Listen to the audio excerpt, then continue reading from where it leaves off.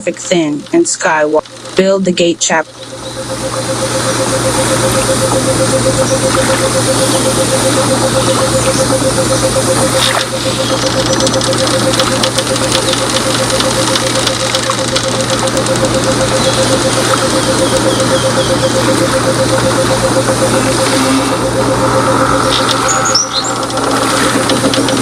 Build the Gate Chapter 1. The first card felt lighter than Marcus expected.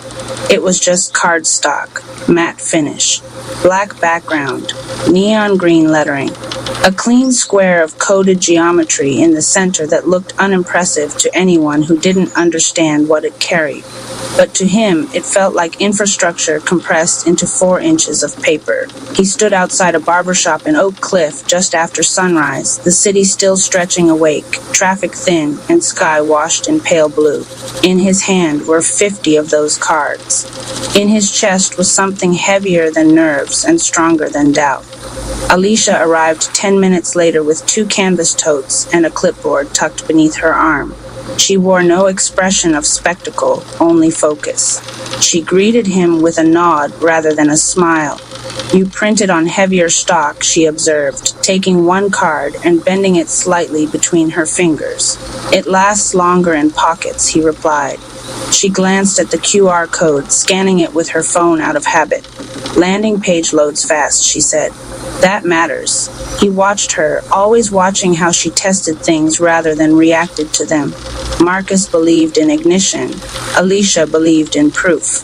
It was the first thing that had drawn him toward her, the way she never dismissed vision, but refused to romanticize it. The shop owner opened the door and propped it wide. The smell of antiseptic and aftershave drifted into the morning air. "Y'all ready?" he asked. Marcus stepped forward first. "We're not asking for donations," he said calmly. "Just registration, every resident, every business." The owner took a card, studied it, and shrugged. "If it helps the kids, I'll put it by the register." Alicia stepped in, voice steady. 15% goes directly into the Community Circulation Fund. 20% supports the Anti-Bullying Initiative. It's structured, measurable, transparent. The owner looked at her differently than he had looked at Marcus. Not skeptical, reassured. "That's good," he said. People tired of vague. As they left the shop, Marcus felt the first flicker of something tangible. "This is how it starts," he said. Alicia didn't celebrate. "This is how it's tested," she replied. They walked side by side down the sidewalk, distributing cards into hands that accepted them casually, skeptically, curiously. Most people nodded politely. A few scanned immediately. Some asked questions. Marcus answered from instinct, from belief. Alicia answered from structure, from documentation. And somewhere between those two approaches, trust began forming in strangers' eyes. By noon, they had placed cards in 3 barbershops, a church vestibule, and a family-owned cafe. Sweat clung to Marcus's collar. Alicia's clipboard was now filled with handwritten notes, questions people had asked, suggestions offered, concerns raised. "You write everything down," he said as they sat briefly on the city was never quiet, not even when the clock hit 3 in the morning.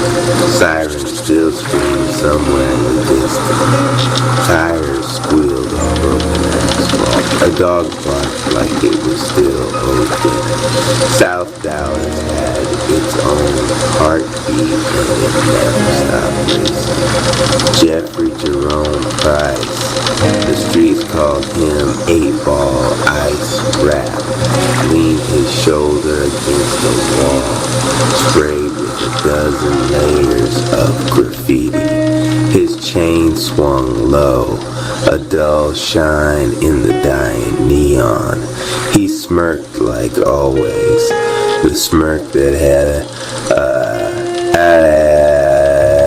gotten him out of fights, into women's arms, and sometimes deeper into trouble than he could handle. His grin was armor, his jokes were smoke, but tonight both had run dry. The streets felt heavier than usual.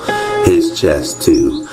He dragged on the cigarette until the fire kissed his fingers and let the ash fall to the cracked sidewalk. For a moment, he thought about his grandma's Bible, the one she used to keep folded open on her table. He laughed at it once. She told him, "Boy, God's got vaults of blessings with your name written on the lock." He laughed then. But tonight, the memory burned deeper than the cigarette. That's when he saw it. Past the old laundromat with its windows busted out, past the rusted doors chained shut for years. Something glowed. Not the faint yellow hum of a flickering street lamp, no. This glow pulsed green and gold, throbbing like a heartbeat. Jeffrey frowned, half drunk, half curious. Ain't no way. Must be that corner store whiskey still talking. But his feet moved anyway. The closer he got, the stronger the glow. It bled out through the crack of the laundromat door. He pulled it open and stepped inside, crunching glass under his sneakers. The light wasn't from above, wasn't from anything human. It was a vault, not made of metal, but made of light. Emerald and gold symbols swirled across its face, rearranging themselves in rhythm like graffiti alive. Tags writing and erasing themselves with invisible spray paint. Why do I now see my pain turning into power? Jeffrey froze. His breath hitched. Another pulse. Why is my laughter still medicine, even after the loss? He staggered back, clutching his chain. What the? Nah, I'm hearing things. Why do I attract divine supply, even when I feel unworthy? Jeffrey shook his head, trying to laugh it off. But the sound came out cracked. His throat burned. He wanted to say it was bullshit, some dream. But tears had already started. The graffiti on the walls hummed, spinning with another line. Why does my story carry the keys for others? Still trapped. He dropped to his knees. For once in his life, the grin fell off his face, and he let it. The vault thundered with light, louder than any bass he'd ever rapped over. And then the questions came like verses, each one slicing through him, remixing his soul. Why is it safe for me to walk in abundance now? Why do doors open when I step with truth, not hustle? Why does every mistake I made now shine as wisdom? Why do I feel God remixing my rhythm into a higher beat? The sound built, not just a whisper now, but a chorus. And from within that chorus rose a jingle, a song, part gospel, part trap, part lullaby. RP Radio. Love the content. Drop a comment, share this with others, and subscribe for more content. Cash App Rap Palace 214. Loop it, live it, lift a soul. $20 keeps a dream in control. $50 builds the frame. $100 lights the flame. Jeffrey felt the beat vibrate in his ribs. He wasn't hallucinating. He wasn't drunk enough for that. This was real. He could almost see faces in the light. Strangers, shadows, hands reaching toward him like they were funding this very moment, like their giving had pulled the vault open for him. He laughed through the tears, shaking his head. Damn, somebody already paid in, huh? Just so Ice Rap could get a chance to walk in. The vault pulsed hard, as if nodding. He stood, legs unsteady, but soul stronger than it had ever been. The The chain on his neck glowed, no longer a weight but a crown. Ice wrap, he whispered. Then he grinned, wild, new, unashamed. Nah, vault wrap now. The door sealed shut behind him, no turning back. The magic vault had claimed him. RP Radio. Love the content, drop a comment, share this with others, and subscribe for more content. Cash App Rap Alice. Vault Walker Saga Chapter 2. The First Step. Inside, the vault door had sealed behind him with a sound that was neither slam nor lock, but something more final, like the last bar of a track fading into silence. Jeffrey turned slowly, eyes adjusting. He expected cold, steel, or prison-like interior, but what lay before him stretched beyond imagination. The inside of the vault wasn't a room, it was a city, a living cathedral of light. Columns rose into infinity, woven with flowing rivers of emerald and gold energy. Bridges arched overhead like glowing veins, and every step he took echoed like a beat dropping in an endless chamber. Damn, this looked like somebody left Heaven's studio open. But then he heard it. Footsteps. A figure emerged from the glow, tall and lean, wrapped in a cloak patterned with symbols that shifted like living graffiti. His face was half hidden by a hood, but his eyes cut through the dark like twin turntables spinning fire. Welcome, 8-Ball Ice Wrap. You opened the vault. Hold up. Who the hell you supposed to be? Some wizard? Some preacher? The figure smiled faintly, pulling back his hood.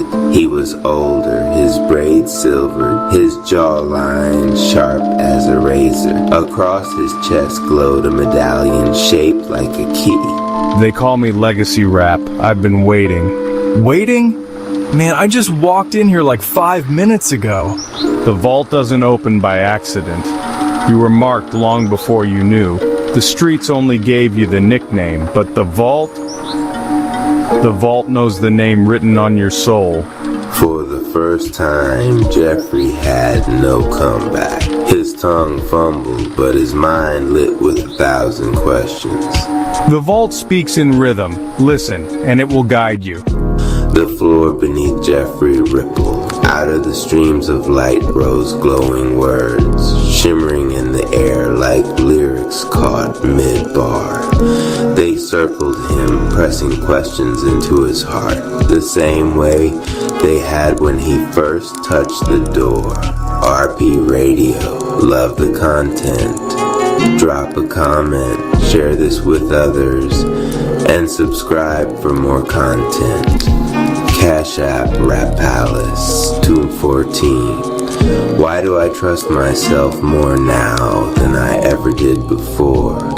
Why is my future no longer chained to my mistakes? Why does every closed door redirect me toward my true path? Why is my laughter a weapon against the darkness? Why am I chosen to show others their own vault of power? RP Radio. Love the content, drop a comment, share this with others, and subscribe for more content. Cash App, Rasaraf, Palace, Kuna, 14. Jeffrey's knees almost buckled. Each line hit harder than the last, and his chest felt like a drum being played by unseen hands. Man, I feel this, but I don't even know what to do with it. You don't need to do. You need to walk. Each step you take in here unlocks what's been locked in you. But be warned, the vault doesn't just bless, it tests. Tests? Like school? Like life. Except this time you can't cheat and you can't charm your way past it. Before Jeffrey could respond, the chamber shifted. The bridges above him shook. The rivers of light surged like storm water. From the glow, a shadow stepped forward. A mirror of himself. Same hoodie, same chain, same grin, except the eyes were hollow, cold. Your first trial is here. Before you can carry anyone else's truth, you must face your own. Jeffrey stared at the shadow, his throat dry. For once, jokes failed him. The vault post again. RP Radio, love the content, drop a comment, share this with others, and subscribe for more content. Cash App Rap Palace, 214. Face the mirror, claim the key. Truth unlocks what you can't see. Run no more, laugh no more. Open wide the inner door.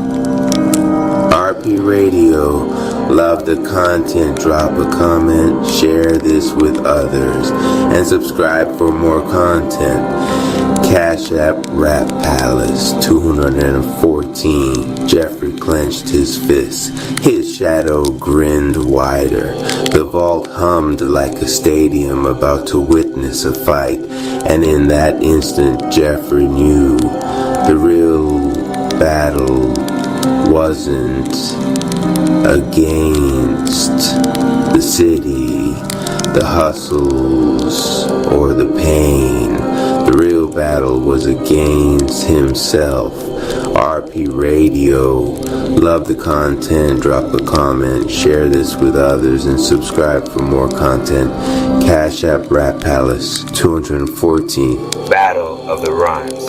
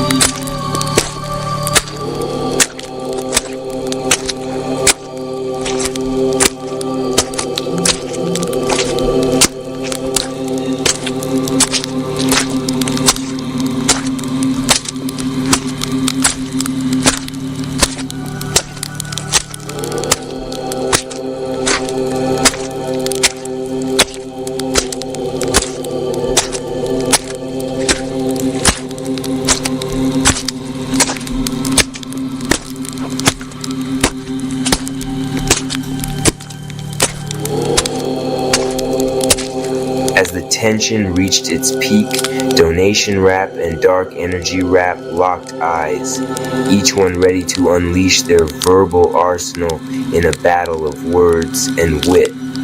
The crowd held their breath, eager to witness the clash of titans unfold before them.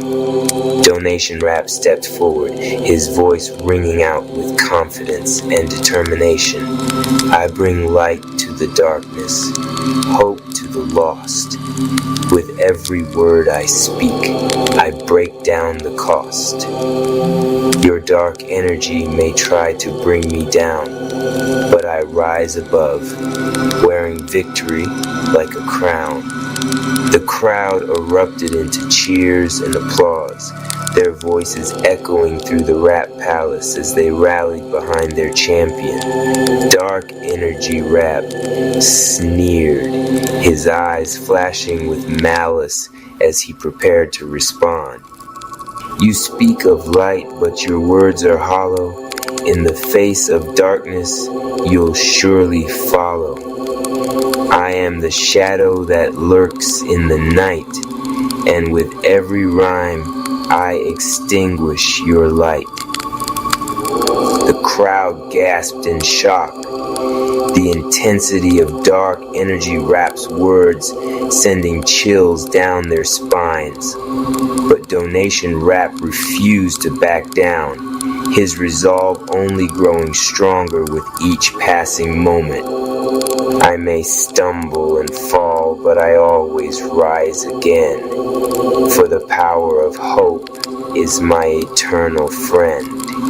Your darkness may loom, but it cannot prevail. For in the end, it is love that will prevail. The crowd erupted into cheers once more, their voices drowning out the darkness with a chorus of hope and unity. Dark Energy Rap growled in frustration, his powers waning in the face of Donation Rap's unwavering resolve. As the battle raged on, the Rap family joined in, each member lending their voice to the chorus of light that filled the Rap Palace. With every rhyme and verse, they pushed back against the darkness, their words weaving a tapestry of hope and redemption. And as the final notes of the battle faded into the night, the Rap family stood victorious, their unity and strength shining brightly against the backdrop of darkness. The crowd erupted into cheers and applause, their voices a testament to the power of music and the resilience of the human spirit. The Turbo Revelation. Amidst the echoes of the rap battle's aftermath, a glint caught Turbo Dumb Rap's eye, a small, inconspicuous device nestled in the corner, emitting a faint hum. It pulsated with an otherworldly energy, instantly recognizable to Turbo Dumb Rap as the Turbo. His heart raced as he realized the implications. The Turbo had the power to rewind rap battles, altering history with a mere flip of its switch. But Professor Rap remained skeptical. Impossible, he scoffed, eyebrows furrowed. Such technology defies reason. Turbo Dumb Rap, undeterred, pressed on. I've seen it, he insisted, urgency lacing his words.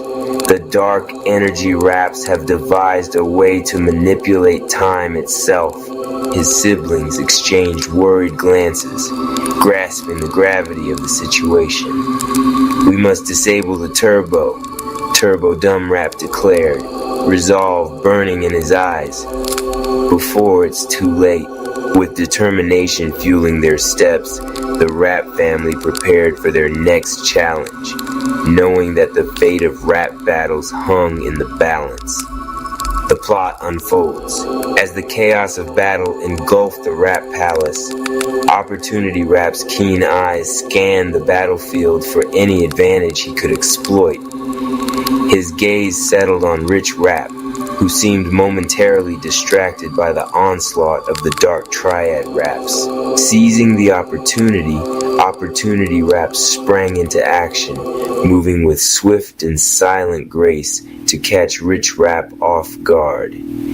With a quick flick of his wrist, he unleashed a barrage of distracting taunts and insults, hoping to throw his opponent off balance. But his plan had unforeseen consequences.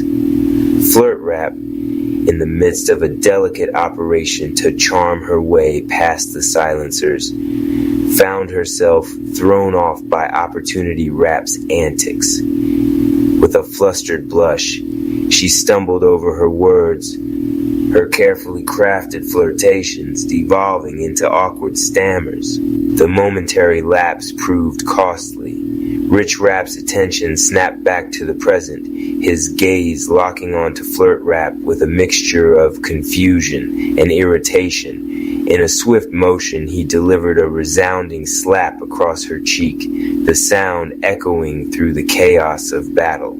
Flirt Rap recoiled in shock, her hand flying to her stinging cheek as tears welled up in her eyes.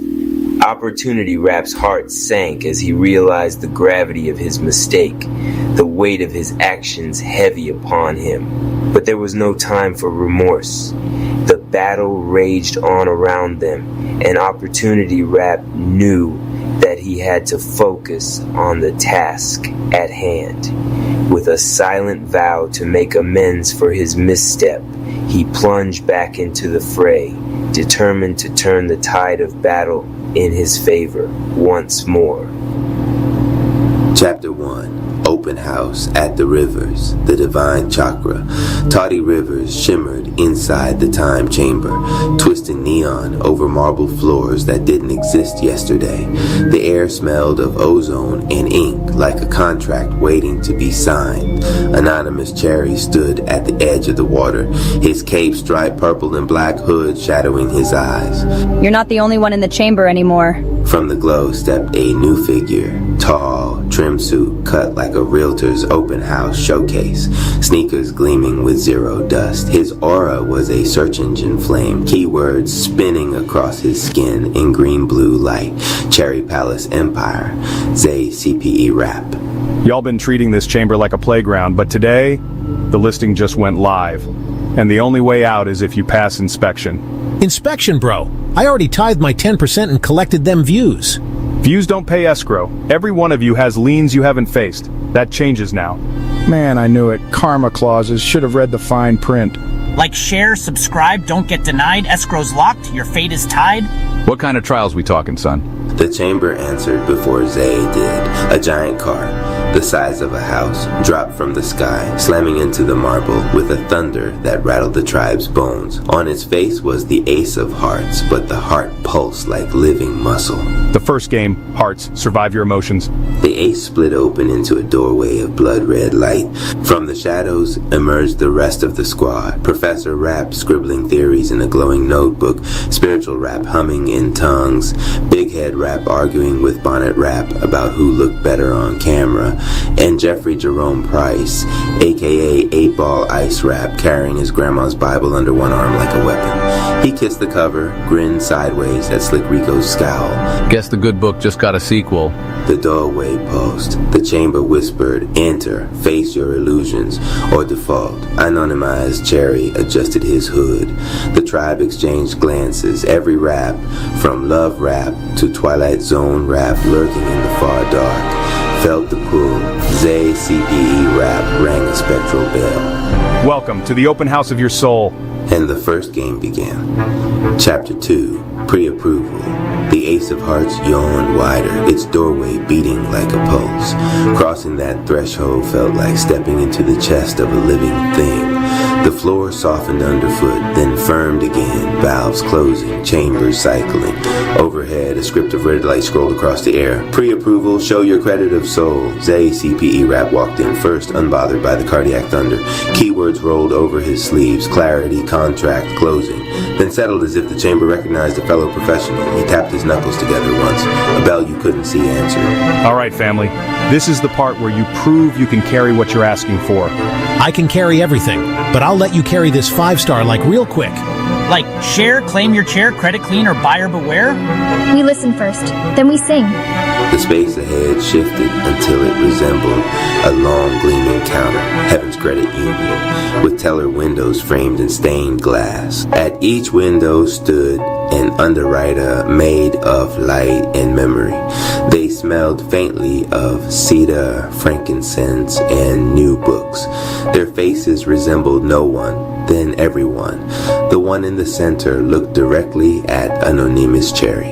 Applicant, declare your intent and your collateral. Anonymous's hood shadowed his eyes.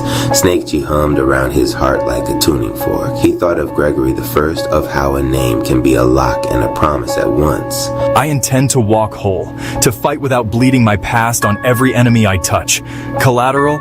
He paused, then lifted the memory of a hospital ceiling, a count of 9 close calls, the faces of the Rap tribe reflected in the divine Chakra Tawdy rivers. My choices. I pledge what I do next. Noted in light. A stamping sound echoed. APP pending. A red thread unwound from the ceiling and tied itself around Anonymous's wrist, warm, not tight, then sank under the skin, leaving a barely there glow. I'll go. Intent, balance, to ride chaos without wiping out my people. Collateral mornings, no phone before the tide inside is still. Documented, another glow thread, pending. Intent, love without rescue fantasies. Collateral, I'll trade the story where I'm necessary for the truth where I'm honest. pending. Intent, model the algorithm of devotion. Collateral, my certainty, may it be interrupted whenever humility is wiser. Pending. Genius Rap and Night Rap arrived shoulder to shoulder. Researcher Rap flanked them with 3 tote bags and a scanner glare. Intent, win with elegance or not at all. Intent, protect while learning to accept protection. Collateral, we'll surrender our favorite shortcuts and cite everything, even pain. Pending. Jeffrey Jerome Price, 8-ball ice rap, sauntered up with the Bible tucked under his arm and trouble under his grin. Slick Rico squared his shoulders in the line behind him, jaw tight. Intent, be a walking amends. I ain't perfect, but I'm paid up. Collateral? My jokes get first pass from my conscience. If the joke costs somebody's dignity, I'll pay cash and kindness and shut it down. The underwriter smiled with its eyes. Pending. Bonnet Rap and Big Head Rap approached together, whisper arguing about who should speak first. Bonnet's lipstick matched the chamber's heart red glow. Big Head's shades mirrored it. Intent to shine because I am, not because somebody else dims. Intent to be honest about how much I like the mirror, and then learn to love the window more. Collateral? I'll publish the ugly drafts instead of hiding them under pretty lashes. And I'll name envy when it sneaks in, then turn it into admiration in public. Pending. Amani Rosa Rap crossed the floor like a weather front. The air crackled violet and gold. She wore the hooded poncho with the gold rose pendant. Storms crawled up the hem like obedient cats. Intent to bring silence to the loudest storms, to be luxury without cruelty, to correct without cutting. Collateral? My gift for dramatic exits. I will stay in conversations I can redeem. Pending. Then the line thinned, and a shadow stepped into the red light. The temperature dropped a degree like a movie theater holding its breath. Twilight Zone Rap. His presence made reality feel like it was filmed at 23 frames per second instead of 24. That's Ati. Itani Tai Tai Tai Shwanine Sign and Dai Dai.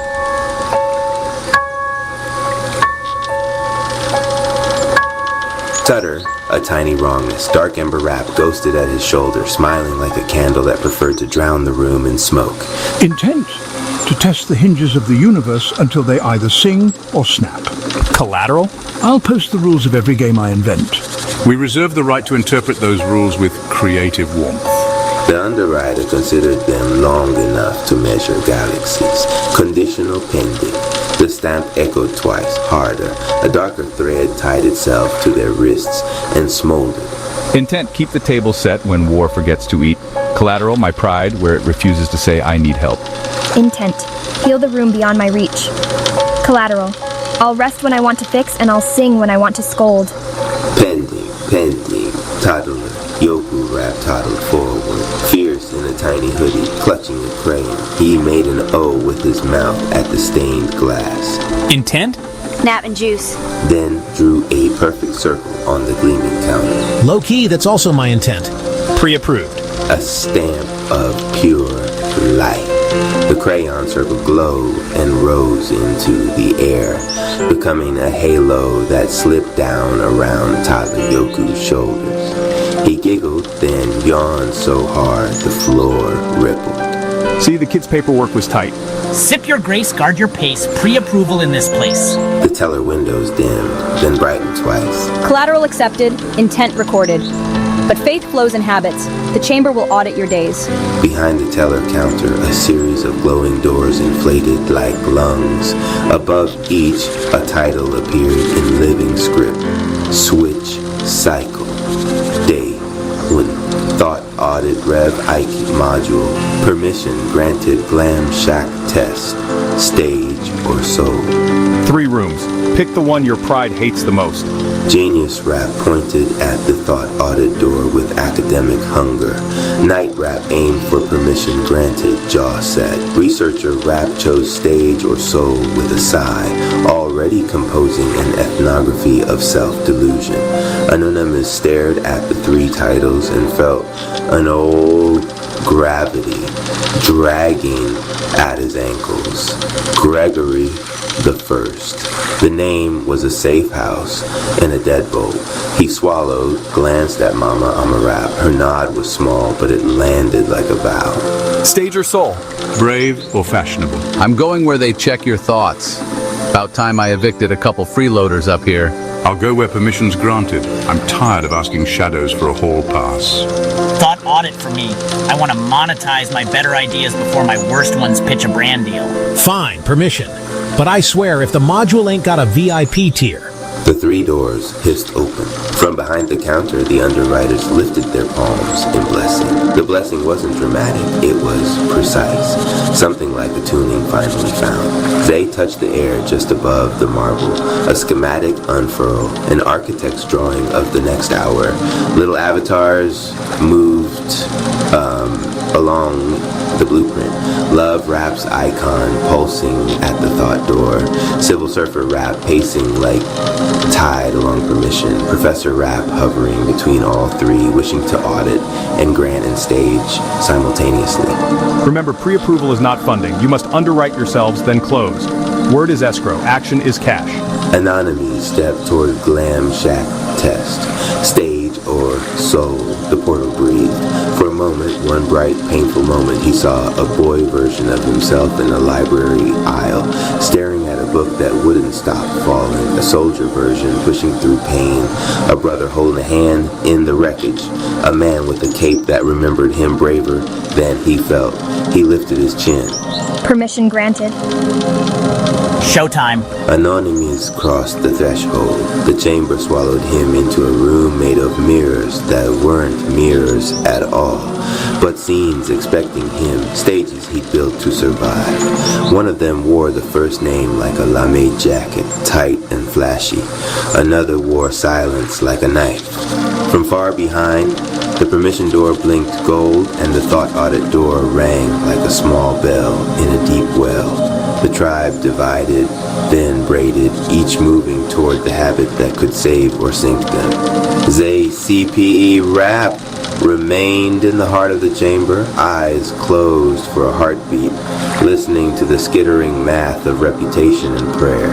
He felt movement in the escrow, dark ember whirring the knot, twilight zone practicing how to post rules without revealing truth. And he widened the field, slow and sweet, until their mischief met a cushion of consequence. The underwriter at the center window touched a ledger pen to the counter. Audit commenced. The air wrote. Then the ace of hearts beat harder, and the door sealed with a hush like silk. Opening prayer. And so, we do acknowledge the forces of light, asking for guidance, direction, and courage to know the truth, as it is revealed for our highest good and the highest good of everyone connected to us.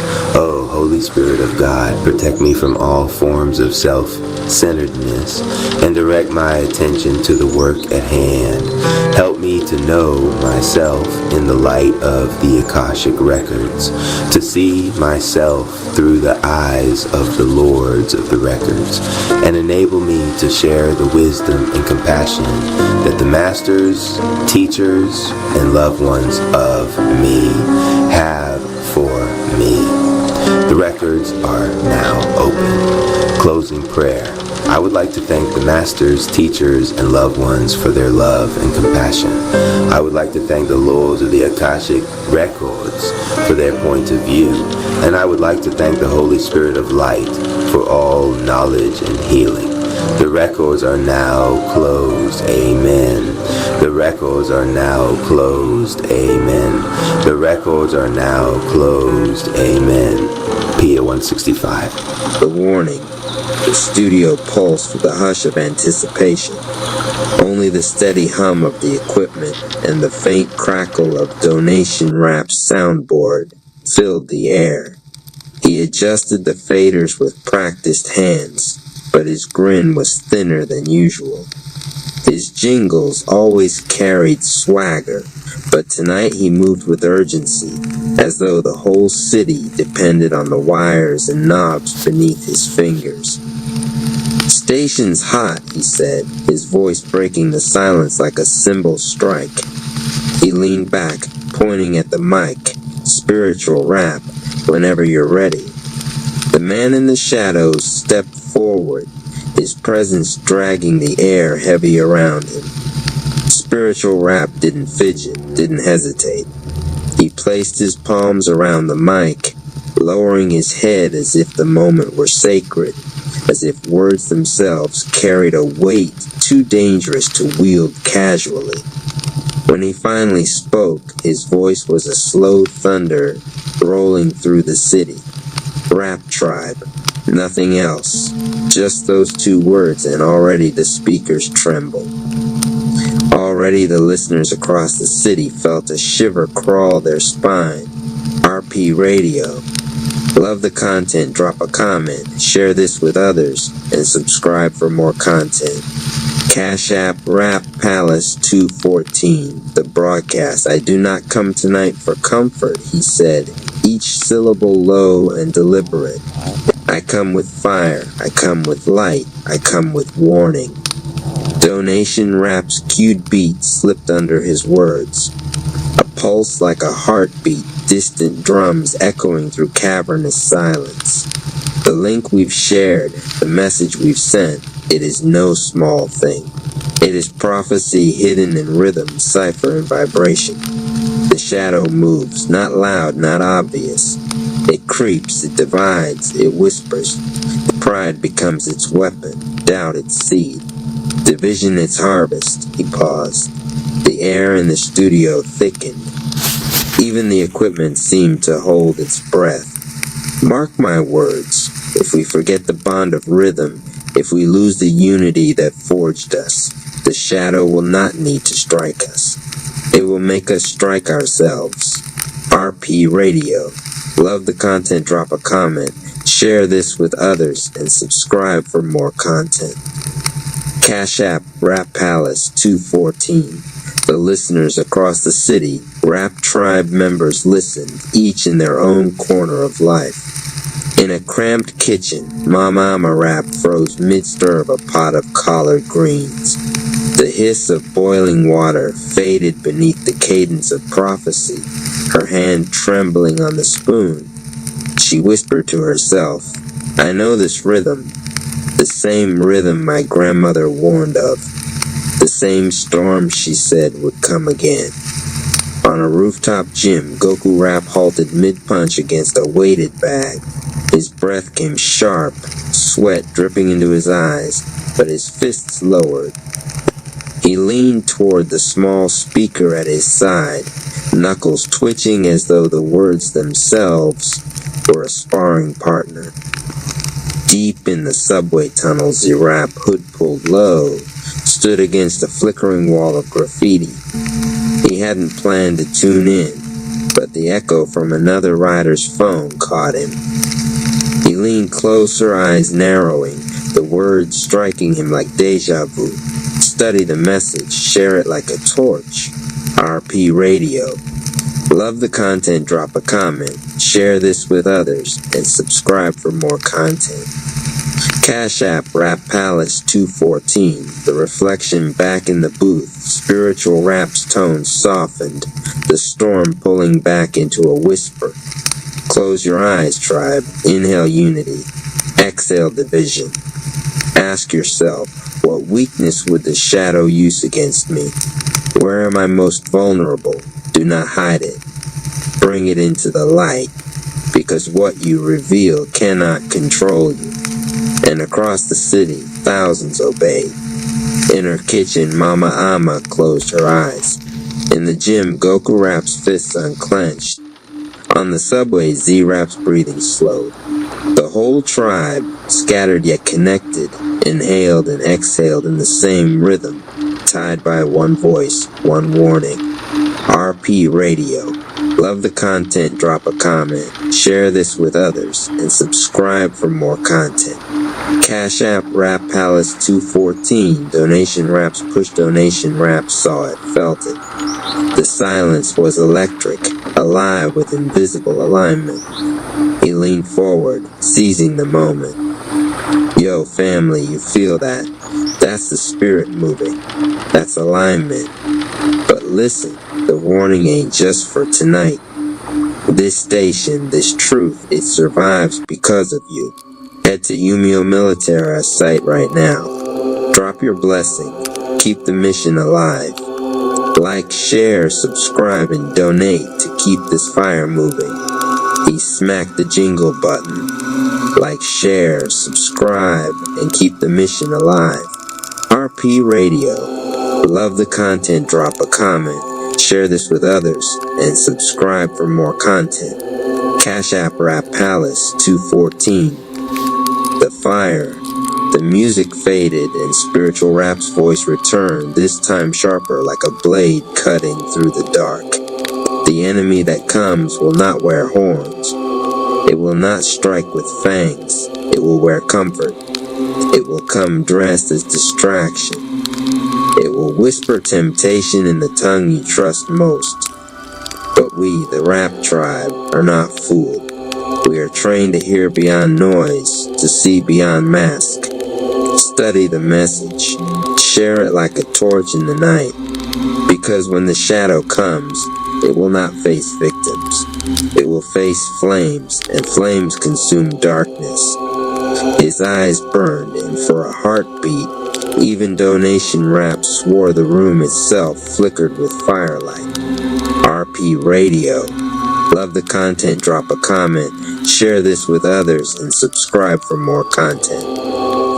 Cash App Rap Palace 214. The reactions in her kitchen. Mama Ama Rap pressed a hand to her chest, whispering, "Then let me burn bright." Goku Rap, fists clenched again, turned from the bag and stared at his reflection in the gym's cracked mirror. Then I'll be the flame no storm can smother. And in the subway tunnels, Z-Rap lifted his hood, eyes wide. A flicker of defiance sparked in him, one he hadn't felt in years. "Darkness can try me," he muttered, "but it can't consume me." RP Radio. Love the content, drop a comment, share this with others, and subscribe for more content. Cash App Rap Palace 214. The closing back in the booth.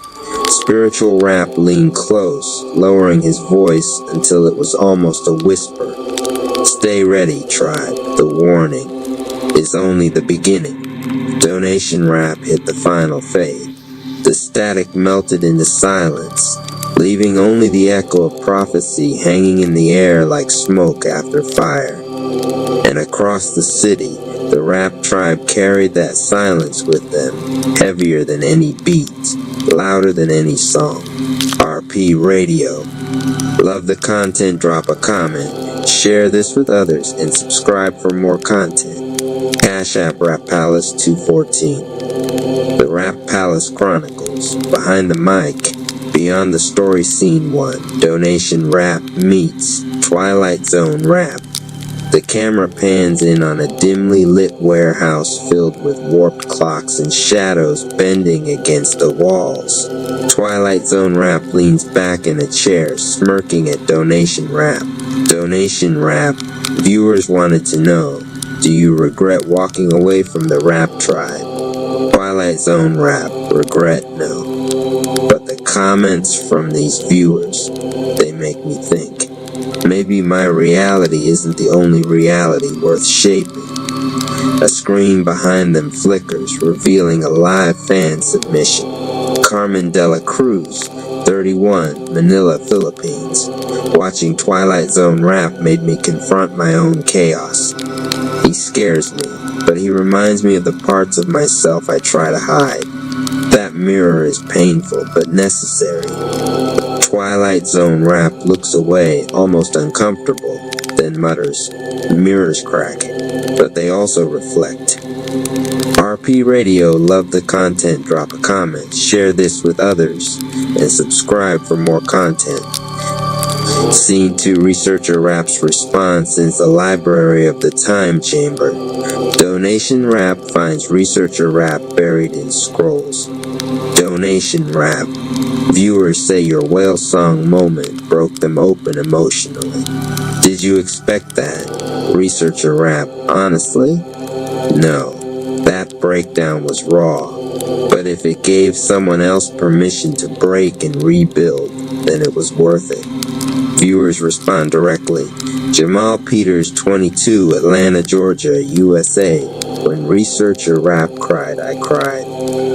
I had never seen a man admit confusion like that, and it made me feel less alone in my depression.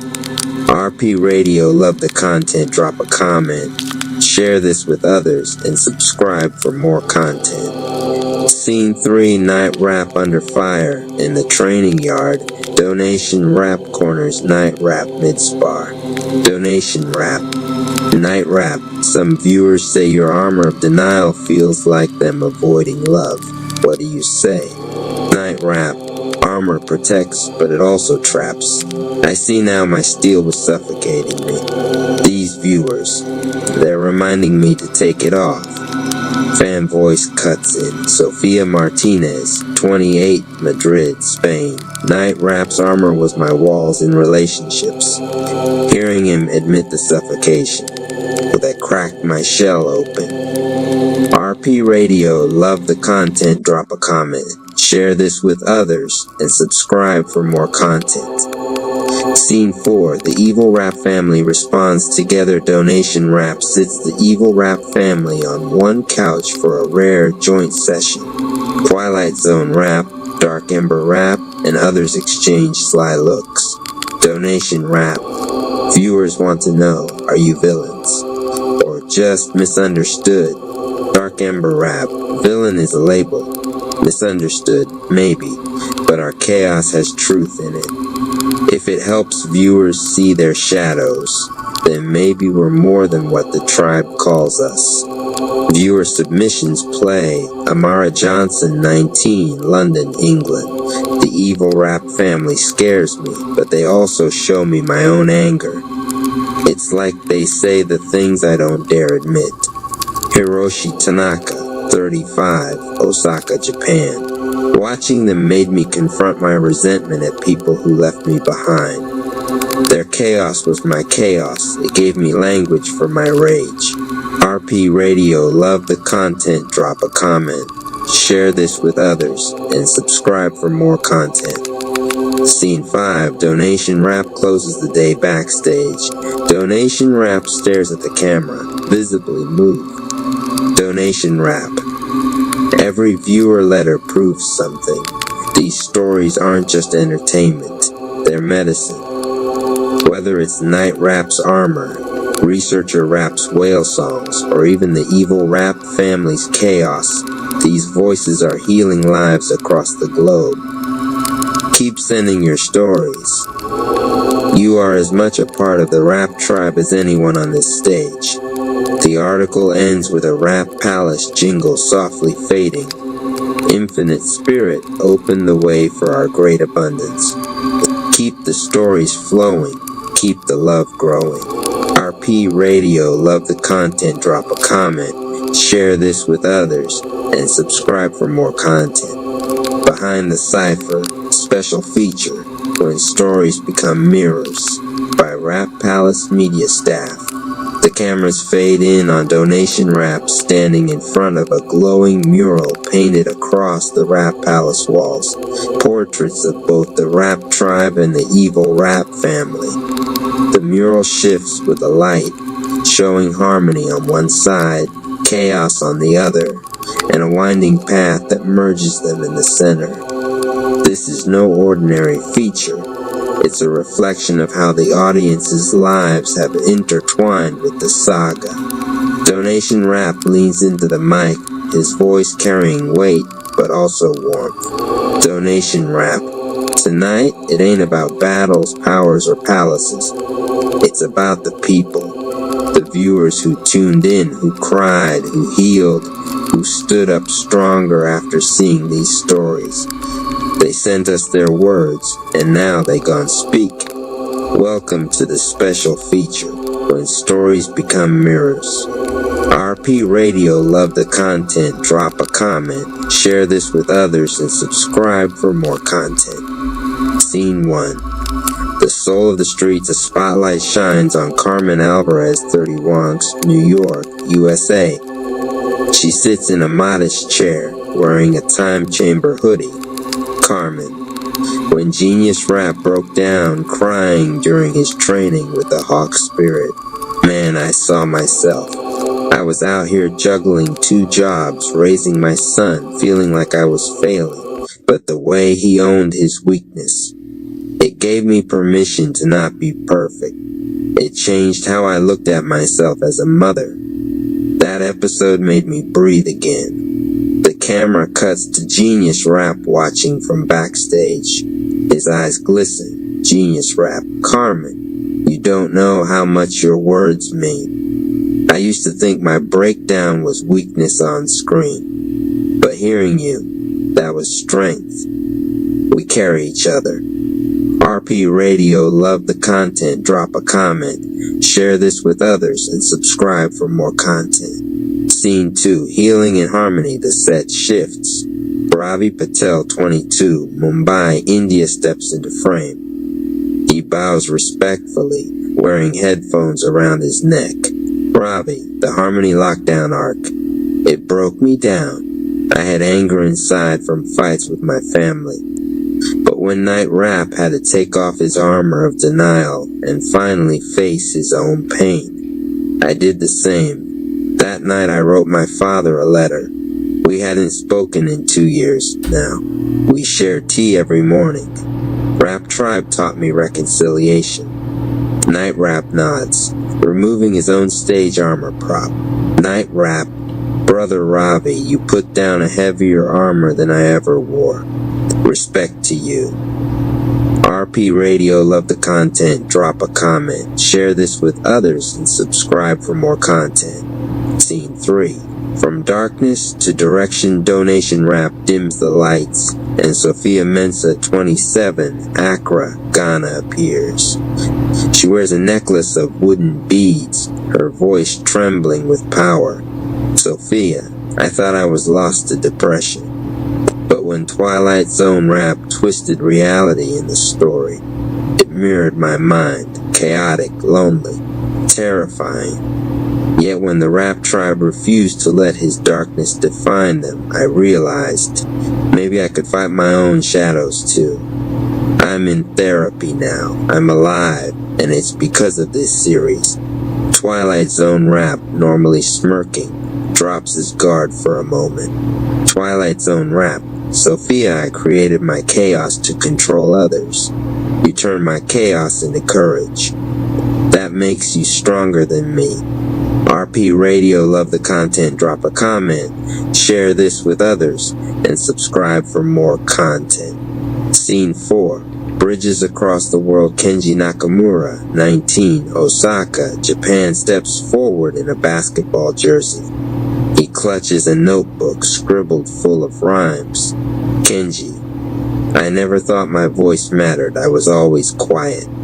But when Anonymous Cherry synced his Ultra Initiative with his ELI Venom forms, the message was clear. Every part of you matters, even the parts you hide. Now I rap, I perform at open mics. I'm not invisible anymore. I found my tribe because of this show.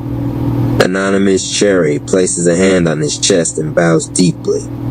Anonymous Cherry, Kenji, you remind me why I trained in silence so that others could find their sound. Keep rapping. The world needs your voice. RP Radio, love the content, drop a comment, share this with others, and subscribe for more content. Scene 5. The Ripple Effect Donation Rap walks back into center stage, summing up the night as voices echo behind him. Donation Rap, you heard it. Stories ain't just stories. They're mirrors. They show us who we are, who we could be, and sometimes who we need to leave behind. From New York to Mumbai, from Accra to Osaka, the Rap Palace is global family. These aren't just characters. They're reflections of us. And every time you tune in, share your voice, or donate to keep the palace standing, you're part of this story too.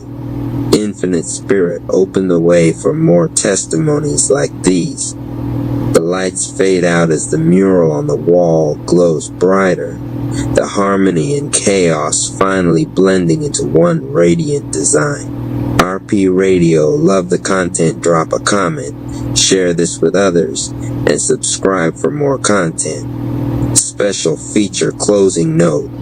Every testimony tonight was submitted by real viewers whose lives were touched by the Rap Palace saga. The family grows stronger, one story at a time.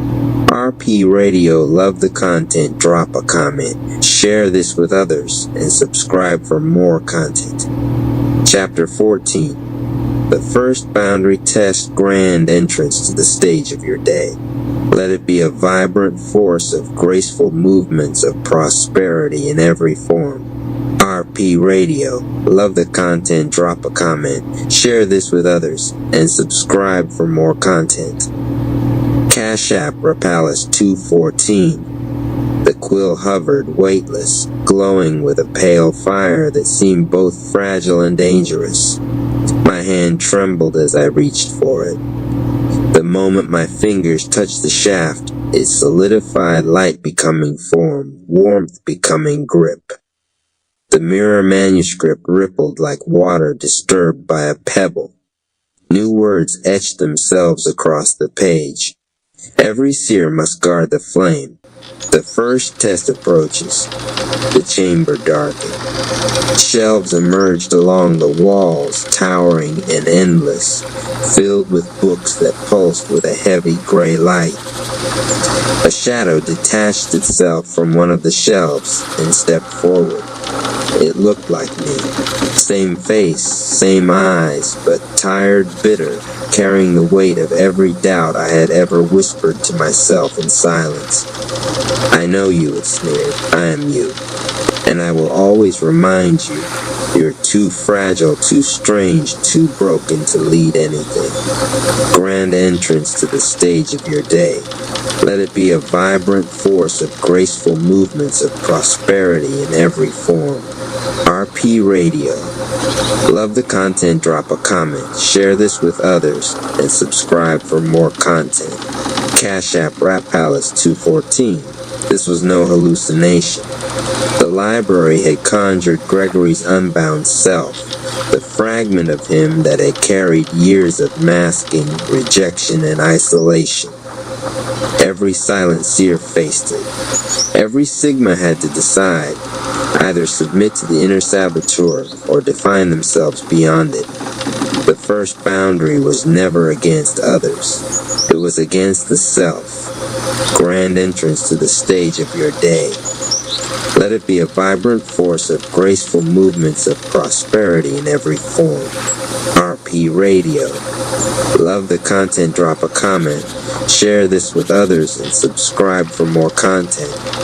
Cash App Rap Palace 214. My chest tightened, my throat burning with words I'd never spoken out loud. My shadow double leaned closer, whispering venom I recognized too well. No one listens to you. No one understands you. You hide in books because you're afraid of the world. The quill pulsed in my hand. The mirror manuscript lay open, waiting. My reflection's voice pressed harder. Write nothing. Stay silent. Let me lead. You'll only embarrass yourself otherwise. For a moment, I almost believed him. Then the phrase from the book's earlier page thundered back in my mind. To write your path, you must claim your pen. I raised the quill and pressed it to the parchment. Words burst onto the page in glowing ink, forming as if my heart itself was dictating, I am not broken. My silence is not weakness, it is my strategy. My flame does not beg, it burns. The chamber shook. My shadow self screamed, dissolving into smoke that hissed between the shelves until nothing remained but the glow of the words I had written. The quill steadied in my hand, my breath slowed. The mirror manuscript shimmered one final phrase. Boundary set. Flame guarded. Grand entrance to the stage of your day. Let it be a vibrant force of graceful movements of prosperity in every form. RP Radio. Love the content, drop a comment, Share this with others and subscribe for more content. Cash App, Rap Palace 214. Chapter X+3, The Hall of Divine Rivers. The floor of the Rap Palace rumbled one last time, then stilled. From the cracks and fading static rose a new light, warm, liquid, and alive. Walls shifted like sliding puzzle pieces until an archway opened into a space none had seen before. The Hall of Divine Chakra Toddy Rivers. Inside stretched an endless cathedral of flowing light. 7 rivers ran side by side, each one a different hue, each humming with its own vibration. Red River pulsed like molten fire, the root of survival and grounding. Orange River shimmered like liquid dawn, radiating creativity and desire. Yellow River sparkled sharp and fierce, embodying willpower and determination. Green River glowed soft as leaves in spring, filled with compassion and balance. Blue River rang like song, the current itself forming syllables of truth. Indigo River flowed heavy and slow, each drop thick with intuition. Violet River cascaded like starlight, vast and infinite, brushing the edges of divinity. The Rap Tribe stood at the threshold, their auras buzzing. Hulk smashed that like button, claim that share as you comment your favorite rap. Also donation rap reports that a donation helps a long way. If you want to donate, my Cash App is Rap Palace 214, The Resonance. Love Rap step closest, and the Green River surged as if recognizing her. The current leapt to her feet, wrapping her ankles in vines of light before sinking into her chest. She gasped. I feel weightless, like the whole world is inside me. The rivers respond to us. They're alive. Civil Surfer dipped his hand in the Blue River. The liquid wrapped around his arm like a sleeve, and when he spoke, his voice carried deeper resonance. Yo, my jingle just got bass boosted. This joint made me podcast ready. Hulk smash that like button, claim that share as you comment your favorite rap. Also donation rap reports that a donation helps a long way. If you want to donate, my Cash App is Rap Palace 214, anonymizes burden. Anonymized Cherry approached last. His aura already pulsed with purple, green, blue, and gold, but as he neared, all 7 rivers surged at once, waves colliding, bending toward him.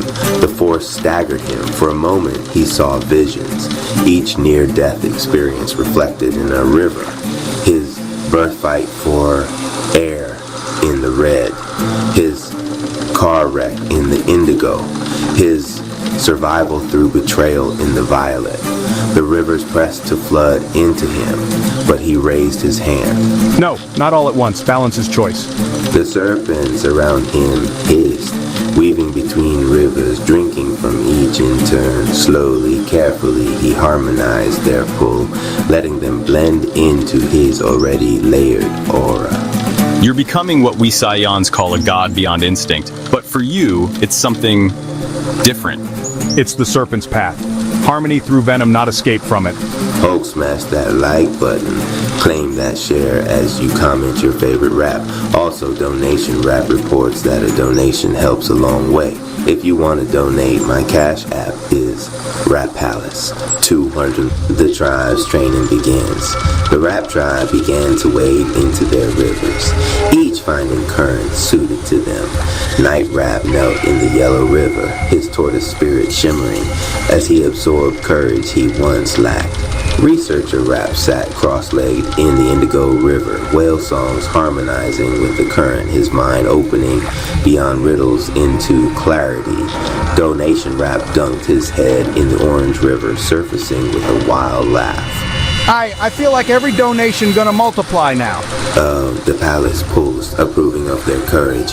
Hulk smashed that like button, claim that share as you comment your favorite rap. Also, donation rap reports that a donation helps a long way. If you want to donate, my Cash App is Rap Palace 214, The Watching Shadows. But far away, in a realm twisted by static and flame, the evil Rap family watched. Twilight Zone Rap's silhouette bent unnaturally, his voice a low hum. They found the rivers. They harmonize faster than I expected.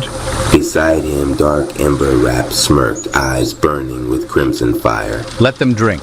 Rivers overflow. Rivers flood. We'll drown them in their own abundance. And deeper still, Frieza Rap's chuckle echoed, cold and precise. The Serpent Boy thinks harmony is strength, but harmony is only another cage. Hulk smash that like button, claim that share as you comment your favorite rap. Also donation rap reports that a donation helps a long way. If you want to donate, my cash app is Rap Palace 214. Turn back in the palace. Anonymous opened his eyes as his serpents glowed brighter, now threaded with streaks of red, blue, and violet. He exhaled slowly. The palace gave us this gift because we faced our shadows, but gifts become trials if we take them lightly. These rivers are lessons. They will test us. The tribe nodded. Around them, the divine rivers roared louder, as if in agreement. The next battle had already begun. Hulk smashed that like button, claim that share as you comment your favorite rap. Also, donation rap report that a donation helps a long way. If you want to donate, my cash app is Rap Palace 214. End of chapter X+3. Chapter X-4, Currents of Trial. The divine rivers roared louder, the deeper the rap tribe waded in. They weren't just streams of light, they were alive, aware, watching. Every ripple was a challenge, every wave a lesson. Hulk smashed that like button, claim that share as you comment your favorite rap. Also, donation rap reports that a donation helps a long way. If you want to donate, my cash app is Rap Palace 214 Night Rap, the Shell of Denial. Night Rap stood waist deep in the yellow river. Willpower. The current resisted him like molten steel, each step sinking his armor deeper. From the depths rose his wraith self once more, this time clearer, sharper, wielding a cracked tortoise shell as a shield. You cling to defense because you fear exposure. You wear your shell not as armor, but as a coffin. A knight without armor is just a man. Then prove you are more than your steel. He dropped his sword, dropped his shield, dropped his armor piece by piece until he stood bare, trembling under the crushing current. The river didn't drown him, it embraced him. Golden light fused into his skin, weaving a chai shell beneath his flesh. No longer armor outside, strength within. Hulk smashed that like button, claim that share as you comment your favorite rap.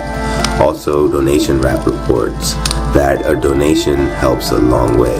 If you want to donate, my cash app is Rap Palace 214. Researcher Rap, the abyss of questions. Researcher Rap floated cross-legged in the indigo river of intuition. Around him swam visions, books unending, riddles without answers, voices whispering paradoxes until his head spun. From the depths came a massive shadow, a distorted wail, its song a dirge of despair. You will drown. Knowledge is a weight. The deeper you dive, the heavier you sink. His heart raced. He remembered sleepless nights, eyes bloodshot, lost in research that yielded no clarity. He felt the weight dragging him down. If I sink into truth. Instead of fighting, he let himself fall deeper. The whale opened its maw, swallowing him whole. Inside, there was no darkness, only starlight. The riddles untangled, becoming constellations. The whale's song shifted into harmony. Researcher Rap emerged glowing, his aura threaded with indigo stars. His voice now carrying calm instead of panic. Hulk smashed that like button, claim that share as you comment your favorite rap. Also, donation rap reports that a donation helps a long way. If you want to donate, my cash app is Rap Palace 214 Donation Rap, the Carnival of Desire. Donation rap cannonballed into the orange river of creativity. The water splashed upward like fireworks, morphing into flashing billboards, neon signs, jingles on loop. Give! For a moment, he laughed. It was funny seeing himself so extra, but then his chest tightened. Damn, that's me sometimes. Hungry, too hungry. I don't just want people to give, I want them to grow. The neon faded. The jingles softened into hymns of gratitude. The coins dissolved into seeds that sprouted into golden trees. He surfaced, Orange River wrapping him like flowing robes. His next jingle rang like prophecy, echoing across the palace. Infinite Spirit, open the way. Every gift multiplies in perfect grace. Hulk smashed that like button. Claim that share as you comment your favorite rap. Also, Donation Rap reports that a donation helps a long way. If you want to donate, my Cash App is Rap Palace 200. Anonymous Cherry, the sevenfold burden. At the center, Anonymous stood ankle deep, surrounded by all 7 rivers colliding into him. Every breath dragged him into 7 directions. The Red River demanded survival. The Orange River burned with unchecked desire. The Yellow River pressed willpower against his ribs like spears. The Green River swelled with grief and compassion so heavy it nearly broke him. The Blue River forced truth from his lips until he tasted blood. The Indigo River flooded his mind with visions, making past and future indistinguishable. The Violet River seared him with divine light, daring him to dissolve his very identity. The serpents around him hissed in pain, each one stretched thin. For a heartbeat, he thought they might tear apart. Then he remembered the celestial chamber, the billions of years, the betrayals forgiven, the truth that venom was not curse, but choice. 7 rivers, 1 flow. The serpents dove into the waters, weaving them together into a single current that wrapped around his body like a living crown.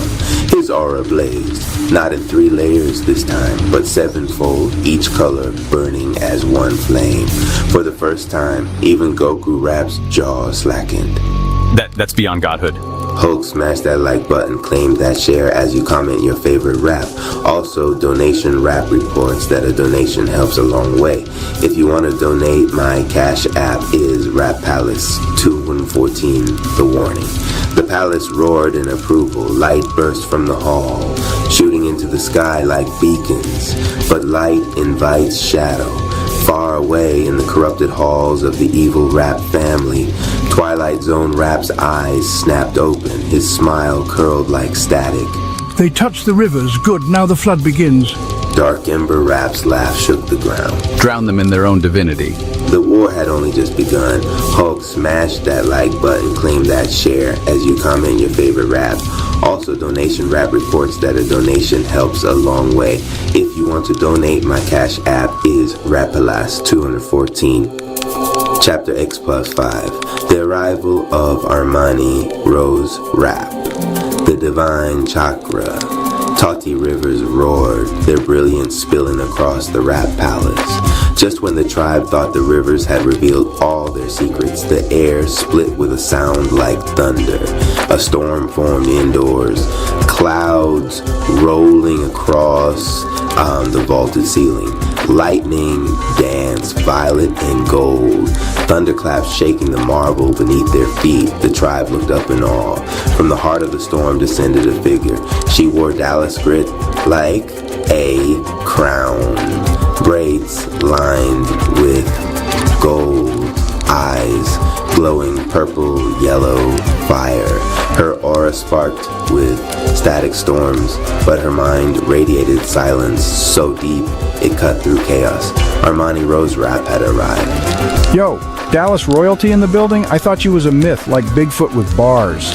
Nah, bro. She the type of myth that charges cover at the door and still sells out. Armani Rose Rap smiled faintly, but her voice carried like thunder across water. I felt the beacon of your rivers, and when the sky calls me, I answer. Her eyes swept over the tribe, then lingered on Anonymous. You carry serpents, but serpents without storms are only whispers. Let me teach you how to roar. Her powers, the hall responded as she spread her hands. Purple lightning lanced from her fingers, striking the Indigo River. Instantly, its visions clarified. Storm cloud illusions burned away. Golden winds spun from her aura, flowing into the Yellow River, lifting Night Rap as though wings had sprouted from his back. A pulse of psychic energy rippled through the chamber, every tribe member hearing her voice, not with their ears, but with their minds. Your fears are echoes. Your shadows are mirrors. See them, claim them, command them. She just calmed the whale song in my head. Training by storm. Armani rose, Rap lifted both arms. Lightning struck each river, storm clouds rising, rain of colored light pouring down. This hall is not gift alone, it is challenge. Balance the storm within, or the rivers will drown you. She whirled the currents together, testing the tribe at once. Rain burned like fire, winds cut like blades, thunder rolled with psychic weight. The tribe staggered, donation rap nearly drowned in orange. Night rap almost collapsed under yellow's winds. Researcher rap's mind swam with riddles again.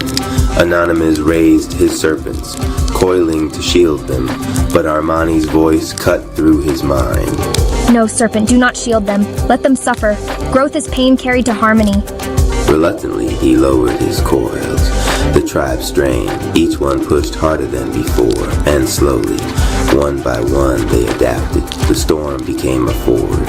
The evil rap family reacts.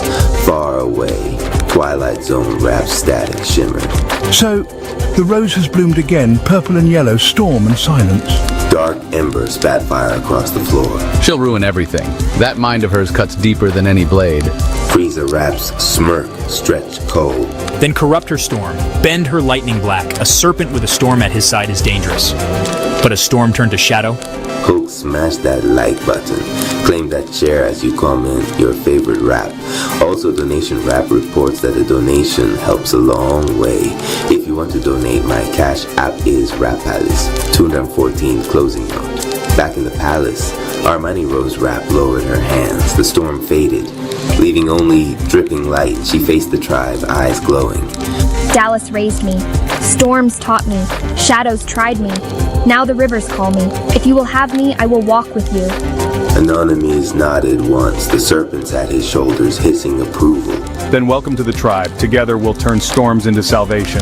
Hulk smashed that like button. Claim that share as you comment your favorite rap. Also, Donation Rap reports that a donation helps a long way. If you want to donate, my cash app is Rap Palace 200. The Cosmic Comedy of Anonymous Cherry Prologue. The birth of a cosmic project, the universe had a problem.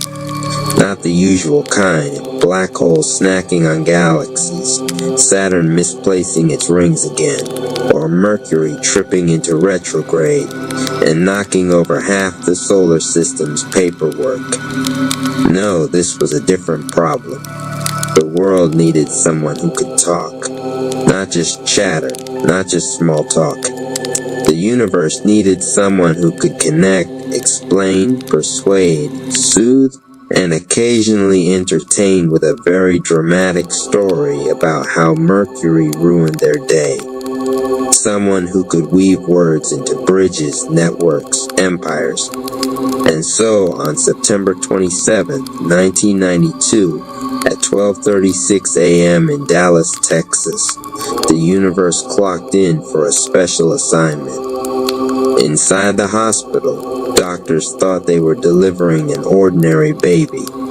But in the skies above, the cosmos had gathered like rowdy stagehands. The sun in Libra was fumbling with a clipboard, trying to look responsible.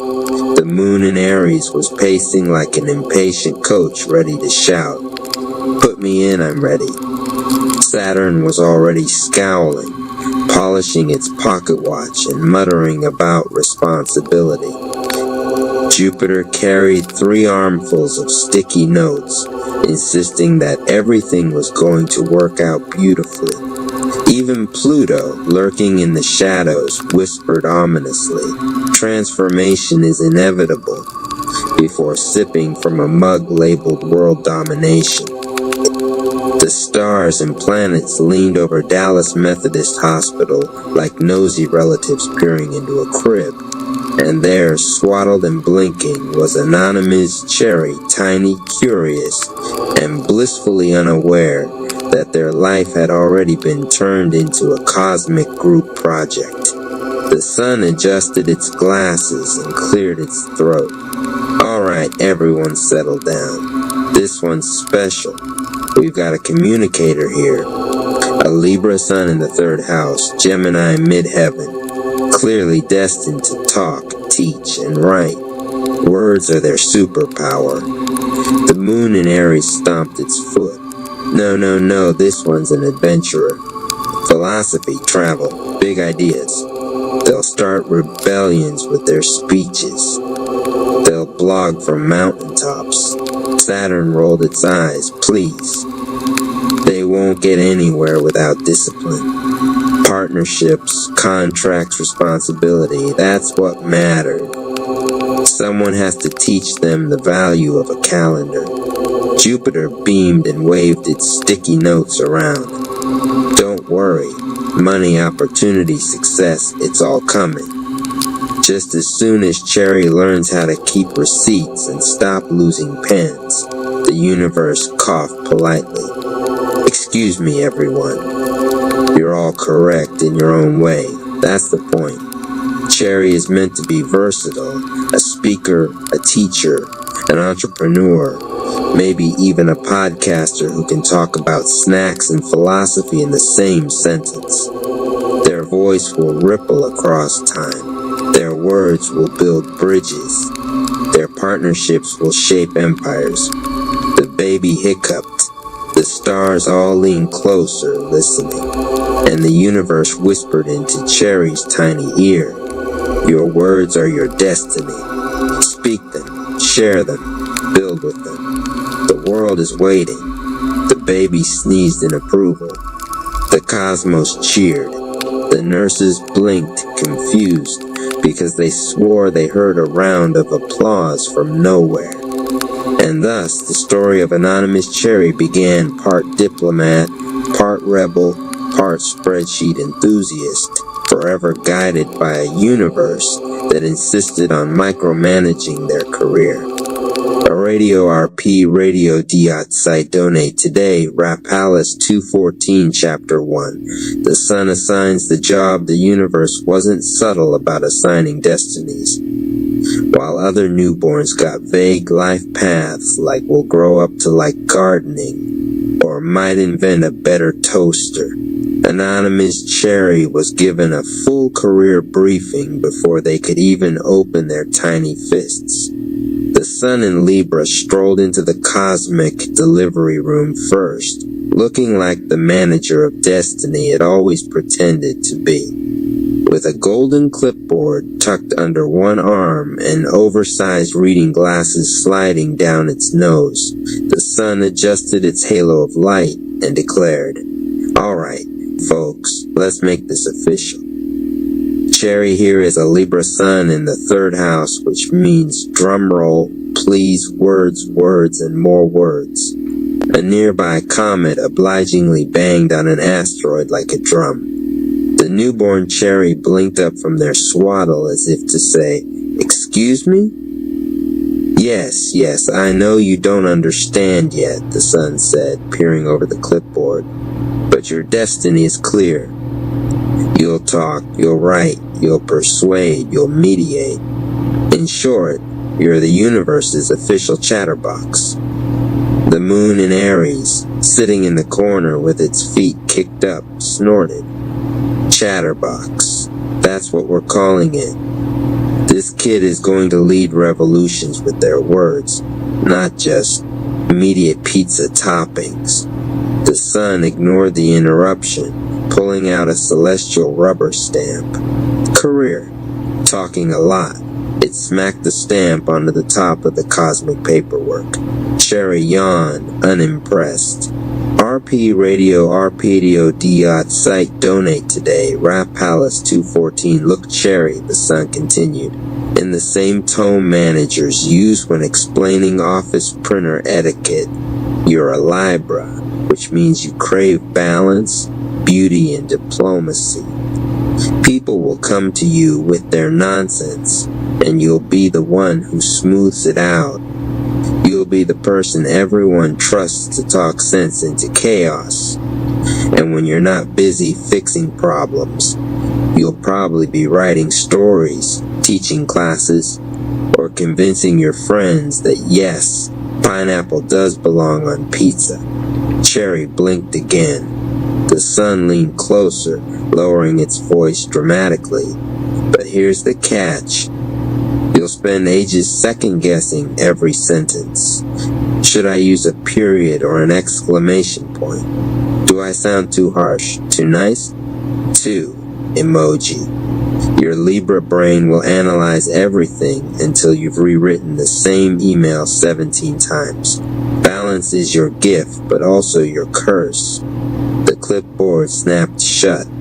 RP Radio DRT site doing today. Rap Alice 214, just a Mercury in Virgo, poked its head in, holding a stack of index cards.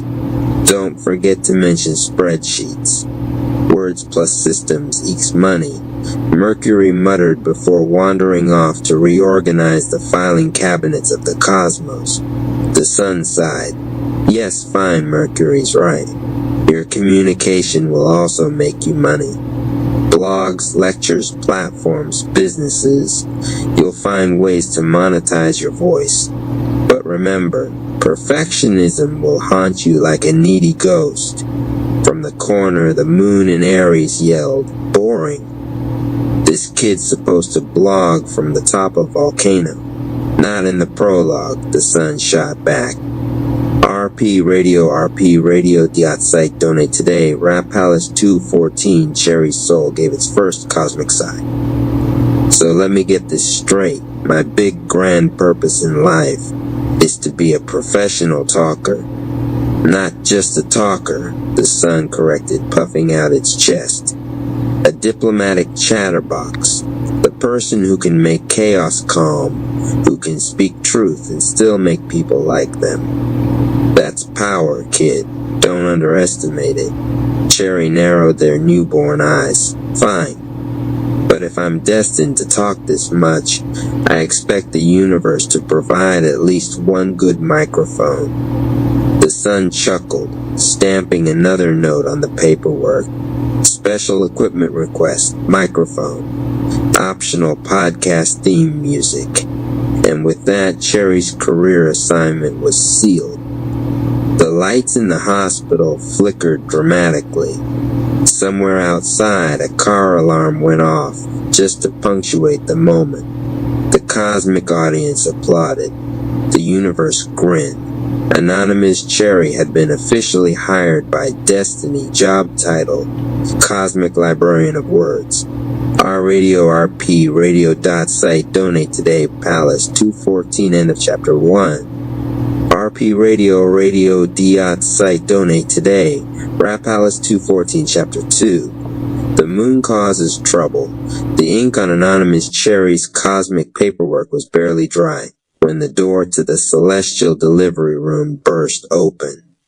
In stormed the moon in Aries, wearing combat boots, a leather jacket, and carrying a backpack stuffed with trail maps, energy drinks, and half a philosophy textbook. The moon didn't knock. The moon never knocked. What's this nonsense? The Aries moon shouted, slamming a world atlas onto the table so hard the constellations rattled. The sun in Libra adjusted its glasses, unimpressed. What's what? This career assignment. The moon stabbed a finger at the clipboard. Talking. Diplomacy. Writing emails with 17 drafts? No. This kid is not here to sit politely and edit commas. Cherry's here to explore, to conquer, to blog from a mountaintop while lightning strikes in the background. The newborn Cherry, still swaddled, kicked one tiny foot approvingly. The sun sighed. Oh great, here we go again. The Aries moon paced the room like a motivational speaker who had accidentally drunk 6 espressos before the event. Cherry's got a moon in Aries, 9th house. That means freedom, adventure, big ideas, philosophy, travel. This isn't some boring neighborhood mediator job. This is destiny calling, and destiny has a motorcycle. Motorcycles are dangerous, the sun muttered, scribbling reckless impulses in the margin of the chart. Dangerous. the moon bellowed.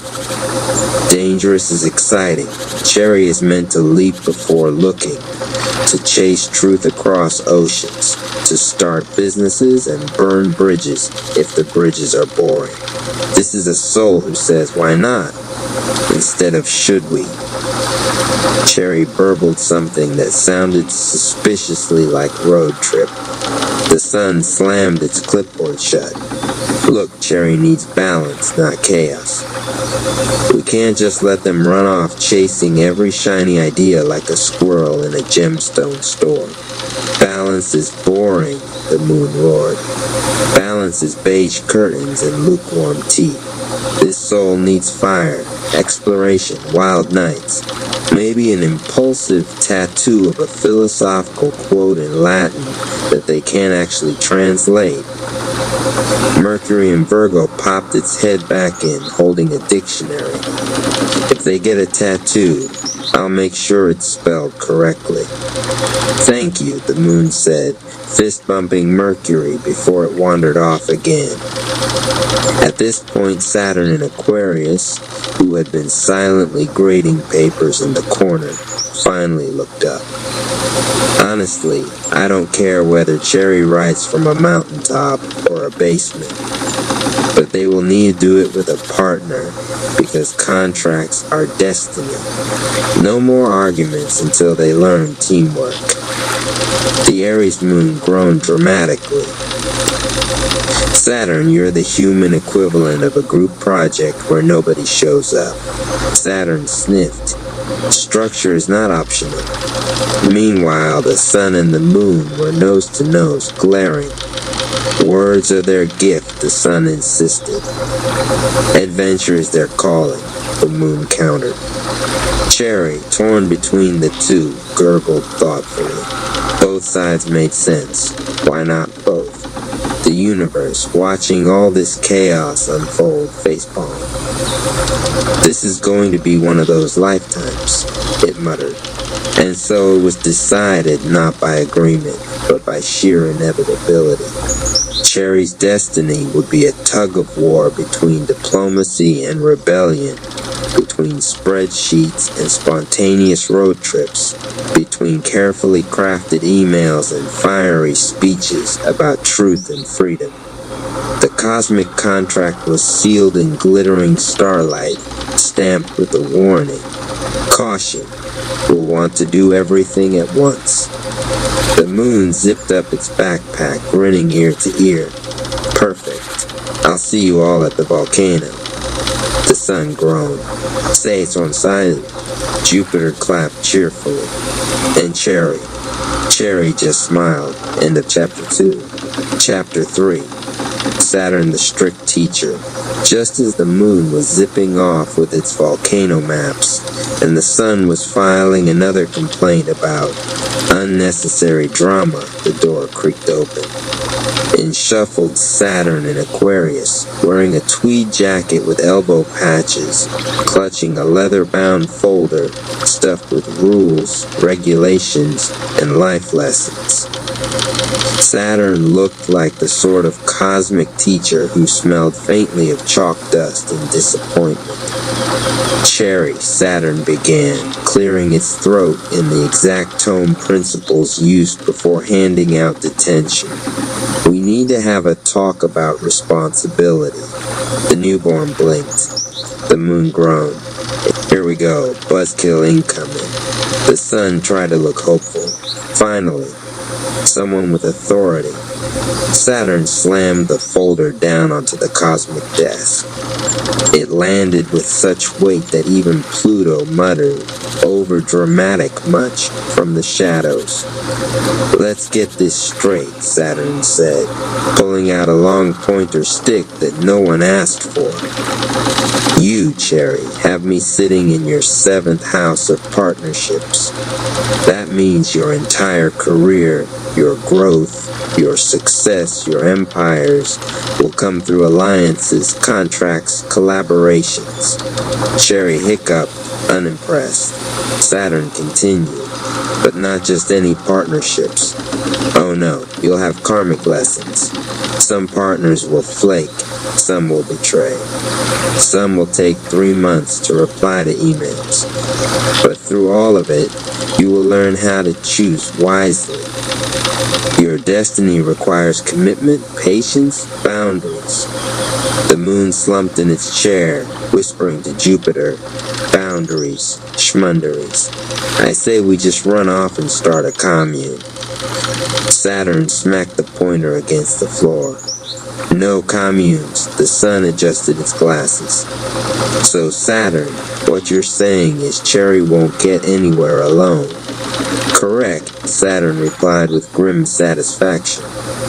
They will need allies, contracts, real partnerships. Without structure, Cherry will get lost in chaos. With structure, Cherry will build legacies. Jupiter, bouncing in with a fistful of sticky notes, shouted, I love legacy. Saturn shot Jupiter a look. This is serious. The newborn Cherry stretched, considering. On the one hand, this all sounded like a lot of responsibility. On the other hand, maybe having the right teammates wasn't such a bad idea. Think of me as your cosmic coach, Saturn said, softening slightly. I won't make it easy. You'll feel tested. You'll feel restricted. You'll want to quit sometimes. But every time you show up, every time you commit, you'll grow stronger. And one day, Cherry, you'll thank me. Doubt it, muttered the moon. Saturn ignored it, closing the folder with a dramatic thud. Your destiny is built brick by brick. Discipline, patience, contracts, those are your tools. Without them, all your volcano speeches and pretty words will collapse like a badly baked souffle. Cherry gurgled. It sounded suspiciously like, what's a souffle? The universe leaned in, amused. You'll find out later. Spoiler. It falls if you slam the oven door. And with that, Saturn packed up its folder, nodded curtly at Cherry, and shuffled out of the room, leaving behind an invisible weight of responsibility. The moon immediately rolled its eyes. Well, that was fun. Who invited the hall monitor? The sun adjusted its clipboard. Like it or not, Saturn's right. Partnerships will shape Cherry's destiny. Cherry sighed from the swaddle. So far, their cosmic job description included talking a lot, starting revolutions, and now, learning patience with contracts. This was starting to sound less like a career plan and more like a sitcom. End of Chapter 3. Chapter 1. The Call to Gather Rat Palace broadcast. Saga. The Rat Palace pulsed like a living heart, marble veins glowing with rivers of light. Every corner of the chamber hummed as if the palace itself had tuned into a higher frequency. Check it. Welcome to the biggest broadcast this city ever seen. We here to talk wealth. We here to talk healing. We here to talk divine chi. So don't play around. Like, share, donate, keep the palace gates open. Drop $1, drop a dime, healing rivers all the time. Amen to that. The spirit don't move without offerings, and the tribe don't thrive without flow. Think of it like planting seeds in sacred soil. Your harvest gonna be divine. The great bronze doors creaked, opening wide. Ladies and gents, let me remind y'all, every mansion, every shack, every plot of land, I got the keys, baby. Invest in your chi and your property. Zay sells space, outer or inner place. Buy now before you lose your grace. Children, settle yourselves. Even foolish jingles are part of the song. This is a gathering for all verses of the universe, and every rap shall speak. Crossroads open, doorways wide. Whoever steps inside tonight chooses their path by rhyme and stride. Infinite Spirit, open the way for great abundance. Say it with me, tribe. Infinite Spirit, open the way. Balance balance, y'all. Don't get lost in the hype. Wealth, spirit, politics, it's all waves. Ride 'em or drown. If I redirect the flow just right, I could bend this broadcast into my new show. Yes, subtle manipulation. Yo, Professor, stop plotting, join the cipher, or get schooled. Training is coming. Patience, young flames. The lesson is never as quick as the power. I'm late, but I brought the energy drink. You walk too slow, you talk too much. Shut up, we late already. And then came toddler Yoku Rap, toddling in with chi blast sparking from both hands, giggling as he accidentally knocked over a statue. The whole palace shook with laughter. The storm has arrived. Let's see if you can stand in silence. Finally, Anonymous Cherry emerged from the meditation grove, cloak striped purple and black, hood shadowing eyes that had seen death 9 times and still lived. Snake Cheese slithered around his fist like living fire. He said nothing. His presence was the verse. The palace roared with energy. Elders, tricksters, healers, fighters, prophets, all gathered in one chamber. The broadcast was alive. Like, share, subscribe, keep the tribe alive. The crowd cheered. The show had officially begun. RP Radio, love the content, drop a comment, share this with others, and subscribe for more content. Cash App Rap Palace 14. Chapter 2, The Council of Voices, Rap Palace. Broadcast, Saga. The marble table in the center of the Rap Palace stretched wider than any hall in the city, etched with glowing sigils of every tribe member's name. Tonight, that table became the stage for the council. My children, listen. The palace called us here because the city is thirsty. The people want healing, wealth, and spirit, but they also crave power. If we don't guide that craving, the evil Rap family will.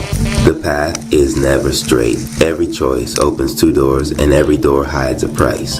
Tonight we choose not just for ourselves, but for the whole world tuned in. Donate 5, sow to thrive. Keep the palace broadcast alive. Infinite Spirit, open the way for great abundance. Say it with me, tribe.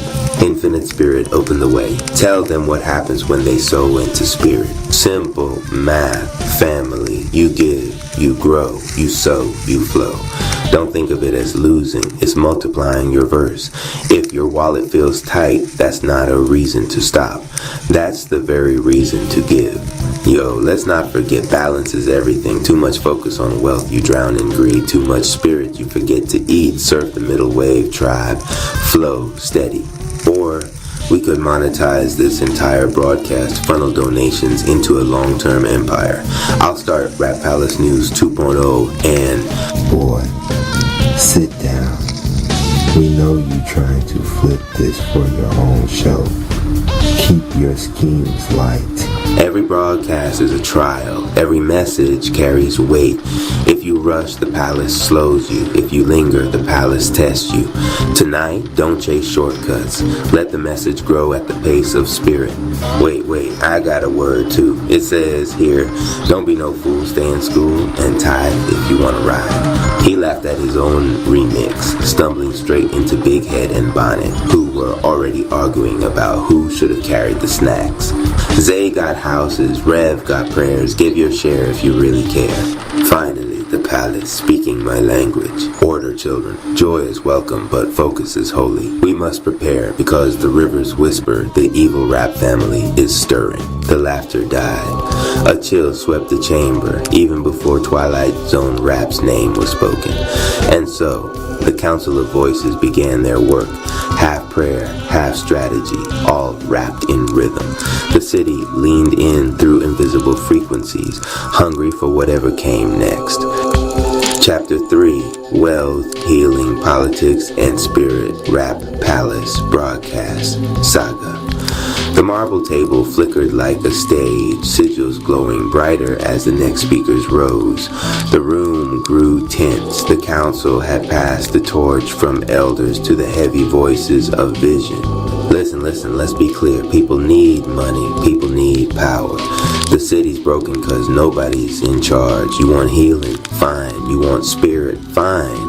But without wealth, without control, you got nothing. We build walls, we build banks, we build legacy. And everybody wins big. Believe me.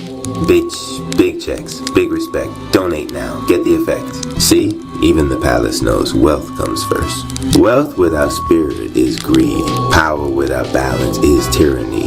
The people are not coins to be stacked or walls to be built. They are storms, chaotic, beautiful, uncontainable. If you want to lead Trump rap, then learn to stand in silence while the storm speaks. The palace dimmed, thunder rolling faintly inside its very walls. I have died 9 times and still live. Wealth didn't save me, politics didn't save me, healing and spirit did. But don't mistake me, I'm no fool. Without resources, without power, the people starve. Without healing, they rot. Without spirit, they lose themselves. The truth is, we need all three. The table itself glowed brighter, recognizing his truth. Like, share, subscribe. Balance keeps the tribe alive. Man, Anonymous sound like he been through 9 lifetimes. Somebody pass that boy some cornbread and a microphone. All 3? No. Wealth leads, then healing, then spirit. You can't help nobody if you broke. Spirit leads, then healing, then wealth. Without soul, money is poison. You're both wrong. They rise together or they fall together. The chamber shook as if the palace itself wrestled with the argument. Give a seed, meet a need, spirit, wealth, and healing feed. The room erupted in laughter and applause. Even Trump rap smirked, shrugging like the palace had voted against him. Children, the palace has spoken. The answer is harmony, spirit, healing, and wealth must walk as one. The city cannot survive any other way. The council nodded, but in the shadows, unseen, something stirred, warping the edges of reality. The evil rap family was listening. RP Radio. Love the content, drop a comment, share this with others, and subscribe for more content. Cash App Rap Palace. Chorti Chorntotsi. Chapter 1. The Gathering Beat. The sun hadn't yet risen over the city, but the Rap Palace was alive with vibrations. Inside the central hall, the Rap family sat in a circle, each warrior bringing their own energy, perspective, and tension to the floor. Genius Rap spoke first, his voice sharp like a sword. We can't keep moving in scattered flames. The evil Rap tribe feeds on our division. If we don't align, the city will crumble under their chi distortion. Excitement Rap tapped his chest, but alignment doesn't mean we lose our voice. My flame burns wild for a reason. How do we unify without losing who we are? From the shadows, Anonymous Cherry lifted his hand, his aura pulsing with calm force. Unity doesn't erase individuality, it amplifies it. Like instruments in a symphony, each sound matters, but together they shake the world. A ripple of silence spread through the hall. The message was clear. They would need to learn not just how to fight together, but how to live together. Different minds, different hearts, one mission. Donation jingle break, support the mission, align your chi. Rap Palace grows when you sow with glee. Tap the link, make the wealth flow, let's go. From back in the hall, researcher Rap opened his notebook. I've studied the stars and the pulse of the universe. Our chi alignment is more than battle, it's a cosmic agreement. We're being called into harmony with the universe's mission. If we resist, we fracture. If we flow, we rise. Night Rap clenched his fists, still struggling with his armor of pride. Then what do we do about Twilight Zone Rap? His reality warps because he embraces distortion. How do we counter that without losing ourselves in his chaos? Anonymous's aura shimmered silver, violet, and white. By becoming what he can't touch, truth embodied, we master not just chi, but living together. Our unity will be his undoing. The first test was set. Before they could even face the evil Rap tribe, the Rap family had to learn to survive under the same roof, eat from the same table and meditate in the same circle. The walls of the palace glowed as if the universe itself nodded in agreement. The saga had begun. Closing donation jingle chai aligned, we rise together, build the mission now and forever. Invest in the tribe, let the blessings grow, the energy flow. Chapter 2, The Table of Perspectives. The Rapp family sat around a long oak table in the heart of the Rapp Palace. Candles flickered, and the walls hummed with the steady pulse of the time chamber's energy. Each member carried their own aura, their own perspective, and tonight those perspectives clashed like swords. Knight Rapp leaned forward, his armor creaking, voice sharp. Discipline builds strength. We must unify under one law of order if we're to defeat the evil Rapp tribe. Across from him, Genius Rapp scoffed, twirling a quill between his fingers. Order without creativity is a prison. What good is your law if it blinds us from higher visions? The room thickened with tension. Whale Rapp closed his eyes, breathing deeply.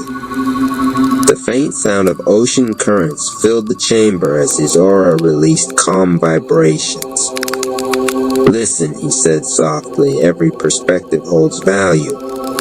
Like the sea, we must learn to carry many waves at once without drowning. But Cat Rapp flicked her tail against the chair leg, smirking. Easy for you to say, Whale. Some of us thrive in chaos in the hunt.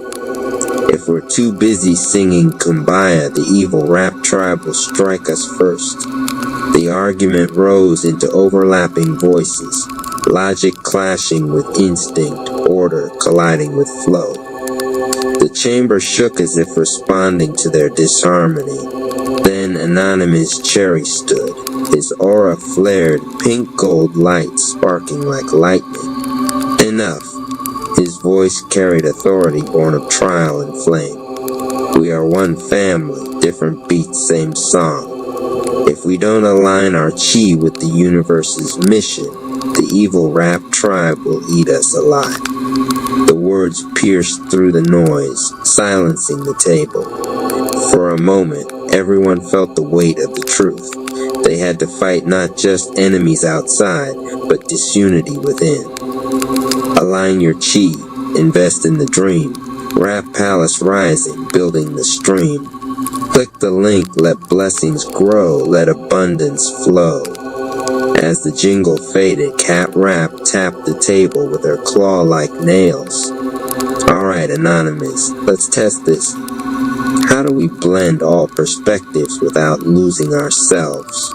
Anonymous looked at each of them in turn. By practicing the hardest technique of all, listening. The room went still again, but softer this time. Each Rapp sat back, reflecting on their role. They realized that this was their first great battle, not with fists, but with their hearts. The candles burned lower, and the oak table seemed to pulse with life. Somewhere deep in the palace, the drums of destiny beat, reminding them that unity was not a choice, it was survival. Still haven't tried 1775 coffee? Now's your shot. The 1775 starter kit just dropped. Only 1,000 units. You're getting the bold dark roast that hits hard, the smooth medium roast, and the Vitality Mushroom coffee for clean energy and laser focus. No crash. All single origin, small batch, toxin free and mold free. Plus, you're also getting a gold spoon clip because freedom isn't scooped in with plastic A frother strong enough to stir up your coffee and your mother-in-law's opinions, and a black 1775 tumbler. $170 worth of coffee and gear. Yours for $99. This is for the ones who've been watching 1775 blow up on Rumble, wondering if it's actually worth it. Spoiler, it is. Go to 1775coffee.com/studio and grab your starter kit before they're gone. Bold beans, clean fuel, and a morning routine that stands for something, just like Rumble does. Chapter 3. The kitchen argument of Chai. The Rap family's kitchen was never a quiet place. Mama Rap was stirring a pot of gumbo so loud it almost sounded like a drum line. Excitement Rap was rapping over the steam like it was a mixtape. Donation Rap. He was sneaking sticky notes with jingles onto the fridge. But today wasn't about food, it was about perspective. The argument begins. Night Rap slammed his fist on the table. Yo, how we gonna align with the universe if Whale Rap over here always crying during meditation? Whale Rap lifted his eyes, watery and deep. My tears are the meditation, bro. The ocean speaks through me. Genius Rap sighed, adjusting his notebook. Both of you wrong. True alignment requires thought, calculation, and the link. That's not just a link, that's destiny. The room went silent for a moment. Then Researcher Rap broke it with a chuckle. Bruh, only you could turn a stock link into a scripture. The donation jingle break. Ding ding, don't wait, don't stall. She aligned abundance calls. Click the link, make that play. Mama Rap waved her spoon like a conductor. The gumbo bubbled in perfect tempo. The kitchen was turning into a fundraising choir. The universal lesson finally. Anonymous Cherry walked in. His aura was calm, but his voice carried thunder. You fight about perspective like children fighting over crayons. But listen, when we align chi with the universe, all colors belong to one painting. Each style, each flow, each tier and theory, it all matters. But only if we learn to live together. The family bowed their heads. Night Rap unclenched his fist. Whale Rap's tears turned into a soft laugh. And Genius Rap, well, he scribbled down a new equation. Unity plus Chai Donation Nation infinite flow. Closing beat as the gumbo finished and the family quieted. Donation Rap whispered into the pot. Every stir is a reminder. Prosperity is simmering. And sure enough, steam rose from the pot in the shape of letters. The universe had spoken. Chapter 4. Harmony Under Pressure. The Rap family gathered at the Temple of Frequencies, a sacred hall where vibrations from the universe could be heard like faint whispers in the air. The walls were alive with echoes of chants from those who came before, every sound vibrating with intention. Anonymous Cherry stood at the center, his aura glowing with steady calm. Around him sat Night Rap, Genius Rap, Researcher Rap, Excitement Rap, and Mama Rap, each one pulsing with different energies, conflicted, hopeful, unsure, yet united. Listen, Anonymous said, his voice soft but carrying the weight of command. The evil Rap tribe thrives on division. They turn our differences into weapons. But here today we align, not as separate rhythms, but as one symphony. The floor beneath them lit with concentric circles of chi. Everyone's energy began pulling, clashing, pushing against each other. For a moment the harmony seemed impossible. Genius Rap's intellect buzzed too fast. Night Rap's walls of defense resisted flow. And Excitement Rap's energy surged like untamed lightning. Breathe, Mama Rap whispered, steadying her hands. Family is not about being the same. It's about moving together, even with different steps. The energy shifted. Slowly their chi aligned. A glow surged upward like a column of light, piercing the roof of the temple and extending into the skies. From above, the evil Rap tribe watched, cloaked in shadows. Twilight Zone Rap grinned with twisted amusement. They're learning, he muttered, but pressure will test their unity. And pressure always cracks. Suddenly, black mist seeps through the temple doors. The clones of the evil Rap tribe, weaker shades but dangerous nonetheless, emerged to disrupt the family's flow. Anonymous stepped forward, his aura already bristling. Hold formation, don't break. Each rap fought in their way. Night Rap shielding with heavy defensive barriers. Genius Rap analyzing clone patterns and shouting counter strategies. Excitement Rap turning wild energy into sharp blasts of fire. Mama Rap weaving healing songs that stitch their chai back together mid-battle. Researcher Rap tapping into ancient scrolls, channeling vibrations into elemental strikes. Together, the Rap family held strong. Their chi, though different, began to harmonize like a drumline sinking after chaos. The clones cracked and burst into mist, unable to withstand the balanced frequencies. Anonymous smiled faintly. This is what alignment feels like. A family not broken but bent into harmony. The temple floor pulsed once more, and the column of light solidified into a beacon visible across the city, a signal that the Rap family was entering a new stage of power. But from the distance, Twilight Zone Rap's laughter echoed. Light can shine, but every light casts a shadow, and I am the shadow. Chi-aligned, light-refined flow together, build the climb. Rap Palace calls, step in divine, support the mission, now's the time. Support the Rap family's journey and build wealth with us. The Invisible Gospel Chapter 1. The temple between breath, the meditation grove, slept under a violet dawn. Anonymous Cherry sat cross-legged on the sacred platform, his breath syncing with the rhythm of unseen drums. Around him, the gospel's energy shimmered like invisible hieroglyphs, thoughts older than language. He could feel them moving through him, not words, but intentions. The gospel of the Egyptians had fused with his chai weeks ago, and yet he still could not see the spirit behind it. Only its shadow on his mind. He whispered to the silence, "Show me how to read you without eyes." The air thickened. A serpent of pure light slithered from his spine and hovered before him, its body transparent, made of rhythm, not matter. It hissed in tones that echoed through his bones. The invisible is not unseen. It is unresisting. Anonymous inhaled slowly. His snake chi rose, and for the first time his DBZ-honed aura softened instead of bursting outward. Energy flowed backward, folding into him instead of exploding away. He felt every cell hum like a shrine rediscovering its god. Through hours or centuries, time dissolved here. He learned to listen instead of control. Each chakra revealed a fragment of the gospel's invisible spirit. The root whispered of endurance beyond fear.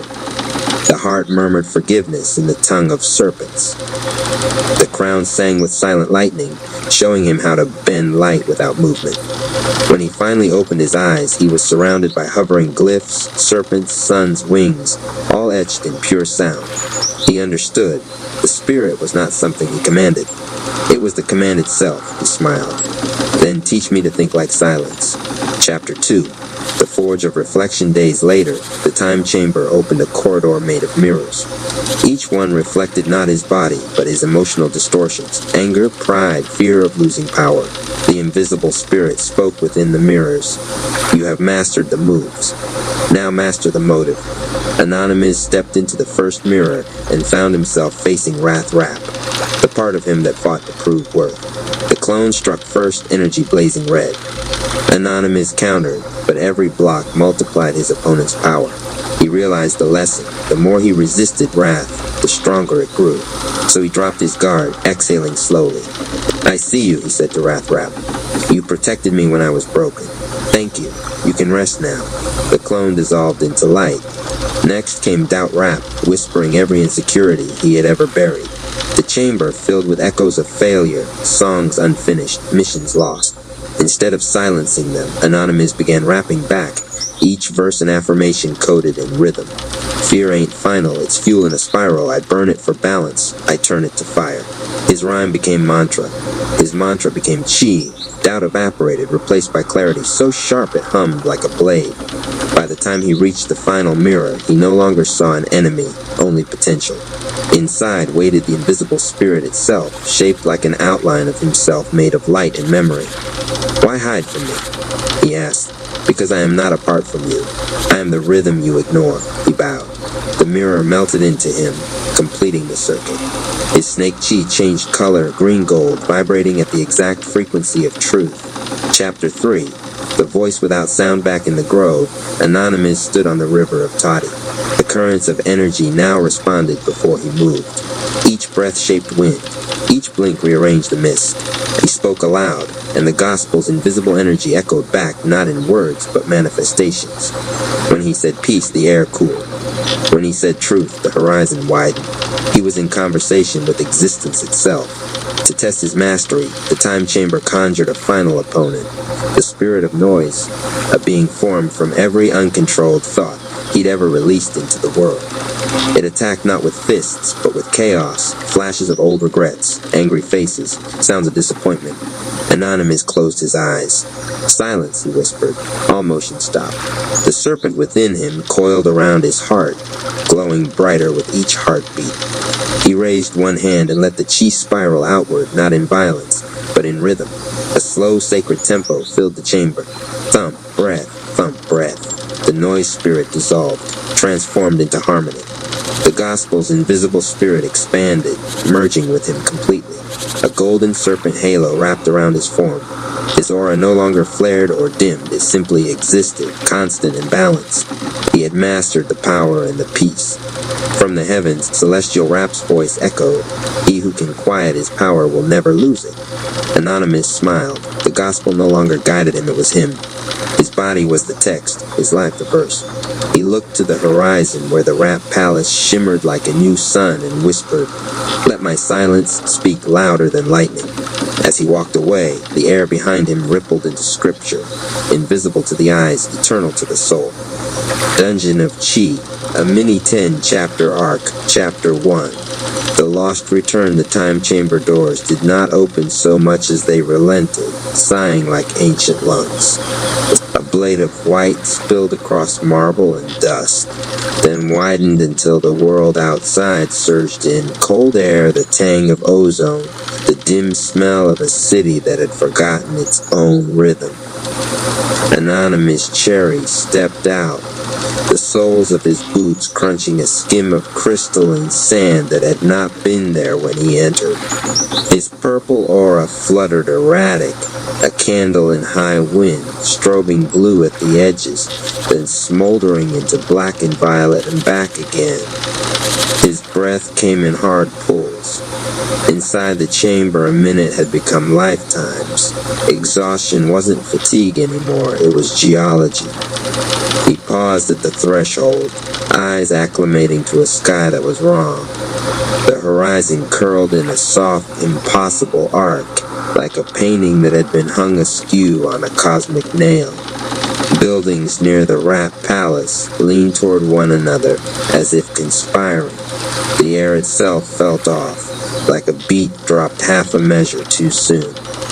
He reached for the familiar hum of the Rap tribe, for Donation Rap's sunny shout, or Civil Surfer's calm tide, or Mama Ama Rap's grounding warmth. Instead, he found a field of interference, laughter that wasn't laughter, curated hysteria piped in on unbroken loop.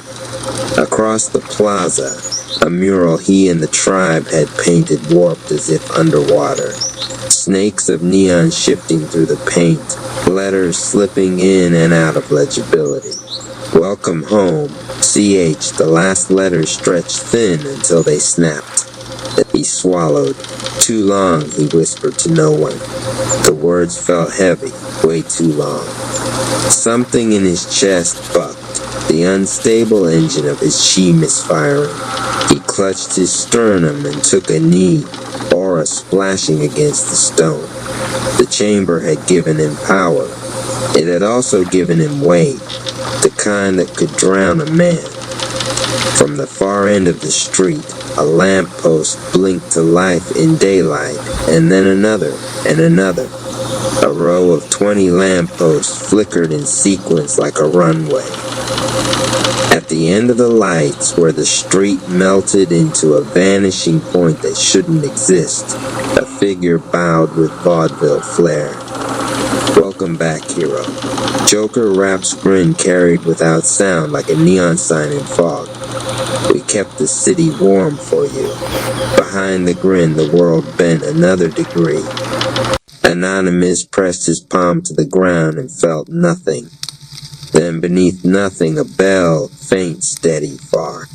It was not outside, it was in him. He pushed to his feet. Donation rap, yo, you. Yeah, you! Why wait? Why stall? Why sleep on the crew? Hit that button, drop that dime. Support the mission, it's dungeon time. 177 coffee keeping strong. Sip the truth and rap along. Chapter 2, Echoes of Madness. The takeover wasn't loud in the way wars were loud. It was loud like tinnitus, like a noise you couldn't prove to anyone else, but couldn't escape. Speakers embedded in the sidewalks leaked laughter. Not the laughter of relief or recognition.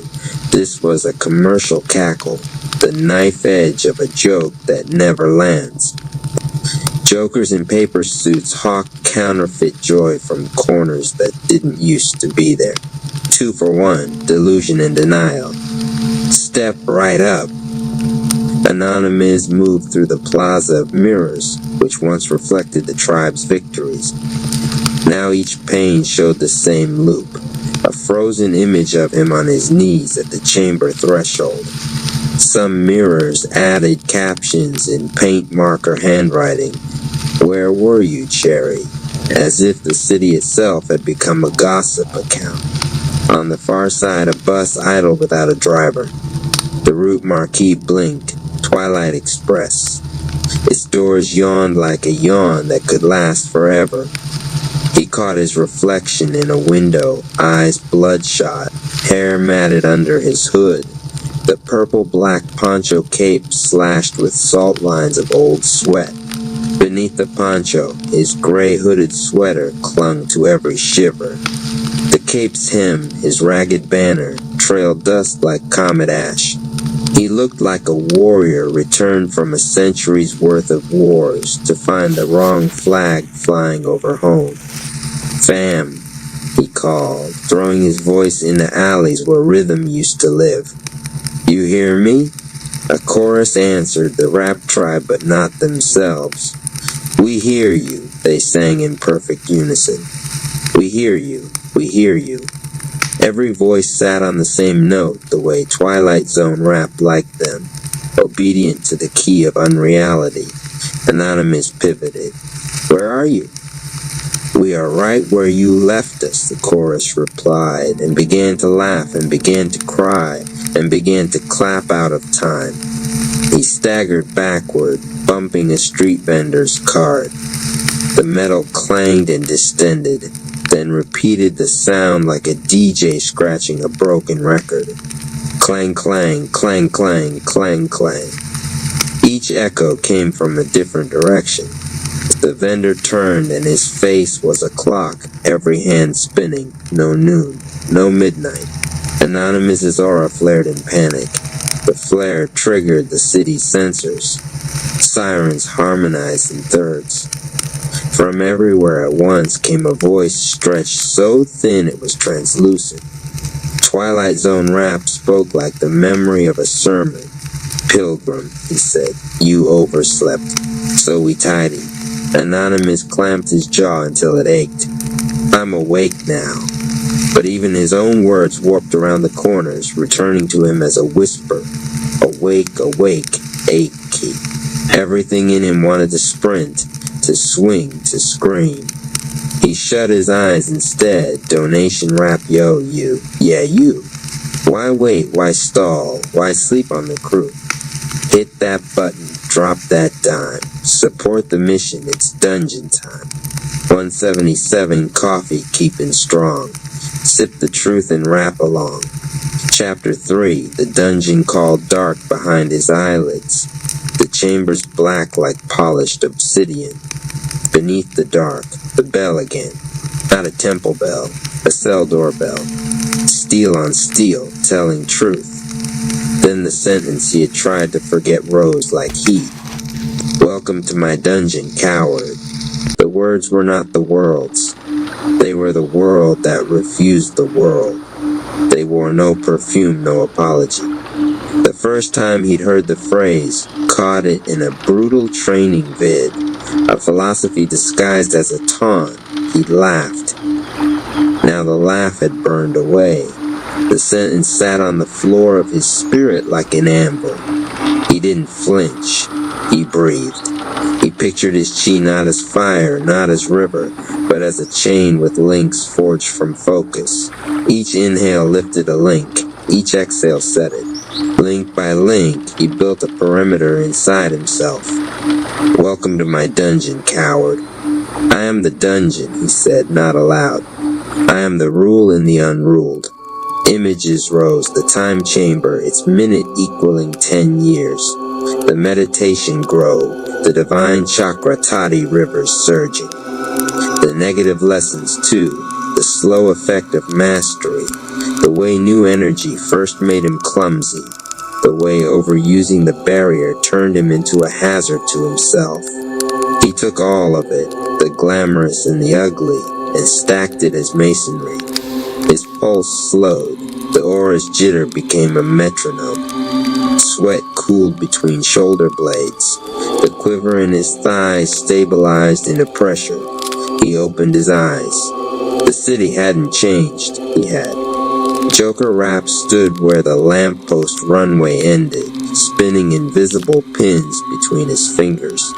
Finished meditating.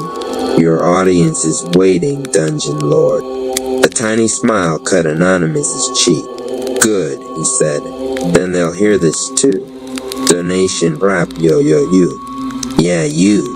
Why wait, why stall, why sleep on the crew?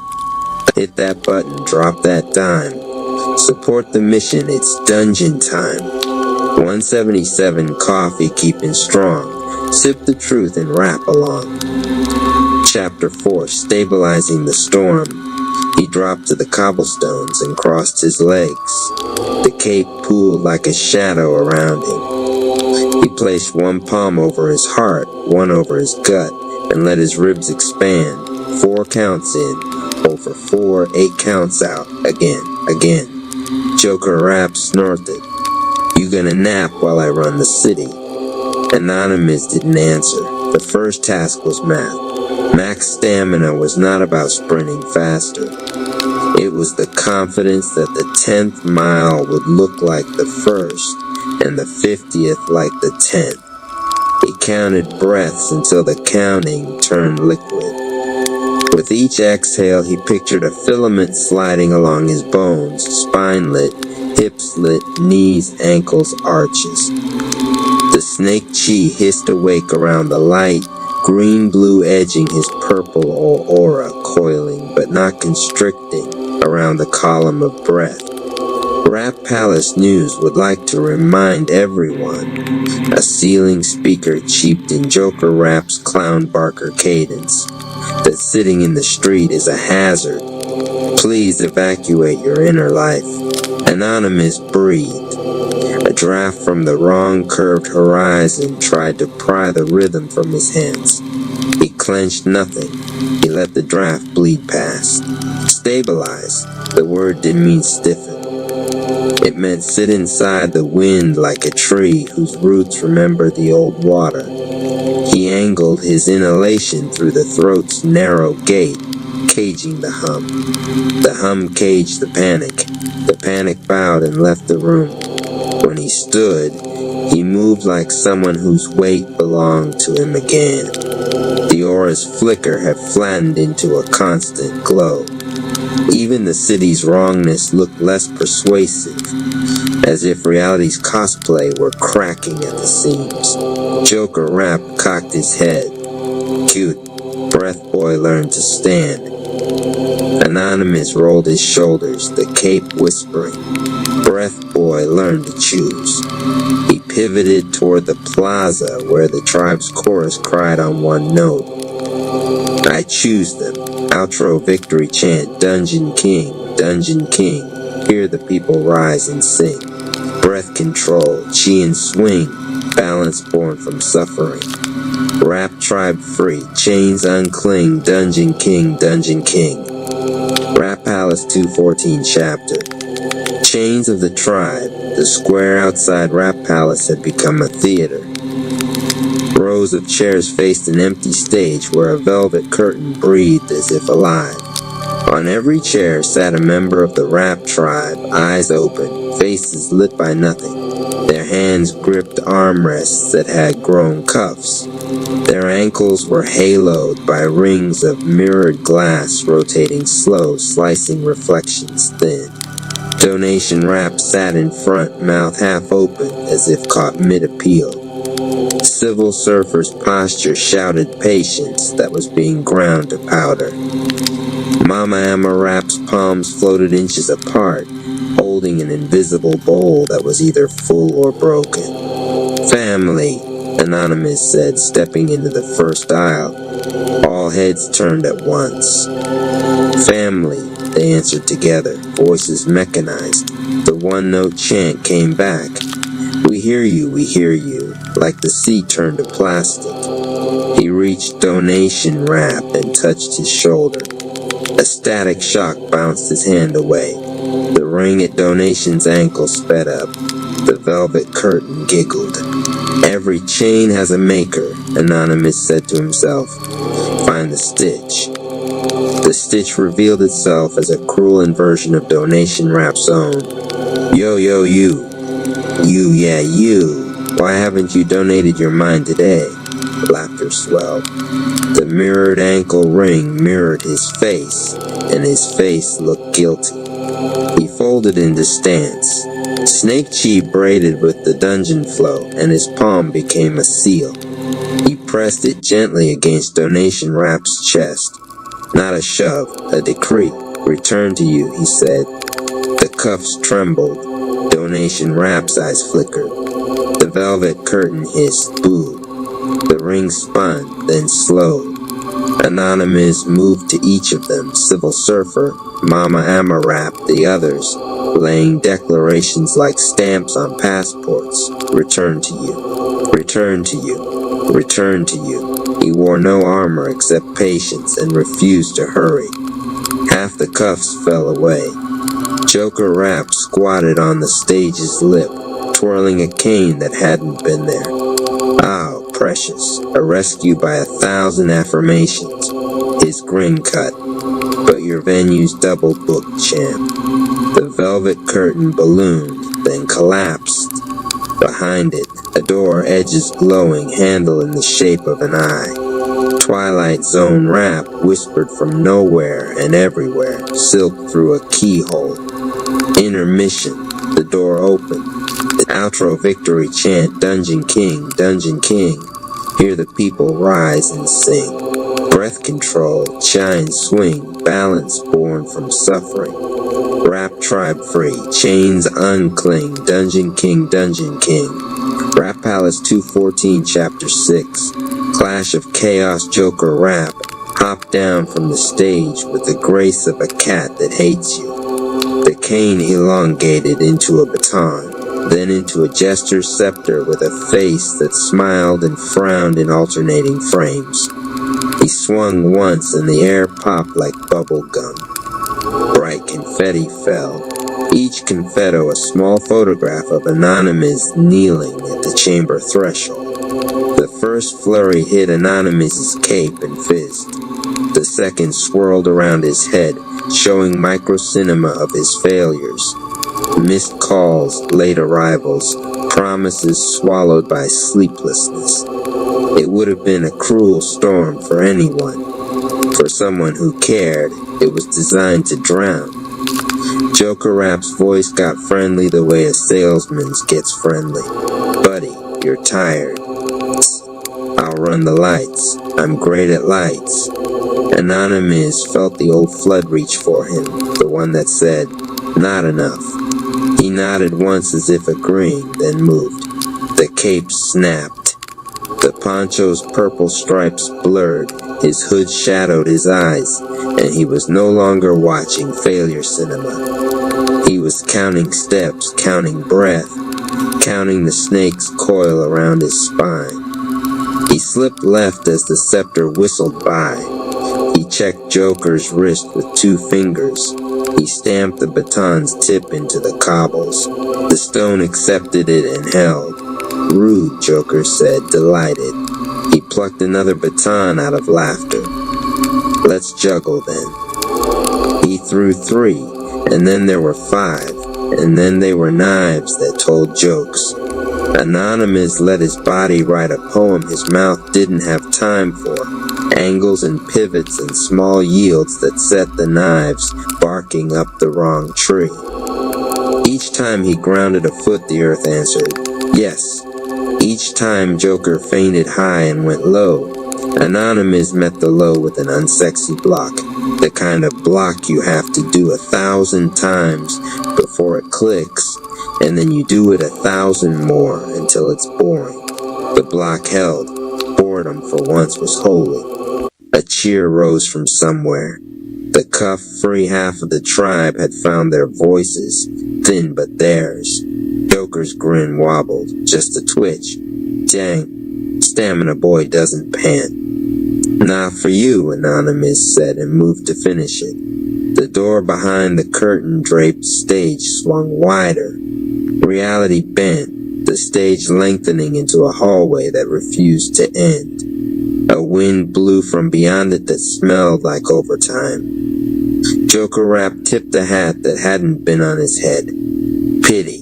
We were having fun. The hallway took Anonymous like a subtraction. Donation, yo, you. Yeah.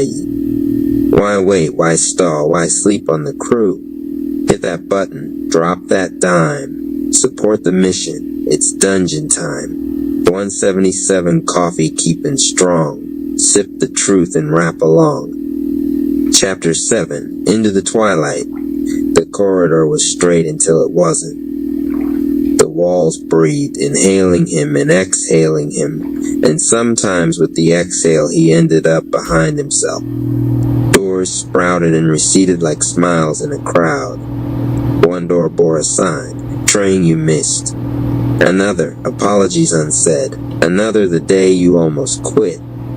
He tried one at random and fell into a kitchen at 2 a.m., where he stood looking at a sink full of dishes too tired to wash, but too ashamed to leave.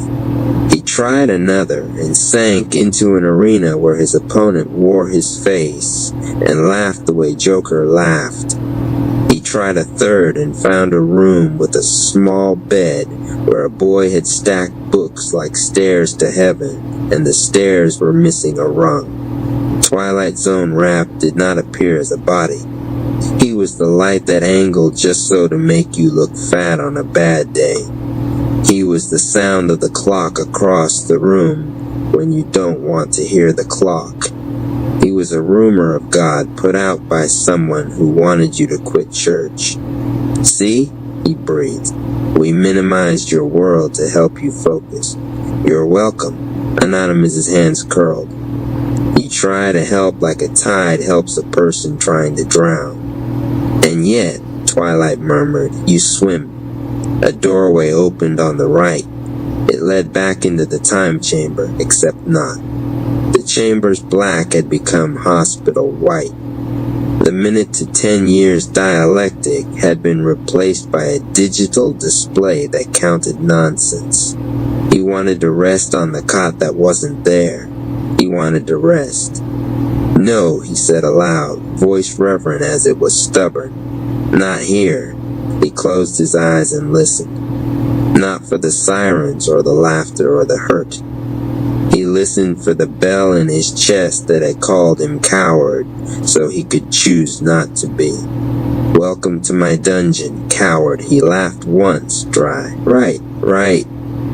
He put his palm on the near wall, which pulsed as if stuffed with breath, and pushed, not hard, not with muscles, but with the decision to be heavier than illusion. The wall gave way like wet paper. He stepped through. Outro victory chant, Dungeon King, Dungeon King. Hear the people rise and sing. Breath control, chi and swing. balance born from suffering. Rap tribe free, chains uncling, Dungeon King, Dungeon King. Rap Palace 214 Chapter 8, Dungeon Within the Dungeon. The maze fought back. It offered upgrades to his fear like an app. For $4.44, it hissed, you can purchase the premium pack of new anxieties. It borrowed the tribe's voices, pitching them like collaged ransom notes. Where were you? Why didn't you call? Who made you king? Anonymous answered in the only language Jolie Twilight could not counterfeit. Meter. He rapped, not a performance, not for cameras, but to set the bones of the hallway. Bars that broke rhythm on purpose to invent a truer one. Lines that curved through the impossible corners like a string held taut. The words weren't flashy, they were scaffolded. Each phrase hammered a brace into the dream. Lock in the breath, lock out the lie, he said between couplets. I don't need a prettier chain, I need a truer key. The corridors sulked. Doors labeled last chance and too late peeled their own stickers off and slouched away. A mezzanine tried to slide under his feet so he'd fall. He rode the slide like a kid who knew the ground's name. In the high space above the hall, Twilight's voice softened, almost tender. What if the dungeon makes you smaller, Cherry? He stopped. It makes me exact, he said, and heard how the word exact clicked. It draws the border where I choose it goes. He stamped once, and the stamp rang like a judge's gavel. The maze didn't vanish. It adjusted to the truth he'd brought. A final door squared itself in front of him without tricks. The knob turned noble in his palm. On the other side, the city waited. So did they. Donation rap, yo, yo, you. Yeah, you. Why wait? Why stall? Why sleep on the crew? Hit that button. Drop that dime. Support the mission. It's dungeon time. 177 coffee keeping strong. Sip the truth and rap along. Chapter 9. The unshakable Flow Joker rap and Twilight Zone rap stood side by side on the theater stage that was now a hill that was now a ship's deck. Joker twirled boredom around his finger. Twilight wore the suggestion of a smile. Behind them, the remaining half of the tribe sat in their chairs, cuffs still fast. Donation rap, half freed, had wriggled to his knees. He croaked a whisper into the floor mic, and the whisper crawled through the speakers, stubborn. Yo, yo, you, yeah, you. If you can hear my voice and you can breathe, you can fight. Shh, Joker said, and the mic turned into a taffy rope he tied around Donation's words. Anonymous walked up the aisle. He did not rush. He had learned a long time ago that speed was only speed. Flow was royalty. With no fanfare, he mounted the steps. On the 5th step, he paused and looked out. He saw a city that had believed an advertisement about itself and was paying for it with its pulse. He saw his people, who had survived far worse than marketable despair, sitting neatly like guests at a dull party, waiting for permission to go home. Permission granted, he said, and the sound carried. Joker lifted his scepter, which had grown small wings and a taste for theatrics. We doing proclamations now. We doing ownership, Anonymous said. He breathed in. The snake chi flared green-blue along his skin lines, wrists, jaw, calves like phosphorescent ink. The purple core of his aura rose, not as flame but as atmosphere. From the center of his chest, a second rhythm asserted itself. The dungeon flow, steady as a drum that knows the ceremony won't end early. Twilight tilted his head, interested. Balanced, he murmured, at last. Not balanced as compromise, Anonymous said without looking at him. Balanced as aim. He extended a hand toward the cuffs and, without touching, spoke, "Return to you." They slid off like bad bracelets. Gasps rippled like geese taking wing. Joker flinched. "Okay, no. That's no." He vaulted forward, baton scepter streaking a rainbow cut in the air. Anonymous's left foot kissed the stage and declared it ground. The baton met his forearm, and his forearm said, "No thank you," and kept moving. He stepped inside the swing's aftermath and tapped Joker's elbow with 2 fingers, a request, and a command tiny as a prayer. Joker's elbow suddenly wanted to be somewhere else. Joker's balance chose to negotiate with gravity. Twilight raised a hand, delicate, and the deck stage hill tried to lengthen into forever again. Anonymous didn't look down. He set a beat and the forever had to step to it. Twilight's eyes narrowed.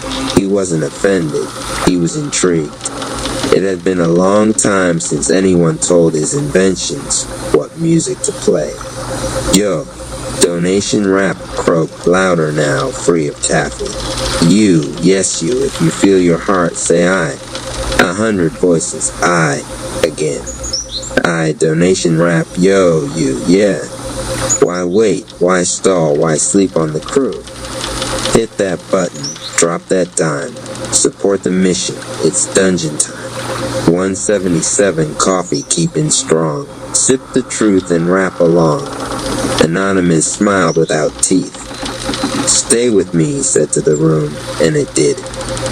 Chapter 10. The Dungeon King Joker rap came on a second time, no jokes, just mean as if someone had canceled his show. He threw 5 blades that wouldn't land because landing would end the scene. He threw words sharper than blades.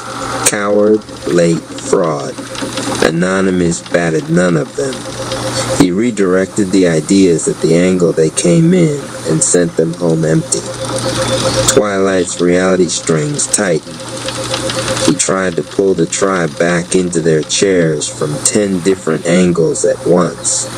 Anonymous loosened the knots with breath. He said nothing clever. He said one thing true over and over. "Return to you." A weather system gathered over the stage. It wasn't thunder.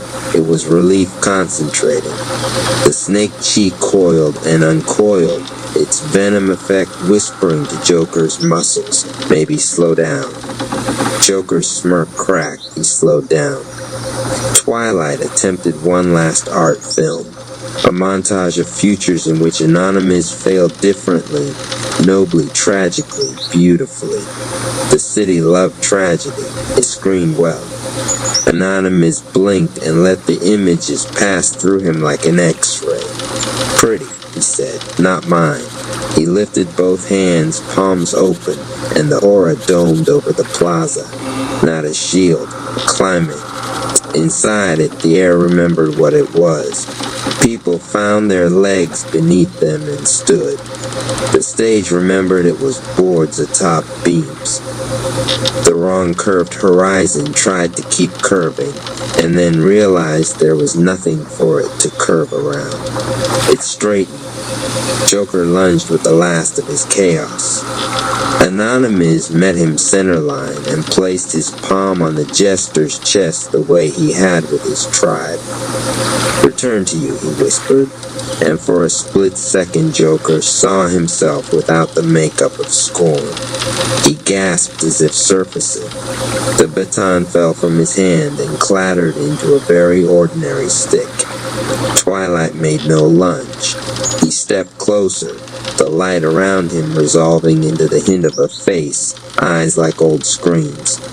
"You learn to draw your own border," he said. "Be warned, borders you draw require gardeners." Anonymous nodded. "I'll plant." Twilight smiled, not kindly, not cruelly, but like a math problem that had found a neat solution. He dissolved into a draft that smelled like closed windows opening. All around, locks clicked open. Chains slithered away. The tribe exhaled in a single living breath. Donation Rap grabbed the stage mic and laughed, a free laugh this time. Yo, you. Yeah, you. If you felt that dungeon clean out, tap that like, drop that love, support the mission. Because the city just got a pulse back, and we about to run it righteous. Voices rose, messy and human. Civil Surfer stepped to Anonymous's side and clapped him once on the shoulder. Not a congratulation, but a recognition. Mama Amma wrapped his hand in both of hers and let silence bless him. Anonymous looked up at the sky that had stopped pretending to be a spiral and was comfortingly just sky. He felt the ache in his bones as an accounting he could live with. His aura held steady without being asked. The dungeon flow thrummed, then settled, then threaded into the daily rhythm of footsteps and laughter and work that awaited. He wasn't a king in any way that mattered to people who counted crowns, but the dungeon was his, and within it he set the rules: focus, breath, patience. The city would break again, cities do, but his garden would be ready for weeds. He took one last look at the time chamber doors far behind him, still open, still sighing, still promising math he no longer needed to fear. "Welcome to my dungeon," he said softly, and smiled because he meant it without pride and without apology. "You're safe here." The wind convinced the cape to move. The tribe unseated moved with it. And somewhere at the edge of the plaza, a small bell in the chest of a kid who hadn't learned the chant yet rang once, perfectly on beat. Outro victory chant, Dungeon King, hear the people rise and sing. Breath control, giant swing, balance born from suffering. Rap tribe free, chains uncling, Dungeon King. Rap Palace 214. Chapter 2, The Harem Equation. The city hadn't recovered from the previous night's pulse. Every neon sign flickered a half second out of rhythm, like it had caught a fever and was trying to sweat it out. Strip Club 7 glowed faintly pink even in the morning haze. The sun couldn't quite bleach the glamour from the bricks. Professor Flirt Rap watched the aftermath from the balcony of his penthouse, espresso untouched, phone vibrating with bored alerts he refused to read. Below him, taxis streamed past the club in lazy gold lines. To the untrained eye, it was just another morning. But to someone who could feel energy, the living circuits of desire still crawling through the streets, it was aftermath. Victory residue. He pressed 2 fingers to his temple and whispered, "System status." A soft voice hummed back from the neural implant behind his ear. HRM field stabilized. City saturation, 2%, shadow vector dormant. Recommendation: enter containment meditation or increase connection ratio. Flirt exhaled through his teeth. Containment, huh? Always the least fun option. The Velvet Morning Velvet Nova Rap appeared in the doorway, wrapped in a hotel robe that shimmered like moonlight given fabric. The robe barely contained the starlight bleeding from her skin. When she moved, the air remembered constellations. "You didn't sleep," she said. "I rarely do after rewriting physics," he replied. "Sleep feels dishonest." She crossed to him, barefoot on marble, and touched his shoulder. "The girls downstairs feel different. Their fields keep sinking. Whatever you send into the grid is still echoing. Residual frequency. The harem equation," he said. "Desire isn't linear. One union multiplies across the network like a song sampled by the universe." She raised a brow. "And when the song gets too loud, then I turn the volume into vibration." Her smile was the kind that carried both challenge and forgiveness. "You love pretending you're in control." Club reborn by noon, Strip Club 7 had transformed temple to training ground. Engineers wheeled in holographic rigs. Dancers stretched beside weight benches glowing with biometric runes. Every mirror now doubled as a chai reader. Poles extended through the ceiling into invisible dimensions where gravity negotiated hourly. Flirt strode the main hall in a black long coat threaded with silver circuitry. A chorus of greetings followed him, some human, some purely energetic. He nodded once at each performer as if blessing a choir. Obsidian Cherry Ram intercepted him near the DJ booth. We've got reporters sniffing around. Word is, people felt last night's pulse halfway to Midtown. Tell them it was an art installation. They'll buy that for maybe 5 minutes. That's all I need. Obsidian narrowed her eyes. Spawn Chi isn't gone, is he? Flirt's jaw flexed, dormant, same as a storm sleeping in the clouds. She tapped her blade hilt. I don't like sleeping storms. He smiled. Then keep your umbrella sharp. The initiation sequence at center stage, 7 dancers formed a circle, each representing a realm. Above them, holographic sigils rotated, pleasure, pain, power, peace, purpose, passion, purity, each glowing a different hue. Halo Vice Rap's voice floated through the sound system, low and musical. Phase 1, synchronization. Breath matches bass. Every heartbeat a beat. Flirt stepped inside the circle. The girls inhaled as one, and their combined shy formed a column of light that made the chandeliers rattle. Data streamed across his wristband. Hormonal oscillations, endorphin tides, dopamine harmonics. H-R-M, commence equation delta, he ordered. The column expanded, swallowing the stage in luminous haze. Each dancer's aura intertwined with his, 7 threads of color winding into a single cord. His body shuddered. The pleasure threatened to overwrite the purpose. Hold, he told himself. Desire is data. Interpret, don't indulge. Energy surged through him, spilling equations into the air like graffiti made of light. Velvet's voice cut through the roar. Anchor, Professor. He grounded through breath, converting chaos into coherence. The light condensed around him, forming new armor, a living suit of woven chi. The HRM matrix had evolved. Level 2 unlocked, Chi Link. Ability, shared power through resonance. The dancers collapsed to their knees, smiling, radiant, and unharmed. Halo grinned. You just turned lust into logistics. Flirt looked down at his hands, which now glowed faintly gold. Then logistics is holy. The whisper of Shadow's applause erupted from the upper booths. Private investors, silent backers, thrill seekers who thought they were watching performance art. Flirt bowed slightly, masking the tremor crawling up his spine. A whisper followed the applause, too thin for anyone else to hear. You can't share what you don't own. Spawn Chi Rap's voice inside him again. Flirt's smile didn't waver. Status? He murmured under the noise. Warning, Shadow Vector reactivated. Emotional resonance breach detected in Subject Velvet Nova Rap. He looked toward her. She was still radiant, but her starlight now shimmered unevenly, like something inside was flickering. Obsidian, he said quietly, seal the exits. No one leaves until I stabilize the field. Copy that, she replied, already moving. Halo's eyes widened. Professor, what's happening? He stepped forward, voice steady. We're about to test level 3, the rising pulse. The lights began to fail in sequence, like falling dominoes of illumination. Darkness pooled around the stage. In it, a shape gathered, his silhouette magnified and wrong, edges dripping with black plasma. Spawn Chi stepped out fully this time, smirk unchanged from the night before. You keep giving it away, the shadow said. All that power, all those women. What if they want to be owned? Velvet took a step back, torn between fear and fascination. Flirt squared his shoulders. Ownership ends where awareness begins. The shadow laughed, sound slick and cold. Awareness won't warm your bed. Maybe not, Flirt said, aura brightening to violet flame, but it'll save my soul. He lifted both hands. The HRM armor reignited, lines of light racing across his body. Spawn Chi lunged. The impact cracked the sound system and shattered a mirror.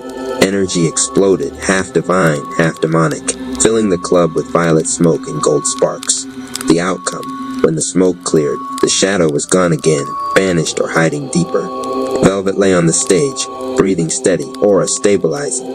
Obsidian stood guard at the stairwell. Halo was already logging data with trembling fingers. Flirt knelt beside Velvet. She opened her eyes and smiled faintly. You leveled again. He checked the wristband. Level 3 unlocked, Oral Ascension. Effect, convert sound and emotion into chi waves. He looked around the ruined Radiant Club and exhaled. Congratulations, Professor, Halo said, half awe, half concern. concern. You just turned a strip club into a seminary. Flirt rose slowly. Seminary sanctuary battleground, it's all curriculum. He glanced at the ceiling, where lights sputtered like dying stars. Spawn cheese getting stronger. Velvet touched his hand. So are you. He squeezed her fingers once, gentle but sure. Then it's time to expand the harem equation. We'll need more dancers, more believers. Obsidian frowned, and when the city notices, Flirt's grin returned sharp as mathematics. Then we start a movement. The bass below reawakened, softer this time, heartbeat tempo, promise and threat intertwined. The club lights steadied into a slow pulse, echoing his own. Outside, Echelon City trembled, half in fear, half in anticipation of what its new savior sinner would build next. Professor Rapp's Dividend Stock Academy Course 3. Stacks on Stacks Portfolio Design Price. $249 RP Radio. Love the content, drop a comment, share this with others, and subscribe for more content. Cash App Rap Palace 214 Course Overview. This course takes students beyond single stock analysis into the art of building a dividend portfolio. Professor Rapp shows how to diversify across sectors, balance growth with income, and set up a structure that pays now and grows for the future.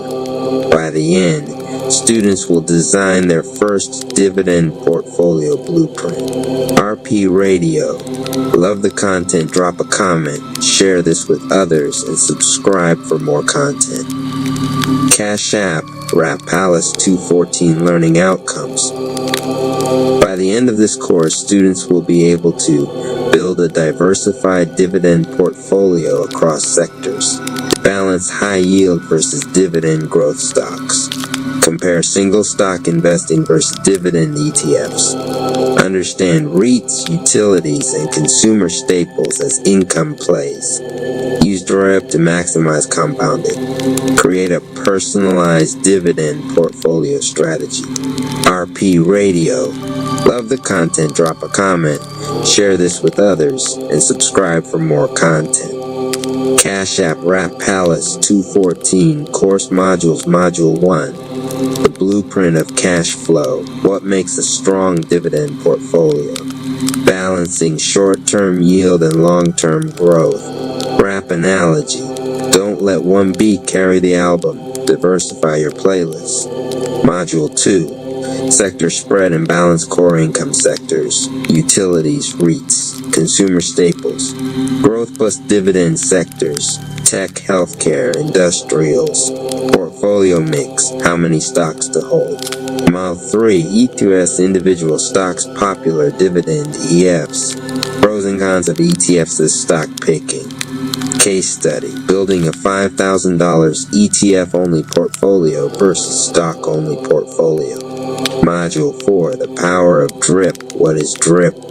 Compounding returns explained. Example, $10,000 deer investment over 20 years. Module 5, your first dividend portfolio design, step-by-step walkthrough of building a portfolio. Allocating percentages to different sectors. Setting up a watch list plus tools for monitoring. Student project. Draft your personal dividend portfolio. RP Radio. Love the content, drop a comment. Share this with others and subscribe for more content. Cash App. Rap Palace 214 Assignments and Practice Exercise 1. Draft a dividend portfolio of 5-7 stocks across sectors. Exercise 2. Compare a dividend ETF to your stock picks. Exercise 3. Simulate DRIP compounding with 3 chosen stocks. Quiz 20-question portfolio building test. RP Radio.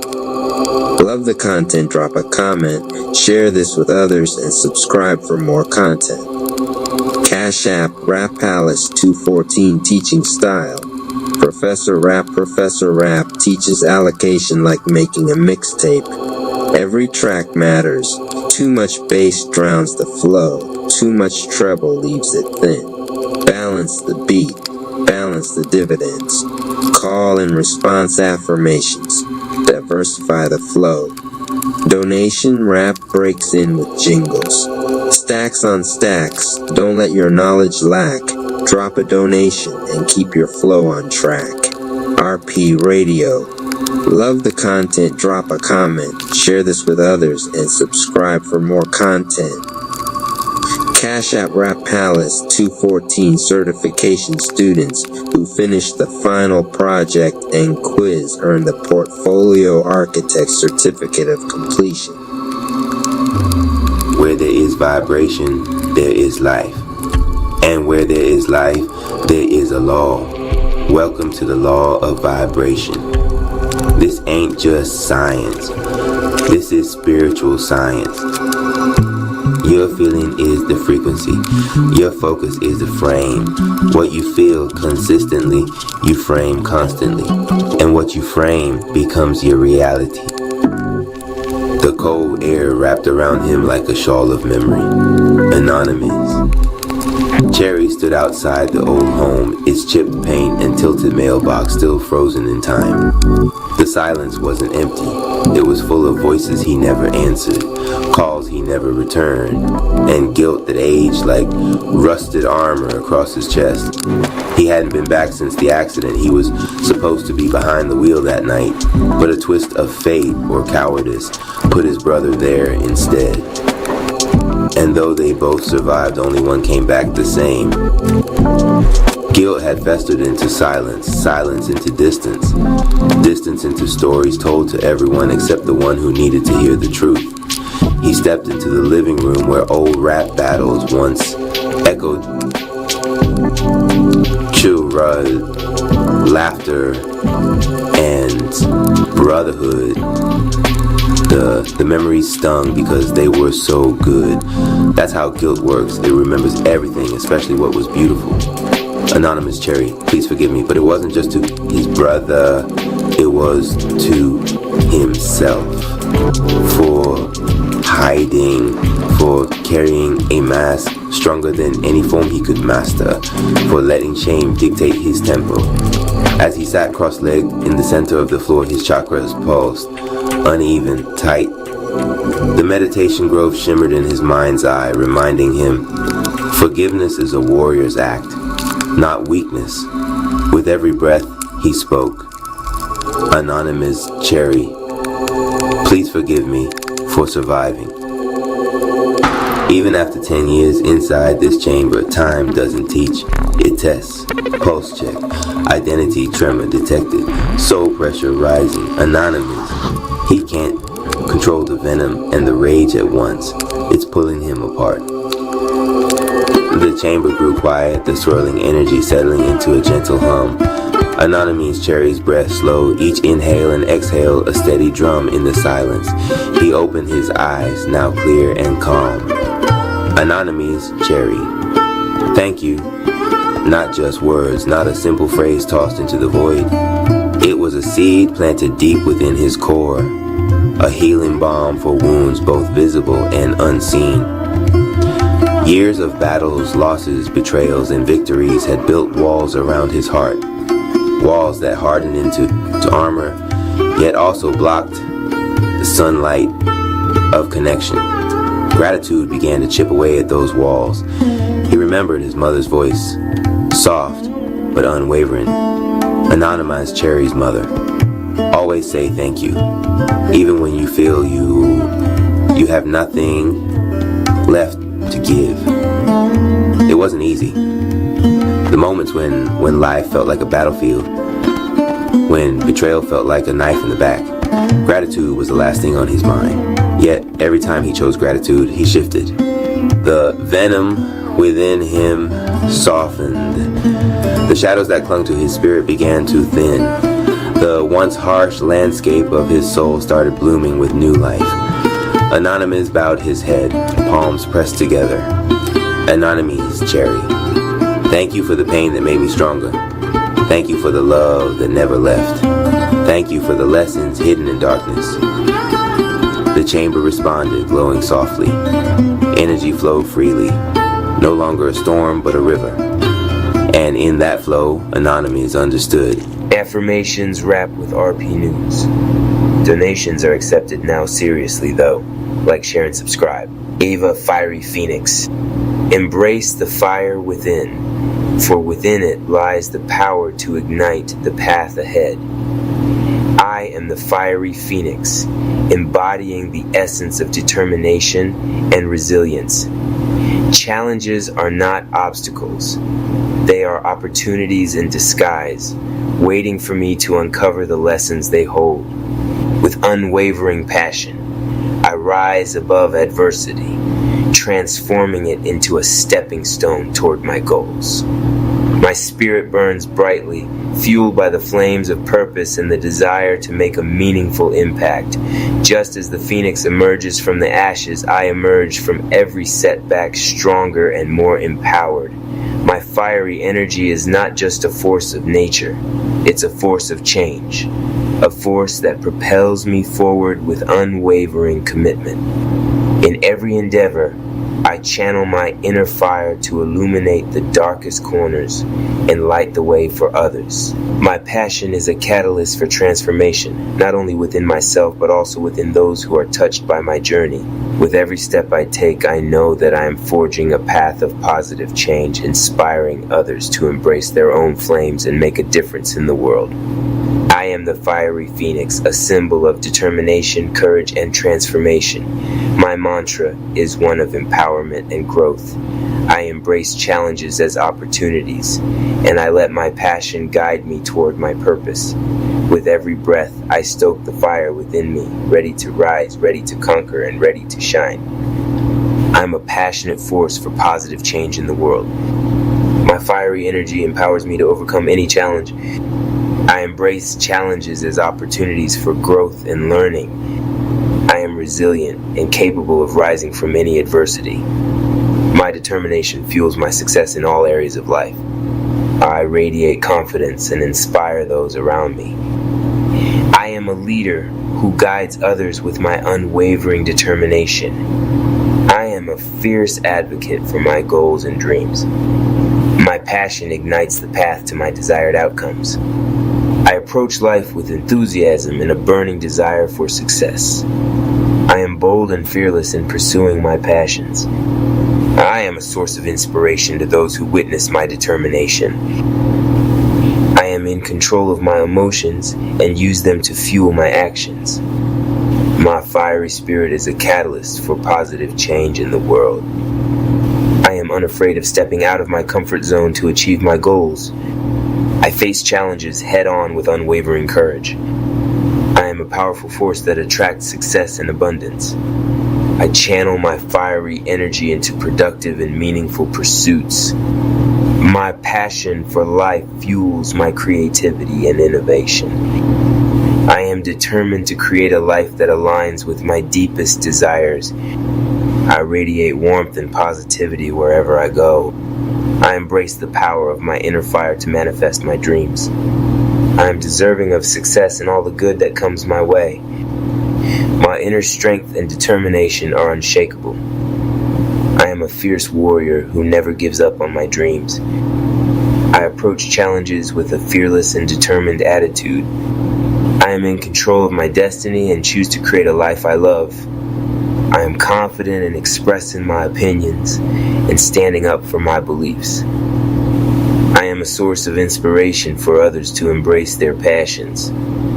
I use my fiery energy to create positive change in my community. I am unstoppable in my pursuit of my goals and aspirations. My determination is a powerful force that propels me forward. I am a beacon of light, spreading positivity and motivation.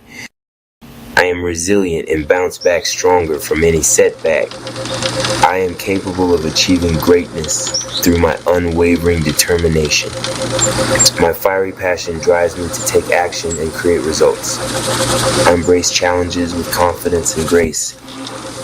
I use my inner fire to conquer obstacles and achieve my dreams. I am a fierce and powerful creator of my own reality. I am fully committed to pursuing my passions with intensity. I am on a path of continuous growth and self-improvement. My fiery energy attracts success, abundance, and opportunities. I am the captain of my own ship, steering it towards my desired destination. I am a role model for others to pursue their goals with passion. I harness my inner fire to light the way for others. I am brave and unafraid of taking risks to achieve my dreams. I am resilient in the face of challenges and setbacks. My determination is unwavering, and I achieve what I set my mind to. I embrace change and use it as a catalyst for growth. I'm a fierce advocate for my beliefs and values. I am a source of inspiration, motivating others to take action. I use my passion to create positive change in the lives of others. I am committed to my goals and work tirelessly to achieve them. I'm deserving of success and abundance in all areas of my life. My inner fire fuels my creativity and innovation. I am confident in my ability to overcome any challenge. I am a powerhouse of energy and determination. I am a leader who guides others with my fiery enthusiasm. I am fierce and unyielding in pursuing my dreams. I embrace challenges with grace and unwavering courage. My passion for life drives me to make a meaningful impact. I'm on a mission to achieve greatness and make a difference.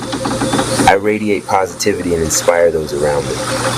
I'm the embodiment of determination and strength. I am capable of achieving anything I set my mind to. My fiery energy propels me towards my goals with force. I am empowered to take control of my destiny. I am a trailblazer, paving the way for others to follow. I am a force to be reckoned with, achieving my dreams fearlessly. I use my passion to light up the world with positivity. I am unstoppable in my pursuit of success and fulfillment. I am in alignment with my true passions and purpose. I embrace challenges as opportunities for personal growth. I am a source of inspiration, motivating others to take action. I'm confident in my ability to overcome any obstacle. My fiery energy fuels my creative expression and innovation. I am determined to make a meaningful impact on the world. I am resilient and bounce back from setbacks with even more determination. I am a beacon of light, illuminating the path to success. I am capable of achieving greatness through my unwavering determination. I am bold and fearless in pursuing my dreams and goals. My fiery passion drives me to take action and create results. I embrace challenges with unwavering courage and confidence. I'm a warrior fighting for my dreams and aspirations.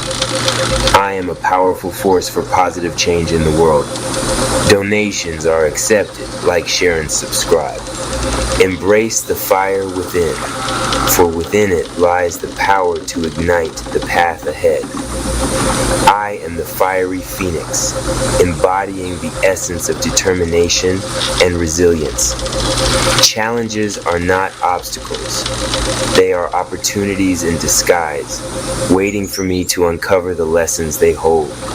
With unwavering passion, I rise above adversity, transforming it into a stepping stone toward my goals. Rapkin Saga, Harmony of Home Part 1, Roots and Rhythm Chapter 1, Homecoming Hymn. The gates of rhythm had closed softly behind them. The battlefield of rhyme and rebellion was now a memory etched in their flows. The Rapkins, once warriors of word and defenders of beat, had returned not to rest but to live. Their house sat in the heart of Harmony Heights, nestled between a jazz cafe and a vinyl bookstore. Vines curled around its porch like melodic bars, and from within the scent of sage and soul food lingered.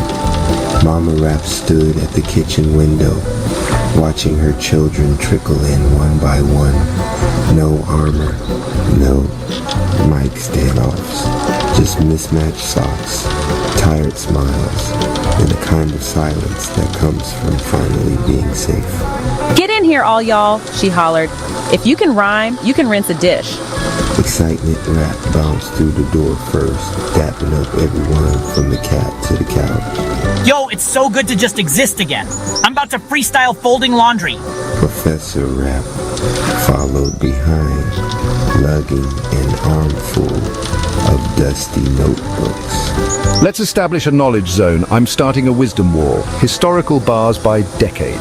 Groove Rap peeked around the corner, already wearing headphones, paintbrush tucked behind his ear.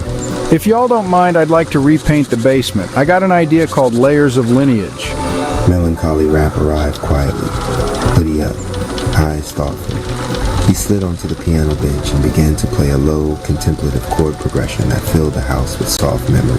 The little one, Toddler Rap, toddled in behind a vine-wrapped garden tool. Repeating Rapkin back, Rapkin nap. To the beat of his tiny feet, Fury Rap stormed in like a firestorm turned warm. If we're home, then we give back. I'm starting a weekly forum, no excuses. Flirt Rap spun into the room with a wink and a snap. And I'll be hosting The Vibe, Open Mic Thursdays, donations encouraged. Lazy Rap ambled in last, arms stretched like jazz hands. I'd clap, but I'm conserving energy. Let's breathe before we build. As the day turned to dusk, they all gathered on the porch. Serenity Rap lit a candle in the center of the table. Her voice was barely a whisper, but everyone leaned in to listen. We are still writing, she said, but now we write together. And there it was, the first bar of the next chapter in their legacy.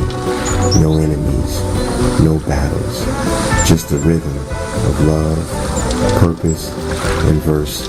Jingle, boots off, hearts on. We heal and clap, give a little love with a victory rap. Freestyle. This, write 4 bars, welcoming someone home, and include a line about one way you can give back this week. Chapter 2, Morning Groove. Before the sun fully stretched its golden arms across the sky, the Rapkin kitchen was already alive. Mama Rap moved like music incarnate, whisking eggs to the beat, flipping pancakes with precision, and humming soul harmonies as if seasoning the air itself. Her slippers patted softly against the tile as the scent of smoked paprika and roasted tomatoes wrapped the room like a warm hook. She didn't need an alarm clock. Her rhythm was the clock. Rise and rhyme, she sang, voice dancing up the stairs like a trumpet solo. If you want to play, you best bring a verse. The family staggered in, sleepy-eyed and barefoot. Excitement Rap was first, still half dancing from a dream. Yo, yo! Morning, mama! I got a new wake-up hook. Sun up, soul up, grits in the pan. Love so thick, gotta eat with both hands.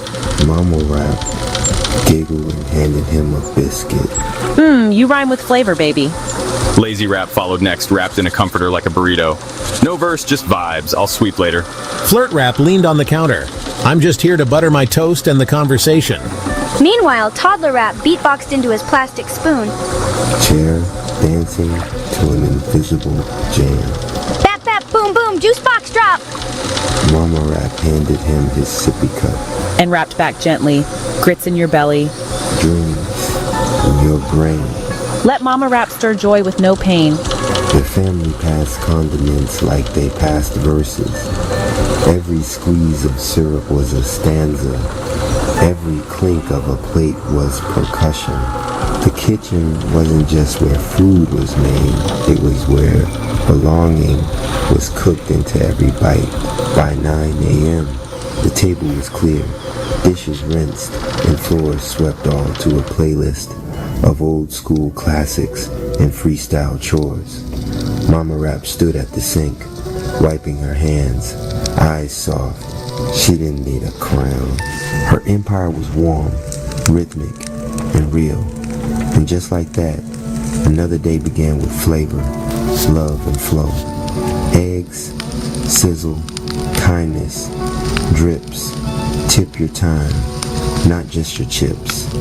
Freestyle this, craft a breakfast, table chant that lists 3 small acts of service you can do before noon. Chapter 3, birthday barbecue jam. Nobody planned a party. That's not how excitement rap did things. It started with a speaker on the front lawn and one "Y'all ready to celebrate?" shout that echoed across Harmony Heights. 10 minutes later, the grill was fired up, the driveway was cleared, and the air smelled like burgers, bass lines, and anticipation. Today's the toddler's turn up, excitement rap hollered, spinning a spatula in one hand and flipping hot dogs with the other. If you came hungry or happy, you're in the right place. Toddler rap, wearing a birthday crown made of cardboard and crayons, was jumping in circles to the beat of his own birthday song. He had no idea how old he was now. He just knew this was the best day ever. Mama Rap emerged with a bowl of coleslaw and a freestyle. Potato salad chilled, grill on blast, love on the table, make the moment last. Flirt Rap manned the ice cooler, handing out sodas like VIP tickets. Even Lazy Rap was out of his hammock. He brought a folding chair to the front and nodded along, eyes half shut, grill smoke curling around him like a dream. Groove Rap painted Toddler Rap's name in graffiti bubbles across the sidewalk using water-based chalk sprays. Professor Rap took a moment mid-burger to jot down a verse about family infrastructure and the sociology of potato chips. And in the middle of it all was excitement rap, bouncing, beaming, beatboxing between birthday toasts. This ain't just a party, this is a practice. We build community when we share joy. Kids danced, elders clapped. A piñata shaped like a boombox exploded over the front steps. As the sun dipped low, Serenity wrapped Toddler Rap in a warm blanket and sang a soft birthday lullaby. He fell asleep smiling, juice box still in hand. And just like that, the driveway became a sacred space, one shaped by joy, rhythm, and neighborhood love. Candles blaze, we pass the plate, share a slice, so others create. Freestyle this, write a party hook that turns gift giving into community giving. What cause gets the present today? RP Radio. Love the content. Drop a comment. Share this with others. And subscribe for more content. Cash App Rapalace 242 Need is not my middle name.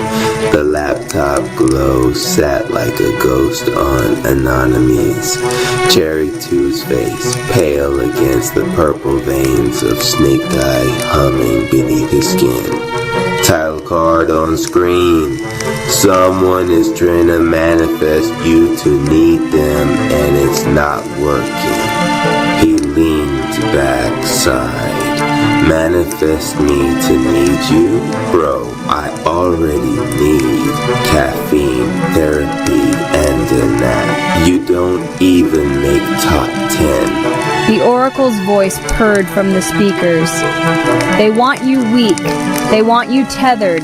They want you to forget you are whole. So basically, the world, my family group chat, and the government got it. But then, silence. The walls began breathing. Air thickened like tar. Cherry knew it wasn't just a live stream anymore. Somebody was tugging at his aura like a toddler yanking on a phone charger. Alright, let's do this the hard way.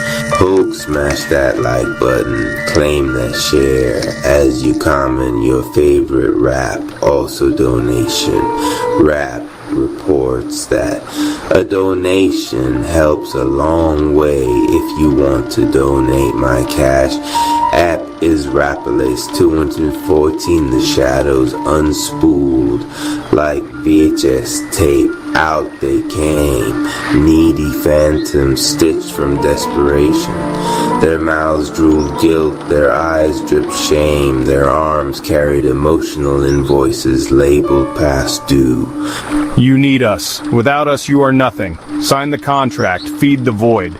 Bruh, you sound like the Wi-Fi when it cuts off mid-anime. All static, no substance. One phantom raised a glowing sign. Depend on me or else. You really came at me with Comic Sans, you already lost.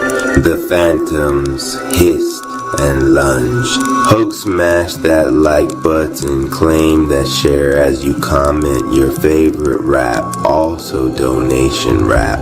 Reports that a donation helps a long way. If you want to donate, my cash app is Rapalace. So 14 suddenly the world warped. Cherry blinked and found himself in a grimy astral comedy club. Neon lights sputtering, tables full of drunk spirits booing him. Without me, you can't even cook. You're right, I don't cook. I microwave frozen pasta and call it cultural fusion. The room erupted, half laughter, half screams. Even the Oracle's voice cut in like a DJ. Their spell is failing. They can't chain you. Look, if I was gonna be needy, I'd need healthcare, rent control, and a girlfriend who doesn't think astrology is a career path, not you clowns. RP Radio.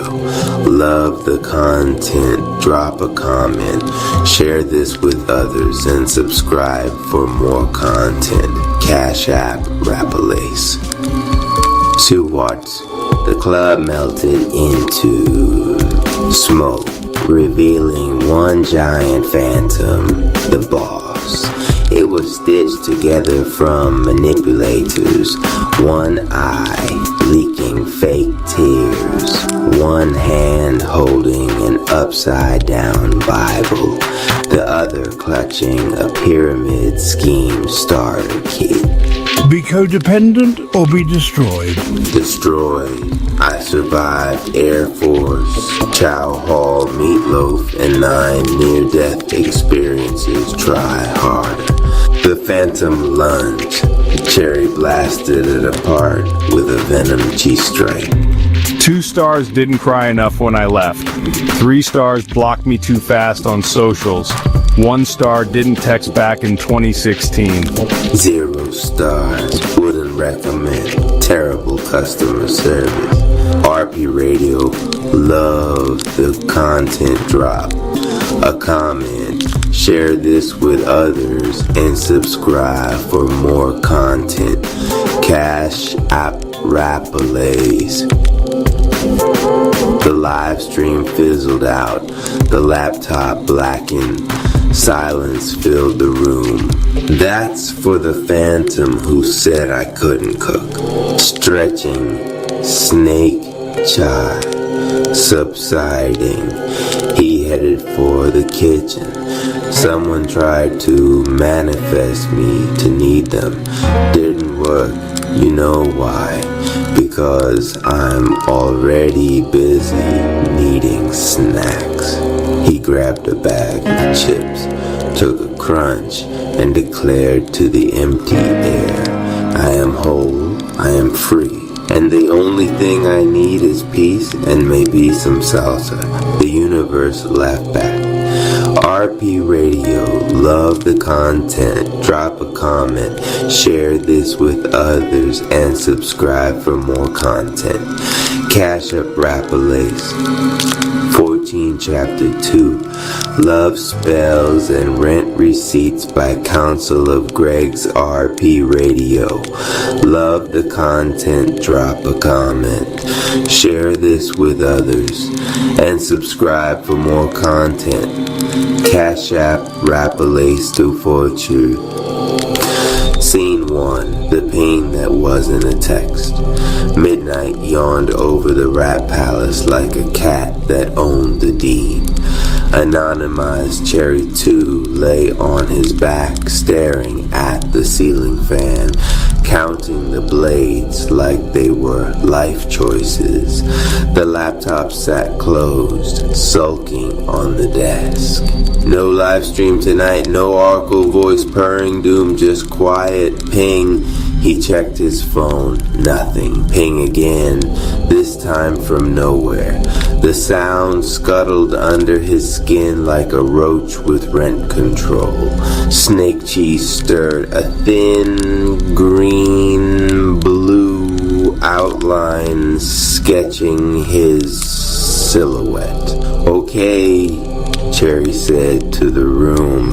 If this is a booty call from the astral plane, I charge a ghosting fee. A draft swirled. The candle he left as a petty memorial to last night's phantoms flickered, then bent sideways like it had just remembered an appointment. On the wall, light smeared into chalk lines, circles, sigils, a price tag binding, buy one, get one half off. Cherry rolled his eyes. Clouds with coupons, adorable. The chalk bulged, then the wall opened like a sliding door into nowhere. Right, he sighed. We're shopping. He stepped through. Scene 2. The neon witch market. The astral market looked like a flea mall wedged between a music video and a lawsuit. Neon dripped from signs in cursive, hex exchange, return your ex, soulmates and store credit. Stalls lined a cobbled alleyway, each hawking talismans. Jars of honey thick as lies, and contracts written in fonts that made Cherry's retinas itch. Witch accountants wield chrome, racks of parchment, tagging them with little red stickers.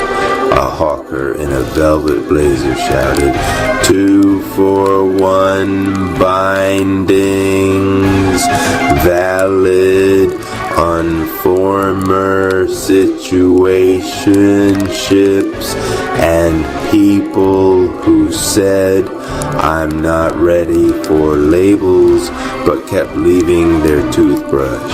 Snake Cheek pulsed, and Cherry tasted copper like the market's air had been recycled through a bank vault. Welcome, sweetheart, cooed a vendor in a sequined head wrap. Her stall glittered with rose quartz handcuffs and sage bundles tied like roses. You buying or returning? Browsing, Cherry said. What aisle for absolutely the hell not? Behind clearance, she smiled politely. Oh, and congrats. For what? She lifted a clipboard. You were nominated for most binding attempts in a 48-hour period. You've got quite the fan club. Yeah, he said. They should form a union and bargain for dignity. He drifted deeper. At the center of the market, a raised platform throbbed with bass. A barker slapped a gavel made of polished bone. Lot 23. Forever Mine contract pre-signed with glitter pen, very rare. Fine print includes weekly location sharing and just checking on you messages at 2:11 a.m. opening bid. 1 ounce of self-respect. Hands shot up, X's with halo filters, rivals with teeth like keys, strangers who'd never met him but swore they felt a connection through a For You page. Cherry folded his arms. Cute. All this for a lease on my rib cage. Poke smash that like button. Claim that share as you comment your favorite rap. Also donation rap reports that a donation helps a long way. If you want to donate, my cash app is Rapalace 15.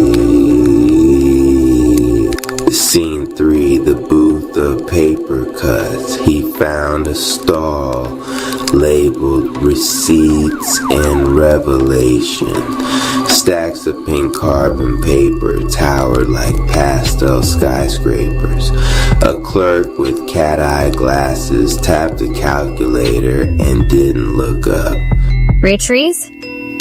I'm here to shred. Ah, premium service.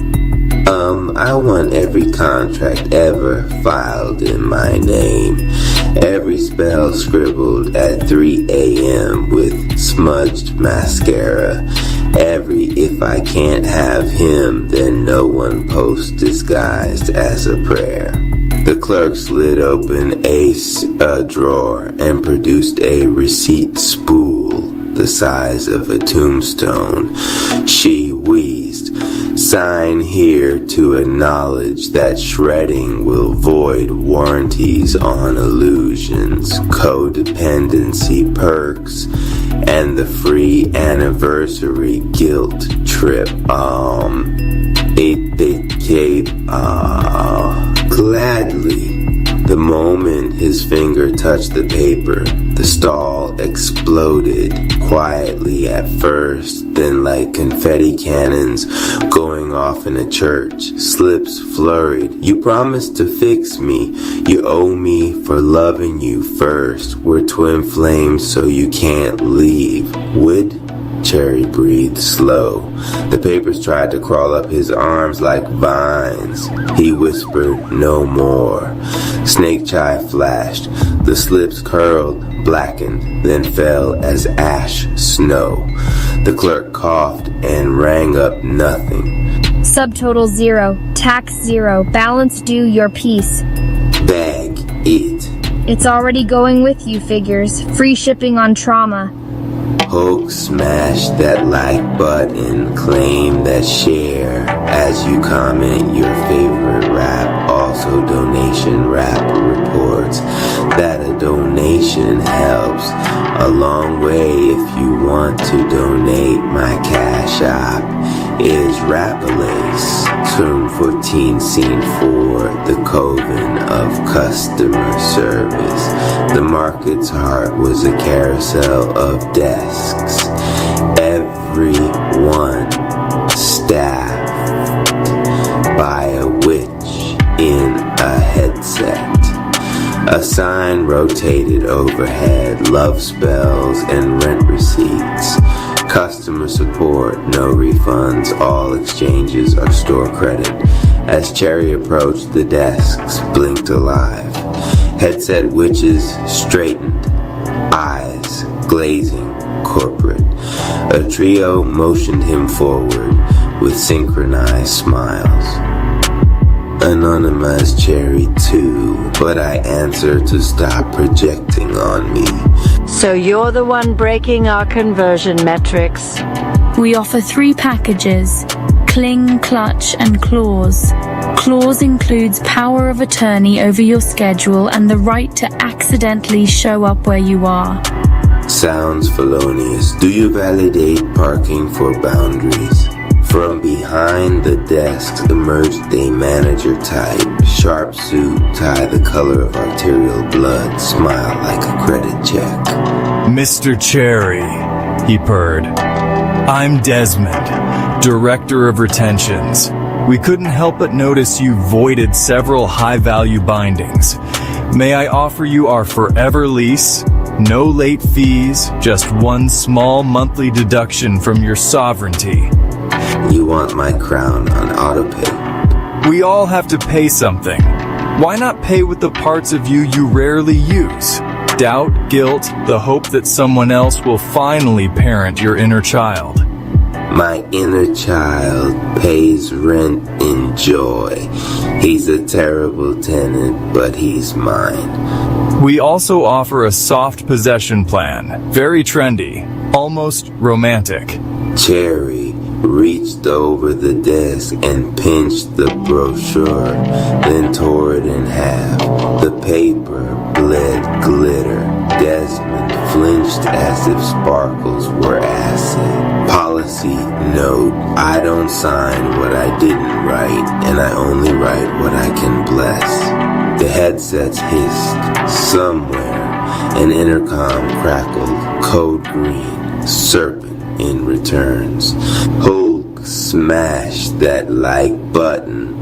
Claim that share as you comment your favorite rap. Also donation.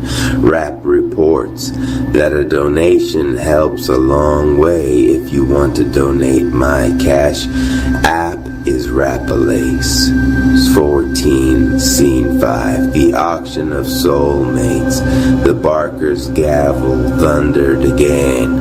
Lot 41. Twin flame. Choke.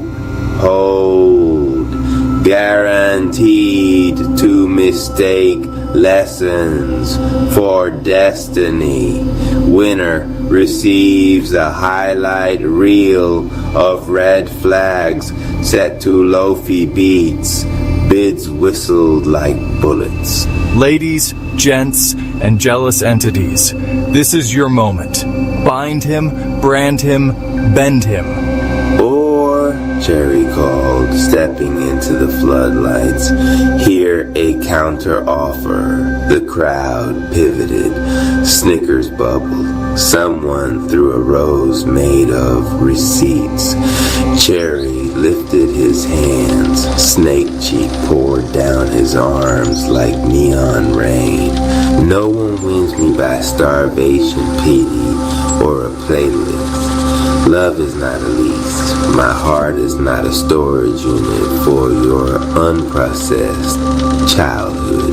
Booze, hisses, a thrown shoe, size 7, poor arch support.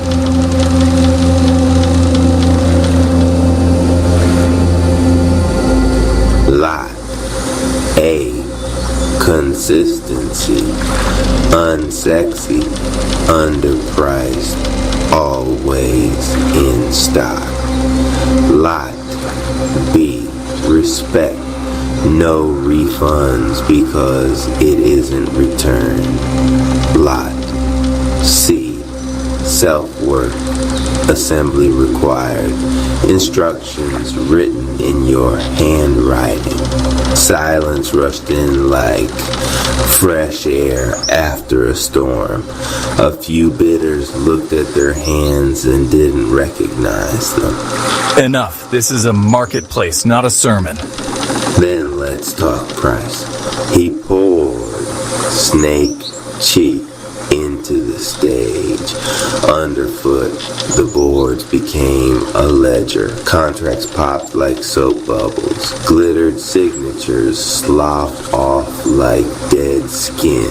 You've been overcharging. Inflated valuations on crumbs. Predatory terms on attention. APR on affection. Criminal. We provide a service. People beg us to hold them.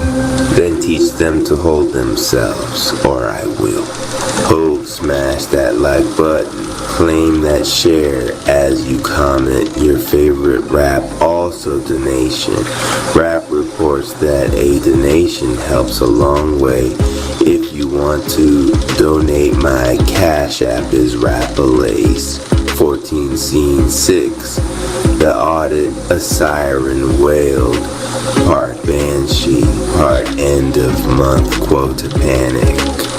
The carousel desks lurched into motion, spinning. Witches clutched headsets as their scripts flew away like migrating birds. Security! Inkay beasts slithered from beneath the booths. Long, wet paragraphs with teeth. They wove nets of punctuation, commas like hooks, periods like ball bearings. You're a sentence someone else wrote to end me. Why won't you comply? Because I survived 9 near deaths. Because I've eaten government food that looked like grief and called it dinner. Because my grandmother sings through her Bible when I forget my name. I'm not a receipt, I'm the one balancing the books. He reached the carousel, placed his palm flat upon it, and breathed. Snake Chi climbed the machines, a green-blue ivy. The headsets went quiet, the scripts went blank. The employees looked at their hands and saw fingers again. I'm tired of begging love to mug me. Maybe I want water and a blanket. Auction adjourned? You can't shut us down. Want is eternal. Sure is. But need and kneel aren't the same word. Open your palms, whatever isn't yours will fall. Hands lifted, some tentative, some defiant. Items dropped, keychains labeled mine. Photos filtered beyond recognition. Playlists that tasted like cavity. The ground drank the clutter and belched up 3 things for everyone. A breath, a boundary, a breadcrumb trail back to themselves. Hope, smash that like button. Claim that share as you comment your favorite rap. Also donation rap reports that a donation helps a long way. If you want to donate, my cash ape is Rapalace. Scene 7. Returns counter back at Receipts and Revelations. The clerk met him with a simple envelope. No glitter, no scent. On the front in ordinary ink. For when you forget. Cherry opened it. Inside a single line. If they love you, it will feel like room, not rent. He tucked the note under his tongue like medicine. The clerk adjusted her cat eyes, blinking away an almost tear. Zero balance again. Wild. Let me tip you. We don't take tips. You take truth. This will help. It will, he said, and it will itch. That's the point. He started toward the exit. The market hummed, softer now, like it wanted to learn a new song. Remember the script. You deserve a soldier who fights for you by... I don't hate you, he told the market. I just won't buy. The neon dimmed as if embarrassed. He stepped through. Hulk smashed that like button. Claim that share as you comment your favorite rap. Also donation. Rap reports that a donation helps a long way. If you want to donate, my cash app is Rapalace. Scene 8, kitchen light, human size back in his room. The candle stood upright again, flame steady, like it had taken a deep breath and was ready to act right. Cherry's laptop purred with mundane neediness, updates pending, passwords expiring, capitalism wheezing. He padded to the kitchen, opened the fridge, considered revenge by ice cream. On the counter, his grandmother's Bible rested, edges worn soft as a lullaby. It opened itself to a dog-eared page. Not a hex, not a hustle, just a verse about love keeping no record of wrongs. He laughed, a small, unarmed sound. Guess I'm off the hook for my own receipts too. Snake Chi dimmed to a quiet aura, no show, all spine.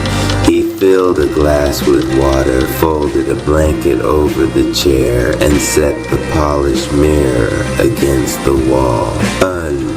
Lot A, Lot B, Lot C, he said, arranging them like altars. Consistency, respect, self-work. He drank, he sat, He looked at himself and didn't flinch. Love is not a lease, he told the empty room, and I'm not for rent. Outside, the night didn't clap or rain confetti. It just went on, which was the point. The phone pinged. A real one this time. Group chat, rap tribe. Spiritual rap had dropped a Mamie. Jealousy is just admiration with unpaid parking tickets. Cherry snorted. Guess that's tomorrow. He texted back a snake emoji and a heart, then added a donation jingle out of habit, like share, subscribe to your own healing, and slid the phone face down. Chapter 3, he said to nobody. Come get your coupon. The house settled. The candle burned honest.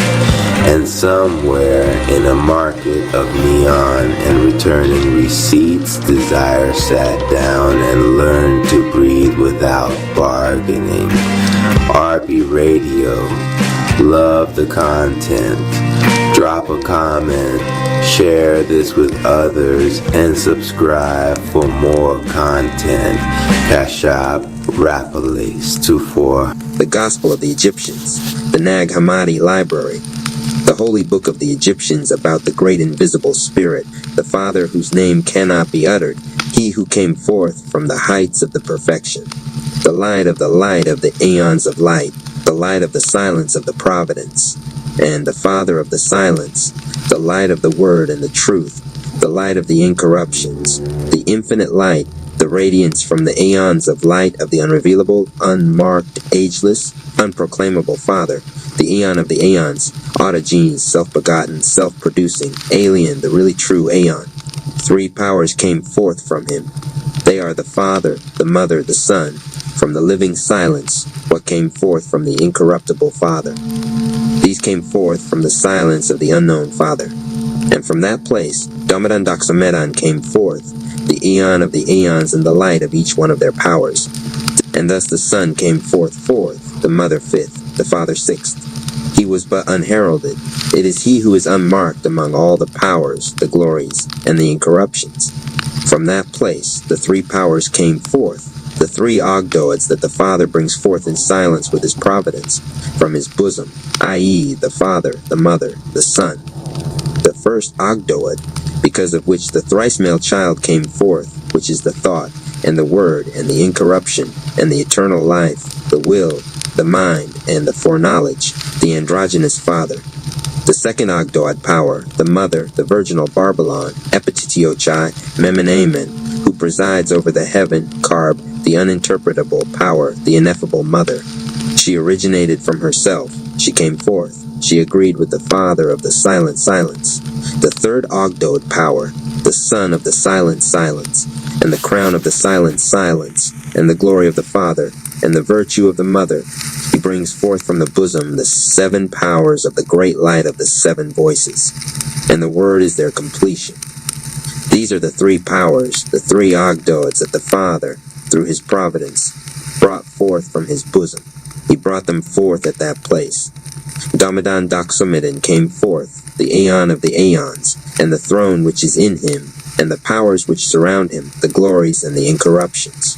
The Father of the great light who came forth from the silence, he is the great Doxomedonean, in which the thrice male child rests. And the throne of his glory was established in it.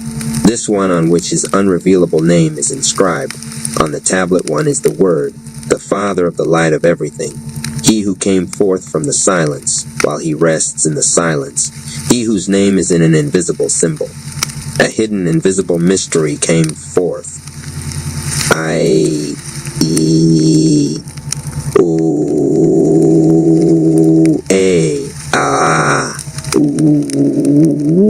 And in this way the 3 powers gave praise to the great, invisible, unnameable, virginal, uncallable Spirit and his male virgin.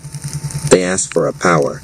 A silence of living silence came forth, namely glories and incorruptions in the aeons. Myriads added on, the three male offspring, the male races, filled the great Doxamedon aeon with the power of the word of the whole pleroma.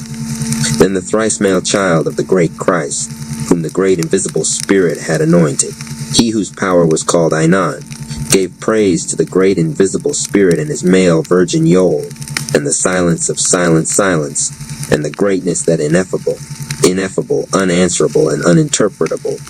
The first one who has come forth, and unproclaimable, which is wonderful, ineffable, he who has all the greatnesses of greatness of the silence at that place. The thrice male child brought praise and asked for a power from the great, invisible, virginal spirit. Then there appeared at that place, who sees glories, treasures, and invisible mysteries, two of the silence, who is the male virgin, Yule. Then the child of the child, Esaphek, appeared. And thus he was completed, namely, the Father, the Mother, the Son, the five seals, the unconquerable power, which is the great Christ of all the incorruptible ones. Holy the end, the incorruptible, and they are powers and glories and incorruptions. They came forth. This one brought praise to the unrevealable, hidden mystery, the hidden, him and the aeons thrones, and each one myriads of powers without number surround them, glories and incorruptions, and they of the Father, and the Mother, and the Son, and the whole pleroma, which I mentioned before, and the five seals, and the mystery of mysteries. They appeared, who presides over, and the aeons of really truly, and the really truly eternal aeons. Then providence came forth from silence, and the living silence of the Spirit, and the word of the Father, and a light. She the five seals which the Father brought forth from his bosom, and she passed through all the aeons which I mentioned before. And she established thrones of glory, and myriads of angels without number who surrounded them, powers and incorruptible glories, who sing and give glory, all giving praise with a single voice, with one accord, with one never silent voice, to the Father, and the Mother, and the Son, and all the pleromas that I mentioned before, who is the great Christ, who is from silence, who is the incorruptible child, Telmel Telmakael, Eli Makar Machar Seth, the power which really truly lives, and the male virgin who is with him, Yul and Esaphek, the holder of glory, the child of the child, and the crown of his glory of the five seals, the pleroma that I mentioned before.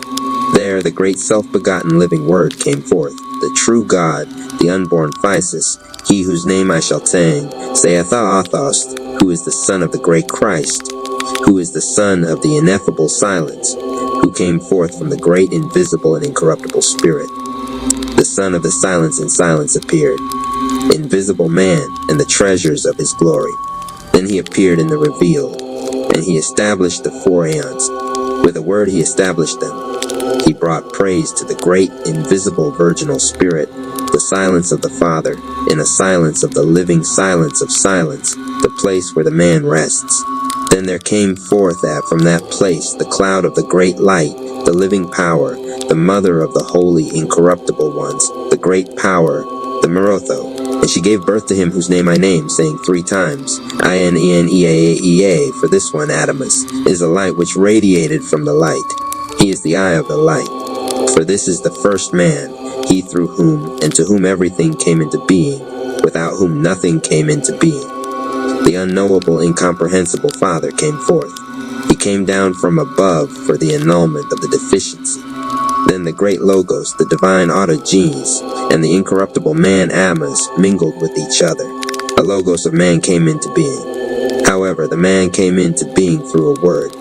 He gave praise to the great, invisible, incomprehensible, virginal Spirit, and the male virgin, and the thrice male child, and the male virgin Yul, and Esaphek, the holder of glory, the child of the child, and the crown of his glory, and the great Doxamedon Aeon, and the thrones which are in him, and the powers which surround him, the glories and the incorruptions, and their whole pleroma which I mentioned before, and the ethereal earth, the receiver of God, where the holy men of the great light receive shape, the men of the Father of the silent, living silence, the Father and their whole pleroma, as I mentioned before.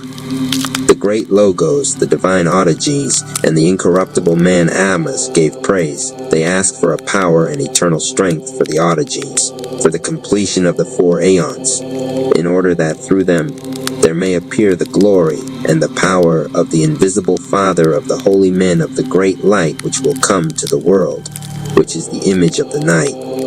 The incorruptible man Amos asked for them a son out of himself, in order that he may become father of the immovable, incorruptible race, so that through it the silence and the voice may appear, and through it the dead aeon may raise itself, so that it may dissolve.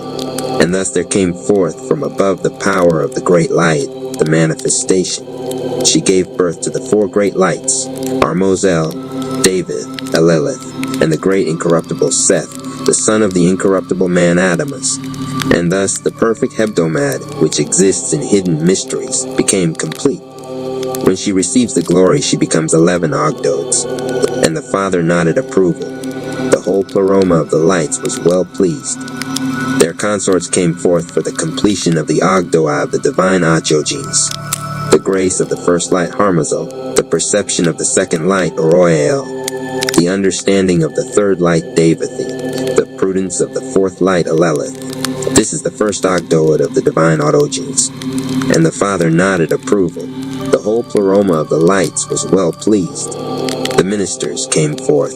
The first one, the great Gamaliel, the first great light Harmazel, and the great Gabriel, the second great light Oroyael, and the great Samlo of the great light Davi, and the great Abrasax of the great light Elelith. And the consorts of these came forth by the will of the good pleasure of the Father, the memory of the great one, the first Gamaliel, the love of the great one, the second Gabriel, the peace of the third one, the great Samblo, the eternal life of the great one, the 4th Abrasax. Thus were the 5 Ogdoads completed, a total of 40, as an uninterpretable power.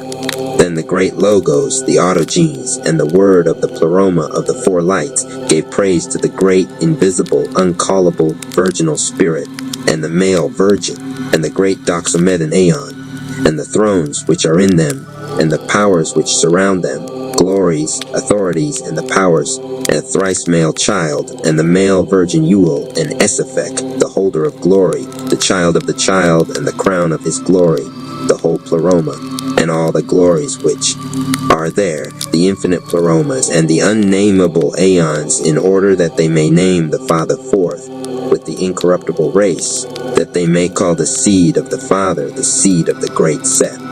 Then everything shook, and trembling took hold of the incorruptible ones. Then the 3 male children came forth from above, down into the unborn ones, and the self-begotten ones, and those who were begotten in what is begotten. The greatness came forth, the whole greatness of the great Christ. He established thrones in glory, myriads without number, in the 4 aeons around them, myriads without number, powers and glories and incorruptions. And they came forth in this way. And the incorruptible spiritual church increased in the 4 lights of the great living Autogenes, the God of truth, praising, singing, giving glory with one voice, with one accord, with a mouth which does not rest, to the Father and the Mother, and the Son, and their whole pleroma, just as I mentioned before. The 5 seals which possess the myriads, and they who rule over the aeons, and they who bear the glory of the leaders, were given the command to reveal to those who are worthy. Amen. Then the great Seth, the son of the incorruptible man Adamas, gave praise to the great, invisible, uncallable, unnameable virginal spirit, and the male virgin, and the thrice male child, and the male virgin Ewell, and Esaphek, the holder of glory and the crown of his glory, the child of the child, and the great Doxamedon Aeons, and the pleroma which I mentioned before, and asked for his seed. Then there came forth from that place the great power of the great light Plesithea, the mother of the angels, the mother of the lights, the glorious mother, the virgin with the 4 breasts, bringing the fruit from Gomorrah as spring, and Sodom, which is the fruit of the spring of Gomorrah, which is in her. She came forth through the great Seth. Then the great Seth rejoiced about the gift which was granted him by the incorruptible child. He took his seed from her with the 4 breasts, the virgin, and he placed it with him in the 4th aeon, in the 3rd great light Davith. After 5,000 years, the great light Elelith spoke. Let someone reign over the chaos in Hades. And there appeared a cloud whose name is Hylix Sophia. She looked out on the parts of the chaos, her face being like in her form blood. And the great angel Gamaliel spoke to the great Gabriel, the minister of the great light Oroyale. He said, "Let an angel come forth, in order that he may reign over the chaos in Hades." Then the cloud, being agreeable, came forth in the two monads, each one of which had light, the throne, which she had placed in the cloud above. Then Sakla, the great angel, saw the great demon who was with him, Nebuel, and they became together a begetting spirit of the earth. They begot assisting angels. Sakla said to the great demon Nebuel, "Let the 12 aeons come into being in the aeon worlds." The great angel Sakla said by the will of the Autogenes, "There shall be thee of the number of 7. And he said to the great angels, "Go and let each of you reign over his world." Each one of these 12 angels went forth. The first angel is Athoth. He is the one whom the great generations of men call. The second is Harmus, who is the eye of the fire. The third is Galila. The fourth is Yobo. The fifth is Adonaios, who is called Sabaoth. The sixth is Cain, whom the great generations of men call the sun. The seventh is Abel. The eighth Acaricina. The ninth Jubal.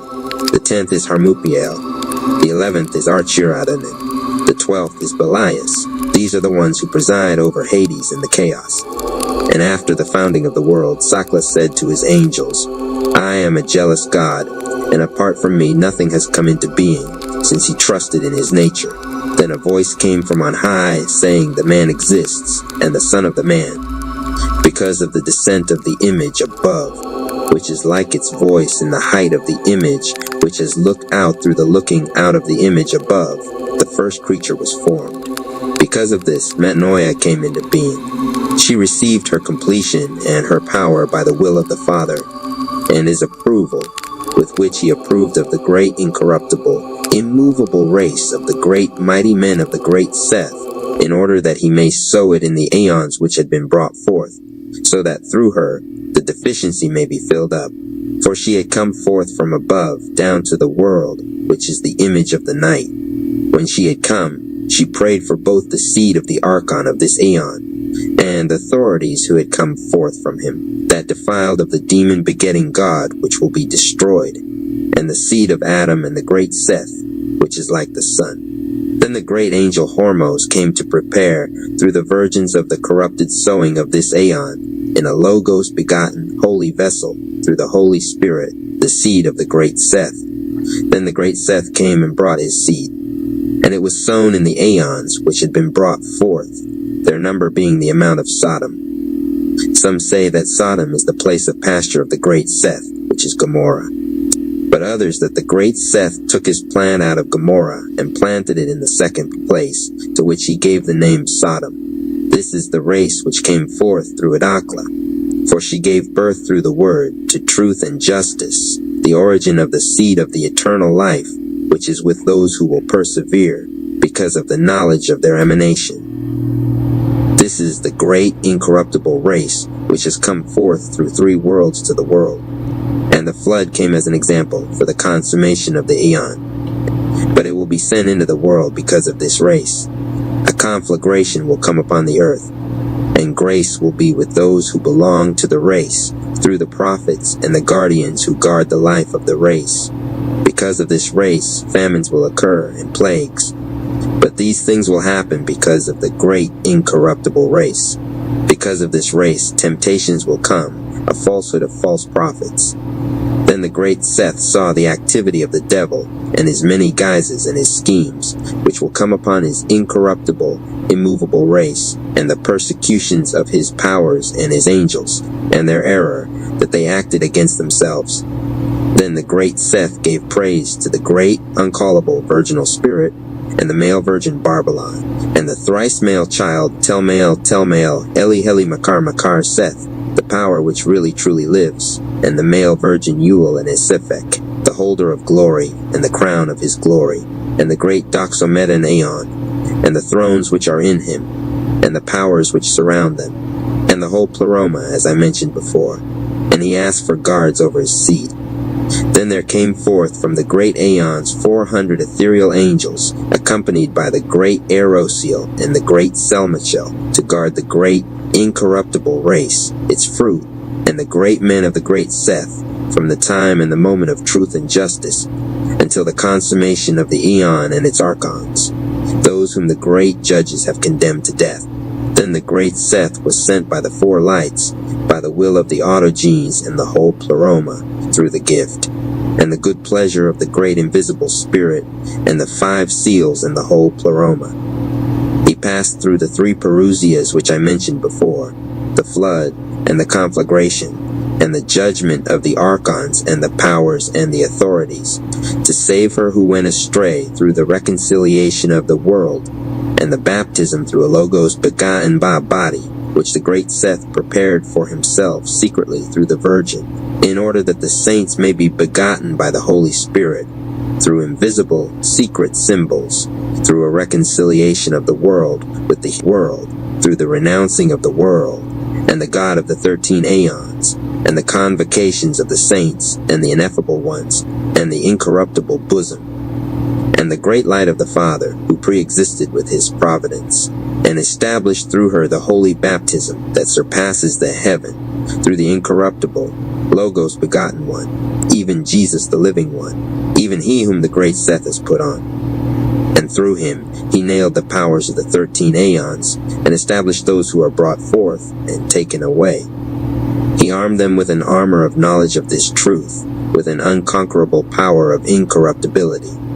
There appeared to them the great attendant Yesius Mazarius Yesidekius, the living water, and the great leaders, James the Great and Theopemptos and Isoel, and they who preside over the spring of truth, Mikius and Mikar and Mnesinus, and he who presides over the baptism of the living, and the purifiers and Sesingen-Pharanges, and they who preside over the gates of the waters, Mikius and Michar, and they who preside over the mountains, Seldau and Elinos, and the receivers of the great race, the incorruptible mighty men, the great Seth, the ministers of the 4 lights, the great Gamaliel, the great Gabriel, the great Samblo, and the great Abrasax, and they who preside over the sun, its rising, Ulces and Hypneus and Hieromaeus, and they who preside over the entrance into the rest of eternal life, the rulers Mixanther and Myconor, and they who guard the souls of the elect, Akramas and Stremsuchos, and the great power Heli Machar Seth, and the great,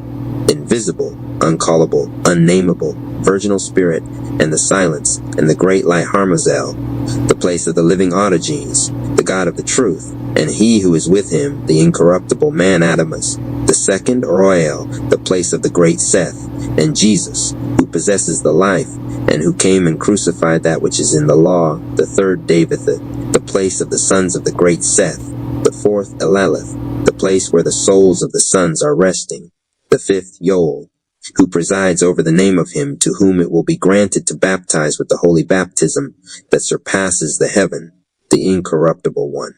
But from now on, through the incorruptible man, Poimael, and they who are worthy of invocation, the renunciations of the 5 seals in the spring baptism, these will know their receivers as they are instructed about them, and they will know them by them. These will by no means taste death. Eos Eoweowa. Really, truly, O Yesius Mazarius Yesidekias, O living water, O child of the child, O glorious name. Really, truly, Aeon Oan 3, E-oo-oo-oo. Really, truly, Ai-Au, O existing one who sees the aeons. Really, truly, E-Friu, who is eternally eternal. Really, truly, I-E-A-A-I-Or, who exists. U-A-I-A-I-O-I-O-I-E-I. You are what you are, who you are. This great name of yours is upon me, O self-begotten perfect one, who is not outside me. I see you, O you who are visible to everyone. For who will be able to comprehend you in another tongue? Now that I have known you, I have mixed myself with the immutable. I have armed myself with an armor of light. I have become light. For the mother was at that place because of the splendid beauty of grace. Therefore, I have stretched out my hands while they were folded. I was shaped in the circle of the riches of the light which is in my bosom, which gives shape to the many begotten ones in the light into which no complaint reaches. I shall declare your glory truly, for I have comprehended you. So as I D-A-O-O-I's, O-A-A-N, O God of silence. I honor you completely. You are my place of rest, O Son, E-S-E-S-O-E. The formless one who exists in the formless sits raising up the man in whom you will purify me into your life, according to your imperishable name. Therefore, the incense of life is in me. I mixed it with water after the model of all archons, in order that I may live with you in the peace of the saints, you who exist really truly forever. This is the book which the great Seth wrote, and placed in high mountains on which the sun has not risen, nor is it possible. And since the days of the prophets and the apostles and the preachers, the name has not at all risen upon their hearts, nor is it possible, and their ear has not heard it. The great Seth wrote this book with letters in 130 years. He placed it in the mountain that is called Charaxio, in order that at the end of the times and the eras, by the will of the divine autogenes and the whole pleroma, through the gift of the untraceable, unthinkable, fatherly love, it may come forth and reveal this incorruptible, holy race of the great Savior, and those who dwell with them in love, and the great, invisible, eternal Spirit, and His only begotten Son, and the eternal light, and His great, incorruptible consort, incorruptible Sophia, and the Babylon, and the whole pleroma in eternity. Amen. The Gospel of the Egyptians, the God-written, holy, secret book, grace, understanding, perception, prudence with Him who has written it. Eugnostos, the beloved in the spirit, in the flesh, my name is Gungessos, and my fellow lights in incorruptibility. Jesus Christ, Son of God, Savior, Ictus. God written the holy book of the great invisible Spirit. Amen. The holy book of the great invisible Spirit. Amen. Chapter 4. The kitchen calamity Jeffrey Jerome Price had a vision. Cooked Marissa dinner. He imagined himself in an apron, candles lit, serenading her with pasta and romance. In his mind, it was a Hallmark movie. In reality, it was Jeffrey. Grand entrance to the stage of your day. Let it be a vibrant force of graceful movements of prosperity in every form. RP Radio. Love the content, drop a comment. Share this with others and subscribe for more content. Cash App Rap Palace 214 Hulk. Smash that like button. Claim that share as you comment your favorite rap. Also donation. Rap reports that a donation helps a long way the setup. He greeted the camera first, of course. Viewers, tonight's mission. Operation Impress Marissa with food.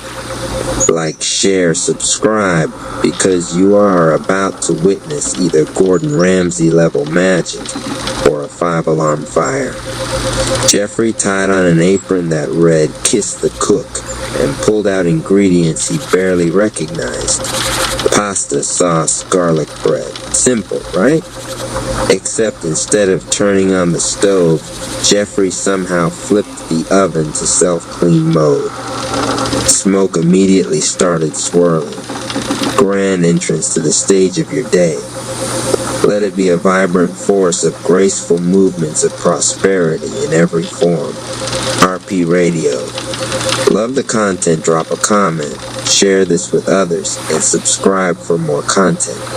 Cash App Rap Palace 214. Smash that like button. Claim that share as you comment your favorite rap. Also, Donation Rap reports that a donation helps a long way. Marissa arrives. When Marissa walked in, the smell hit her first. Not garlic, not basil, burnt mystery smoke. Jeffrey, what is going on in here? She asked, covering her nose. Jeffrey spun around with a big smile. Surprise, I'm cooking for you. Just ignore the smoke monster coming out of my oven. He's harmless. Marissa laughed despite herself, shaking her head. You really are something else. grand entrance to the stage of your day. Let it be a vibrant force of graceful movements of prosperity in every form. RP Radio. Love the content, drop a comment, share this with others, and subscribe for more content. Cash App, Rap Palace 214 Hulk, smash that like button. Claim that share as you comment your favorite rap. Also, Donation Rap reports that a donation helps a long way. The Chaos Jeffrey poured pasta into a pot without water. Gotta toast the noodles first for that authentic crunch, he explained proudly to the camera. When Marissa gently pointed out his mistake, he slapped his forehead. Viewers, don't judge me. Cooking is just science I didn't pay attention to in high school. Next, he tried to make garlic bread. Instead of buttering the bread, he spread mayonnaise on it and sprinkled cinnamon by accident. The smell was unforgettable. And when he attempted to flambe the sauce with a lighter, the flame got a little too high. Don't worry, babe, he shouted, waving a dish towel. It's just passion in the form of fire. Grand entrance to the stage of your day. Let it be a vibrant force of graceful movements of prosperity in every form. RP Radio. Love the content, drop a comment, share this with others, and subscribe for more content. Cash App, Rap Palace 214 Hulk, smash that like button. Claim that share as you comment your favorite rap. Also, Donation Rap reports that a donation helps a long way to save. Finally, Marissa stepped in. She turned off the stove, boiled real water for the pasta, and showed Jeffrey how to simmer sauce without setting it ablaze. Together, they managed to salvage the meal into something edible. By the time they sat down, the food wasn't perfect, but it was theirs. Jeffrey raised his glass of sparkling water dramatically. To my amazing date, and to not burning down the entire block, he declared.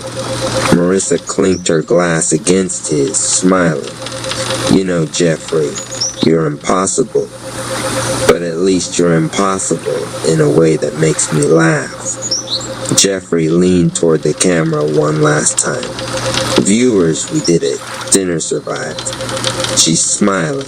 Drop a comment if you think Jeffrey Jerome Price is winning this romance. Grand entrance to the stage of your day. Let it be a vibrant force of graceful movements of prosperity in every form. RP Radio. Love the content, drop a comment, share this with others, and subscribe for more content. Cash App, Rap Palace 214 Hulk, smash that like button. Claim that share as you comment your favorite rap. Also, Donation Rap reports that a donation helps a long way. And just like that, amid smoke, spilled sauce, and endless laughter, Jeffrey Jerome Price had somehow turned a total kitchen calamity into another step closer to Marissa's heart. Grand entrance to the stage of your day. Let it be a vibrant force of graceful movements of prosperity in every form. RP Radio. Love the content, drop a comment, share this with others, and subscribe for more content. Cash App, Rap Palace 214 Hulk, smash that like button. Claim that share as you comment your favorite rap. Also, Donation Rap reports that a donation helps a long way. Chapter 5. The Picnic Pandemonium. Jeffrey Jerome Price had a new idea. After the coffee catastrophe, the dinner disaster, and the rooftop serenade fiasco, he wanted to prove he could pull off a simple romantic gesture. His solution, a picnic outdoors. Easy, no smoke, no fire, no kitchen appliances to betray him. Just a blanket, some sandwiches, and Marissa. At least that was the plan. Grand entrance to the stage of your day. Let it be a vibrant force of graceful movements of prosperity in every form. RP Radio. Love the content, drop a comment, share this with others, and subscribe for more content. Cash App Rap Palace 214 Hulk, smash that like button. Claim that share as you comment your favorite rap.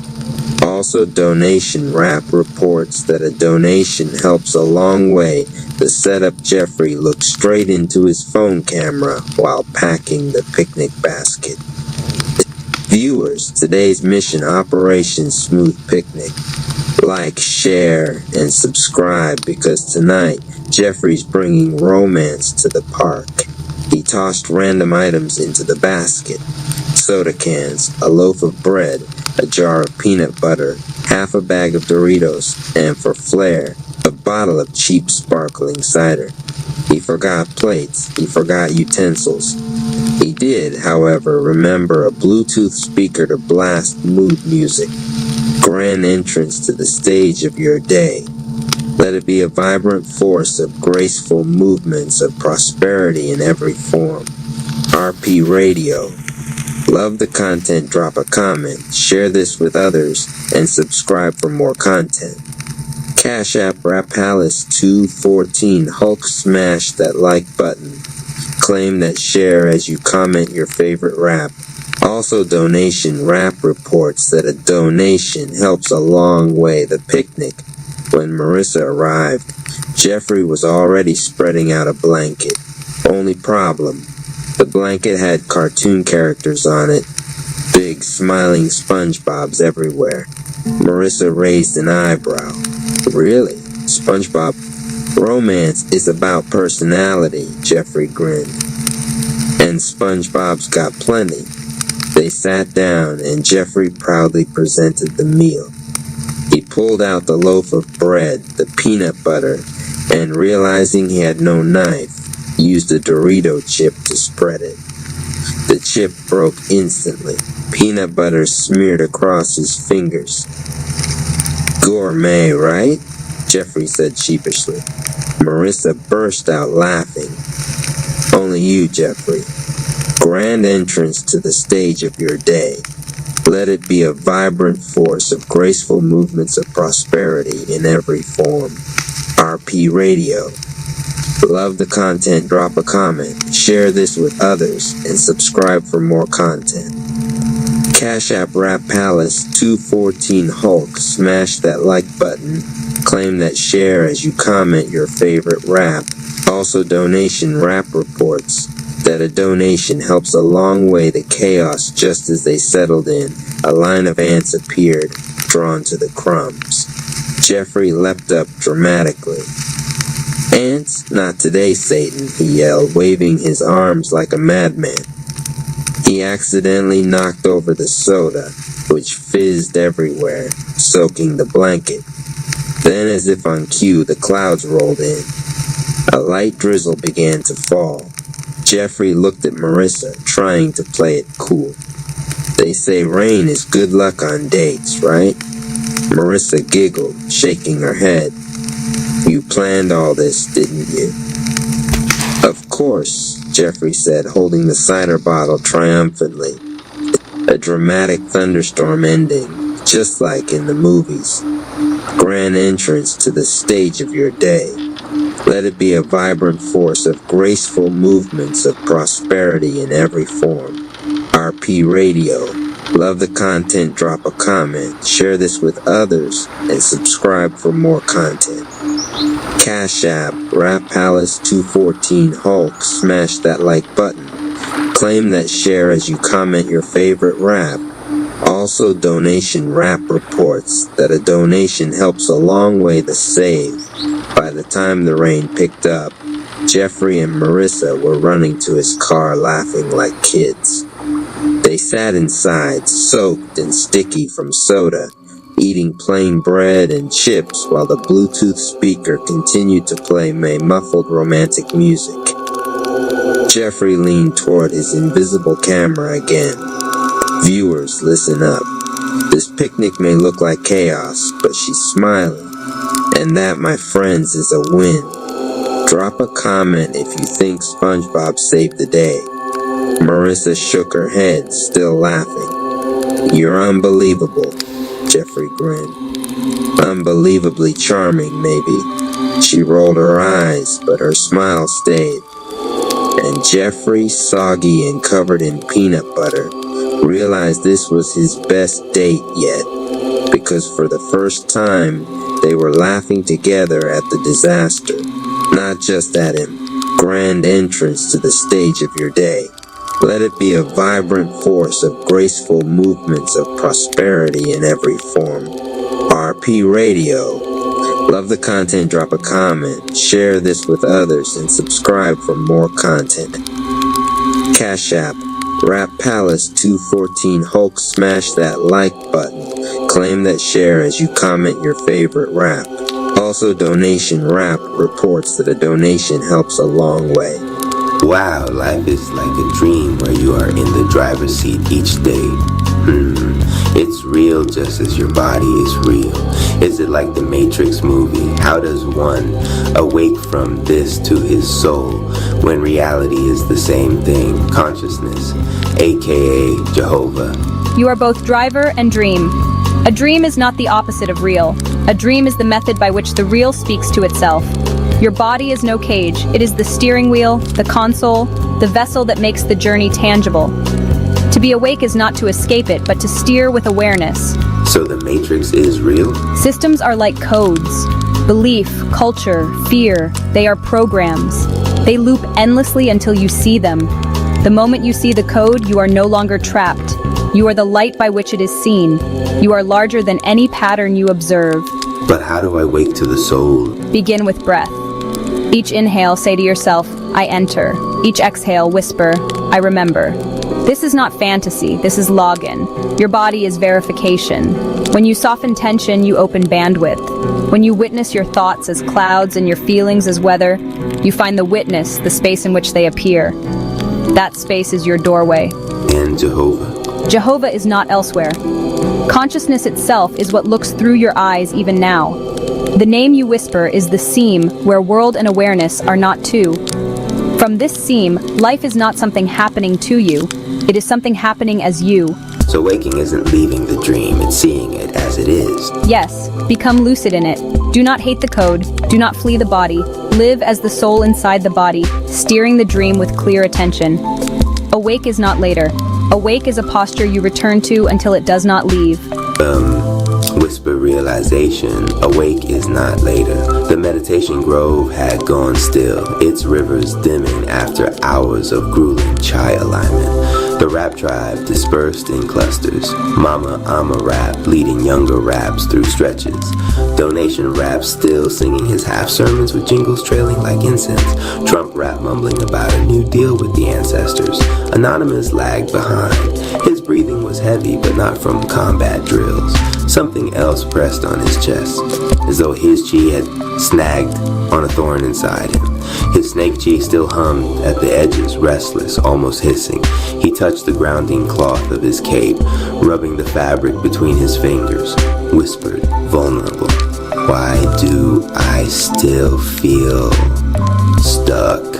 The palace answered, not with words, but with sound, a long exhale, like the lungs of stone sighing.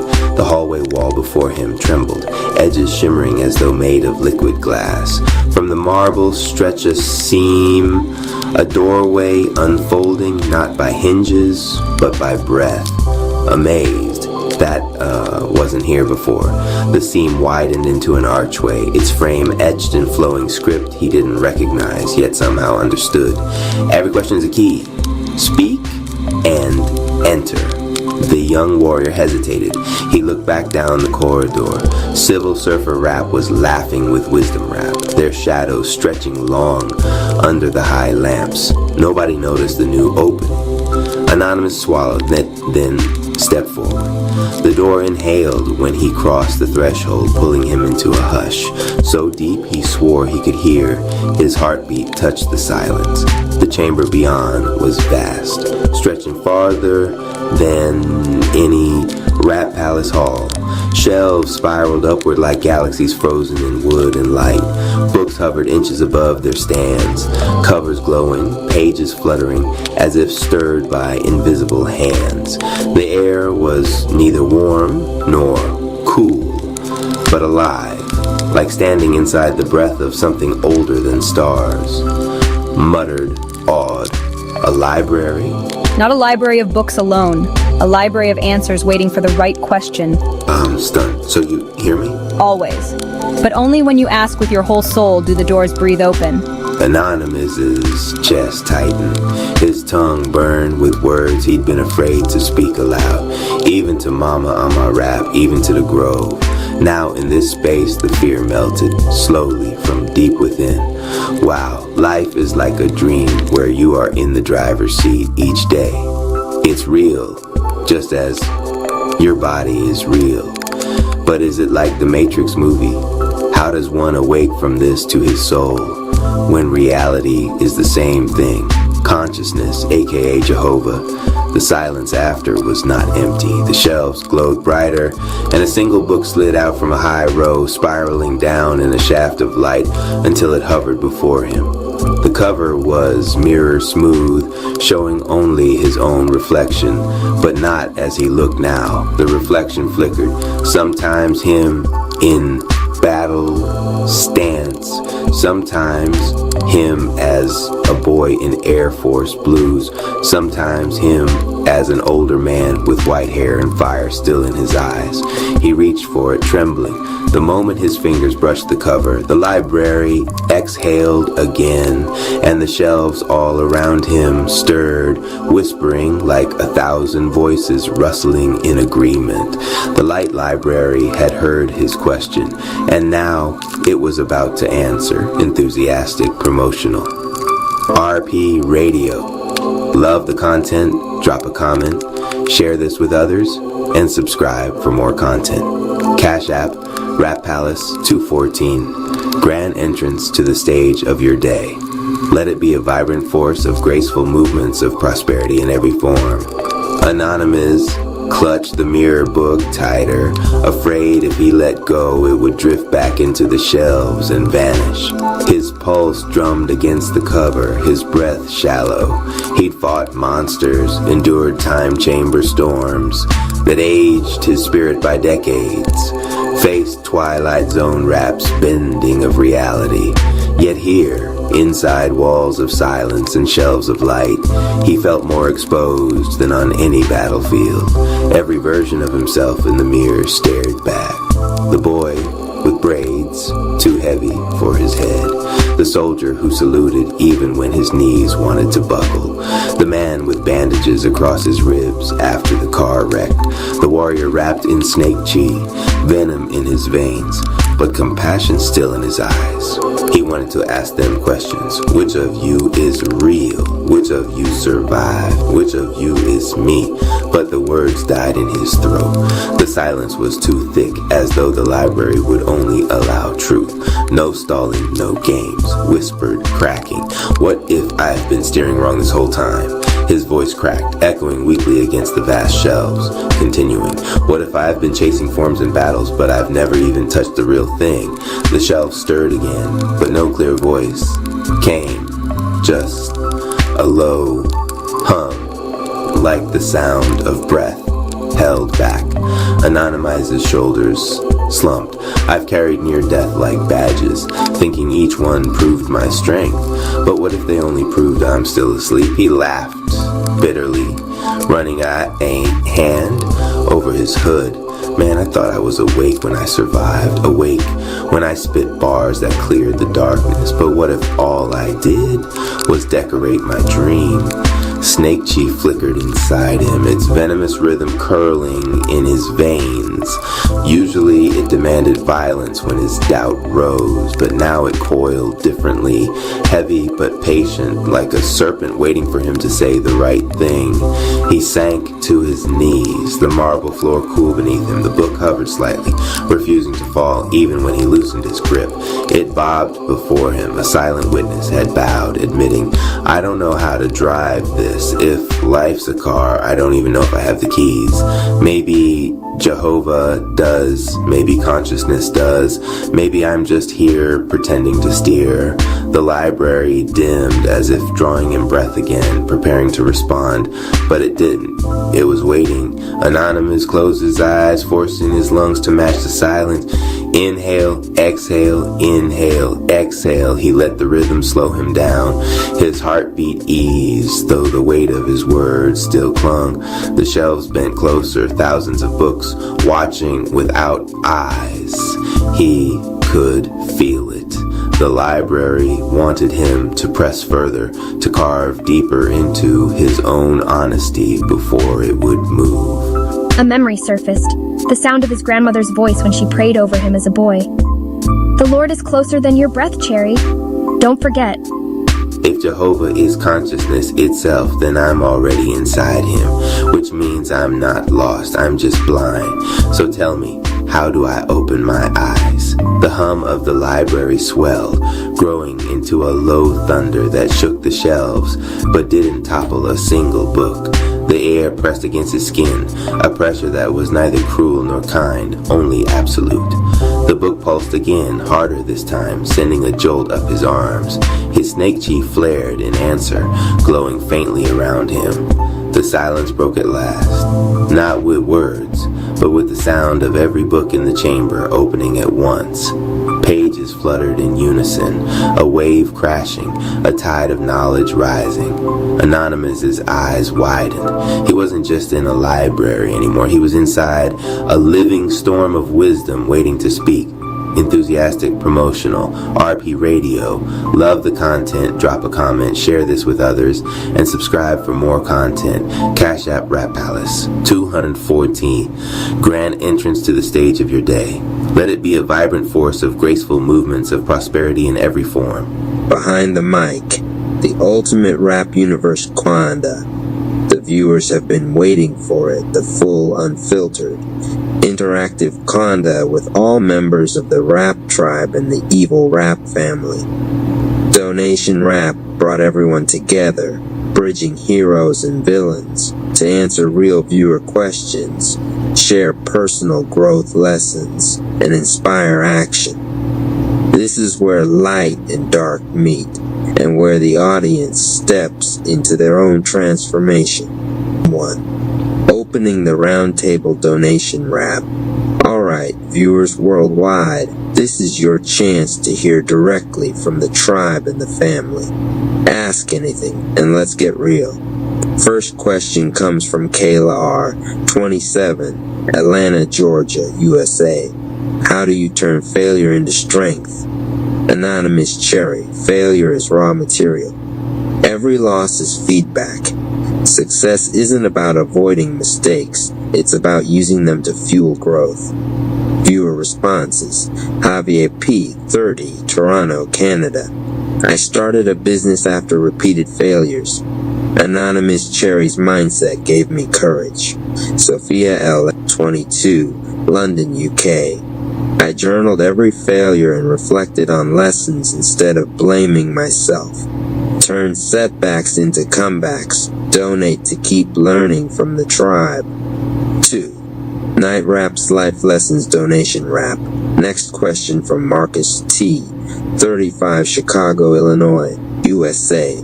How do you overcome fear in high-pressure situations? Night Rap, fear is natural. Embrace it. Every time you show up despite fear, you grow stronger. That's what viewers are learning and applying in real life. Viewer responses. Renee M., 41, Melbourne, Australia. I joined a public speaking club despite fear. Night Rap's example made me act. Hiroshi Y., 29, Tokyo, Japan. I applied this to leadership presentations at work. Confidence skyrocketed. Face fear, rise higher, support the rap universe today. 3. Researcher Rap's Inner Guidance Donation Rap. Sophia L., 22, London, UK, asks, how do you trust your intuition when life gets confusing? Researcher Rap. Your intuition is trained through reflection and observation. Viewers began daily meditation, journaling, and quiet reflection to hear their inner voice. Viewer responses. Darius K. 29, Miami, Florida, USA. I reconnected with my instincts and made a career pivot with confidence. Anika P. 34, Berlin, Germany. Meditation and journaling now guide my decision-making. Listen to your inner voice, donate, and unlock deeper insights. 4. Twilight Zone Rap's Shadow Wisdom Donation Rap.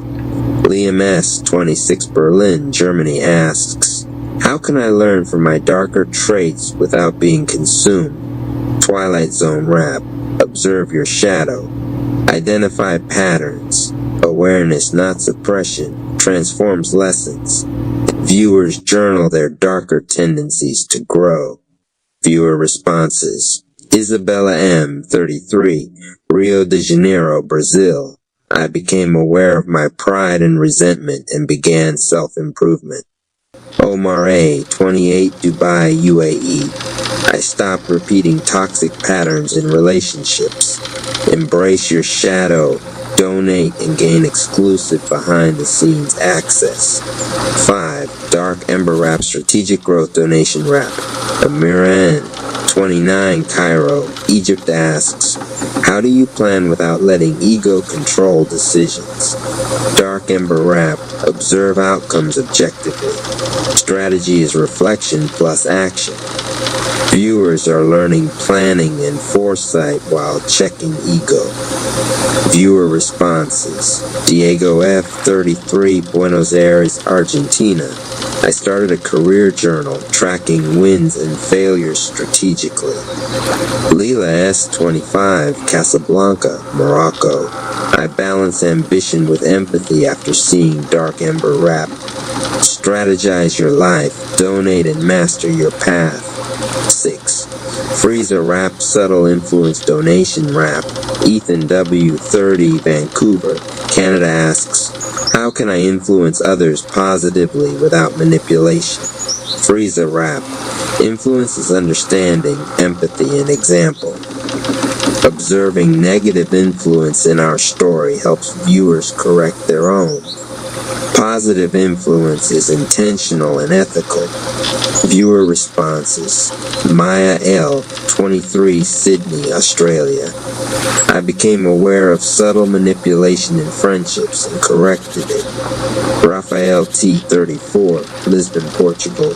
I mentor peers, modeling behavior rather than controlling it. Influence with integrity. Support the rap universe now. 7. Umbra Rap Balancing Mind and Heart Donation Rap. Fatima R., 25, Casablanca, Morocco asks, how do I use intellect without losing empathy? Umbra Rap. Balance comes from reflection and emotional awareness. Intellect without empathy isolates, while balanced intellect fosters connection. Viewer responses. Tariq H., 31, Lahore, Pakistan. I lead with both logic and care in my community. Carlos M., 36, Madrid, Spain. I now pause and reflect emotionally before major decisions. Sharpen your mind and heart, donate, and unlock secret insights. 8. The combined lesson, light, and dark integration donation rap. Viewers also asked, how do I integrate lessons from both heroes and villains? Anonymous Cherry. Observe both sides. Learn from triumphs and mistakes alike. Twilight Zone Rap. Your shadows are lessons. Recognize and transform them. Night Rap. Show up even imperfectly. Dark Ember Rap. Plan strategically but stay grounded. Viewer highlights.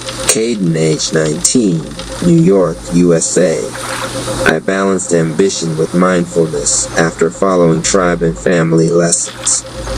Amelia F., 28, Paris, France. I left a toxic environment and started a business applying strategic growth lessons. Ahmed S., 29, Cairo, Egypt. Meditation, journaling, and reflection became daily habits. Isabella N., 31, Milan, Italy. I I integrated my shadow traits into personal growth planning.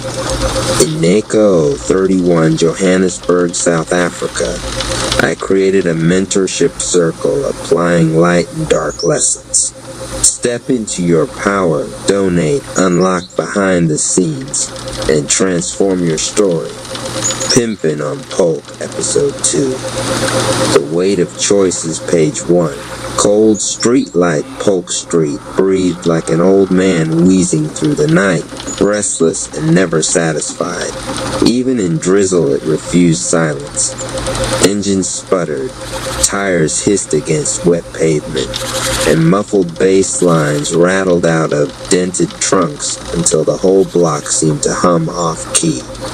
Neon signs along liquor stores and corner shops blinked in tired rhythm, buzzing with the stubborn electricity of a city that refused to die even as it decayed.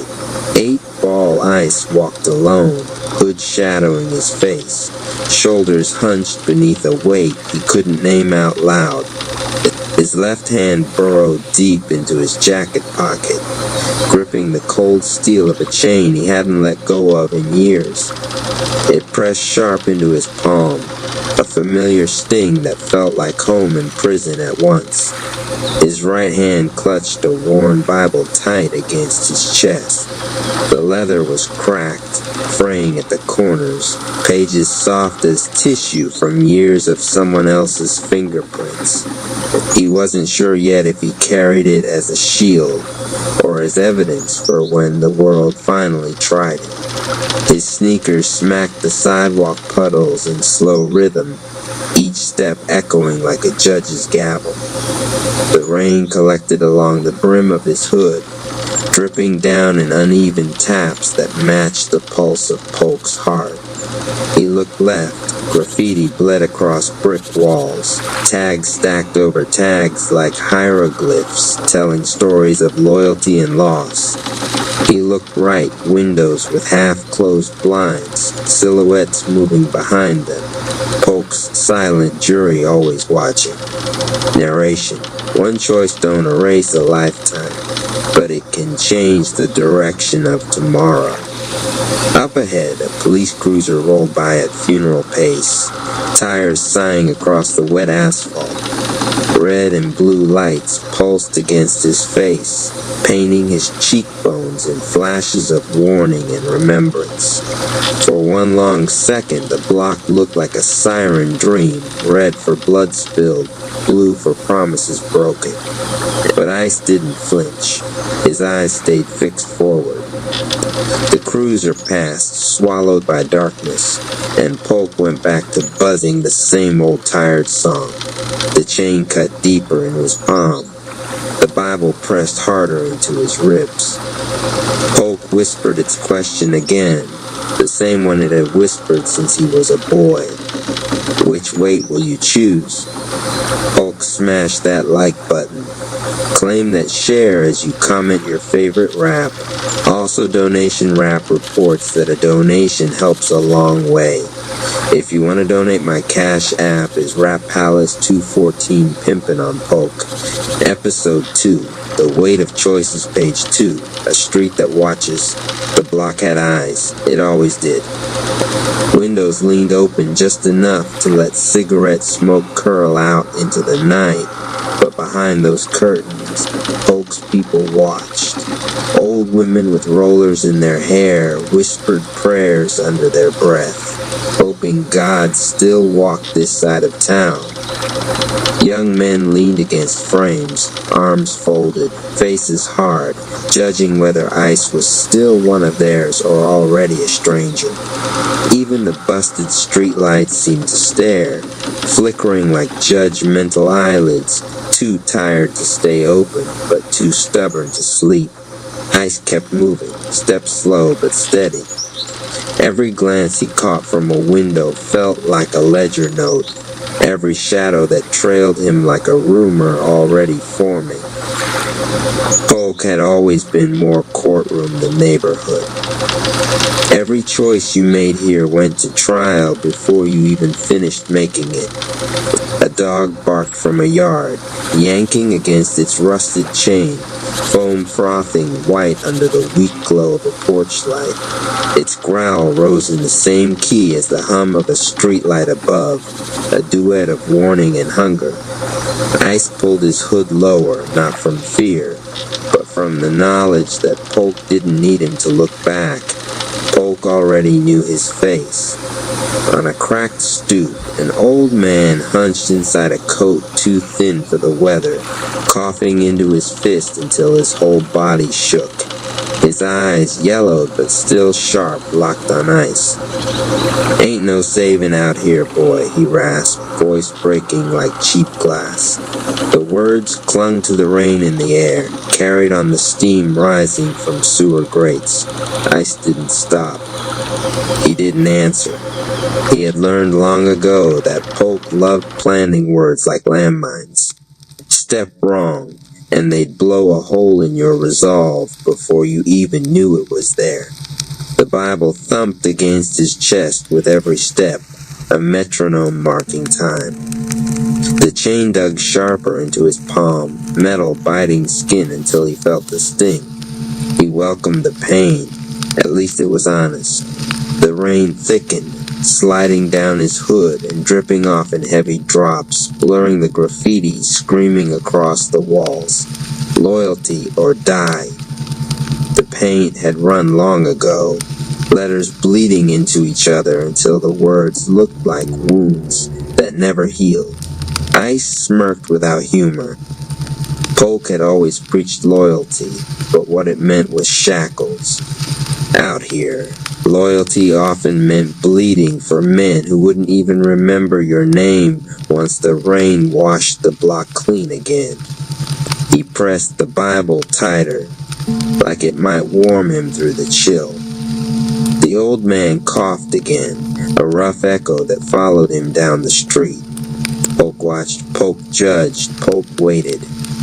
And Ice kept walking, carrying both of his crowns, knowing neither would let him pass without a toll. Hulk smashed that like button.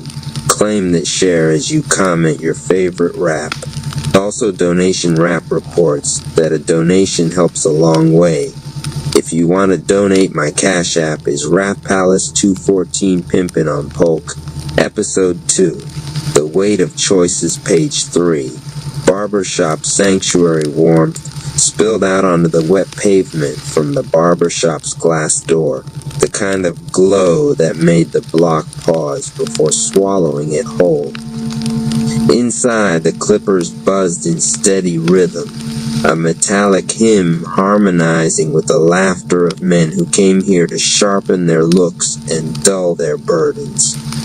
The air was thick with talc powder, burnt hair, and the faint drift of fried chicken from the carry-out spot next door. On the walls, posters of long-retired boxers curled at the edges, their fists frozen mid-swing, as if still throwing punches at time. Ice pushed through the door, and the bell above gave a tired jingle that barely cut through the noise.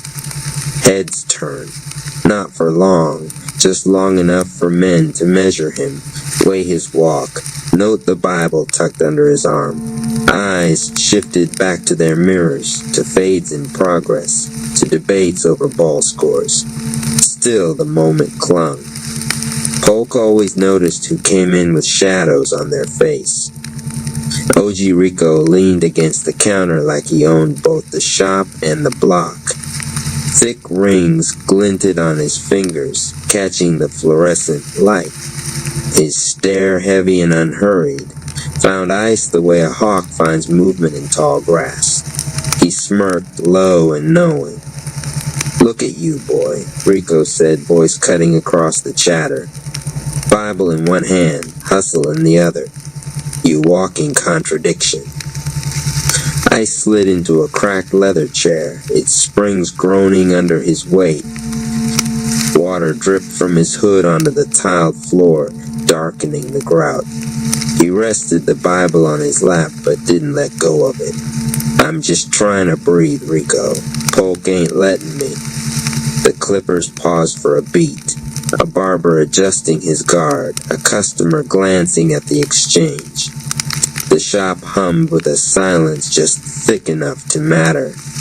Rico's smirk widened.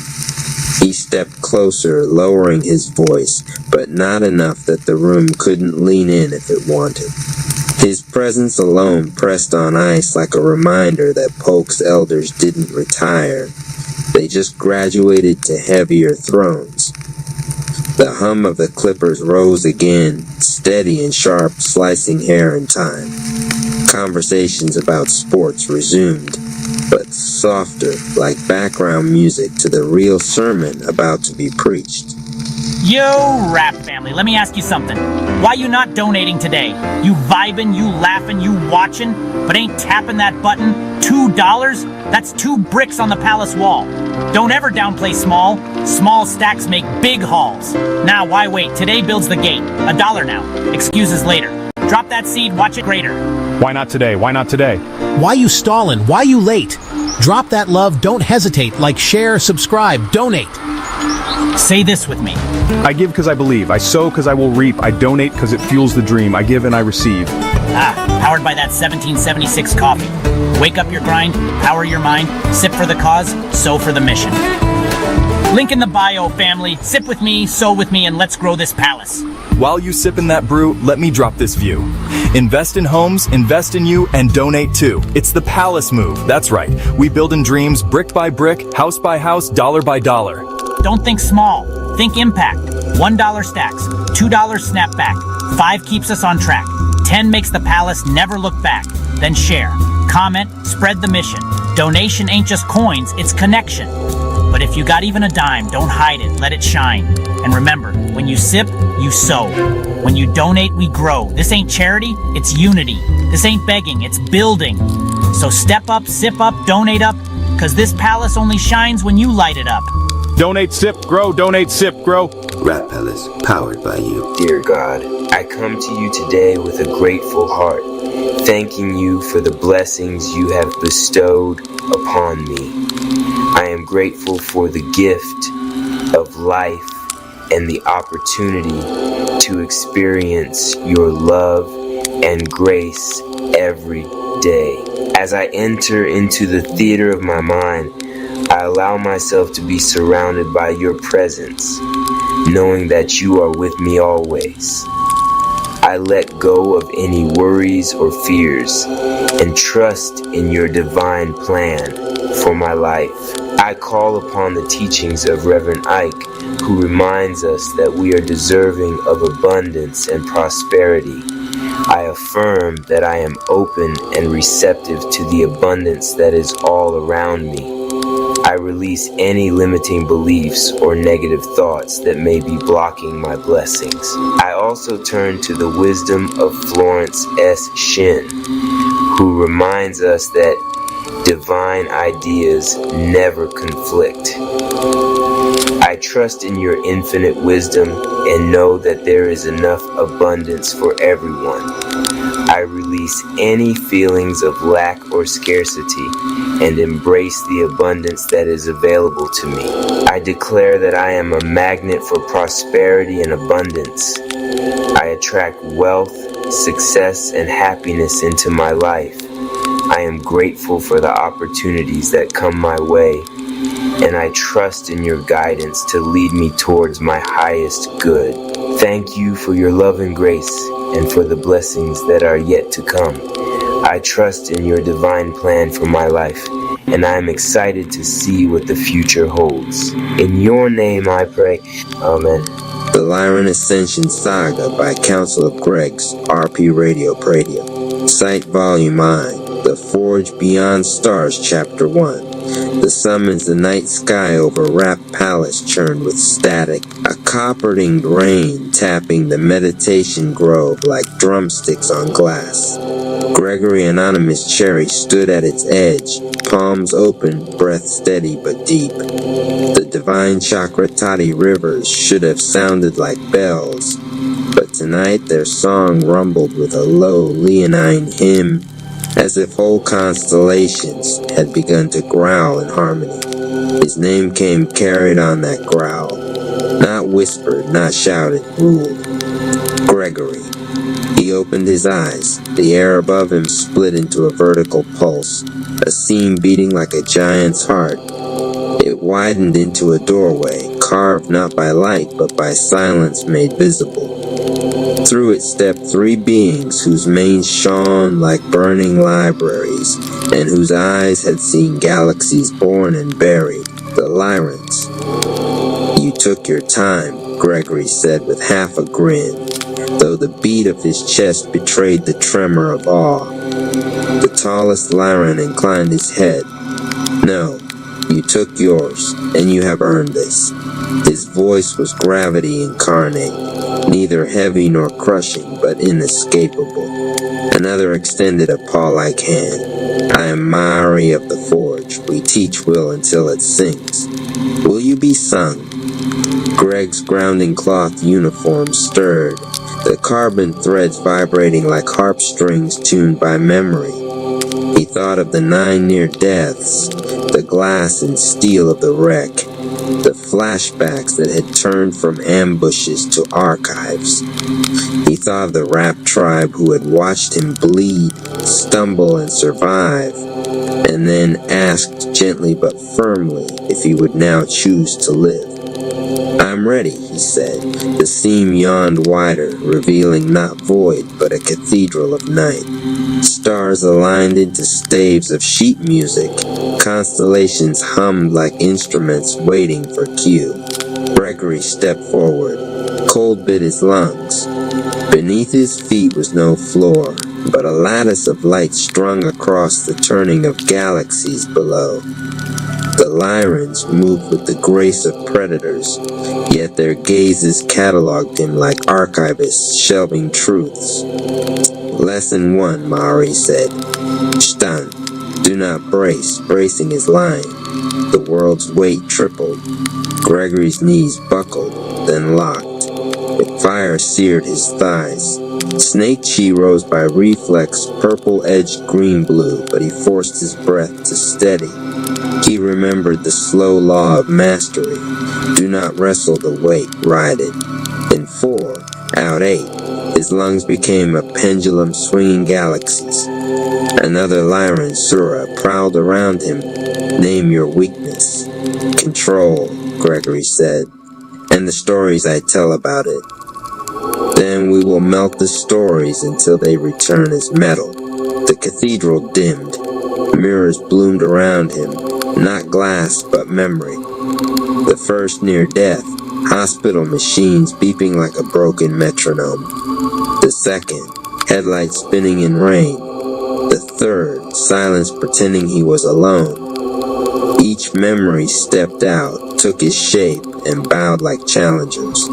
Serve tea to your shadows, Mari intoned. They attacked, not with fists, but with scripts. You are fragile. You are late. You are borrowed courage. Gregory didn't fight, he rapped.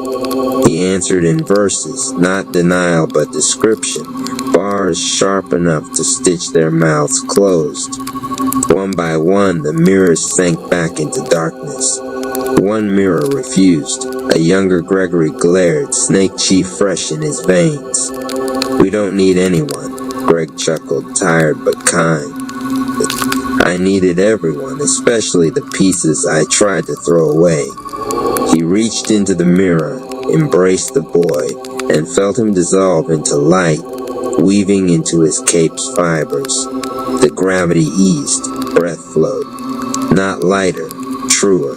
Mari touched claws to his chest, not piercing but tuning. Summons answered. The cathedral's windows flared alive, showing him donation rap laughing into a broken mic, the Rap tribe sparring, the grove's breeze sketching calligraphy across the river's surface. Home didn't shrink as he stepped away. It grew, making room. Lesson 2, Sura said with a smile that was almost a roar. Sing under weight until the song outlasts the weight. Then we begin. The stars shifted, arranging themselves into a new measure of music. Gregory inhaled, already hearing the verse waiting for him. Grand entrance to the stage of your day. Let it be a vibrant force of graceful movements of prosperity in every form. RP Radio. Love the content, drop a comment, share this with others, and subscribe for more content. Cash App Palace 214, Chapter 2. The Lyran Trials, the forge towered like a lion's ribcage carved from comets, each arch a fang of frozen fire. Platforms orbited inside, each governed by its own law of gravity. Some crushing, some feather-light, others changing with every heartbeat. Lyrans leapt between them with hunter grace, moving like thought-given muscle. Mari's voice cut the air. Choose. But remember, the test will choose you. Gregory's eyes fixed on the dimmest disk, a shadowed platform spinning at the far edge. The instant his boot touched it, the weight struck him. Doubled then tripled. A verdict, not an accident. His breath nearly faltered, then found rhythm. In 4 out 8, his lungs drummed like metronomes of mercy. Snake Chi ignited, purple wrapped in green-blue flame, but he kept it from consuming. He wrote it like a verse on the beat. Sura circled the rim, mane flickering. Do not clutch at forms like tools. Become the workshop itself. The platform spun faster, dragging stars into smeared streaks of light. From the orbiting haze emerged 3 figures, his flaws given flesh. Rage Rap with molten fists. Doubt Rap, stealing his seconds and giving them back as hesitation. Fear Rap, whispering bargains about tomorrows never promised. Gregory didn't resist, he sampled. Rage's fury became shield feints. Doubt's hesitation became slips that spared him by inches. Fear's whispers mapped exits without panic. His fight became a DJ set of his own weaknesses, turned into rhythm. Again, Mari barked, merciless impatience. Make the venom choose. Snake Chi gathered at Gregory's fingertips. He didn't flood the field. He wrote a syllable of venom in the air. It brushed Rage Rap's shoulder, not poison, sobered. The wild eyes cooled. Rage bowed, dissolved into light, and threaded itself into Gregory's stance. Sura's mane crackled. Venom heals when the diagnosis is true. Name it loosely, and you kill what should live, or revive what must end. Doubt Rap lunged, whisper soft. Gregory named it, You Are Rain on a Rehearsal Night. He pressed a palm to its chest, green-blue pulse settling deep. Doubt blinked, steadied, smiled with Gregory's own mouth, then dissolved into the carbon weave of his uniform, tightening its threads.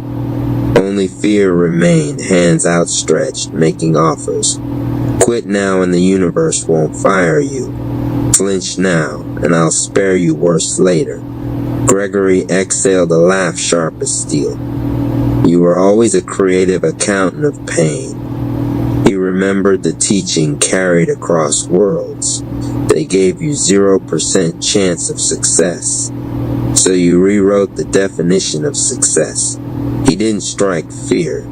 He sat in stance, spine like a question mark deciding to become an exclamation point. His breath slowed until silence turned into refusal. Fear talked itself hoarse, then bowed out obsolete. The gravity eased. Sweat mapped constellations across his ribs. The platform shifted rhythm again, forcing his breath, intent, and action to braid together.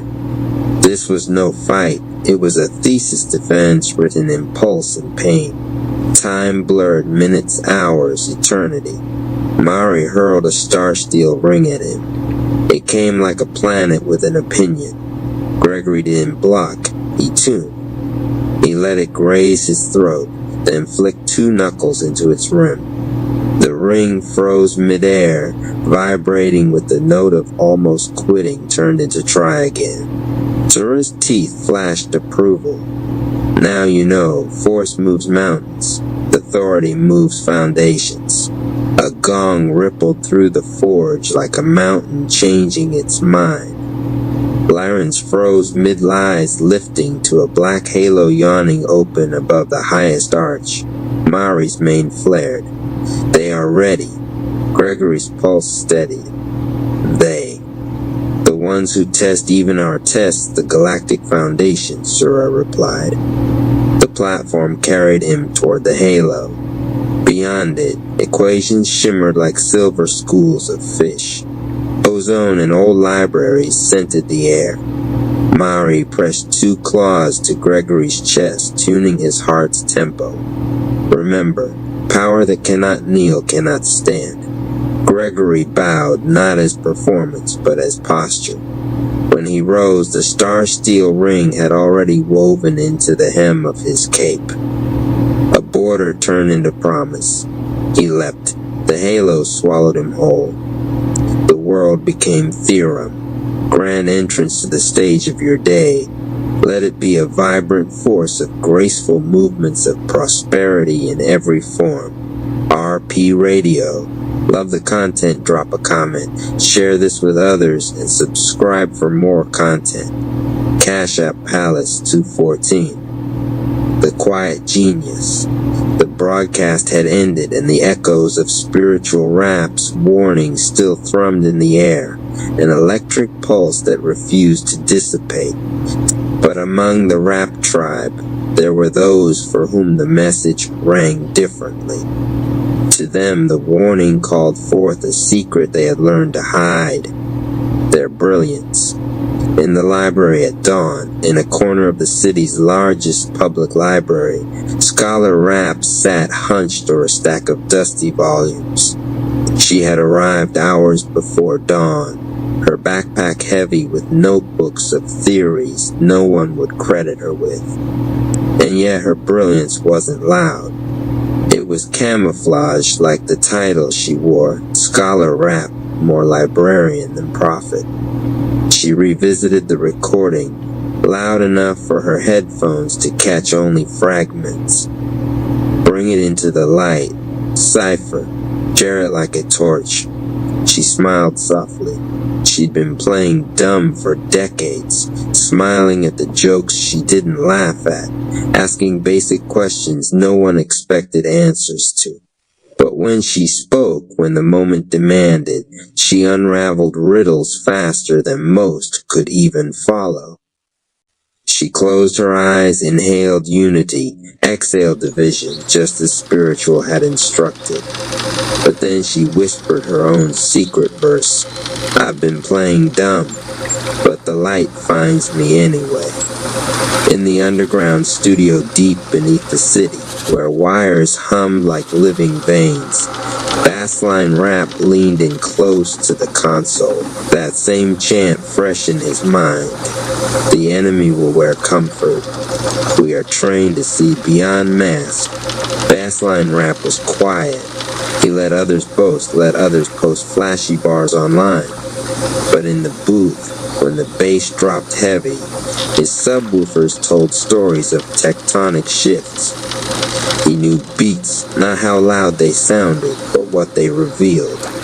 He dropped notes that few heard but many felt, vibrations that exposed hidden truths before anyone spoke them. He tapped a low note, felt it ripple across the room, and thought, playing dumb gives me space to listen. But I'm the one who hears everything. On the rooftop garden, atop a community center's rooftop where green sprouted through cracks in cement, Green Thumb Rapp knelt among seedlings, headphones pressed gently over her ears. She had been taught to hide her intellect behind dirt-streaked cheeks and gentle words. The world expected her to be simple, just a lover of plants. But when the city slept, she whispered healing into dying stems, coaxing life from decay. She knew that truth, like seeds, required soil and patience. She memorized spiritual rap's words too. Ask yourself, what weakness would the shadow use against me?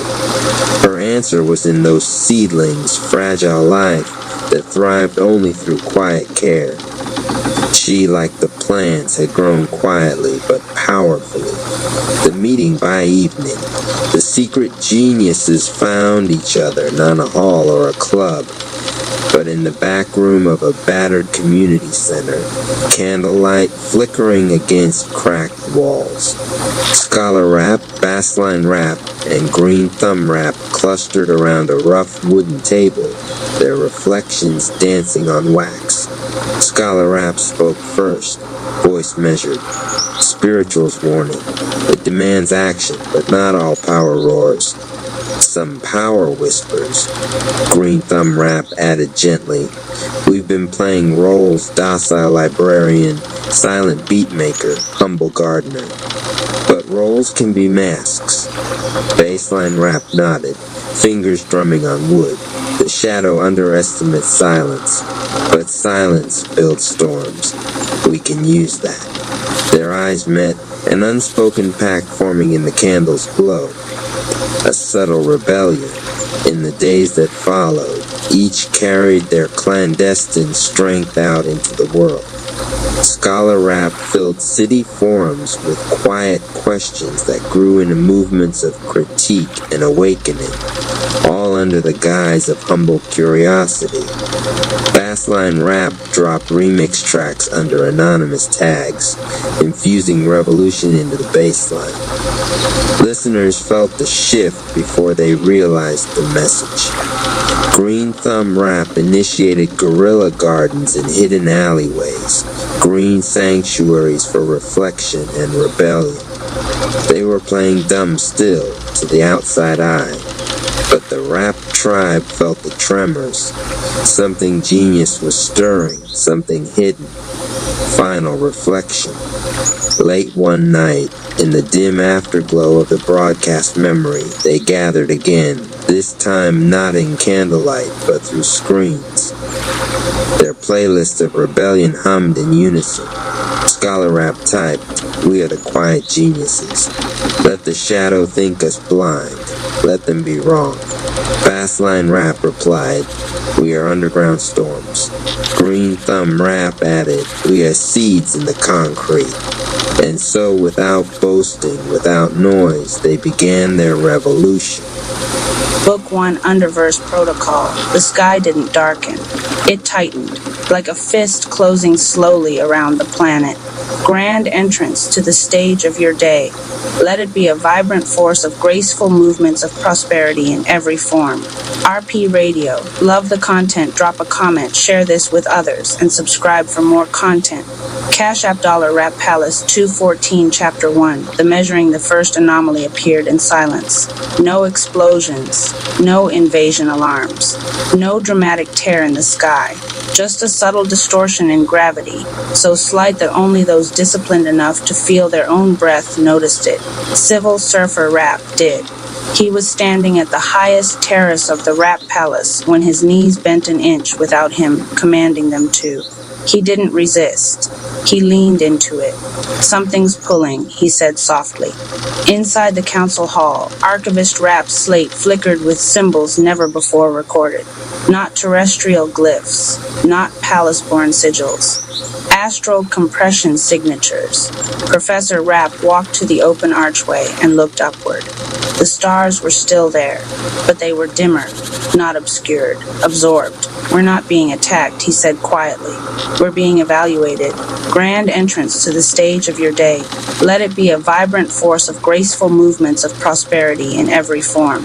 RP Radio. Love the content. Drop a comment, share this with others, and subscribe for more content. Cash App Dollar Rap Palace 214 miles above Earth's atmosphere. A vessel existed between light and absence. It did not travel. It anchored. Its hull was not metallic. It was matte void, devouring radiation and returning nothing. Engines silent. Movement imperceptible. Inside, figures stood motionless. Tall. Armored. Eyes reflecting no color. Their creed was carved into their neural architecture. Only what survives pressure deserves continuity. They had detected something rare, a planetary zone of stabilization, a society compounding without collapse, a leader correcting himself instead of conquering others. This was not common. It demanded testing. Grand entrance to the stage of your day. Let it be a vibrant force of graceful movements of prosperity in every form. RP Radio. Love the content, drop a comment, share this with others, and subscribe for more content. Cash App Dollar Rap Palace 214 back at the palace. Nexa Rap felt it as contraction. She clutched her sternum, breath shortening. Distance just compressed globally, she whispered. Not emotional distance. Spatial. Relational energy across the city was folding inward unnaturally. Mama Ama Rap steadied her. That's not human, she said. No, Nexa replied. It's architectural. Grand entrance to the stage of your day. Let it be a vibrant force of graceful movements of prosperity in every form. RP Radio. Love the content, drop a comment, share this with others, and subscribe for more content. Cash App Dollar Rap Palace 214. The black sun phased into visibility at noon. It did not block light. It bent it. A sphere of absolute density hovered high above the horizon, casting no shadow yet distorting everything beneath it. Panic spread instantly across the city. Phones failed. Compasses spun. Birds fell silent mid-flight. The underverse had arrived. Grand entrance to the stage of your day. Let it be a vibrant force of graceful movements of prosperity in every form. RP Radio. Love the content, drop a comment, share this with others, and subscribe for more content. Cash App Dollar Rap Palace 214. The first emissary did not descend in flames. It stepped downward through gravity, like it was stepping down stairs. When its boots touched stone at the palace gate, frost formed instantly around the contact points, not ice. Absence of thermal exchange. It looked at Anonymous Cherry without hostility, without urgency. Identify command authority. Its voice was gravitational, less heard than felt. Anonymous stepped forward. We govern through discipline, he replied. The emissary tilted its head. Discipline is unstable under existential compression. Professor Rapp whispered behind him, they're not conquerors. Archivist Rapp finished the thought. They're auditors. Grand entrance to the stage of your day. Let it be a vibrant force of graceful movements of prosperity in every form. RP Radio. Love the content, drop a comment, share this with others, and subscribe for more content. Cash App Dollar Rap Palace 214 without warning. The suppression field activated. Gravity tripled. The entire terrace cracked. Windows shattered outward. Citizens dropped to their knees across the city as lungs struggled under invisible weight. Snake Chi surged instinctively inside Anonymous, purple aura flaring. He held it. Not yet. The emissary watched carefully. Reactive, it observed, expected. Grand entrance to the stage of your day. Let it be a vibrant force of graceful movements of prosperity in every form. RP Radio. Love the content, drop a comment, share this with others, and subscribe for more content. Cash App Dollar Rap Palace 214 Civil Surfer Rap bent into the weight instead of pushing against it. His spine aligned, his breath slowed. Mama Ama Rap dropped her center of gravity deeper, grounding through the stone. Professor Rap silenced his mental counterarguments. Archivist Rap stopped recording. Nexa Rap resisted the urge to fold panic away from civilians, because forcing calm would be another displacement of discipline. They did nothing, and in doing nothing, the field destabilized. The emissary's eyes flickered faintly. Interesting. Grand entrance to the stage of your day. Let it be a vibrant force of graceful movements of prosperity in every form. RP Radio. Love the content, drop a comment, share this with others, and subscribe for more content. Cash App Dollar Rap Palace 214. The second wave came physically. From the black sun, a formation descended. An entire legion of underverse soldiers, armor dark as collapsed stars, blades made from condensed vacuum. They moved in perfect synchronization. No shouting, no chaos, only structure. This was not invasion. This was filtration. grand entrance to the stage of your day. Let it be a vibrant force of graceful movements of prosperity in every form. RP Radio. Love the content, drop a comment, share this with others, and subscribe for more content. Cash App Dollar Rap Palace 214, the first clash erupted violently. Void blades cut through palace stone like paper. Snake Chi finally unleashed, green-blue arcs slicing through gravitational armor. Venom seeped into their systems, slowing neural synchronization. But they adapted instantly. Formation shifted. Angles recalculated. They fought as one organism. Civil Surfer Rap slid under a blade and shattered a soldier's knee joint. Mama Amarap redirected force rather than absorbing it, flipping two enemies into each other midair. Professor Rap disarmed a warrior by exploiting a micro-delay in its sync. Nexa Rap locked onto one soldier's emotional field, felt nothing but cold isolation, and injected a microfold of connection. The soldier hesitated. Half a second. Enough for Anonymous to strike. Grand entrance to the stage of your day. Let it be a vibrant force of graceful movements of prosperity in every form. RP Radio. Love the content, drop a comment, share this with others, and subscribe for more content. Cash App Dollar Rap Palace 214, the emissary, engaged him directly. Void Blade met compressed Snake Chi. The impact detonated the terrace into airborne debris. Gravity buckled sideways. They locked in stalemate, Chi against Void, discipline against cosmic austerity. You stabilize, the emissary stated. We refine. Anonymous replied. Refinement requires suffering. Refinement requires choice. Their weapons collided again. Grand entrance to the stage of your day. Let it be a vibrant force of graceful movements of prosperity in every form. RP Radio. Love the content, drop a comment, share this with others, and subscribe for more content. Cash App Dollar Rap Palace 214 across the city, people were reacting. Some panicked, some looted, some froze. But something new happened. Those who had been living disciplined, faithful with little, aligned in exchange, honest in action, did not collapse under pressure. They bent. They breathed. They endured. The Underverse detected it. The emissary's head turned slowly toward the city below. This world has multiple stabilizers. Archivist Rap stepped forward. We multiply authority, he said, not dependency. The emissary paused. Its armor pulsed faintly. The Legion retreated 2 steps, not defeated, assessing.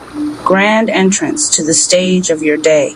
Let it be a vibrant force of graceful movements of prosperity in every form. RP Radio. Love the content, drop a comment, share this with others, and subscribe for more content. Cash App Dollar Rap Palace 214 high above. The black sun pulsed brighter. Phase 1 had concluded. The Underverse did not retreat from resistance. It escalated refinement. The emissary's voice echoed across the fractured terrace. Compression will increase. The black sun expanded.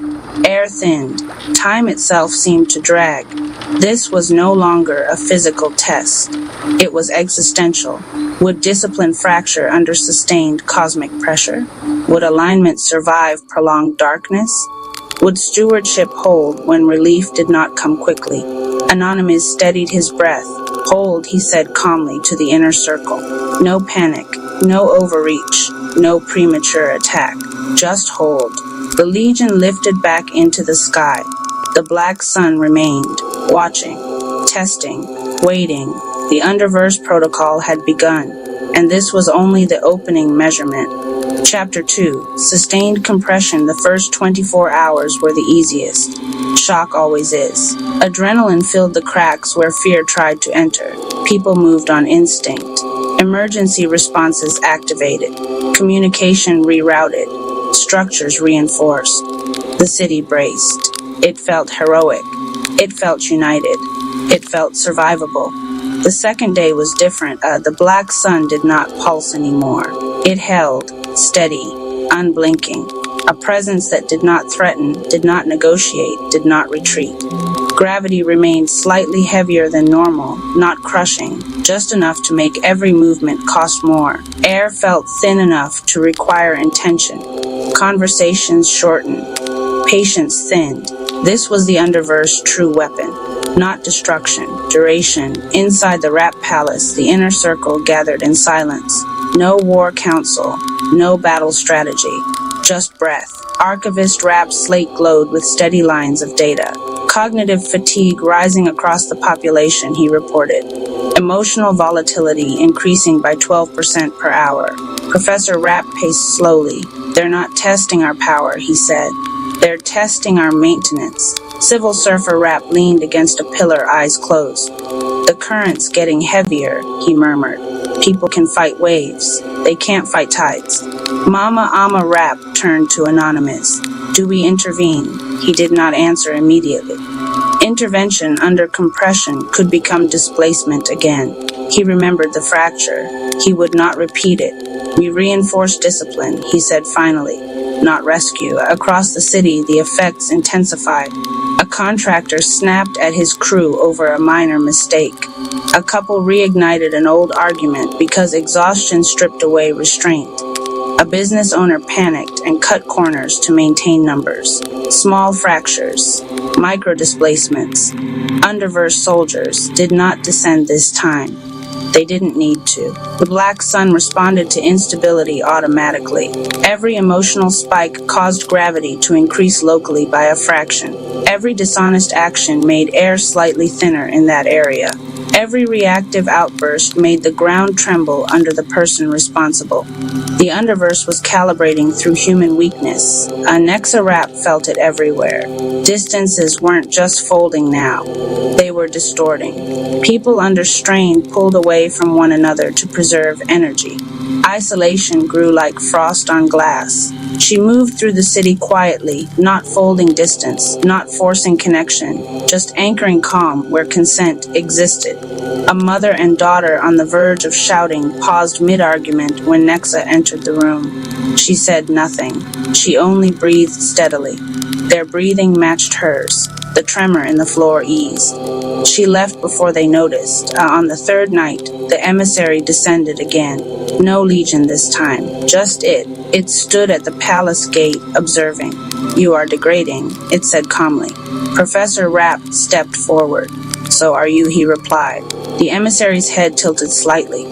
Clarify. You expected panic escalation, Professor continued. Instead, you're getting slow correction. The emissary turned its gaze toward the city. It paused longer than before. We are detecting distributed stabilizers. It admitted it. Archivist Rap nodded. Authority multiplied. Without warning, the emissary activated a new phase. The sky flickered. Not dark. Inverted. Shadows sharpened. Memories surfaced. Across the city, people were confronted not with physical pressure, but with unresolved personal fractures. Regrets replayed vividly. Past failures resurfaced. Old betrayals felt recent again. This was not gravity. This was psychological compression. Nexa Rap staggered. They're mining unresolved necroplasm, she whispered. The emissary's voice echoed through the palace. Discipline is irrelevant if identity is fractured. Anonymous stepped forward. Now Snake Chi stirred. Not explosively, precisely. He did not expand it outward. He compressed it inward. Invisible spirit alignment locked. Tri-brain synchronization stabilized. He spoke calmly into the field, affecting the entire city. Breathe, he said, not through amplification, through resonance. His breath slowed deliberately. The inner circle matched him. Civil Surfer Rap exhaled fully. Mama Ama Rap grounded deeper. Professor Rap silenced analysis. Archivist Rap closed the slate. A wave moved outward, not of power, of rhythm. Across the city, people felt it. A slowing, a grounding, not relief. Stability. The resurfaced memories did not disappear. They became manageable. The emissary stepped back. Unexpected resilience, it said. You equate suffering with refinement, Anonymous replied calmly. But suffering without consent breeds fracture. The emissary studied him. Your species historically fractures. We've learned, Anonymous said simply. The emissary looked at the black sun above. It pulsed faintly, uncertain. The Underverse did not retreat from challenge. It escalated it, but escalation required energy, and energy required weakness to feed on. The city was not feeding it enough. Suddenly, the black sun flared. Gravity spiked violently. The palace terraces cracked. Citizens screamed. This was the brink. Not sustainable, not long-term. A final push to force collapse. Snake Chi erupted fully this time, not as rage, not as reaction, as containment. A green-blue lattice shot upward from Anonymous, not attacking the black sun, but stabilizing the distortion around it. Nexa Rap anchored relational lines across the city, consensual folds that prevented isolation spikes. Civil Surfer Rap synchronized movement across defensive teams. Mama Ama Rap absorbed panic and redirected it into steady grounding. Professor Rap shouted a single instruction: do not react. Archivist Rap spoke one word: hold. The entire palace, and much of the city, did exactly that.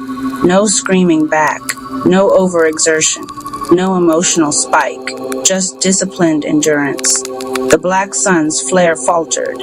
It had nothing to amplify. The emissary's voice lowered. Your world resists refinement. No, Anonymous corrected. We refine ourselves. Silence followed. Longer this time. Then the black sun dimmed slightly. Not gone, not defeated, reassessing. The emissary stepped backward into partial phase. This cycle remains inconclusive, it said. We will increase duration. And then it vanished. The black sun remained suspended overhead, watching, waiting. The test was not over. It had simply shifted from attack to attrition. And attrition is where discipline either matures or collapses slowly. The palace lights dimmed not in rest, but in preparation, because the next phase would not strike loudly. It would whisper, and whispers are harder to resist than force. Chapter 3, Whispers Under Pressure. The shouting stopped. That was the first sign the Underverse had changed tactics. No more gravity spikes, no more sky inversions, no more visible flares from the black sun. The city exhaled cautiously, and that was exactly when the whispers began. They did not arrive as voices. They arrived as thoughts that felt like your own. Small, reasonable, harmless. You're tired. This isn't worth the strain. Just adjust your standards a little. No one would notice. The Underverse had discovered something. Humans resist pressure. They rationalize erosion. The first crack appeared in a place no one expected. A mid-level steward inside the palace, trusted and stable, cut a corner. Not maliciously. He skipped a step in review because he was fatigued. It seemed minor, efficient even. That afternoon, a miscalculation cascaded across 3 departments. Not catastrophic, but destabilizing.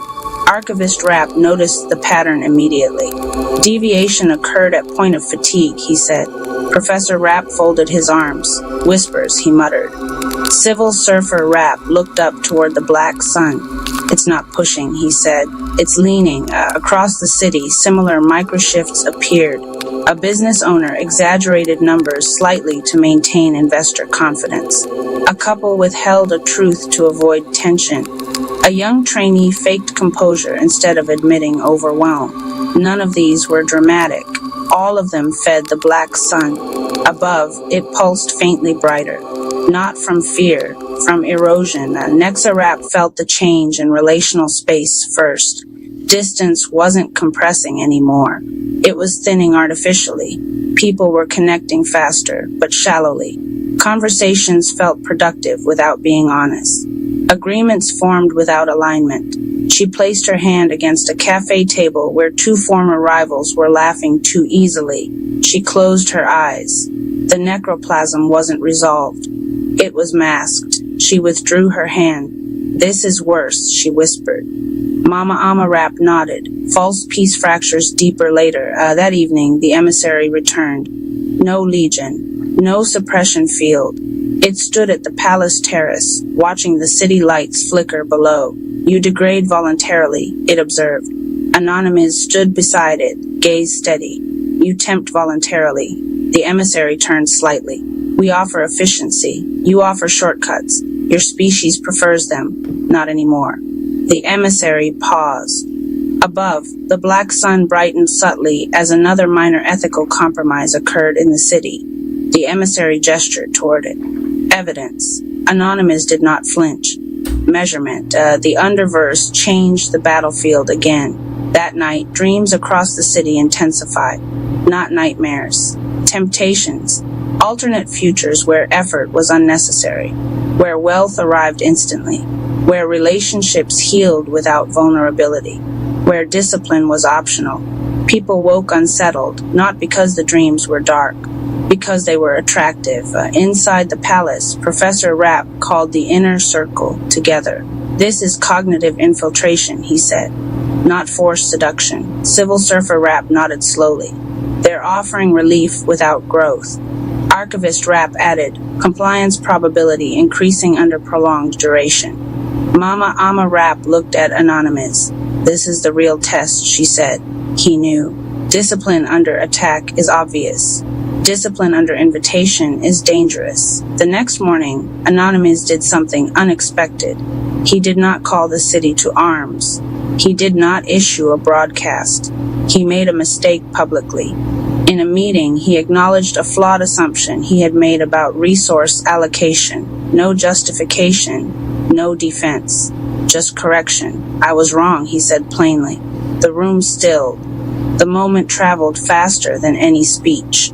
Across the city, people felt something recalibrate. The black sun dimmed fractionally. The emissary turned its head. Explain, it demanded. Professor Rapp answered calmly. Transparency neutralizes temptation. The emissary processed the statement. The whispers intensified. You don't need to admit that. You can protect your image. You've earned a break. You deserve easier. But now something new was happening. People were hearing the whispers and naming them. I'm tired, but I won't cut corners, the steward muttered aloud. The business owner corrected the numbers. The couple spoke the uncomfortable truth. The trainee admitted overwhelm and received support. Each correction dimmed the black sun by imperceptible degrees. The underverse was losing energy, not because it was attacked, because it was unfed. Nexa Rapp moved carefully now, not shortening distance, but deepening it where necessary. You're agreeing too quickly, she told two partners negotiating. They blinked. She held their gaze. Say what you're avoiding. They did. The floor beneath them steadied. False harmony dissolved into honest alignment. The black sun flickered. That evening, the emissary stood alone again at the palace edge. You resist by self-exposure, it said. We refine by consent, Anonymous replied. You deny ease. We deny erosion. Silence stretched between them, longer than before. The emissary's posture shifted almost imperceptibly. Your model complicates conquest, it admitted. We're not trying to conquer, Anonymous said softly. We're trying to remain. The black sun above dimmed further, not extinguished, but weakened. The emissary looked upward. This phase remains incomplete, it said. We will escalate. Anonymous did not respond. He didn't need to. Escalation under starvation is unsustainable. The underverse would have to choose soon, increase force and reveal desperation, or withdraw and reassess. For now, the black sun lingered, smaller than before. The whispers did not disappear, but they lost their sweetness. Because once named, temptation loses its disguise, and discipline, tested under pressure, duration, and seduction, was no longer reactive. It was conscious. The palace lights dimmed once more, not in fear, in vigilance, because the underverse was learning. And learning enemies are far more dangerous than aggressive ones. Chapter 10, The Archivist appears R-Radio. Love the content, drop a comment, share this with others, and subscribe for more content. Cash App, Rapp Palace 214. I was shelving in the dim rear corridor. The one lined with cabinets of old index cards no one had touched in years. When I felt it again, that hum beneath the silence, stronger this time. At the end of the aisle, in the half light where the lamp had burned out months ago, stood a woman. Thin frame, silver hair pinned in a simple knot, her hands folded behind her back as though she had always been there, waiting. I knew every staff member, every volunteer. She was not one of them. Gregory, she said, her voice like pages turning. My stomach tightened. Do I know you? Her lips curled in a faint smile. You know me the way you know the shelves. Not by sight, but by pattern. RP Radio. Love the content, drop a comment. Share this with others. And subscribe for more content. Cash App Rap Palace 214. The archivist was not human in the way others were. She belonged to the library's deeper order, an agent of its silent intelligence. When seekers aligned themselves with truth, the library did not simply provide books, it provided guides. Gregory's recognition of himself had stirred the shelves. Now the shelves stirred her. RP Radio. Love the content, drop a comment, share this with others, and subscribe for more content. Cash App Rap Palace 214. She gestured toward the card I'd abandoned. The book that had fallen days before, the one on Silent Seers, slid forward without her touching it, dropping neatly into her palm. You've opened the test, she said softly. You've accepted the result. I swallowed my throat dry. I didn't choose for this to happen. Of course you didn't. The path shows you. But you must learn what it means to carry a Sigma flame. It will burn you if you don't tend it. She pressed the book into my chest. The warmth from before pulsed stronger, as if the spine carried a heartbeat. Her eyes gleamed. The Light Library has been waiting for you. And just as suddenly as she had appeared, she turned the corner. By the time I followed, the corridor was empty. Only the faint hum remained echoing in my bones. Chapter 11, Keys of Knowing RP Radio. Love the content, drop a comment, share this with others, and subscribe for more content. Cash App Rap Palace 214. That night I couldn't sleep. Every time I closed my eyes, I saw the archivist's face and felt the weight of that book pressing against my chest. I finally gave up, pulled the book into my lap, and flipped past the page on Silent Seers. Deeper inside, tucked between chapters, I found something I hadn't noticed before. A folded sheet of parchment. Unfolding it, I saw a series of hand-drawn keys. Dozens of them, each one unique, some ornate, others simple, some jagged like lightning, others smooth like flowing water. Beside each sketch was a single phrase, key of stillness, key of reflection, key of alignment, key of fire. The last one was labeled only, the key of knowing. My eyes lingered on it. Unlike the others, it wasn't drawn in ink. It shimmered faintly, etched as though by light itself. RP Radio. Love the content, drop a comment, share this with others, and subscribe for more content. Cash App Rap Palace 214. These were not illustrations. They were archetypes, gateways to inner practice that shaped the aura of the seer. Each key represented a frequency of mastery, not just mental or emotional, but soul deep. The key of knowing was the threshold. It was not about gathering information. It was about opening oneself to the quiet certainty that truth resonates differently than noise. Gregory had already touched this resonance by accepting his result, but now the library demanded he learn to wield it. RP Radio. Love the content, drop a comment, share this with others, and subscribe for more content. Cash App Rap Palace 214. I ran a finger over the glowing key, and the air in my apartment thickened. My lamp flickered, and suddenly the hum of the refrigerator, the ticking clock, even the faint sounds from outside all lined into one steady beat. For a second, I felt like I wasn't just hearing sound, I was inside it, inside the rhythm of everything. My My skin prickled. My chest expanded as though I had more space than my body allowed. The phrase whispered in my mind, not in the archivist's voice, not my own, but something else. Discernment is your inheritance. Wield it. The page pulsed once, then returned to normal. The glow faded. But I knew something inside me had shifted. I had touched the first of the keys. I had opened the key of knowing. Here's chapter 12, Timeline Shelves, following directly from Gregory's initiation into the key of knowing. Chapter 12, Timeline Shelves RP Radio. Love the content, drop a comment, share this with others, and subscribe for more content. Cash App Rap Palace 214. The next morning, the library didn't feel like the same building. I walked in with the Silent Seers book in my bag, its weight pulling on my shoulder like a quiet reminder.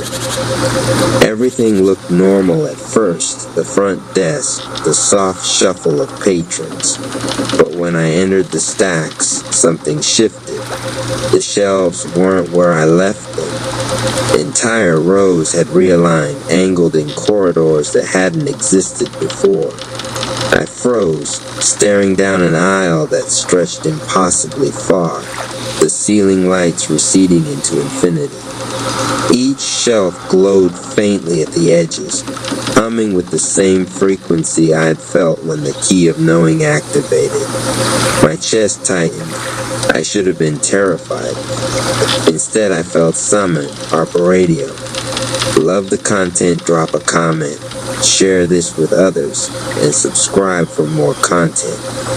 Cash App Rap Palace 214. The library was no longer simply a building of books. It had unfolded into its truer form, a repository not of words but of timelines. Every decision Gregory had made, and every decision he had turned away from, had been recorded here. Each shelf held the echoes of what was, what could have been, and what still might be. Silent seers alone could walk these aisles without losing themselves. For others, the shelves were walls. For Gregory, they were mirrors. RP Radio. Love the content, drop a comment, share this with others, and subscribe for more content. Cash App Rap Palace 214. I stepped forward, pulse in my ears.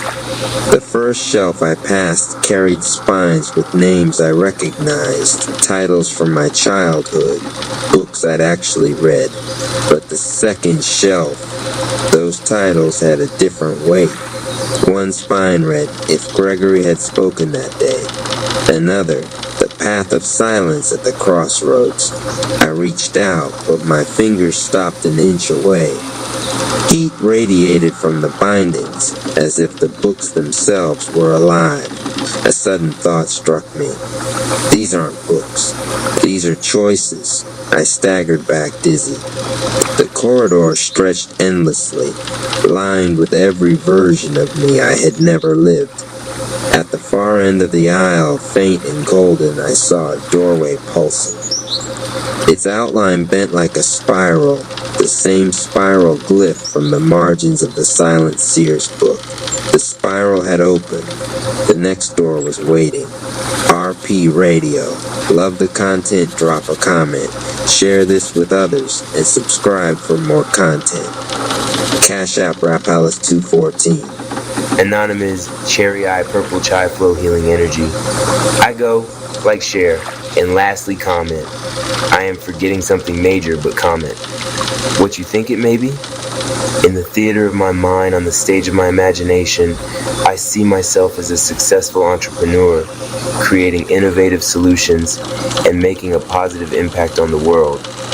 In the theater of my mind, on the stage of my imagination, I see myself as a confident and effective communicator, able to articulate my thoughts and ideas with clarity and conviction. In the theater of my mind, on the stage of my imagination, I see myself as a resilient and adaptable individual, able to overcome challenges and grow from setbacks. In the theater of my mind, on the stage of my imagination, I see myself as a loving and compassionate partner, building a strong and supportive relationship with my significant other. In the theater of my mind, on the stage of my imagination, I see myself as a healthy and fit individual, prioritizing my physical and mental well-being and leading a vibrant and active lifestyle. In the theater of my mind, on the stage of my imagination, I see myself as a creative and inspired artist, producing works of beauty and meaning that touch the hearts and minds of others. In the theater of my mind, on the stage of my imagination, I see myself as a generous and philanthropic individual, giving back to my community and supporting causes that align with my values. In the theater of my mind, on the stage of my imagination, I see myself as a lifelong learner, constantly seeking new knowledge and experiences that enrich my life and expand my horizons. In the theater of my mind, on the stage of my imagination, I see myself as a patient and understanding friend, building strong and lasting relationships with those around me.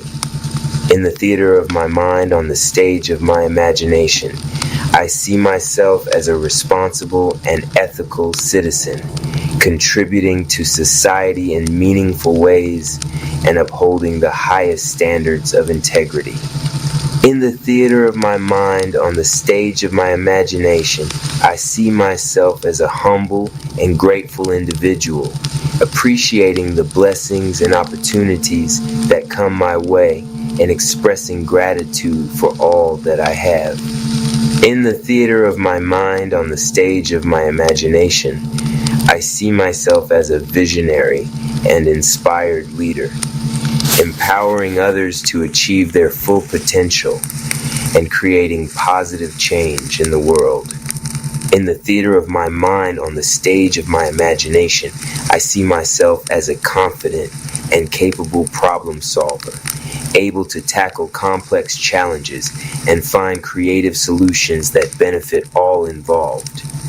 In the theater of my mind, on the stage of my imagination, I see myself as a curious and open-minded explorer, venturing into new territories and discovering the wonders and mysteries of the world. In the theater of my mind, on the stage of my imagination, I see myself as a peaceful and harmonious being, radiating love and compassion to all those around me and creating a positive and uplifting atmosphere wherever I go. My silence is not small. It is sacred. The Sigma INFJA archetype does not seek attention, for it is encoded with something far more profound direction.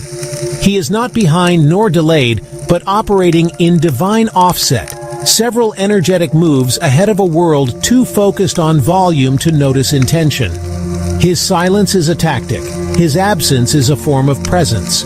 And now the Sigma Chamber, the divine womb of blueprint and pattern, opens itself not with welcome, but with recognition.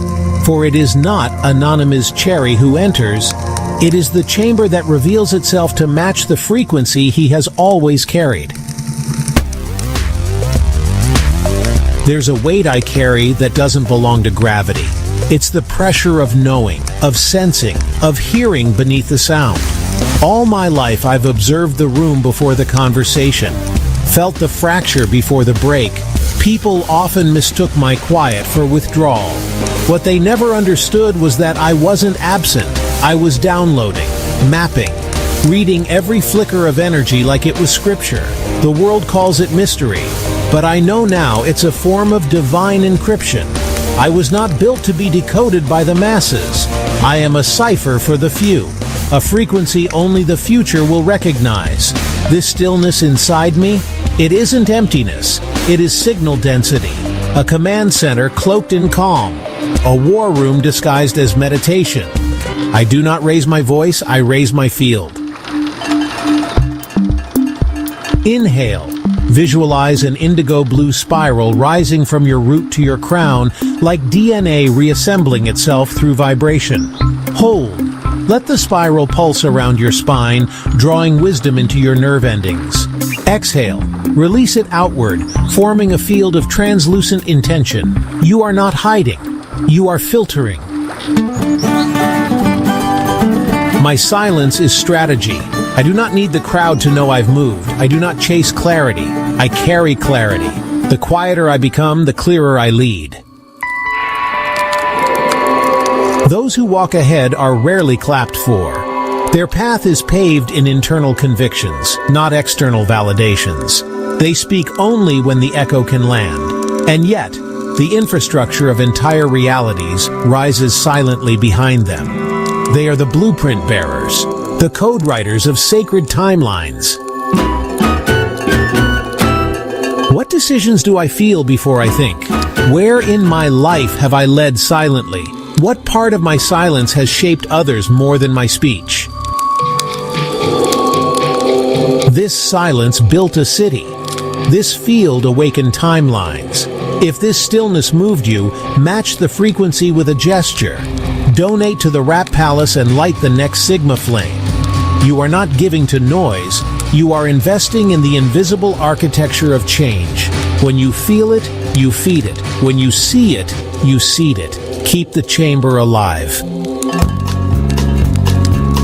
Soul Match, $7. Match the vibe. Feed the flame. Aura Builder, $22. Help build the next training scroll. Silent Strategist Sponsor, $77. Fuel the missions that awaken the unseen. Library Guardian, $222 and up. Become a backer of Timelines. Sponsor a full Aura Scroll. Your silence sparked someone's miracle. I am not random. I am rhythm. I don't chase clarity. I carry clarity. I am the signal. I am the storm. I am the stillness. The Invisible Gospel.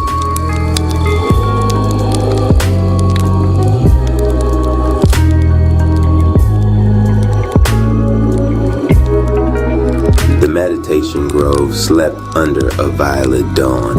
Anonymous Cherry sat cross-legged on the sacred platform, his breath syncing with the rhythm of unseen drums.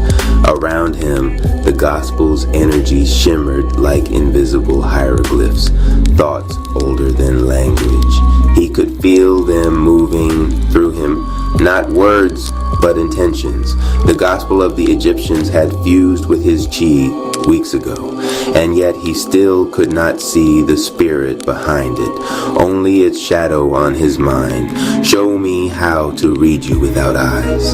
The air thickened. A serpent of pure light slithered from his spine and hovered before him, its body transparent, made of rhythm, not matter.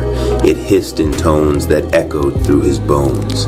The invisible is not unseen, it is unresisted. Anonymous inhaled slowly. His snake chi rose, and for the first time, his DBZ-honed aura softened instead of bursting outward. Energy flowed backward, folding into him instead of exploding away. He felt every cell hum like a shrine, rediscovering its God. Through hours or centuries, time dissolved here. He learned to listen instead of control. Each chakra revealed a fragment of the gospel's invisible spirit. The root whispered of endurance beyond fear. The heart murmured forgiveness in the tongue of serpents.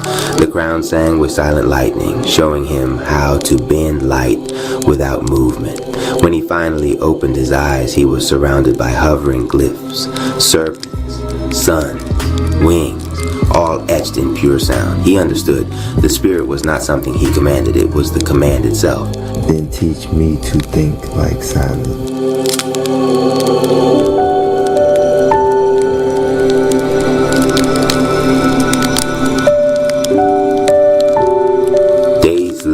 The time chamber opened a corridor made of mirrors. Each one reflected not his body, but his emotional distortions.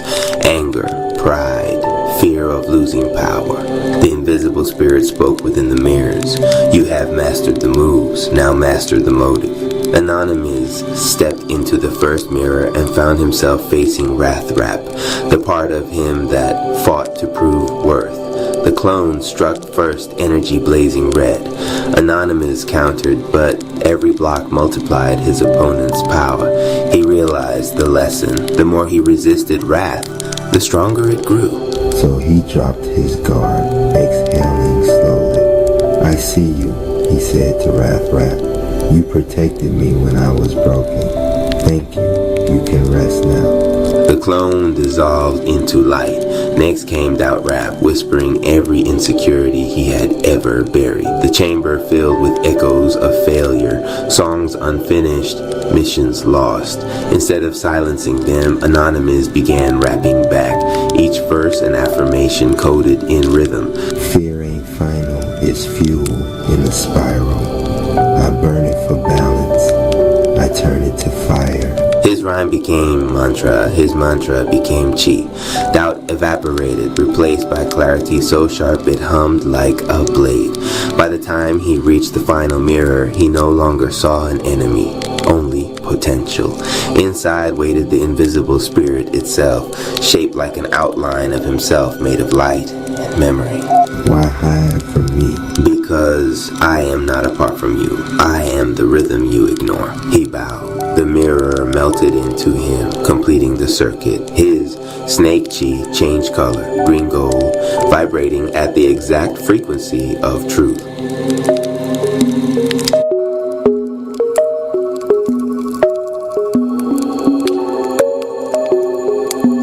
Back in the grove, Anonymous stood on the river of Toti.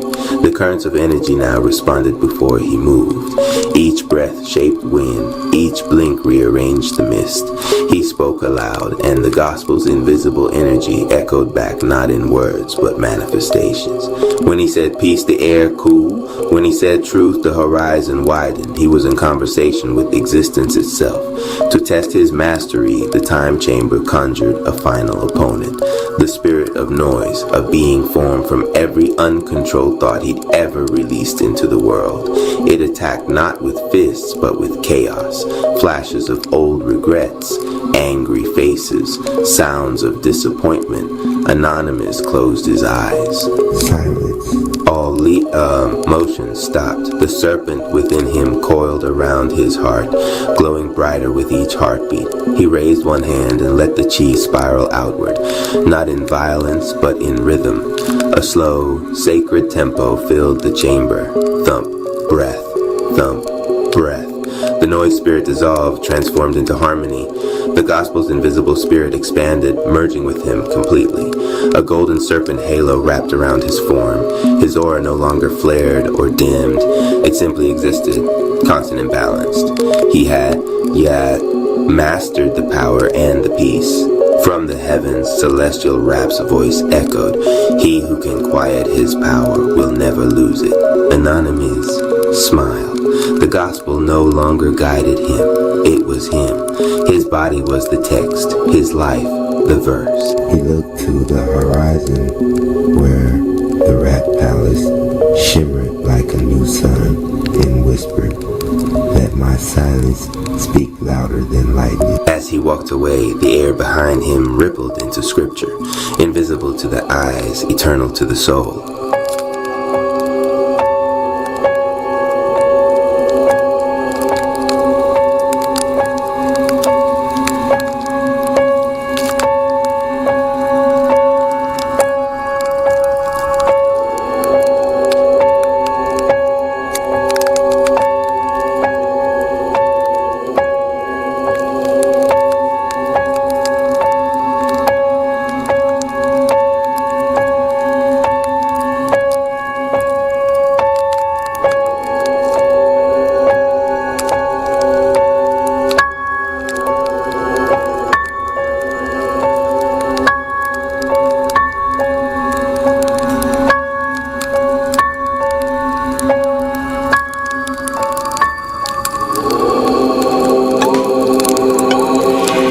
Gregory Anonymous Cherry II sat alone in his dimly lit room, the silence almost palpable. The room was his sanctuary, a place where he could escape the chaos of the outside world and dive deep into his thoughts. Sunlight streamed through the window, casting a warm glow on his desk. The gentle rays seemed to dance on the surface, creating patterns that inspired his creativity. His pen danced across the page, each stroke a testament to his passion. The ink flowed effortlessly, capturing his innermost thoughts and emotions. Rhymes flowed, raw and real, each word carefully chosen to convey the depth of his feelings. The paper became a canvas for his soul. He poured his soul onto the paper, every line a reflection of his inner turmoil and joy. Writing was his way of making sense of the world, his haven, this space where words were his weapons and the pen his sword. Here, he was free to express himself without fear of judgment. Anonymous paused, struck by a sudden wave of emotion. Something shifted within him, a realization that his words had the power to heal and to hurt. A low hum resonated in his ears, a reminder of the world outside. Yet, in this moment, he was completely absorbed in his craft. The room felt charged, the air thick with the weight of his words. It was as if the very atmosphere was alive with his creativity. He looked up, startled. A blinding light engulfed him. It pulsed with an unknown energy. Fear tightened its grip, yet curiosity battled within. He felt himself lifted, a force beyond comprehension. The light intensified, then subsided. He landed softly back on the floor, shaking. He looked around. The room seemed different. Brighter. He was different. A knock on the door. His cousin Marcus Flowmaster Johnson entered. Concern etched on his face, he rushed to Anonymous's side. Yo, what happened?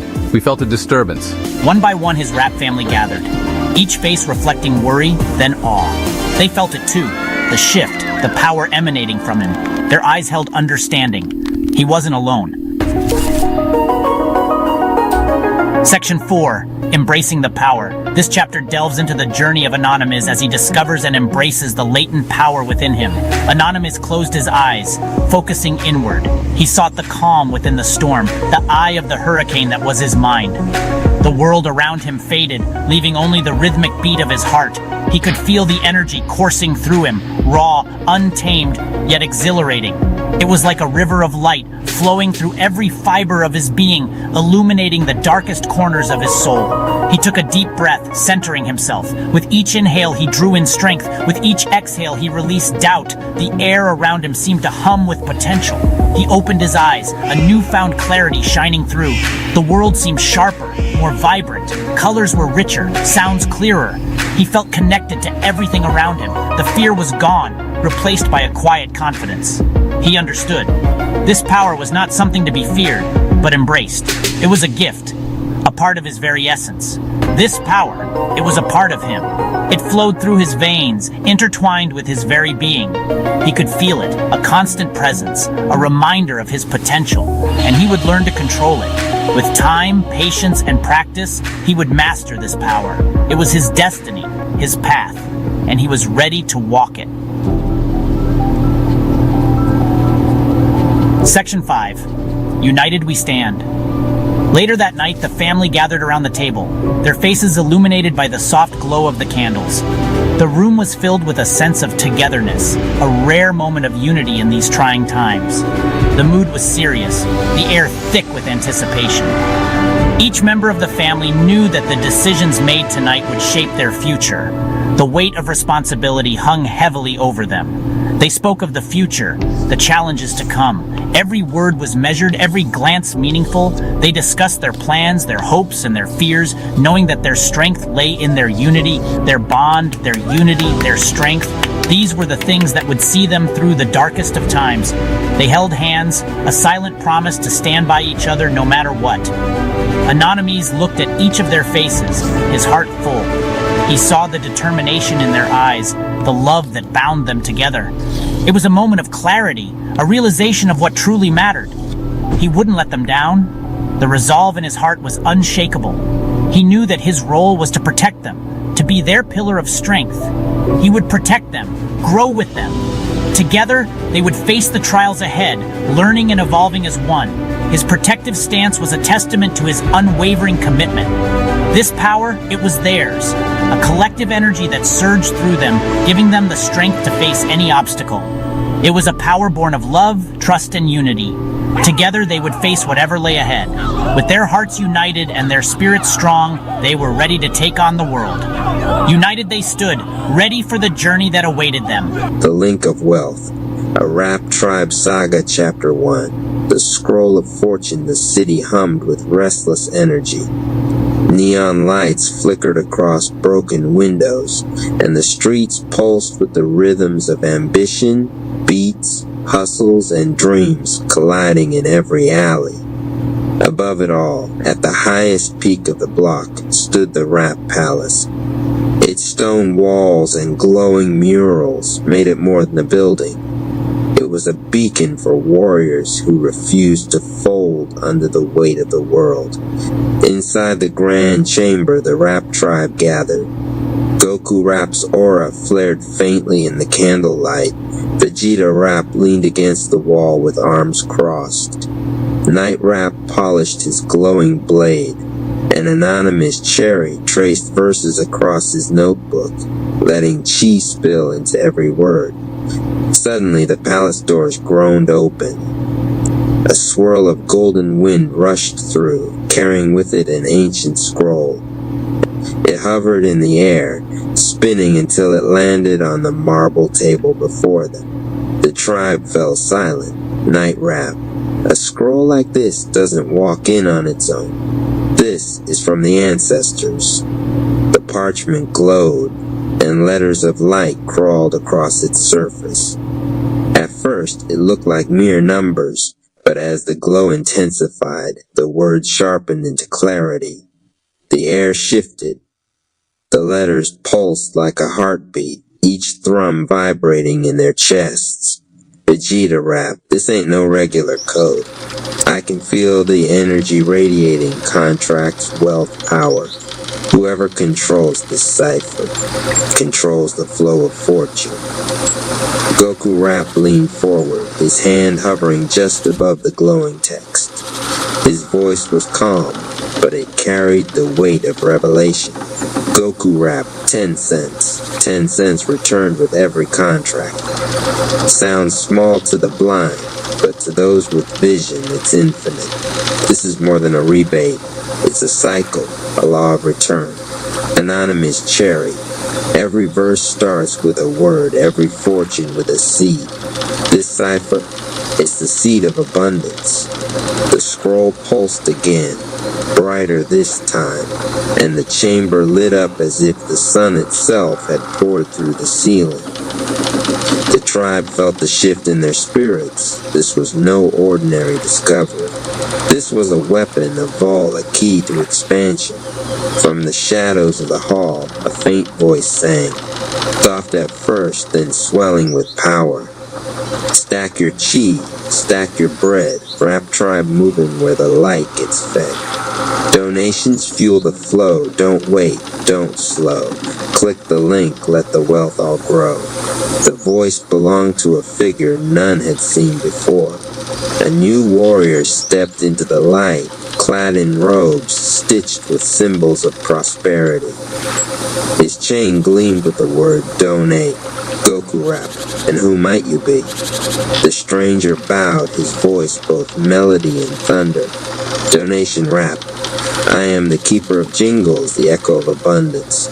Wherever wealth is seated, I sing. The scroll called me here.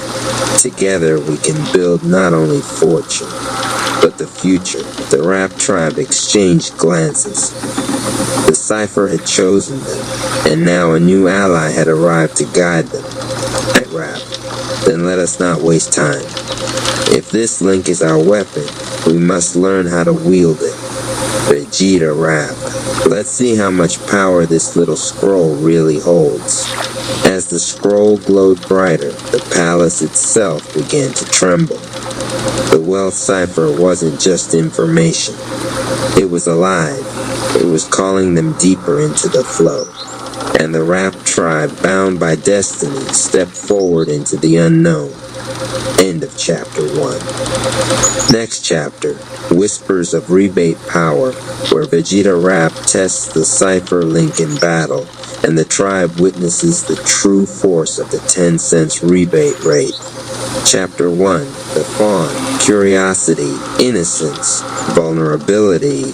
The Shroom Room was humming before he even crossed the threshold. Bioluminescent caps breathed in slow, tidal pulses, casting green and violet across the carved stone like a heartbeat you could see. Spores hung in the air, drifting in little constellations.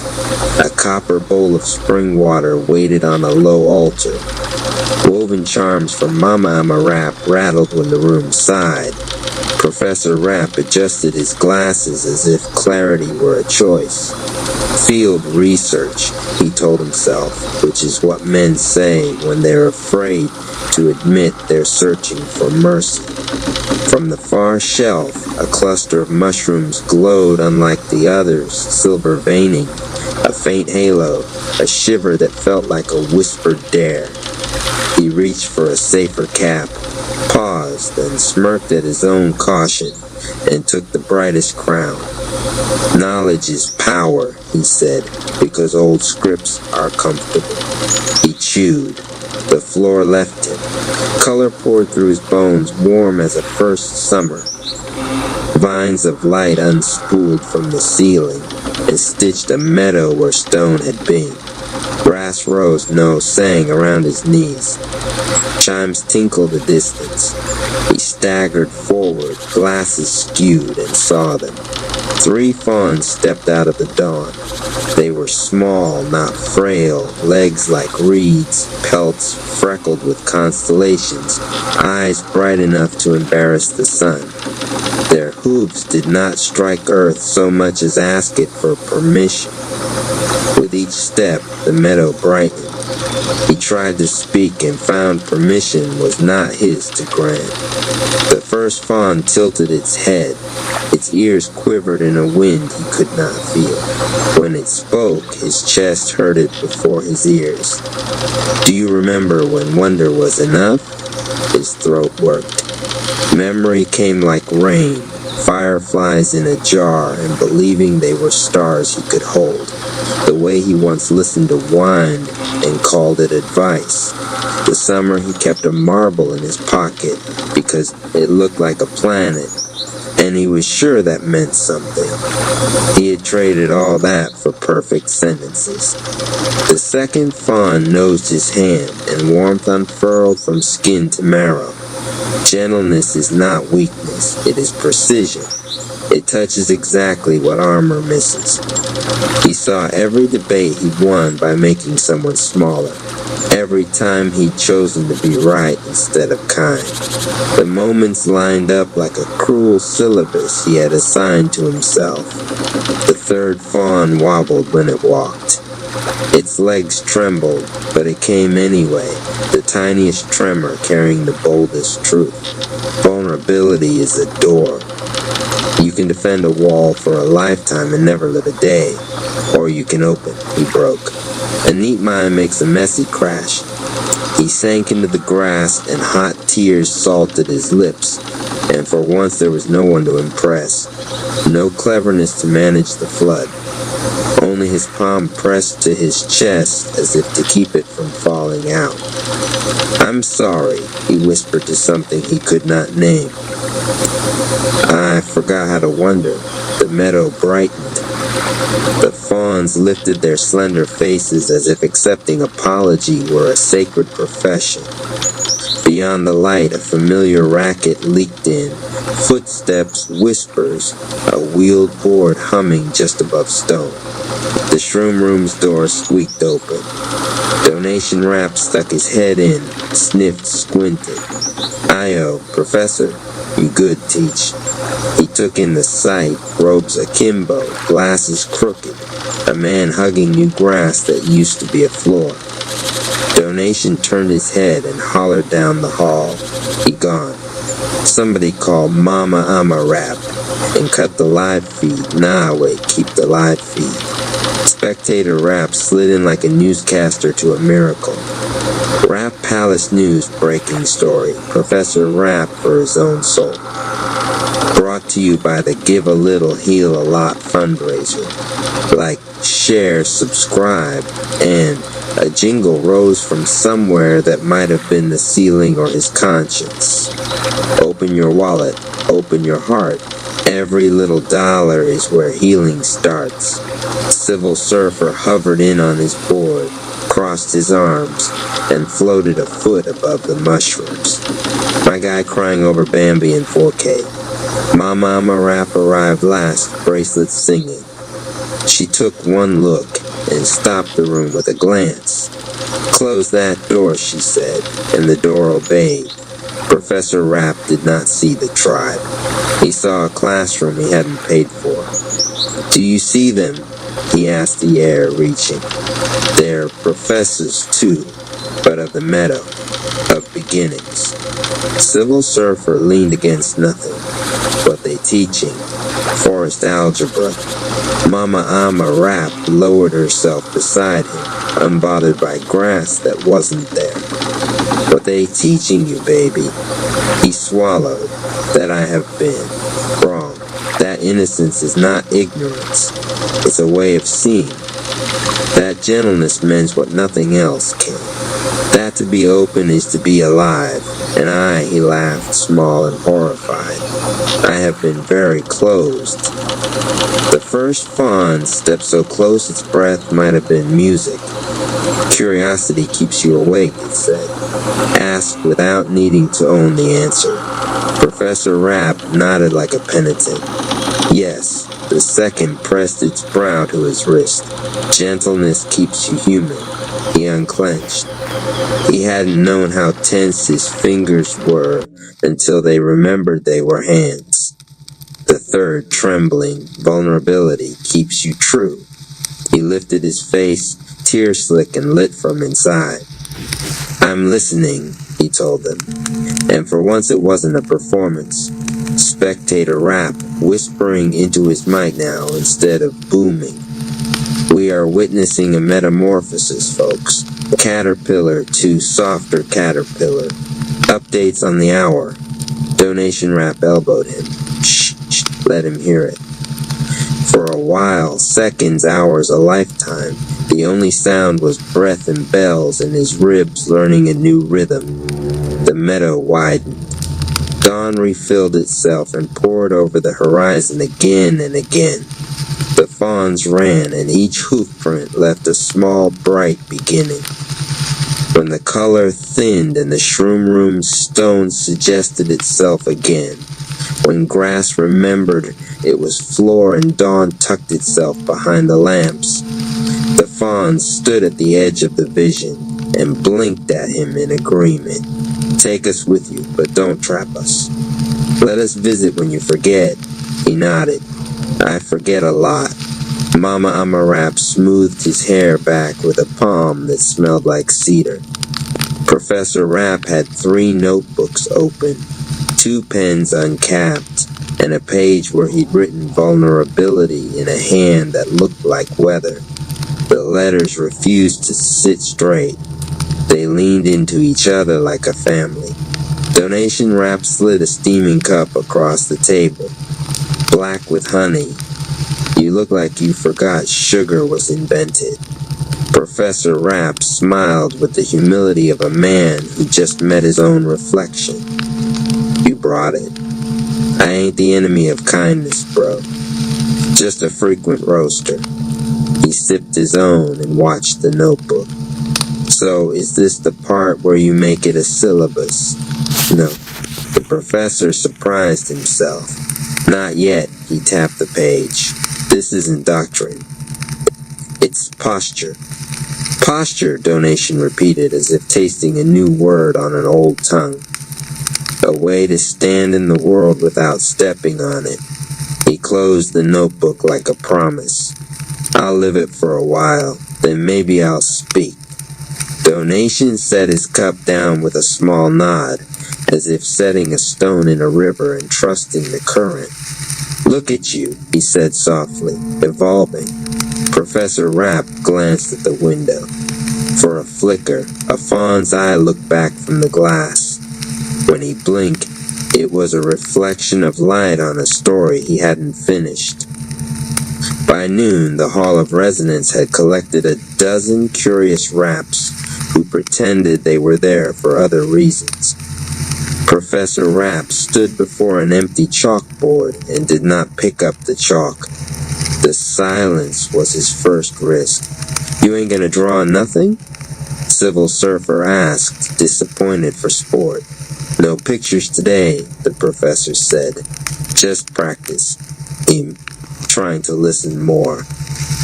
Mama Ama Rapp rocked on her heels, approving the way only a woman can who knows approval is not the point. "Then listen," she said. "What you hear?" He looked at them, really looked. Their faces were not positions to win, but leaves to witness. Spectator Rapp vibrating around a joke he could save for later. Donation pretending to lean, but actually holding. Civil Surfer a swagger that hid a tenderness the size of a small ocean. He heard their breaths collecting into a rhythm. He heard his own pride shaking loose like coins in a pocket he didn't need. "I hear a pack," he said, surprising himself with a word he hadn't chosen yet. "I hear a family," Civil Surfer coughed. "Don't get mushy." "Too late," Donation said. They laughed, and the room built a small bridge between who he'd been and who he might be. That night, alone in the corridor that ran behind the meditation grove, Professor Rapp paused where the lanterns made pools of amber. From the edge of his side it trembled. He turned just enough to let the vision arrive without chasing it. A fawn stood in the doorway of shadow, head cocked, ears forward, as if listening to a song only the hallway could sing. It took one step, then another. Its legs shook. It kept coming. "Thank you," he said, which was not something he said often or early. The fawn blinked. The hall tasted like rain. Then it was gone or had never been, which felt like the same thing in a place where reality loved to be generous. He put his palm to the stone. It was very cool and very real. He understood, somewhere below words, that cool and real were friends with soft and holy. He did not write a lecture that night. He did not outline a 5-part series or invent a certification. He made tea and sat still long enough for his heartbeat to tell him a story. It went like this. Curiosity keeps you awake. Gentleness keeps you human. Vulnerability keeps you true. When he finally slept, the meadow waited, not as a test, but as a place that would still have him. And in the morning, he woke curious. That was enough to be new. End of Chapter 1. Chapter 2, The Owl, Wisdom, Intuition, Shadows. The meadow still lingered in Professor Rapp's chest days after his breakdown. He tried to carry himself with softness now, letting the tribe talk without cutting in, letting silence stretch without rushing to fill it. But every night, when the hallways of the Rapp Palace settled into deep quiet, another presence began circling him. It started with a sound. Not loud, not shrill, just a low hoo-hoo rolling through the walls like a secret keeping itself. At first, he thought it was the mushroom's echoing aftertaste. Then he thought it was Spectator Rapp pulling pranks with a speaker. But on the third night, when he finally followed the sound into the dark library, he saw it. High above the shelves, perched between rafters that seemed too narrow to hold weight, sat an owl. Its feathers shimmered in shades of smoke and moonlight. Its eyes, 2 burning lanterns, cut through his cleverness like knives through paper. Professor Rapp froze. "I thought the fawns were the lesson." The owl blinked once. The entire library exhaled. The meadow was your opening. Its voice pressed into him. But even innocence, if blind, can stumble into traps. You are not asked to abandon your mind. You are asked to cleanse it. Professor Rapp trembled. He wanted to argue, but the owl swooped down silently, landing on the table with talons that made no sound. Its wings folded like pages closing. Wisdom is not knowledge hoarded, it said. Wisdom is knowledge wed to intuition. You have trusted your logic, but not your sight. You have prized shadows cast by candles, yet feared the darkness where stars burn. He swallowed. His mind flickered with memories. Debates where he won but learned nothing. Lessons where he spoke but did not listen. Books he devoured while ignoring his own hunger for meaning. The owl tilted its head, almost pitying. You fear being outsmarted. That fear makes you blind. Trust your sight, not your schemes. The room thickened with shadow. From every corner he saw shapes of himself. Versions where he twisted truth for power. Versions where he manipulated the tribe to stay above them. Versions where his hunger for control left him alone. His knees weakened. How do I undo this? The owl's lantern eyes flared. Do not undo. See, shadows only rule when you refuse to look at them. The library warped into a moonlit grove. Owls lined every branch, silent and patient, watching him with unbearable clarity. He felt exposed, as if his thoughts were written on his skin. Then see me, he begged, falling to his knees. Show me what's true beneath my tricks. A silence followed that felt eternal. Finally, the owl spread its wings, and the entire grove dissolved back into the library. Its voice lingered like smoke in his lungs. Wisdom without intuition is hollow. Intuition without wisdom is wild. Balance them, and the shadows will no longer master you. When Professor Rapp blinked, the owl was gone. Only a single feather remained on the table, dark as ink, glowing faintly at the edges. He picked it up, tucking it into his notebook. This time he didn't write. He closed the book and whispered into the quiet, I see. From then on, when the tribe asked him questions, he paused, not to calculate the cleverest answer, but to listen for the truth beneath. Sometimes he said nothing at all, and that silence taught more than his longest lectures. But at night, when the halls grew still, he still felt the weight of two lantern eyes, reminding him that wisdom and shadow walk hand in hand. Chapter 3, The Wolf, Loyalty, Intuition. The pack the Rapp Palace was never still for long. Training shouts echoed through the meditation grove. Donation jingles hummed from Donation Rapp's speakers, and Civil Surfer's board buzzed down the corridors like thunder on wheels. But Professor Rapp, he had grown quieter. The tribe noticed. He no longer interrupted with polished speeches, no longer corrected every word. He paused, listened, and sometimes only nodded. It was unsettling, almost suspicious. Yo, Civil Surfer whispered one night to Donation Rapp as they sat outside the shroom room. Professor ain't schemed in weeks. He sick or something. Donation sipped from his ever-present mug. Nah, I think the man's just changing. The fawns cracked him open. The owl gave him shadow sight. You feel it. Civil Surfer shrugged, but he felt it too. Into the grove one evening, the tribe gathered for meditation. Spiritual Rapp led them into the grove, where the Chakratati rivers glowed faintly under the moonlight spilling through the high arches. Professor Rapp sat cross-legged among them, the owl feather tucked in his robe. He closed his eyes and let the hum of the rivers drown his old thoughts. At first, nothing.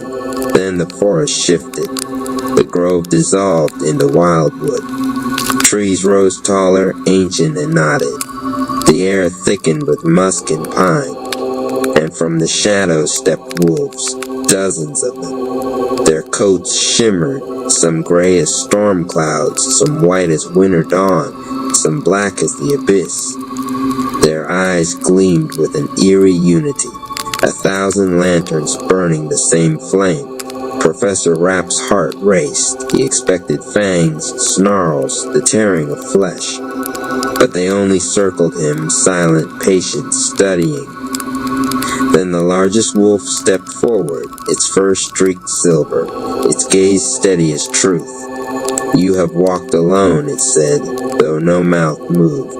But no one survives the wild alone. Even a professor needs a pack. Professor Rapp's lip trembled. But I built myself to be a part. To be the one who knows more, controls more, stands above.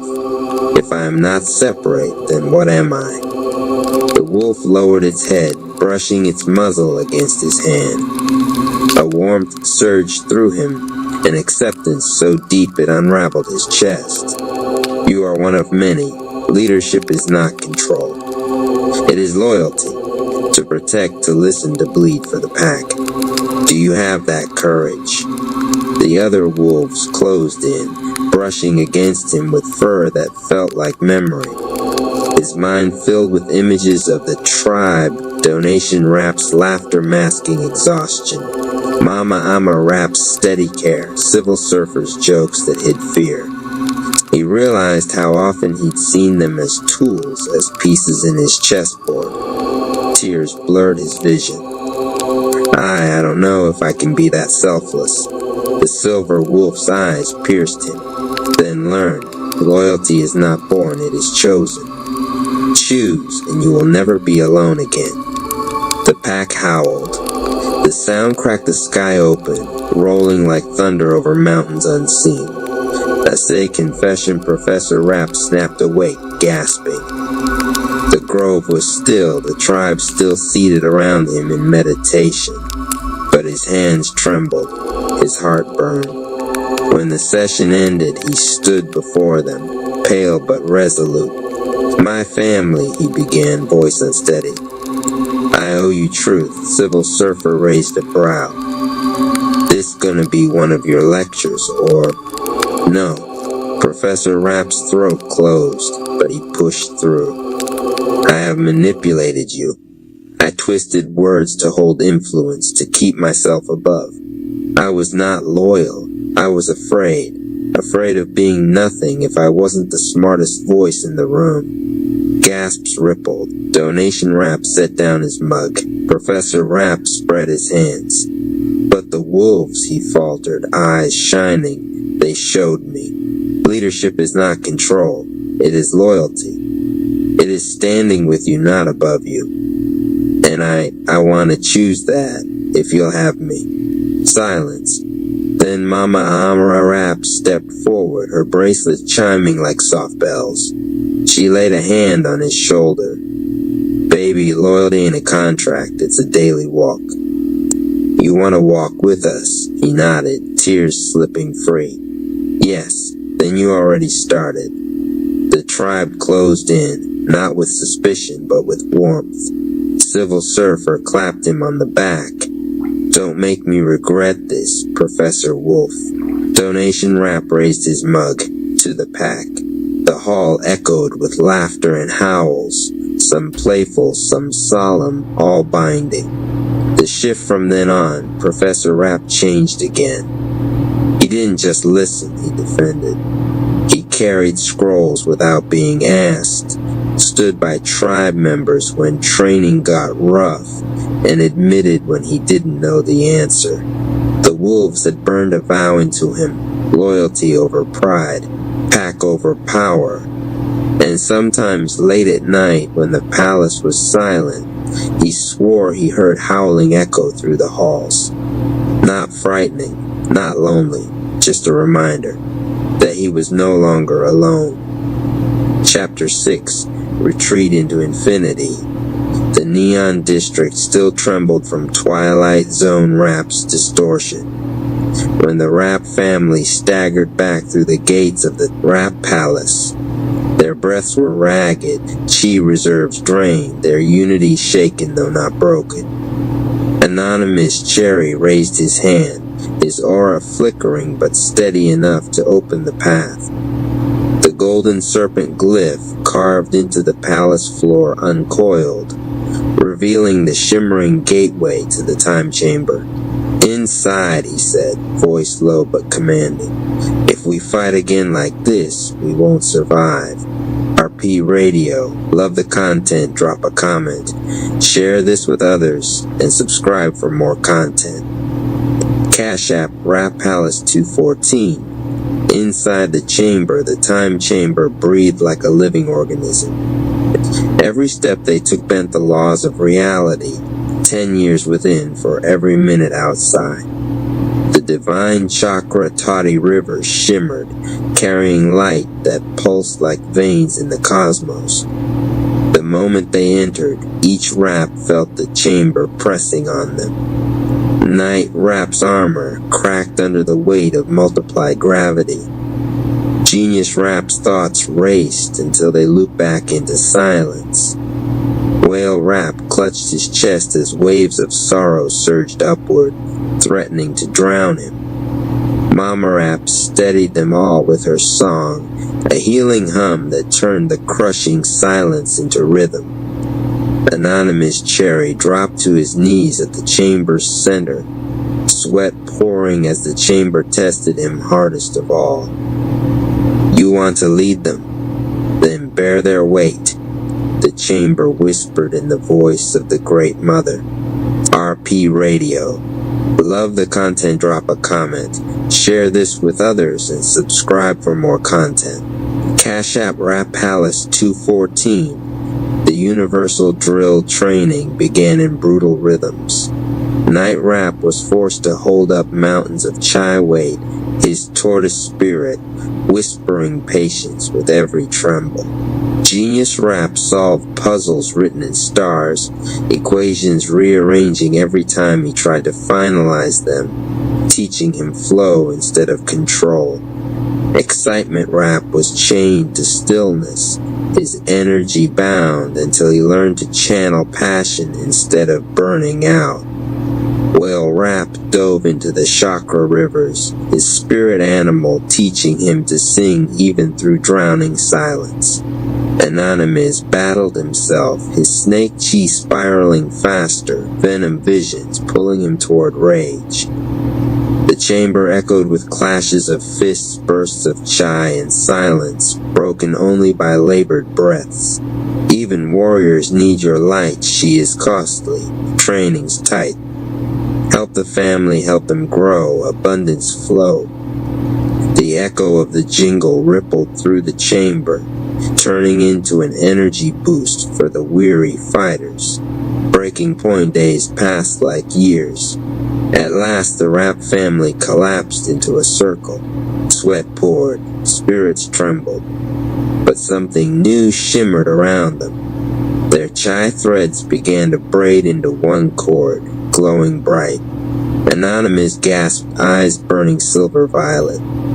This is alignment. We're not just family. We are one pulse. The chamber trembled. The river swirled upward into a spiral, engulfing the group. Each member felt lighter, not because the burden was gone, but because it was shared. RP Radio. Love the content, drop a comment, share this with others, and subscribe for more content. Cash App Rap Palace 214. The chamber speaks voice of the Great Mother. You have entered not as warriors, but as fragments. You leave as rhythm. Do not forget this, for the shadow waits. And shadows always test the light. The gateway back to the palace opened. The Rap family rose stronger, steadier, their chi brighter than before. But outside, Twilight Zone Rap was already twisting the city into deeper nightmares. The next clash would not wait. Step with us, align and rise, invest in rhythm, break disguise. Click the link, Let blessings show the palace grow. Chapter 7, Shadows of the Ego. The moment the Rapp family stepped out of the time chamber, the city was already bent into nightmare. Skyscrapers leaned at impossible angles, traffic lights pulsed like beating hearts, and voices whispered from the shadows, repeating the doubts the family thought they had buried. At the center stood Twilight Zone Rapp, arms folded, grin stretched too wide. His aura dripped with distortion, bending the air into swirling illusions. Twilight Zone Rapp. Ah, my little harmony choir returns, stronger, brighter. But tell me, what happens when your ego steps in front of your love? He snapped his fingers. Clones burst forth, each one not a simple fighter, but a warped reflection of the family's egos. Night Rapp's clone towered in pride, shouting, "Only my discipline can save us." Genius Rapp's clone smirked on the mind. "Without me, you're nothing." Excitement Rapp's clone laughed. "Forget patience. I'll burn everything now." Whale Rapp's clone sobbed dramatically. "The world is doomed without my sorrow." Even Anonymous Cherry faced his own clone, venom aura raging. "I am the leader. Without me, the family collapses." The real Rapp family froze. The clones weren't just enemies, they were temptations. RP Radio. Love the content, drop a comment, share this with others, and subscribe for more content. Cash App Rapp Palace 214. The struggle within each Rapp began to slip. Night Rapp slammed his shield against Genius Rapp, anger boiling. Excitement Rapp's flames nearly scorched Whale Rapp's song. The clones laughed in unison, feeding off the fractures. Twilight Zone Rapp clapped slowly, voice echoing through the twisted city. Twilight Zone Rapp, yes, yes. That's it. Harmony is a lie. Love is weakness. Ego is truth. The distortions grew heavier, threatening to swallow the family whole. RP Radio. Love the content, drop a comment, share this with others, and subscribe for more content. Cash App Rapp Palace 214. The Turning Point Mama Rapp stepped forward, her song rising above the chaos. Her voice carried warmth, steady and unyielding. Mama Rapp, you are not your ego, you are not your pride. You are love and rhythm, with the universe's guide. Her words pierced the clones like spears of light. The Rapp family staggered, then began to breathe together, remembering the teaching of the chamber. Anonymous Cherry clenched his fists, eyes blazing silver and violet. He looked directly at his clone. Anonymous, you don't lead, we all do. And that's why you can't win. His aura flared into a brilliant spiral, ultra-intuitive instinct burning at full glow. RP Radio. Love the content, drop a comment, share this with others, and subscribe for more content. Cash App Rapp Palace 214 donation jingle break. When shadows rise and ego fights, love's the torch that breaks the night. Support the mission, help it grow, the blessings flow. The energy of the jingle shimmered like gold dust around the family, fortifying their chi. RP Radio. Love the content, drop a comment, share this with others, and subscribe for more content. Cash App Rapp Palace 214. Clones shattered, the Rapp family joined in unity. Whale Rapp's song balanced Excitement Rapp's flame. Night Rapp's shield protected Genius Rapp's vision. Mama Rapp's melody stitched them together. Anonymous unleashed a fusion blast of snake shy venom and ultra instinct light, shattering his clone into fragments of smoke. The others followed suit, each destroying their ego double with a mix of humility and power. As the last clone dissolved, Twilight Zone Rapp's grin faded just a little. Twilight Zone Rapp, so you found a way to rise above ego. Interesting. But love is fragile, and I intend to break it. The ground cracked. The sky bent. The war had only just begun. Family strong, united flame. Even shadows can't stake their claim. Build the mission, let's all grow the flow. RP Radio. Love the content, drop a comment. Share this with others, and subscribe for more content. Cash App Rap Palace 214 Chapter 8, The Nightmare Realm. The moment Twilight Zone Rap slammed its staff into the ground, reality tore like paper. The rap family fell, not through space, but through sense itself. Up became down, colors screamed, sounds bent into sharp edges. They landed in a realm built from nightmares, stitched together from their fears and regrets. The sky was a canvas of shifting eyes, watching, blinking, whispering secrets. The ground rippled like liquid glass, reflecting their faces, distorted into monstrous grins. Buildings leaned, then melted into shadows, reforming as giant hands that clawed toward them. Twilight Zone Rap's voice boomed everywhere at once. Welcome to my home, where your fears take form, and your chi is nothing but fuel for my feast.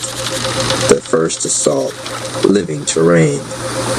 The ground surged beneath Night Rap, twisting into a wall of armored clones that mocked his obsession with control. Clone chorus, without us you are nothing. Discipline is just fear in costume. Night Rap roared, smashing through, but every strike made the walls grow taller. Meanwhile, Whale Rap was pulled into a black ocean that appeared under his feet, waves whispering his failures. Ocean voices, your song is too heavy. It will drown your family. He gasped, fighting to keep his head above the waves. Excitement Rap faced a forest of fire, flames that mirrored his own, but twisted, devouring everything in sight. Flame spirits, you can't control us. You'll burn them all. His eyes widened. For the first time, he hesitated. RP Radio. Love the content, drop a comment. Share this with others, and subscribe for more content. Cash App Rap Palace 214 Anonymous Cherry's Trial Anonymous stood in the center, snake chi flickering wildly. The air around him bent into his 9 near-death experiences, looping them all at once, his asthma, his crash, his flatline. The vision screamed in unison, you were meant to die. You are only a survivor, never a master. For a moment he fell to his knees, his aura dimmed. Twilight Zone Rap appeared before him, smirking. You see, I don't need to fight you. Your own mind destroys you better than I ever could. RP Radio. Love the content, drop a comment, share this with others, and subscribe for more content. Cash App Rap Palace 214.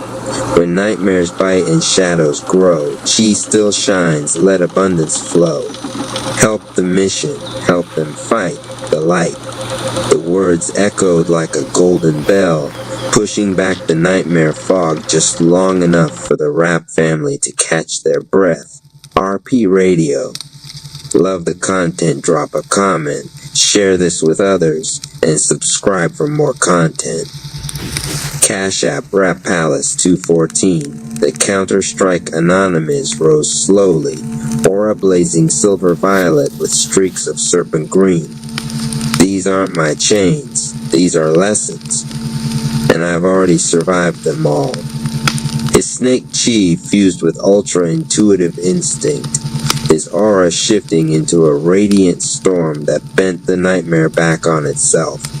Night Rap's shield shone with golden tortoise glyphs, holding steady against the walls of ego. Whale Rap turned his sorrow into song, calming the drowning sea into a healing tide. Excitement Rap funneled his fire into a precise lance of light, piercing through the twisted flames. Together, their harmonized chai cracked the nightmare landscape. Twilight Zone rap hissed, his grin twisting. Stronger, yes, but you've only tasted the first layer of my realm. Can love still stand when eternity itself bends? The sky shattered, a deeper abyss opened below. The battle was far from over. RP Radio. Love the content, drop a comment, share this with others, and subscribe for more content. Cash App Rap Palace 214. Family fights, the mission's clear. Light defeats the darkest fear. Fuel the rhythm, let blessings grow. The flow, the war of ideas. The night in Dallas smelled of rain and neon. Skyscrapers pulsed like electric beacons, and somewhere between their shadows, Anonymous Cherry 2 sat in the Rap Palace conference room, staring at the walls covered in maps, charts, and sketches of their future empire. The city's rhythm never stopped, but tonight he felt its pulse differently. Every light, every honk, every shadow reminded him of RP Radio's message that looped in his head. The business world is war. He whispered it once, testing the taste of the words. They were bitter, sharp, but true. He had fought real wars before, wars of bullets, blood, and survival. Yet now he faced a different battlefield, one paved with contracts, algorithms, and donations. The door creaked open. Donation Rap swaggered in first, jingling coins in his pocket, his grin as wide as the moon. Yo, Anonymous, he sang, the tribe's ready.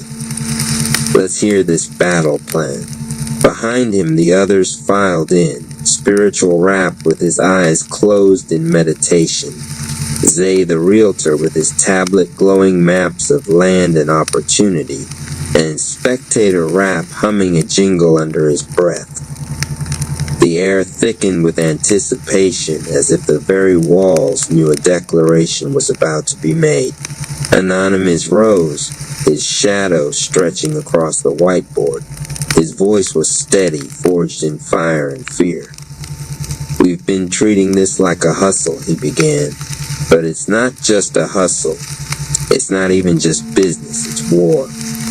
Murmurs rippled through the tribe. Wars, they raised a brow. Man, we sell verses, beats, and dreams. Ain't no blood in that. Anonymous stepped closer, his aura burning violet under the ceiling lights. You think war is just about blood, he shot back. War is about survival, strategy, discipline. The business world, this city, it's a battlefield. Every brand out there is an army. Every dollar is a bullet. Every contract is a landmine. If we don't move like warriors, we lose. Donation Rap whistled low. Sounds heavy, but I feel it. Spiritual Rap finally opened his eyes. And what of the spirit? He asked softly. War consumes. Do we not risk becoming the very darkness we resist? Anonymous shook his head. No, this isn't about destroying others. It's about building our kingdom, protecting our tribe. Every soldier fights not because he hates what's in front of him, but because he loves what's behind him. And behind us is the Rap Tribe's future. The room fell silent, heavy with conviction. Even Spectator Rap stopped humming. Then, like sparks catching fire, resolve spread through the group. Zay tapped his screen, pulling up maps of neighborhoods ready for development. Donation Rap started sketching a new jingle campaign on a napkin. Spiritual Rap whispered a prayer that wrapped the room in invisible armor. Anonymous watched them all, a small smile breaking across his face. He had doubted himself before, wondered if he was ready to lead. But in this moment, he understood. He wasn't leading them into chaos. He was leading them into clarity. The war of ideas had begun, and the Rap Tribe was ready. RP Radio. Love the content, drop a comment, share this with others, and subscribe for more content. Cash App Rap Palace 214, great. Let's keep the momentum moving. Here's Chapter 2 of Anonymous Cherry 2's Business War Saga with the Rap Tribe, continuing the story in full novel format. RP Radio. Love the content, drop a comment, share this with others, and subscribe for more content. Cash App Rap Palace 214, the first campaign. The dawn cracked open with a roar of thunder. Rain hissed against the glass walls of the Rap Palace, but inside, the tribe buzzed with the kind of fire only warriors knew before their first battle. Donation Rap had transformed the studio into a command center overnight. Whiteboards glistened with donation funnels and flowcharts. Sticky notes marked targets. Arrows connected merch, YouTube, events, and donations. His handwriting was wild but alive, a graffiti of ambition. He slapped the board with his palm. Today, he shouted, we launch our first campaign. We ain't just rapping, we mobilizing. We gonna hit the streets, the streams, the feeds. Every like, every share, every coin drop, that's ammo. That's how we win. Zay the realtor leaned back in his chair, calm but calculating. Don't forget, competitors out there already got their funnels running. They'll undercut us, steal ideas. If we move sloppy, we'll bleed before we even start. Spectator Rap interrupted with a sudden sing-song jingle. Like share, donate, comment today. Every coin helps the tribe find a way. Everyone burst out laughing, even Anonymous Cherry, though his eyes never left the board. Zay's right, Anonymous said finally, voice cutting through the laughter. This ain't no freestyle battle. This is chess. Our enemies, whether it's corporate giants or the evil Rap family, they're always watching. We gotta strike where they don't expect. Spiritual Rap closed his eyes, his voice calm but firm. Then let us align before we step into the fray. A battle fought without spirit is already lost. He led the tribe in a brief meditation, the sound of rain outside blending with their deep breaths. The room seemed to shift, the air vibrating with unseen energy. When they opened their eyes, Anonymous raised his fist. We don't just launch, we invade. Today our donation stream goes live. But instead of pushing just for money, we push for story. People don't invest in products. They invest in purpose. And our purpose is to rebuild this city with rhythm, unity, and resilience. Donation Rap grinned, teeth flashing. So we hit him with heart and hooks. Got it. The campaign went live at noon. Spectator Rap's jingles rang through TikTok videos. Donation Rap's voice echoed through podcasts and live streams, looping calls to action. Zay secured partnerships with local businesses who believed in their mission, weaving coupon codes into every drop. Spiritual Rap streamed meditations of resilience, each one ending with a link to donate. But within hours, the counterattack began. Competing groups spammed their streams with hate. Trolls flooded their comments with mockery. Rumors spread that the Rap Tribe was a scam. Even the evil Rap family lurked in the shadows, twisting the narrative with their poisoned words. For a moment, doubt cracked the room. Spectator Rap's jingles lost their rhythm. Donation Rap cursed at the trolls. Zay muttered about pulling the plug before the brand got tainted. Anonymous Cherry stood in the center, his aura glowing faintly violet, his jaw clenched but steady. He raised his hand, silencing the noise. Listen, he said, voice low but burning. Every war has its fog. That's what this is, confusion, fear, distraction. If we let it break us, we've already lost. But if we stand firm, if we hold the line, they'll see what we're made of. He stepped to the camera and went live himself. His eyes burned into the lens as if speaking to every soul watching. We are the Rap Tribe. We don't bow to lies. We don't break under pressure. We fight for a city that deserves better.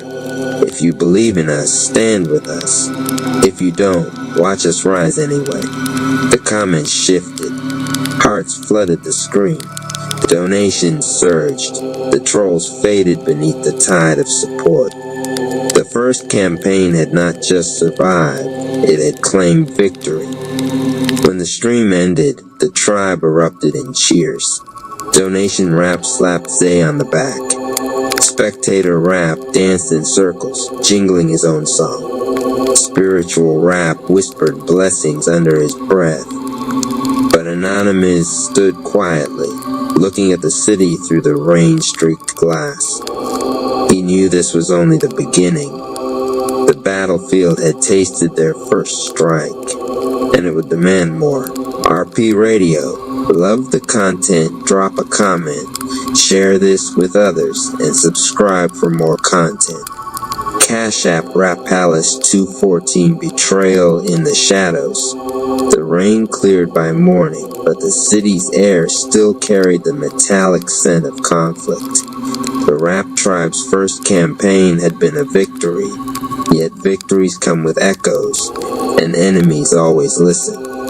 Anonymous Cherry 2 stood at the balcony of Rap Palace, watching Dallas awaken beneath streaks of dawn. His heart should have been light with triumph, but instead it felt heavy. War had taught him long ago that the first victory is when the enemy starts plotting hardest. Inside, the tribe buzzed with new energy. Donation Rap strutted around with a stack of receipts, each one a badge of honor. Yo, look at this. Donations spiked 50% overnight. People love the jingles, bro. They chant them in the comments like war cries. Spectator Rap broke into another tune, half mocking, half proud. Rap Tribe rising, donations climbing. No enemy strong enough to stop our timing. The room erupted in laughter, but not everyone laughed. Zay the realtor leaned against the wall, tablet in hand, his brow furrowed. Yeah, the numbers are up, he said flatly, but something's off. I've seen this before in real estate wars. When your numbers climb too fast, vultures circle. Contracts get stolen, deals collapse. Competitors start buying your allies behind your back. His warning hung in the air, thick as smoke. Anonymous turned from the balcony. You saying someone's already moving against us? Zay's eyes flicked toward the corner of the room where a tribe member sat quietly, head lowered. A younger recruit, eager but restless, who had joined the tribe weeks ago. His name was Shift Rap, known for switching moods faster than a beat drop.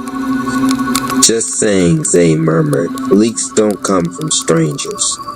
They come from the inside. The mood shifted. Donation Rap stopped mid-celebration. Spiritual Rap's eyes narrowed. Spectator Rap's jingle died in his throat.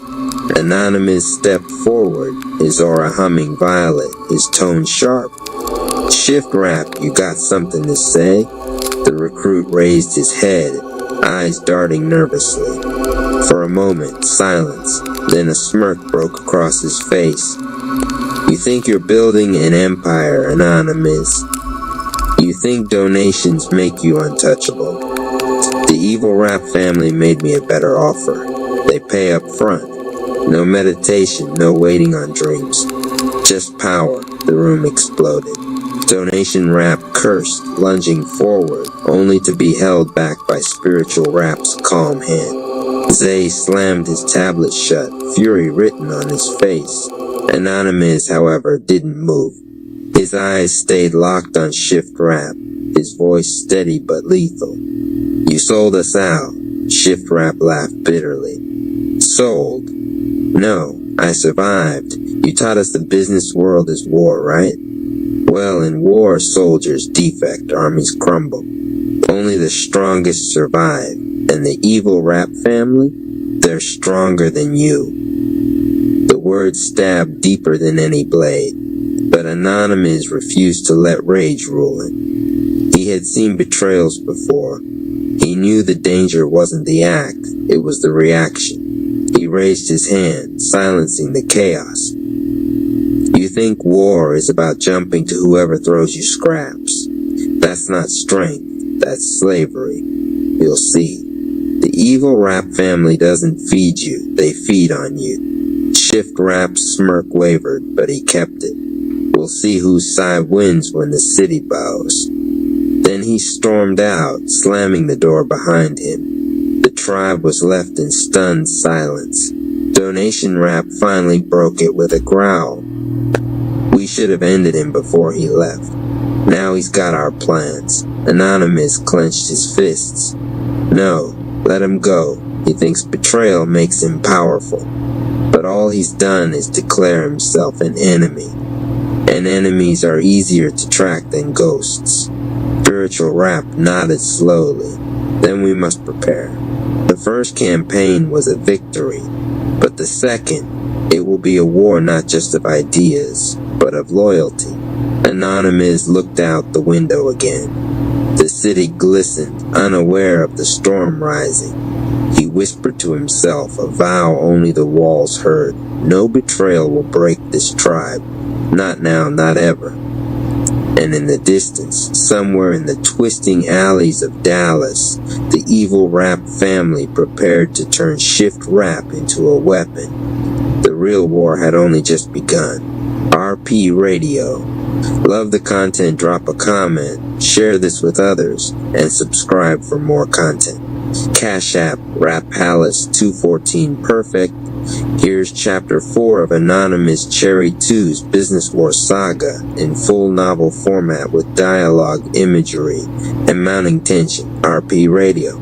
Love the content, drop a comment, share this with others, and subscribe for more content. Cash App, Rap Palace 214. The Sabotage the following week, the Rap Tribe moved with renewed urgency. Plans sprawled across the Rap Palace like a general's war maps. Zay, the realtor, drew up the outlines for a new community hub. A storefront that would serve as both donation center and cultural heartbeat. Donation Rap tested jingles into his mic, tweaking each syllable for maximum pull. Spiritual Rap prepared meditations to bless the launch, so every visitor felt not just welcome but armored in spirit. Anonymous Cherry watched it all unfold like a commander before battle. His instincts screamed of danger. Shift Rap's betrayal had not been an ending, but a beginning. Somewhere in the city, the evil Rap family waited, their shadows stretching across every corner. On launch day, the tribe stood outside the storefront, hearts pounding, energy electric. Crowds gathered, flyers fluttered in the wind. A DJ booth blasted rhythms into the streets. For a moment, everything shimmered with promise. Today, Anonymous declared to the crowd, voice amplified through the speakers, we open not just a store, but a future. This is where music meets mission. This is where business builds community. The Rap Tribe doesn't just sell, we serve.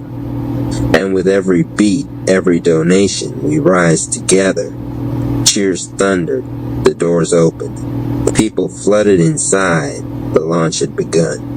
Then the sabotage hit, screens flickered. The donation stream glitched. Every QR code on their flyers suddenly redirected to a fake website, slick, professional, but branded with the insignia of the evil Rap family. The crowd's cheers shifted to confusion. Phones buzzed with scam alerts. A woman at the front shouted, "Is this legit, or are y'all playing us?" Panic rippled through the room. Donation Rap's face went pale. They hacked us, man. Every funnel's rerouted. We ain't getting a dime, Zay cursed, slamming his tablet. Our whole whole campaigns bleeding into their pockets. Spectator Rap tried to sing a recovery jingle, but his voice cracked under the tension. Wait, don't click, don't. Stick with us quick. It came out broken, nervous, swallowed by the murmurs of doubt. Anonymous stepped into the storm. His aura burned brighter now, a violet blaze spilling across the storefront. He grabbed the mic again, his voice sharp enough to cut through the chaos. Listen, he roared. This right here is what war looks like. Sabotage, lies, enemies trying to break our spirit. But they can't steal what matters most. They can't steal our vision. They can't steal our rhythm. They can't steal us. The crowd froze, their eyes magnetized to him. Anonymous turned to his tribe. Donation Rap improvised a new funnel. Right now, forget the QR codes, use the chant. Donation Rap blinked. The chant.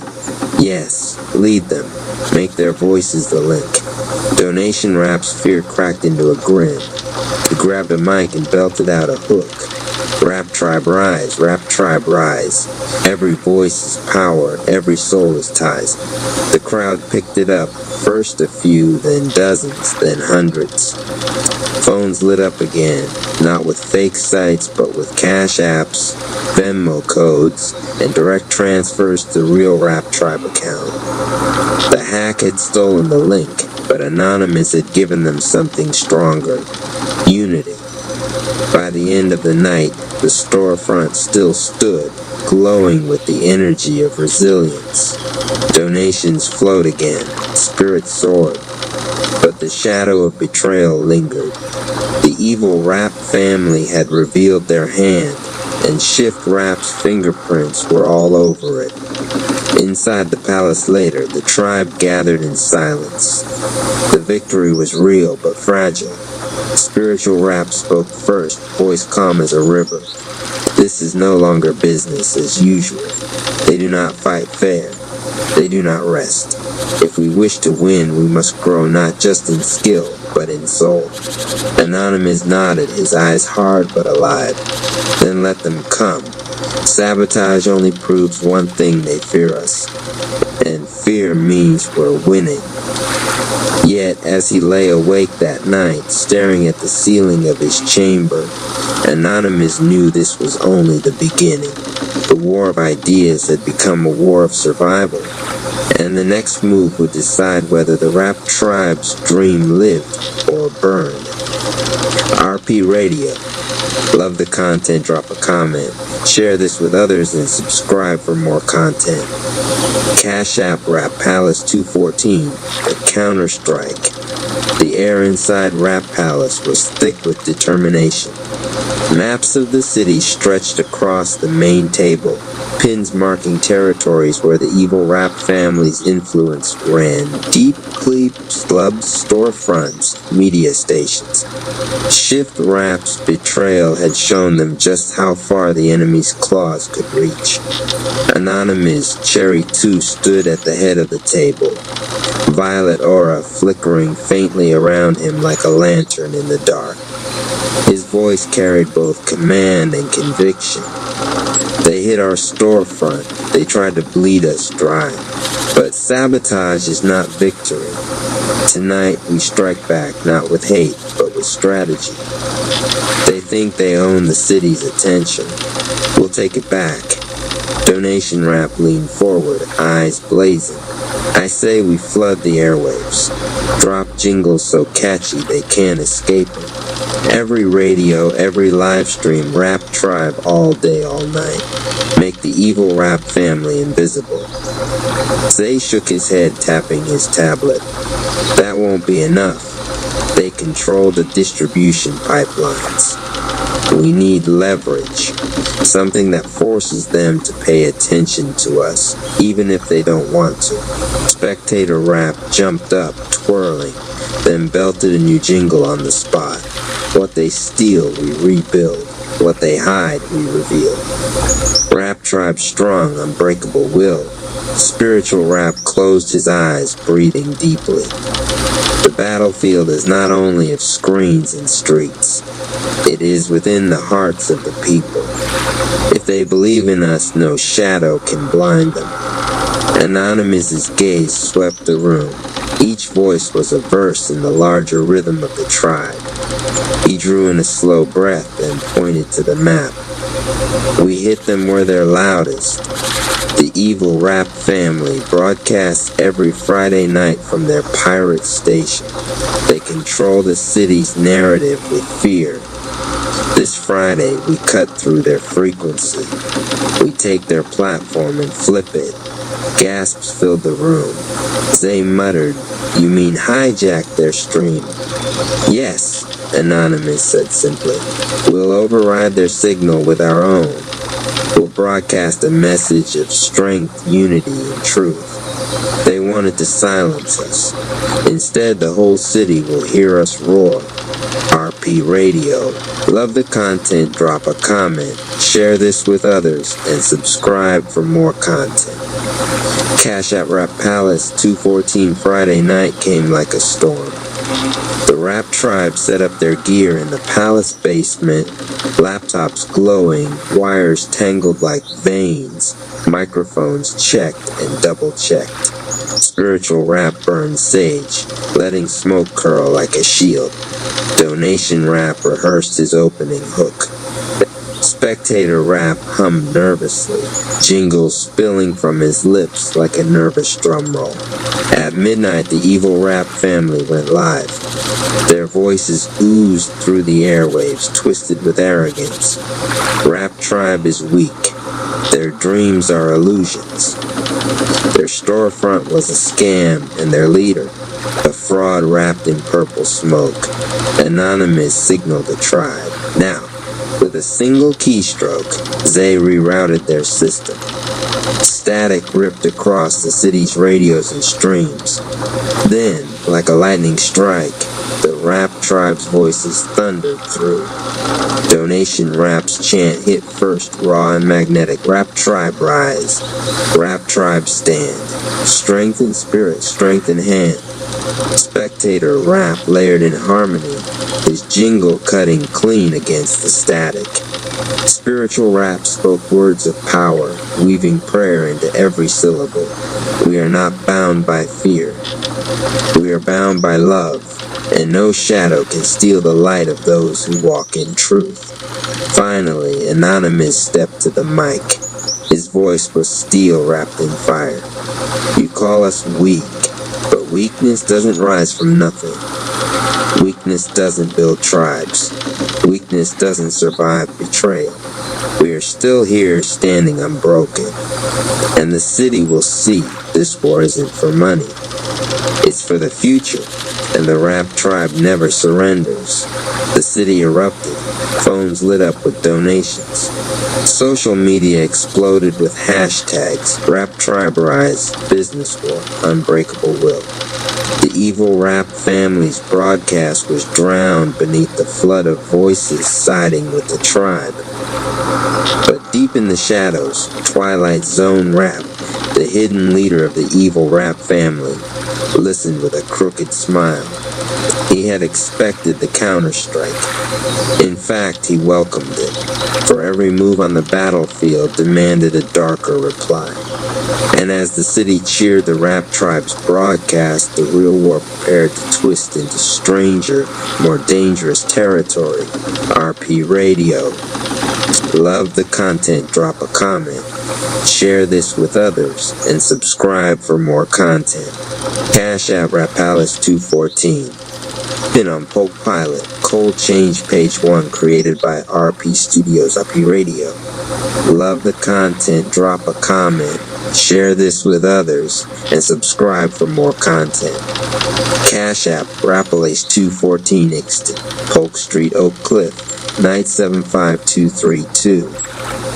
Polk Street pulses with light. Streetlights flicker over candy-painted Chevys, creeping slow, bass, rattling storefront glass. Hustlers trade words in coded whispers. Neon signs buzz. Women in heels and bold outfits lean on walls, eyes scanning every movement. The block breathes heavy energy, danger, opportunity, and chaos all wrapped into one. Across the chaos, an Escalade gleams under the streetlight. 8-Ball Ice Rap leans against the hood, cigar burning low. His eyes are sharp but tired, carrying the weight of Polk. 8-Ball Ice Polk raised me. Polk fed me. Polk chained me. Everybody want the crown, but nobody asked what it cost. Tonight, I'm counting my losses, not my profits. Ice scans the street, taking mental inventory. A young hustler bumps into a parked bike, spilling a bag of merchandise. Ice doesn't move. He just watches. Polk Street demands respect, and he has it, but the cost lingers. Cut to X corner store, night inside. The clerk eyes everyone suspiciously. A kid in a hoodie buys candy, but hides a stack of cash under his sleeve. 2 older men play dice in the corner, shouting over the game.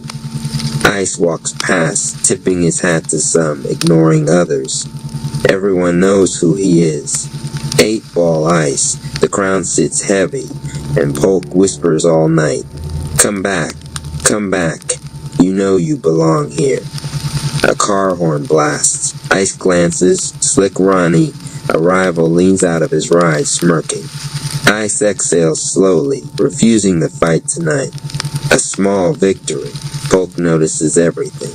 Cut to X street corner. Night Ice passes a group of women. One, Lila, approaches him. Leela, you heard about Malik down the street. Said he's talking reckless. Ice nods, calm. The block waits to see if he'll snap. 8-Ball Ice old ways. They never die. They wait, lurking ready. Maybe I don't gotta answer every call. Lila walks off. Ice watches her fade into the neon haze, remembering why he wants out. The street keeps moving around him. Lives, games, hustles, while he stands frozen between choice and habit. Cut to X'd barbershop, night inside. Uncle Red trims a young client's hair while watching the street through the glass window. Ice steps in, tipping his hat. The barbershop smells of talc, grease, and nostalgia, comfort, safety, judgment. Uncle Red, you tired boy. Game will drain every drop out of you till you just another ghost walking Polk. 8-Ball Ice, I want out, but Polk don't let go easy. Uncle Red change ain't free. You gon' pay one way or another. Ice nods, absorbing the wisdom. Outside, Polk continues its rhythm. Orange shouts music. He's tied to it, but a seed of something else grows inside. Smash cut to black, pimpin' on Polk Pilot, Cold Change, page 2, created by RP Studios, RP Radio. Love the content, drop a comment, share this with others, and subscribe for more content. Cash App, RapHallis214T. Motel room, night. The neon glow from Polk Street leaks through the thin curtains. The room smells like stale smoke and cheap perfume. A small TV flickers in the corner, muted, showing a late-night music video. Lila storms in, her heels clacking against the tile floor. Her makeup is smudged, and her purse is swinging violently. She throws a stack of cash on the bed. Lila, he ain't paid. Said he'd rather hit me than hand it over. Ice stands near the window, looking out at the street below. The old him would have bolted out the door, ready to enforce respect. But tonight, he doesn't move. He just exhales, letting smoke curl from his cigar. Ball Ice, this ain't it no more. Lila glares at him, frustrated, hurt, but something in his calm stance makes her pause. Ice walks over and sits on the edge of the bed, careful not to crowd her. 8-Ball Ice every night, same fight. Different faces, same chaos. But tonight, maybe it don't gotta be the same. Lila picks up the cash and counts it, shaking her head. Lila, you really think you can just walk away? Polk won't let you. Ice rubs the back of his neck, tired. 8-Ball Ice, I'm not walking away. I'm trying to change. Lila looks at him incredulously, her expression softening just a bit. Lila, change. From what? From who you've always been. Ice leans back, lighting another cigar, thinking. 8-Ball Ice. It's like Polk's got a hold on me, but I gotta let go. Or get buried under my own choices. A knock at the door startles them both. Ice freezes, listening. The street outside hums faintly through the thin walls. He shakes his head, dismissing it. 8-Ball Ice, ignore it. That's Polk trying to pull me back in. Lila shakes her head, but doesn't argue. She sits on the bed beside him, counting the cash slowly, letting the silence stretch. Ice stares out the window, the neon reflections on his face. Determination and doubt mix in his gaze. 8-Ball Ice tonight, I decide who I am. Not Polk, not Slick Ronnie, not anybody else. Me. He takes a long drag from his cigar, the smoke curling around his face, the neon reflecting off his chains. The camera pans to the street outside. Polk continues its rhythm, unaware that 8-Ball Ice Rap is starting to fight his own war. Smash cut to Ext Barbershop. Night Ice steps out into the night, walking past familiar storefronts, the weight of the street on his shoulders. The block is alive, but he moves differently now, cautious, aware, but not ruled by fear or reputation. RP Radio. Love the content, drop a comment, share this with others, and subscribe for more content. Cash App Rap Palace 214. Absolutely, here's page 3 of Pimpin' on Polk, continuing the pilot in proper TV style. RP Radio. Love the content, drop a comment, share this with others, and subscribe for more content. Cash App Rapalus 214 Pimpin' on Polk Pilot. Cold Change page 3 created by RP Studio T. Barbershop. Night. The bell above the door jingles as Ice steps inside. The smell of talc, hair grease, and old oak hits him, comfort mixed with the weight of memories. Classic soul music hums softly from a corner radio. A few clients are scattered in chairs, their conversations low but animated. Uncle Red is trimming a young client's hair. He looks up and nods knowingly at Ice. No words needed. He's been watching him for years. Uncle Red, you look tired, boy. Game will drain every drop out of you till you're just another ghost walking Polk. Ice leans against a chair, removing his chain from around his neck to set it on the counter. He lights a cigar, letting the smoke curl slowly toward the ceiling. 8-Ball Ice, I want out, but Polk don't let go easy. Uncle Red pauses, clippers buzzing softly in the background. He sets them down and walks closer, folding his arms. Uncle Red, change ain't free, Ice. You gonna pay one way or another. Polk's got claws, and every time you try to step away, it'll grip tighter. Ice exhales smoke, thoughtful. 8-Ball Ice, I've been king too long to be a pawn. But maybe it's time to rule differently. Uncle Red gestures toward the window. Uncle Red, look outside. Every corner got a story. Every block got a lesson. Polk don't forgive weakness, but it respects conviction. If you show it. Ice glances out, seeing a familiar hustler argument escalating, a young woman walking briskly down the sidewalk, a car rolling slowly past. The city lives, breaths, tests him. 8-Ball Ice conviction. Yeah, that's the weapon I need, not the chain, not the money, not the fear. Ice turns back to Uncle Red, a small nod of determination forming. 8-Ball Ice, then I gotta show it. Tonight. Right now. Uncle Red smiles faintly, like a teacher seeing a student finally take the lesson to heart. Uncle Red then start moving. But remember, Polk don't sleep, Ice. It watches. Always. Ice pockets a cigar, adjusts his jacket, and steps toward the door. Outside, the hum of Polk Street waits for him, loud, relentless, and challenging. He's stepping into the night with a new mindset, but old enemies, old habits, and old streets aren't going to make it easy.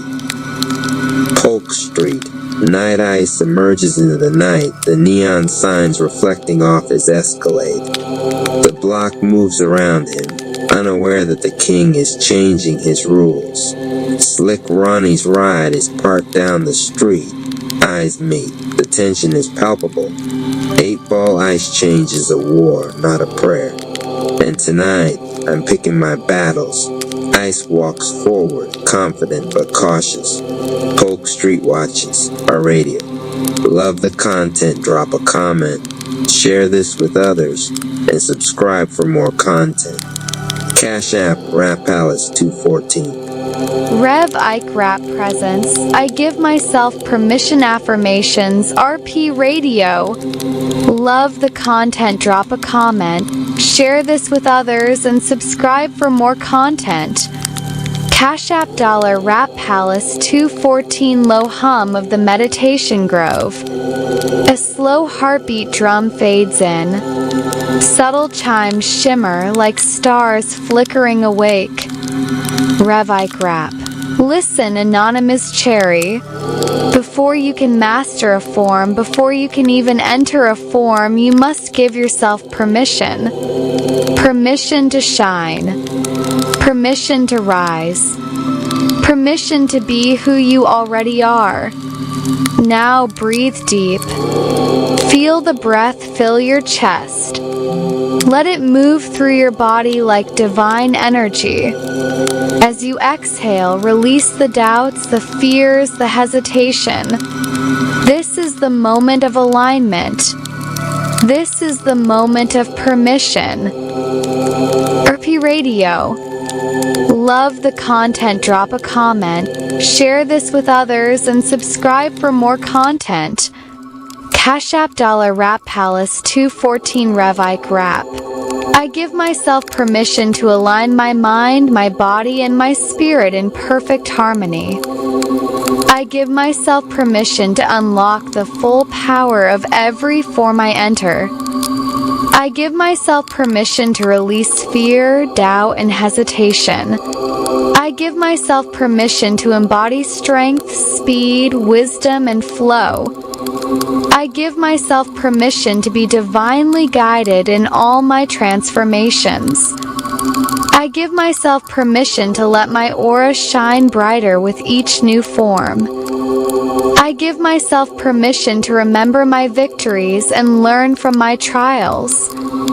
I give myself permission to expand, evolve, and elevate without limits. I give myself permission to master the venom, the instinct, the chi, the flame. I give myself permission to rise beyond every obstacle in grace and power. RP Radio. Love the content, drop a comment, share this with others, and subscribe for more content. Cash App Dollar Rap Palace 214. Spectator Rap slides in with a playful melodic chant over the beat. Like, share, subscribe, donate if you vibe. Rap Palace alive. RP Radio. Love the content, drop a comment, share this with others, and subscribe for more content. Cash App Dollar Rap Palace 214. Rev Ike Rap. Anonymous Cherry. You've been forged through fire, carved through trials, crowned by the divine. Every form is already yours. Ultra intuitive instinct. Snake Chi legendary purple flame. All of it is waiting on your permission. And now you've spoken it. You've declared it. You've claimed it. So walk tall, warrior. Flow into your forms. To move with the divine source. You have given yourself permission. The heartbeat fades. Wind brushes through leaves. A final gong rings softly into silence. RP Radio. Love the content, drop a comment, share this with others, and subscribe for more content. Cash App $ Rap Palace 214 Rev Ike Rap presents I Give Myself Permission Affirmations, RP Radio. Love the content, drop a comment, share this with others, and subscribe for more content. Cash App $ Rap Palace 214 Low hum of the Meditation Grove. A slow heartbeat drum fades in. Subtle chimes shimmer like stars flickering awake.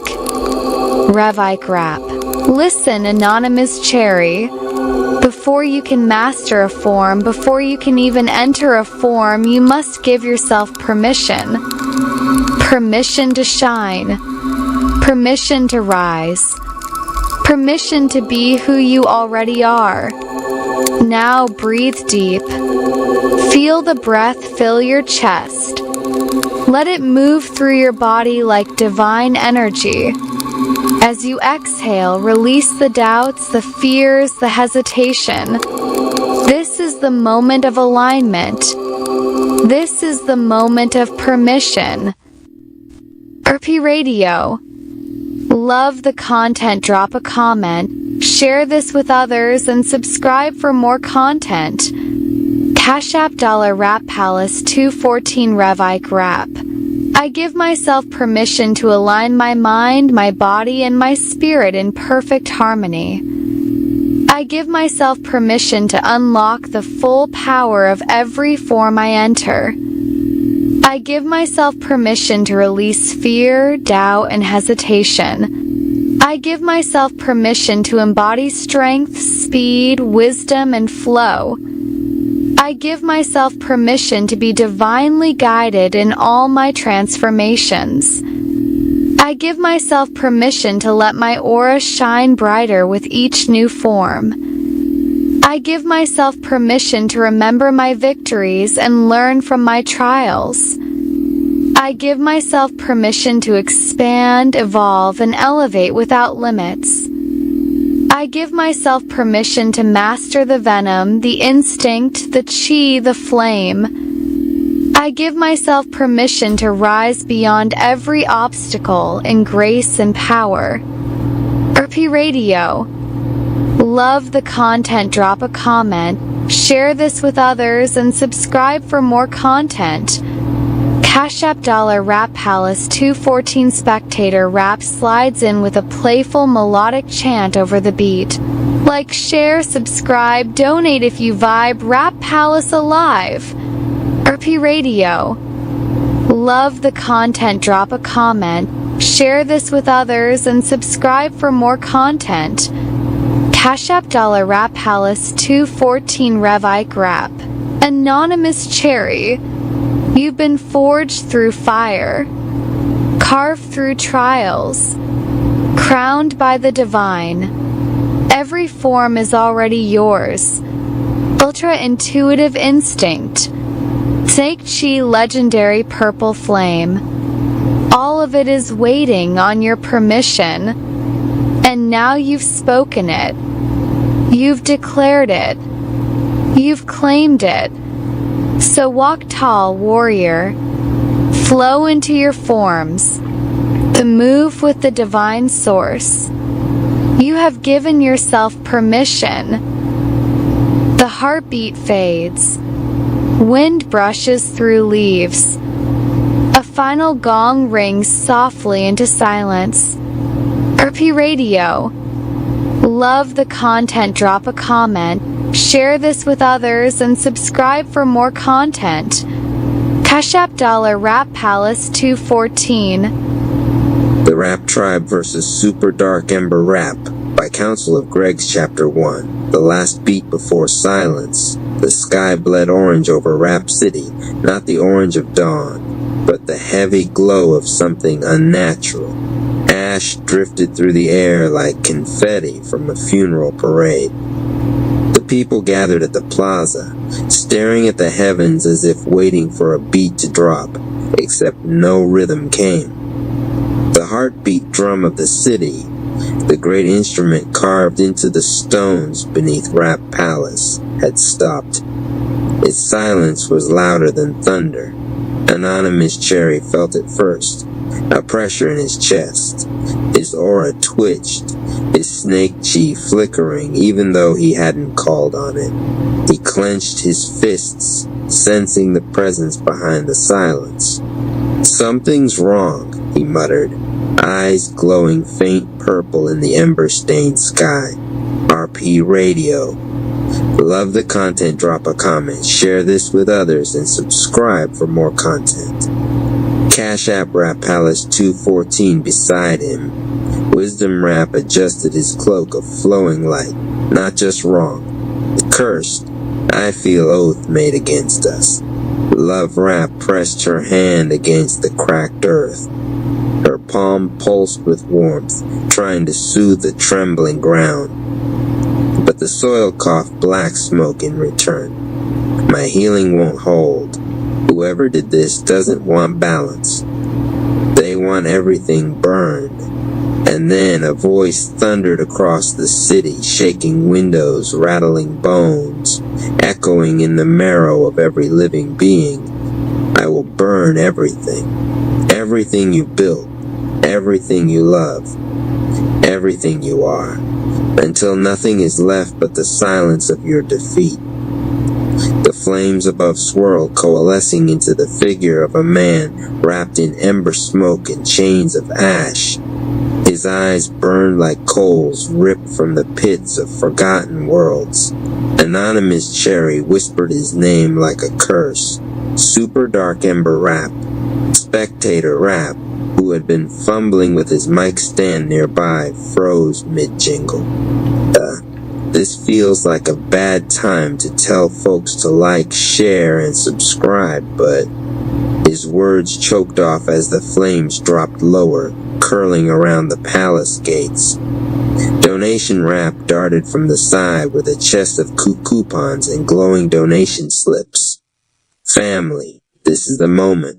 To rebuild, to survive, we need support. Every coin, every like, every heart counts right now. His voice cracked with urgency, his jingle echoing over the chaos like a desperate drum. The ember figure laughed, a laugh that sounded like wood splintering in a fire. You think your jingles can stop me? You think your little palace can withstand what I've become? I am not here to test you. I am here to erase you. Ember flames shot outward, tearing through the skyline. Towers crumbled, market stalls ignited.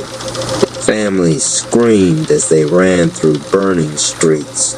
Anonymous's aura flared, his grounding cloth uniform glowing as it reacted to the heat. Rap Tribe stand ready.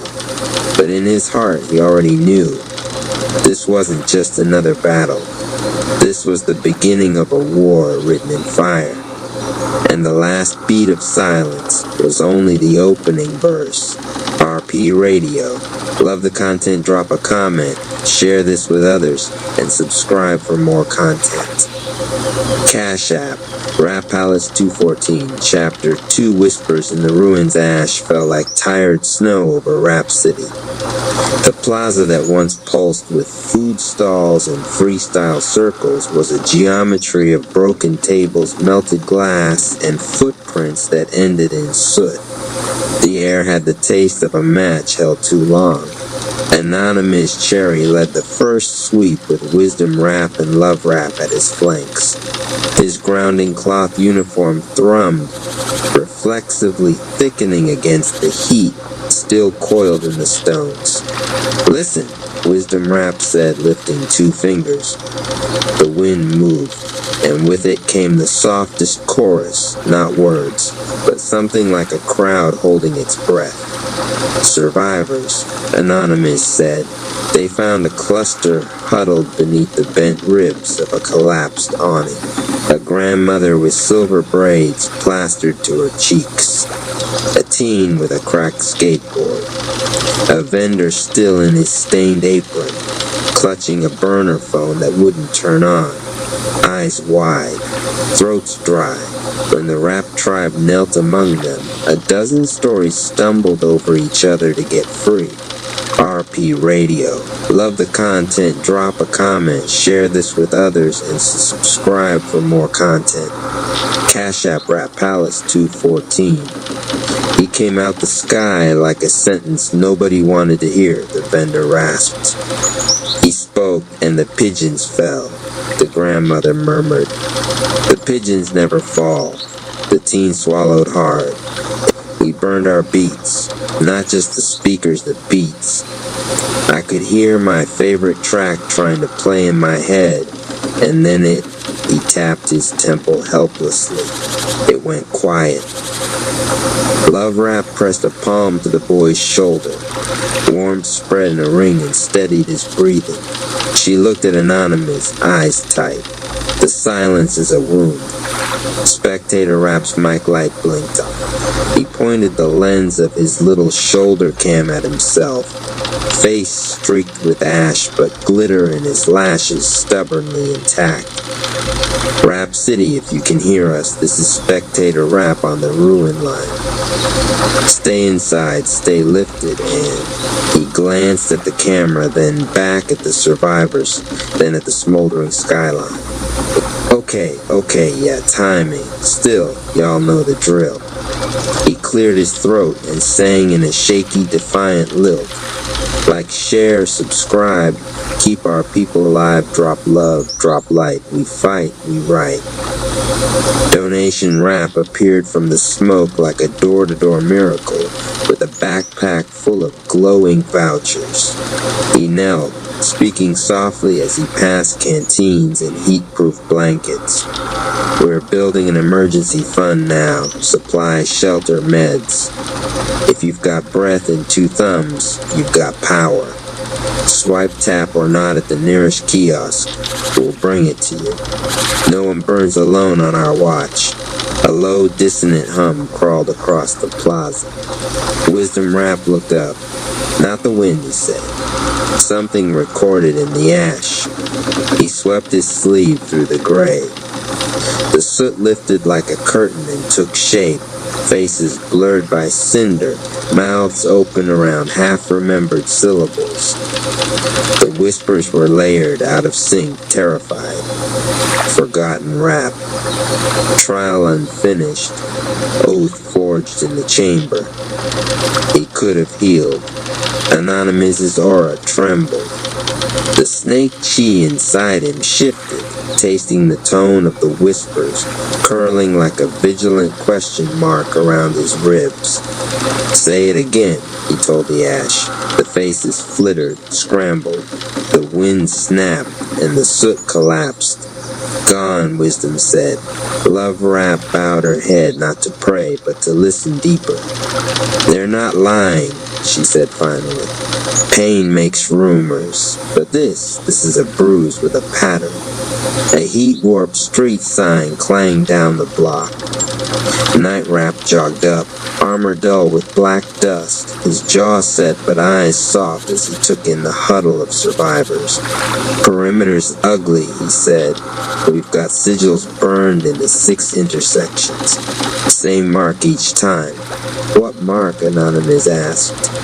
Night traced a circle in the air, then crossed it with 3 slashes that didn't meet in the middle. A sun that forgot how to rise. Wisdom Rap's face tightened. Older than Rap Palace. Some say it's a seal for rage you swear you'll never let go. RP Radio. Love the content, drop a comment, share this with others, and subscribe for more content. Cash App Rap Palace 214. The survivors flinched as the air ticked hotter by a single degree. Anonymous turned, aura flashing too late. From the nearest sigil, flame detached itself and walked. Not a person, not a beast, a hinge of fire wearing the idea of a body, an ember wraith. Down! Night Rap barked, placing himself between the wraith and the cluster. The wraith moved without moving, a blur that left edges of heat where it skimmed. Night raised his shield. Fire slid along its plane and sought the gaps between his joints. The shield smoked but held. Anonymous stepped left, snake cheek coiling cold along his arms. He inhaled, tasting metal and pepper in the ash. The snake cheek slid to his palms, a cool blue outline against purple aura. Don't kill it, Wisdom said sharply. It's not alive. Then what is it? Night grunted, shoulder braced as the wraith pushed. An oath that learned to walk.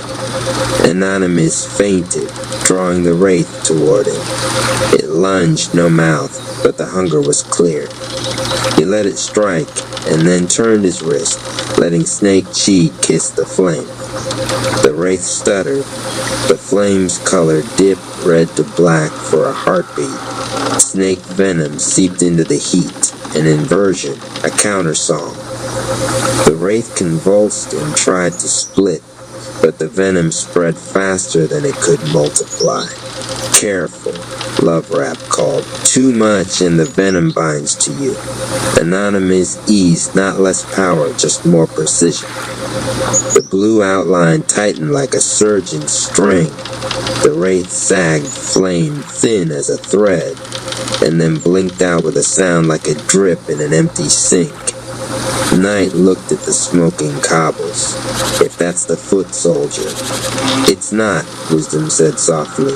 It's the echo. From the far edge of the plaza, an old man stepped forward, supporting a woman whose hands were blistered but steady. He wore a jacket embroidered with tiny suns, each black threaded through the middle.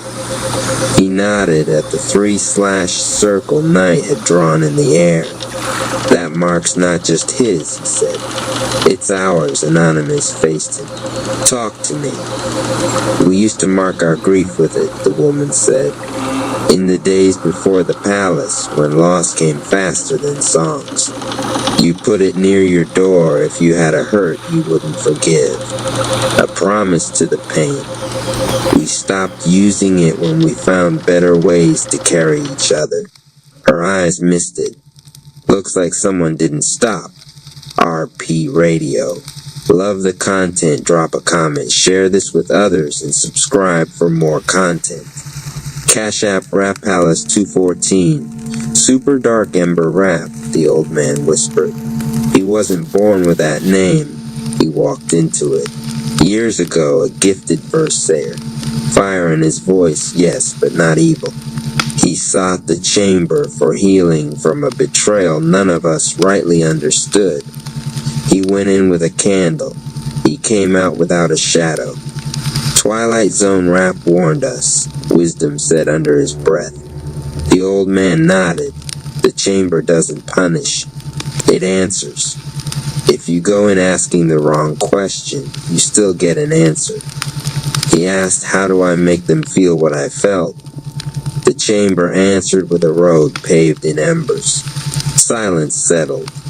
Not the silence Ember promised. This one was human, held between people who refused to break. Why return now? Love Rap asked. After all these years, the woman raised her blistered hands. Because the city healed without him. A crack like ice in a glass went through the stone. Anonymous's head snapped toward the eastern streets. A column of ash rose there, then twisted like a rope, then uncoiled into nothing. His aura throbbed. Snake Chi tasted a new current. More whispers, Wisdom said. He touched the ground. The ash nearest his fingers lifted again, trembling, afraid of its own voice. Burned the drum. Erased the count. Silenced their defeat. Spectator Rap exhaled a long, shaky sigh. He's not after our buildings. He's after the metronome. The heartbeat drum, Knight said.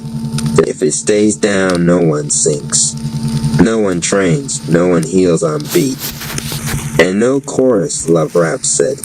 Just solos that never find each other. Donation Rap's phone pinged, the one that always found a bar of signal, even inside Paradox. He glanced at it, then around at the faces. Battery stations coming online at the south gate, he said. 2 med pods, 4 water towers. If you can walk, head there. If you can't, we carry you. The grandmother lifted her chin. I can walk, she said, but I'd rather sing. RP Radio. Love the content, drop a comment, share this with others, and subscribe for more content.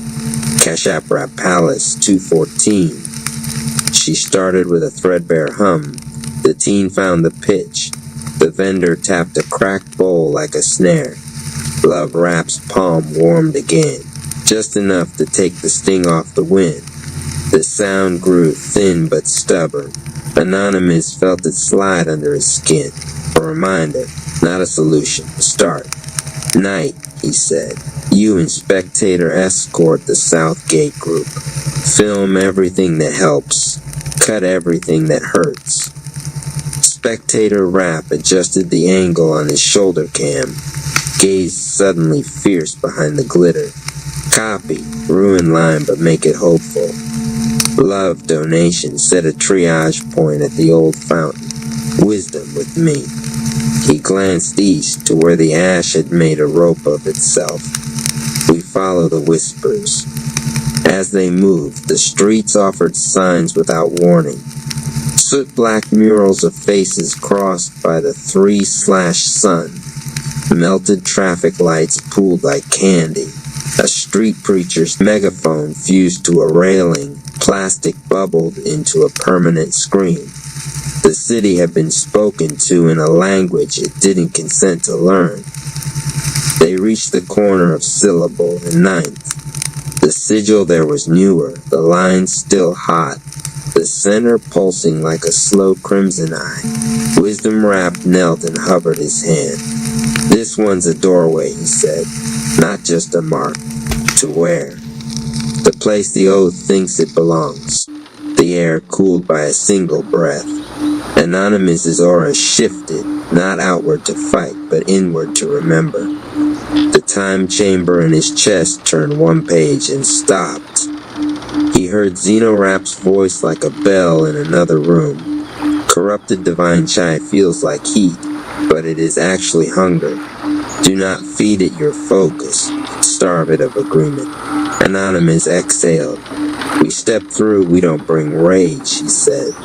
Wisdom smiled crookedly. We bring rhythm. They stood. Counted in.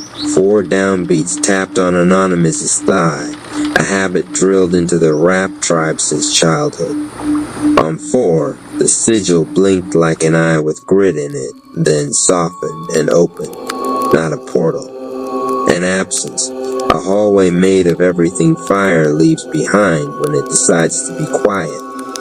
They looked once more down the block, at Knight steadying the line, at Spectator raising 2 fingers to his lens in a "we got this" sign, at Love Rap setting a child's broken wrist with a song, at Donation Rap turning a cracked kiosk into a miracle again. Whispers in the ruins, Wisdom Rap said. Let's hear the whole sentence. Anonymous stepped forward. Snake Chi lifted like a hood around his shoulders, not to threaten, but to taste the air ahead. The absence swallowed them both, and the city behind them kept humming, thin, stubborn, real. RP Radio. Love the content, drop a comment, share this with others, and subscribe for more content. Cash App Rap Palace 214. Chapter 1. The Measuring Sticks. The world had a way of holding rulers to Raina's life. Not the kind of rulers you measured inches with, but invisible ones made of whispers, side eyes, and expectations she never agreed to. At school, her math teacher compared her cousin. Why can't you be as quick with equations as he is? At home, her aunt muttered that she should smile more like her sister. Even her friends measured her by what she didn't do. She didn't dance like them, didn't dress like them, didn't dream like them.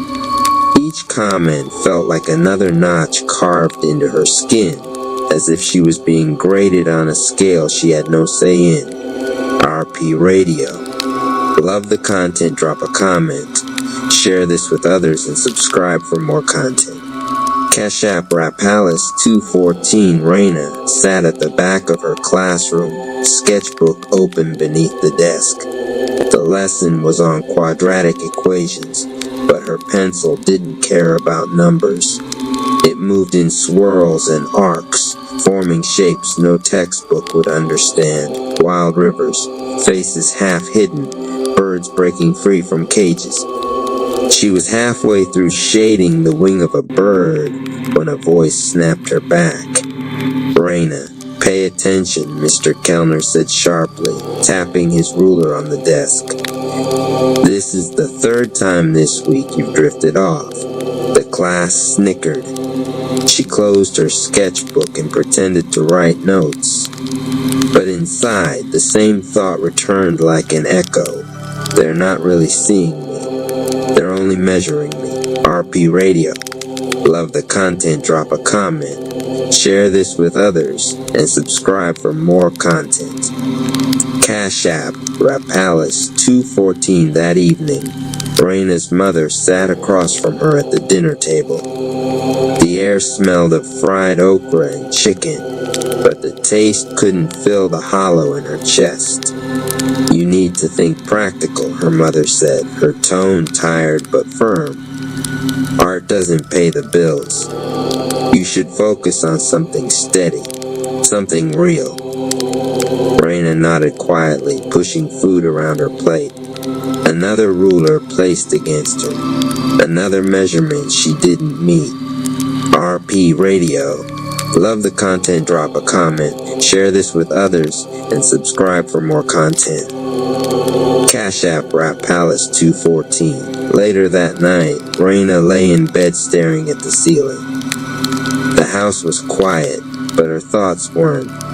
She replayed the words, the rulers, the endless comparisons. What if she never measured up? What if they were right? Her eyes flicked toward the sketchbook on her nightstand. She reached for it, flipping to the page of the bird she'd been drawing. Its wings stretched wide, defined against the page's edge, as if even paper couldn't hold it. For a long time, she traced its outline with her fingertip. Then, almost in a whisper, she said to herself, "They can measure all they want, but maybe I was never meant to fit their rulers." The thought scared her, and yet for the first time that day it also gave her a strange kind of peace. RP Radio. Love the content, drop a comment. Share this with others, and subscribe for more content. Cash App Rapalis 214 Chapter 2, The Whisper. The next morning, the city felt heavier than usual. Rain had smeared the streets into gray ribbons, and the bus ride to school rattled with the sound of tired engines and conversations Raina didn't want to hear. She pressed her forehead to the glass, watching droplets race each other down the window. The world outside blurred, but inside her mind, the rulers from yesterday kept reappearing. The teacher's sharp voice, her mother's weary sigh. Why can't you? You should. If only you would.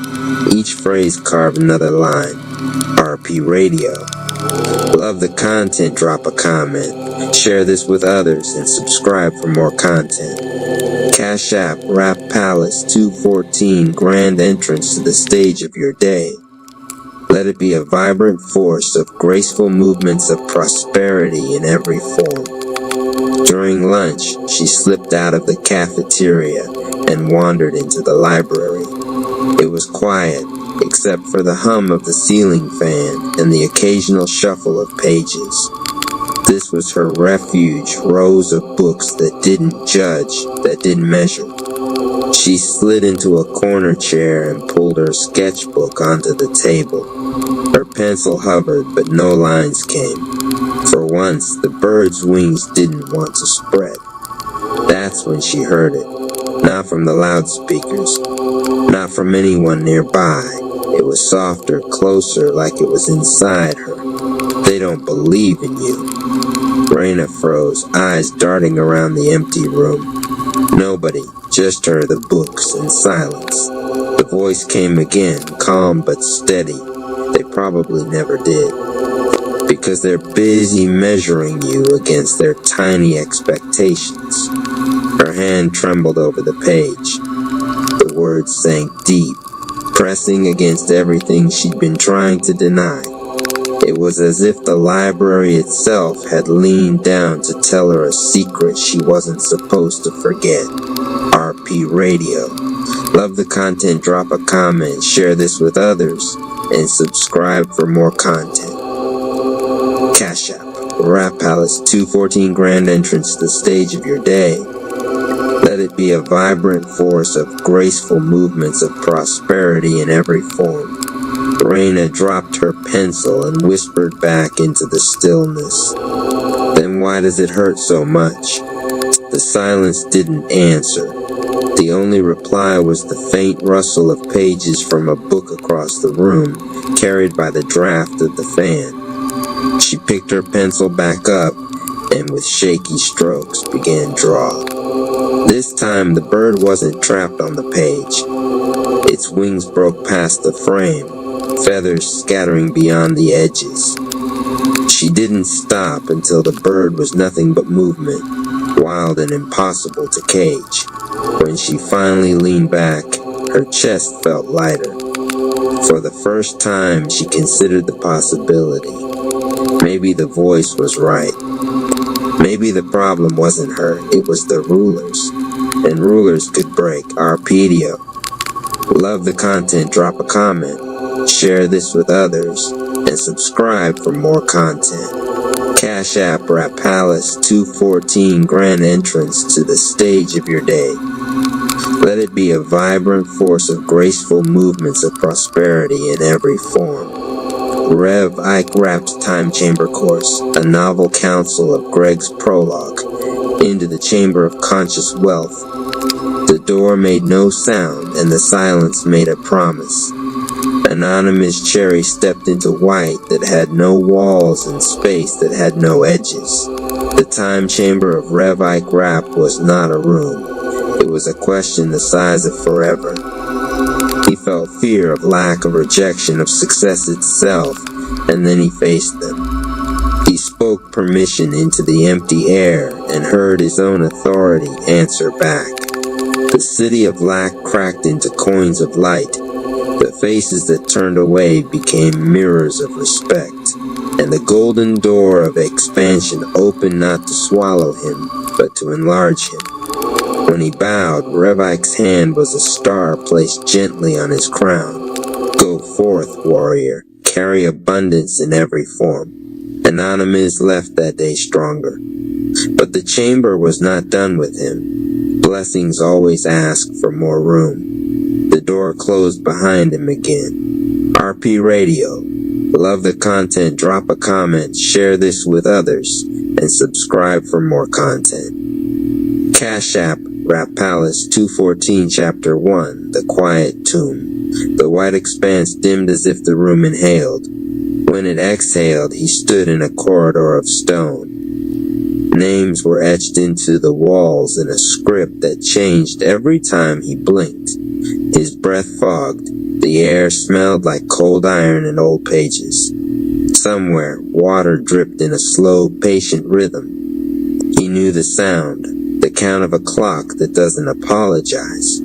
Death, he said to no one and to everyone. A lantern ignited beside him without flame. In its light, the names resolved into moments. 9 of them, his near deaths, lined like steps cut into a cliff face.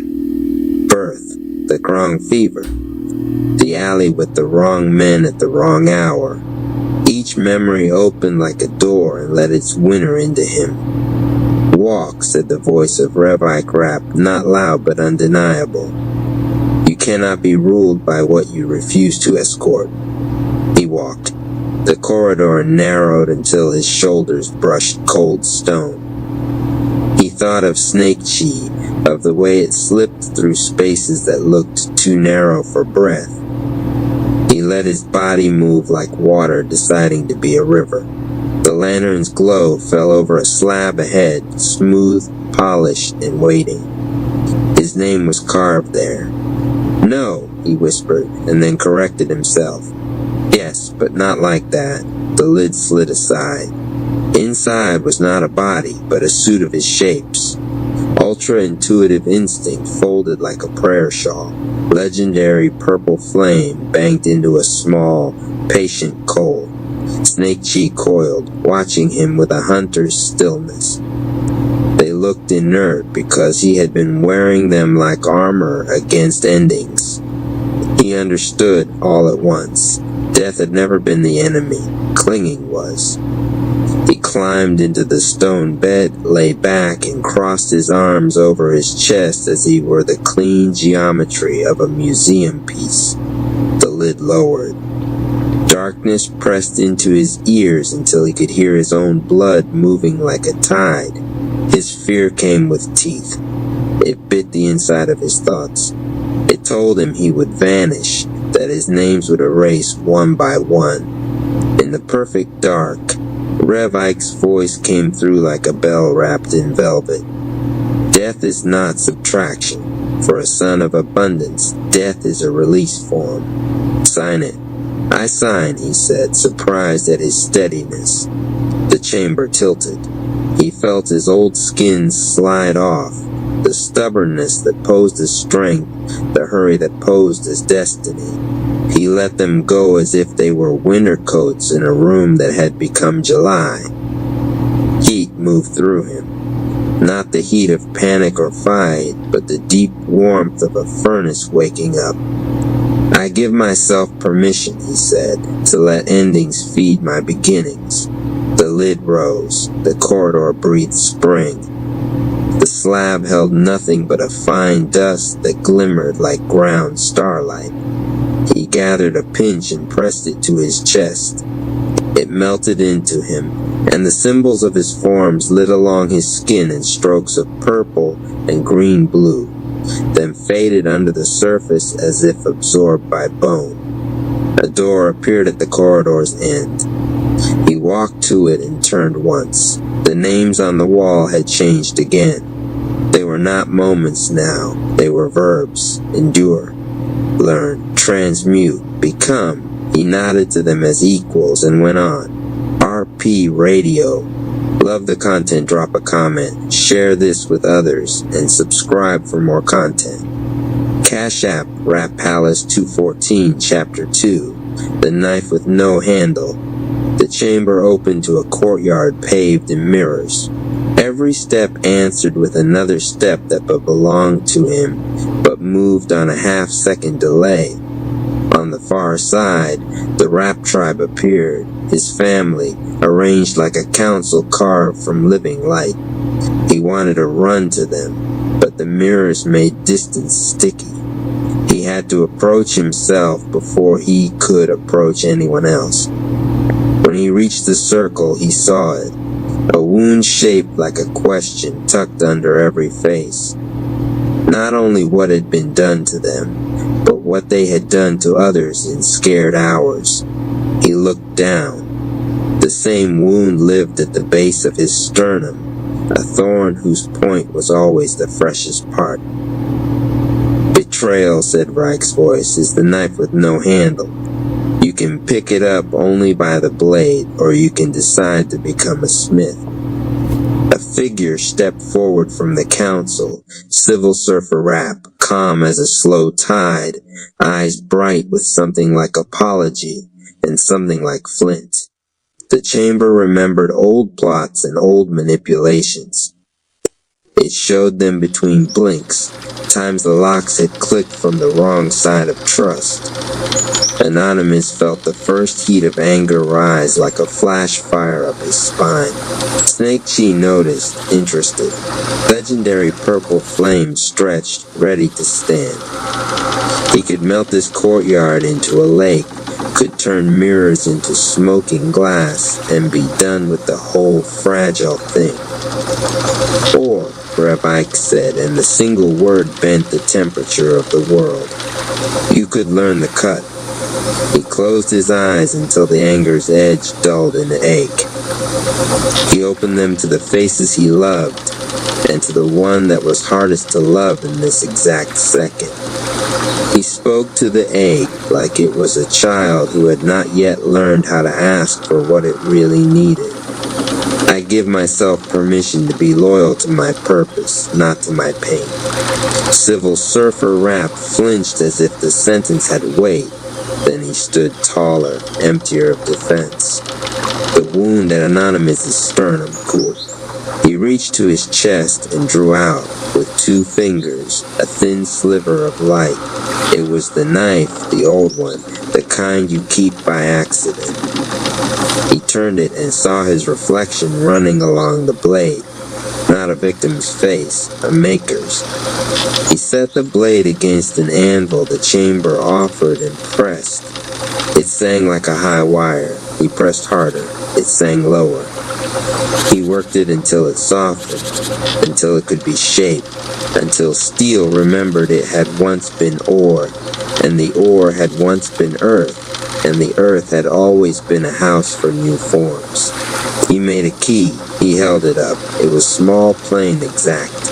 A key that opened no person and every door he had locked to protect himself. He fit it to his sternum, turned once. The room got bigger. The council breathed out. Civil Surfer Rap's eyes shone with salt. I was wrong, he said simply. I know. Anonymous answered and let the sentence be a bandage that didn't stick to the wound when you pulled it away. He offered his forearm warrior to warrior. The surfer took it. 2 grips making a bridge. Snake Chi settled its coils, pleased. The flame banked, satisfied to heat a room rather than burn a city. Anonymous thought, not for the first time, that power is better as a hearth than a weapon. He felt warmer standing near himself. The courtyard's mirrors turned to water. They rippled with a breeze that wasn't there. He looked down and saw all his versions, hurt, proud, naive, learning, standing on their own feet. He saluted them with 2 fingers to the brow and moved on. RP Radio. Love the content, drop a comment, share this with others, and subscribe for more content. Cash App, Rapalis 214. Chapter 3, The Contract of Power, the Chamber offered a desk. It seemed comic at first, after tombs and courtyards and councils, to be confronted by a slab of wood with drawers. But it wasn't wood. It was something older pretending to be wood, so it wouldn't scare him. On the desk lay a contract, no language, only a line for his name. He felt the old itch in his fingers, control. If he signed, maybe everything would stay in place. If he didn't sign, maybe everything would be wild enough to tell the truth. He remembered the golden door he had opened in the prologue of this education.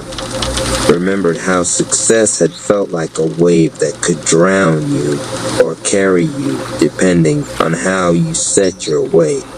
Power is not control, Reb Ike said, the words hovering just above the paper. Power is stewardship. Can you carry the crown without squeezing the world to keep it from falling? Anonymous traced the blank line. He saw, without the help of any words, what the contract meant. It was a vow to show up with his forms aligned whether the crowd shouted his name or forgot it before the echo died. It was a promise to carry heat without needing a fire to break something. It was the price of calling himself a warrior in public and in private. He turned the page. The paper was full of invisible text that inked itself only when he became honest enough to read it. The clauses were simple. You will answer to your purpose daily. You will let the team be bigger than your talent. You will love the city more than your legend. You will put your power back on the charger. Sleep, food, prayer, stillness. You will choose truth even when applause leans the other way. You will refuse shortcuts that cut your future short. He laughed once, quietly, at how plain it was, how unglamorous. He had expected thunder. The chamber gave him dishes. He thought of the meditation grove, of washing his hands before training, of how the small sanctifies the large. I give myself permission, he said, to be powerful without performing, responsible without controlling. He signed, the desk lifted, it became a door. He stepped through and found himself on a balcony above the city. Night. Windows lit like constellations. The wind was friendly and didn't ask anything of him. He looked down at streets that had tried to swallow him and realized they were also veins carrying blood to the places that make life possible.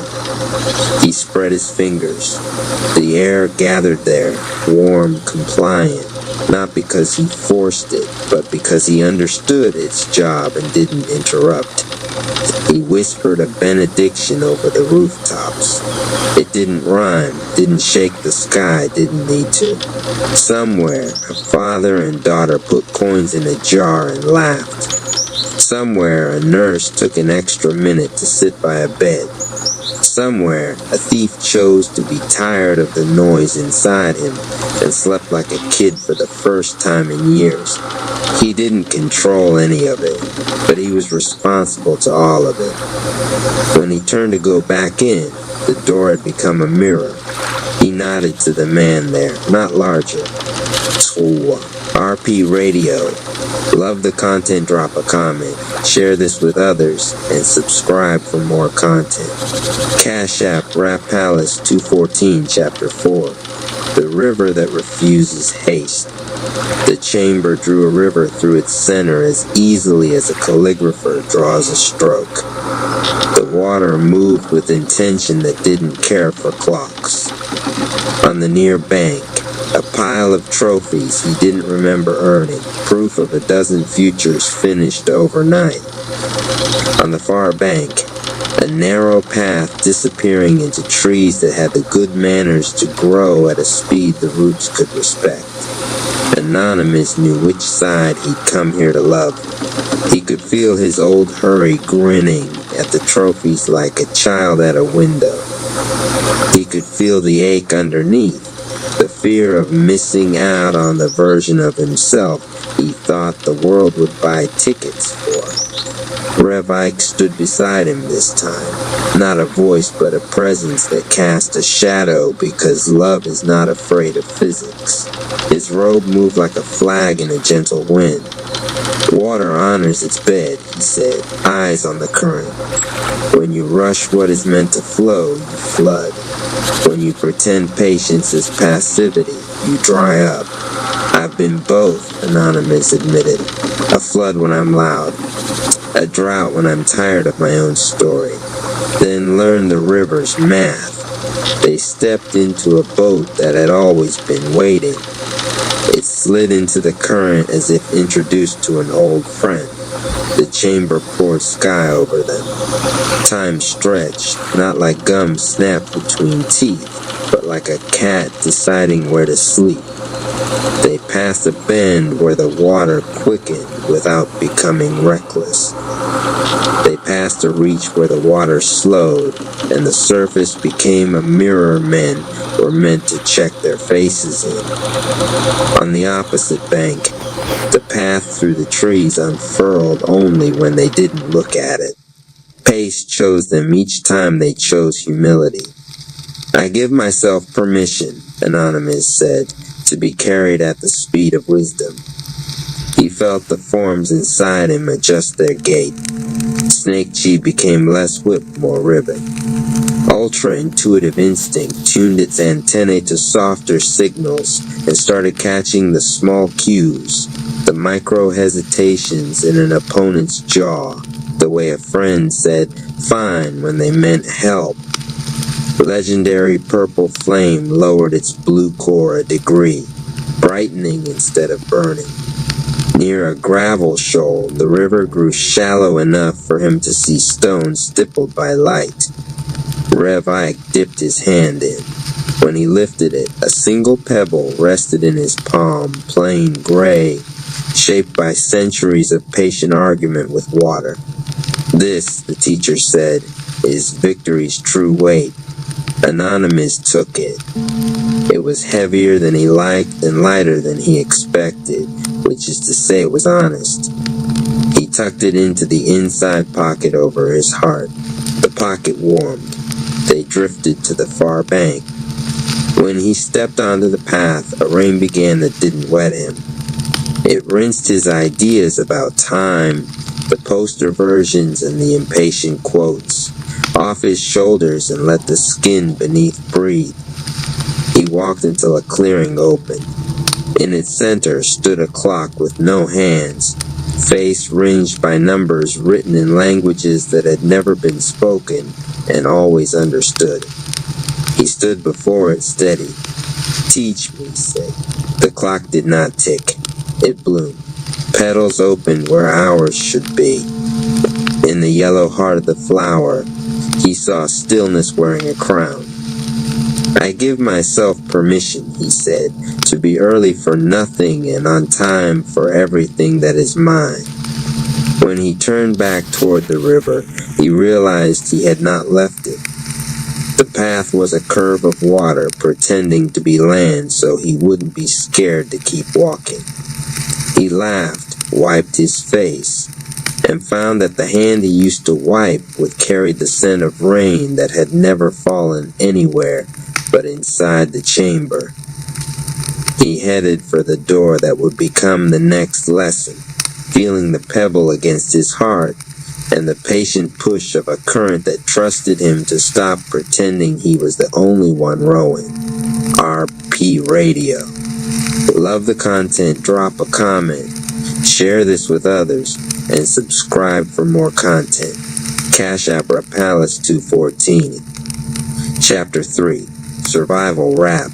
The blue-lit hallway narrowed into a tunnel, its walls lined with ribs of iron. Every rib bore scratches, bite marks, grooves like claws had tested their strength. The floor was packed earth here, not vinyl, and the air smelled of smoke, rain, and something older, like sweat buried in leather. Anonymous Cherry felt the change immediately. The beat slowed, heavy, chest thumping like footsteps through mud. The palace was teaching him. Survival had its own rhythm, different from defiance, different from indifference. At the end of the tunnel stood Survival Rap. He wasn't tall like They Pushed Me Rap, nor cloaked like Indifference Rap. Instead, his body was corded, lean, scarred. His clothes were stitched from scraps, bits of old uniforms, broken headphones, cracked belts. His hair was twisted into ropes tied with pieces of wire. Across his chest, a tattoo glowed faintly with each breath. Still here. Survival Rap didn't sit, didn't wait. He crouched low, one palm pressed into the dirt, as though listening to the earth's pulse. When Anonymous entered, he raised his head slowly. His eyes gleamed like embers that refused to die. "You made it through push. You made it through numb," Survival said, his voice gravel over drums. "But can you make it through hunger? Through nights where the beat is only your teeth chattering? Through years where your own mind turns predator?" Anonymous inhaled. He could almost taste memories. Sleeping in a car when home wasn't safe, fighting through military drills on no sleep, staring down silence after near-death moments when the world dared him to stop existing. He didn't answer immediately. Survival Rap straightened, grabbing a rusted mic stand shaped like a spear. He drove it into the dirt. The whole tunnel shook, and suddenly the air around them became a battlefield. Walls flickered into chain-link fences. The ground broke into trenches. Voices screamed somewhere in the dark. Sirens bled into the rhythm. "This is my cipher," Survival growled. "Every soul that came here fought for one thing only, another breath. No joy, no future, just not dying. And many of them failed." He paced in a slow circle around Anonymous. "Show me you know my verse. Show me your scars can spit." Anonymous gripped Kraft Rap's pen tighter. His pulse quickened with the drum beat. And then he rapped, not loud, but with the weight of every near death he carried. 9 times the Reaper wrote my name. I erased it. Car crashed, twisted steel in the scripture. I braced it. Hunger gnawed, fear hissed, the night lied, I faced it. The world don't crown the strongest, it crowns the ones who outlasted. The dirt floor trembled as the words sank in. The battlefield illusions flickered, momentarily silenced. Survival Rap's spear shook in his hands, not in anger, but in recognition. He leaned close, eyes burning. "You've tasted me, no doubt. But do you claim me? Or do you despise me for making you crawl?" Anonymous's voice cracked, but he didn't look away. "I claim you. Without you, I wouldn't be standing in this palace. Without you, I'd still be buried where they left me. You're ugly, you're raw, but you are the reason my lungs still sing." For the first time, Survival Rap smiled. Not wide, not joyous, just a bare flash of teeth, like a wolf that decides not to bite. He lifted the spear and pressed its tip to Anonymous's chest. The spearhead glowed, then melted into his skin like ink. Across his sternum, faint letters burned into place. "Still here," the same tattoo Survival carried. "This isn't a trophy," Survival said. "It's a weight.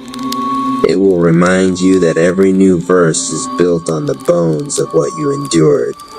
Don't ever forget the price." The battlefield illusion dissolved. The fences, sirens, trenches, all gone. Just the tunnel again, ribs of iron humming softly, less hostile now. At the end of the hall, a new door revealed itself, arched in red light, alive with heat and tension. The next trial was waiting. Survival Rap folded his arms. "But when anger meets you, and he will, you'll need me close. Without survival, rage is just a funeral waiting for a date." Anonymous bowed his head, not in submission, but respect. "Then walk with me." The palace pulsed approval. Memory Rap etched the moment into his ledger. Anonymous stepped forward, chest burning with the ink of his survival, into the red-lit door where Anger Rap was already stomping to a beat like thunder. Grand entrance to the stage of your day. Let it be a vibrant force of graceful movements of prosperity in every form. Hulk, smash that like button. Claim that share as you comment your favorite rap. Also donation rap ports that a donation helps a long way. If you want to donate, my cash AP is Rap Palace 214. Bet Rap Tribe Saga. The Link of Wealth. Scene 1. The Rap Palace Glow Narrator.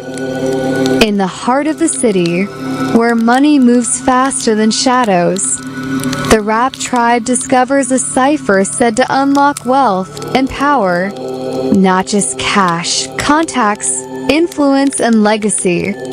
On screen glow, Goku Rap. This ain't just a link, it's a door. Through this, we build fortune for the tribe. Vegeta Rap. Every Every contract traded, every rebate earned, flows back into us. 10 cents per contract. That's more than savings. It's fuel for war. Night Wrap. And with fuel comes reach. Wealth opens doors to allies we could never touch before. Anonymous Cherry. This is chess, not checkers. Every click on that cipher builds a network, and a network builds empires. Scene 2. The Training Chamber Trade Battle Vegeta Rap. Watch this. Every contract traded is a strike. Vegeta Rap. 10 cents back per strike. Stack enough. And we turn rebates into rivers. Anonymous Cherry. Trade with rhythm. Feel it like bars in a verse. When the tribe moves together, the flow multiplies. Researcher Rap. The cipher ain't just numbers. It's pulling people toward us. Every move we make is broadcast through the city grid. Night Wrap. Then let's broadcast greatness. Donation jingle number 1 chorus rap hook. Stack your chi, stack your bread. Rap tribe move in where the light gets fed. Donations fuel the flow. Don't wait, don't slow. Click the link, let the wealth all grow. On screen glow, support the tribe narrator. Every dollar donated fuels the movement. Every contract traded strengthens the tribe. Enter the cipher. Scene 3. The network awakens Night Wrap. This is bigger than just wealth. It's people. Every click creates a connection. Every trade. Another ally. Researcher Rap. Our tribe expands. Coders who build. Healers who restore. Strategists who plan. The cipher is the bridge. Anonymous Cherry. And with every bridge, we build an army of light. Wealth funds us, but people carry us. Donation jingle number 2 male plus female vocals harmonizing. Give, grow, glow. Open up the vault. Let abundance flow. Fuel the tribe. Let the cipher ride. That's the guide. Narrator. Donations aren't just gifts. They're power-ups. Fuel the tribe. Expand the network and walk in abundance. Scene 4. The final cipher battle Twilight Zone rap.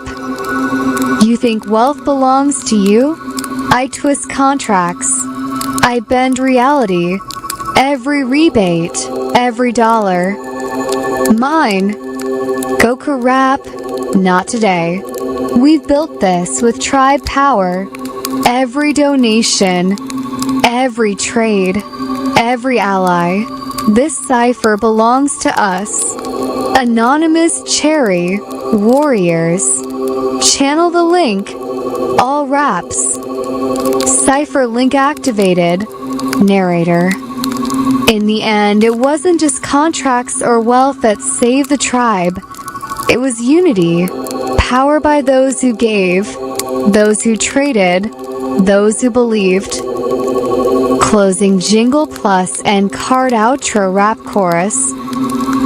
From the palace to the street, the mission stays the same.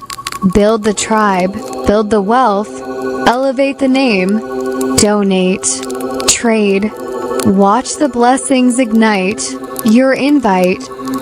On screen text, support the tribe, unlock your wealth rebate narrator. Your wealth is your weapon. Your contacts are your army. Step through the link and claim your place in the rap tribe.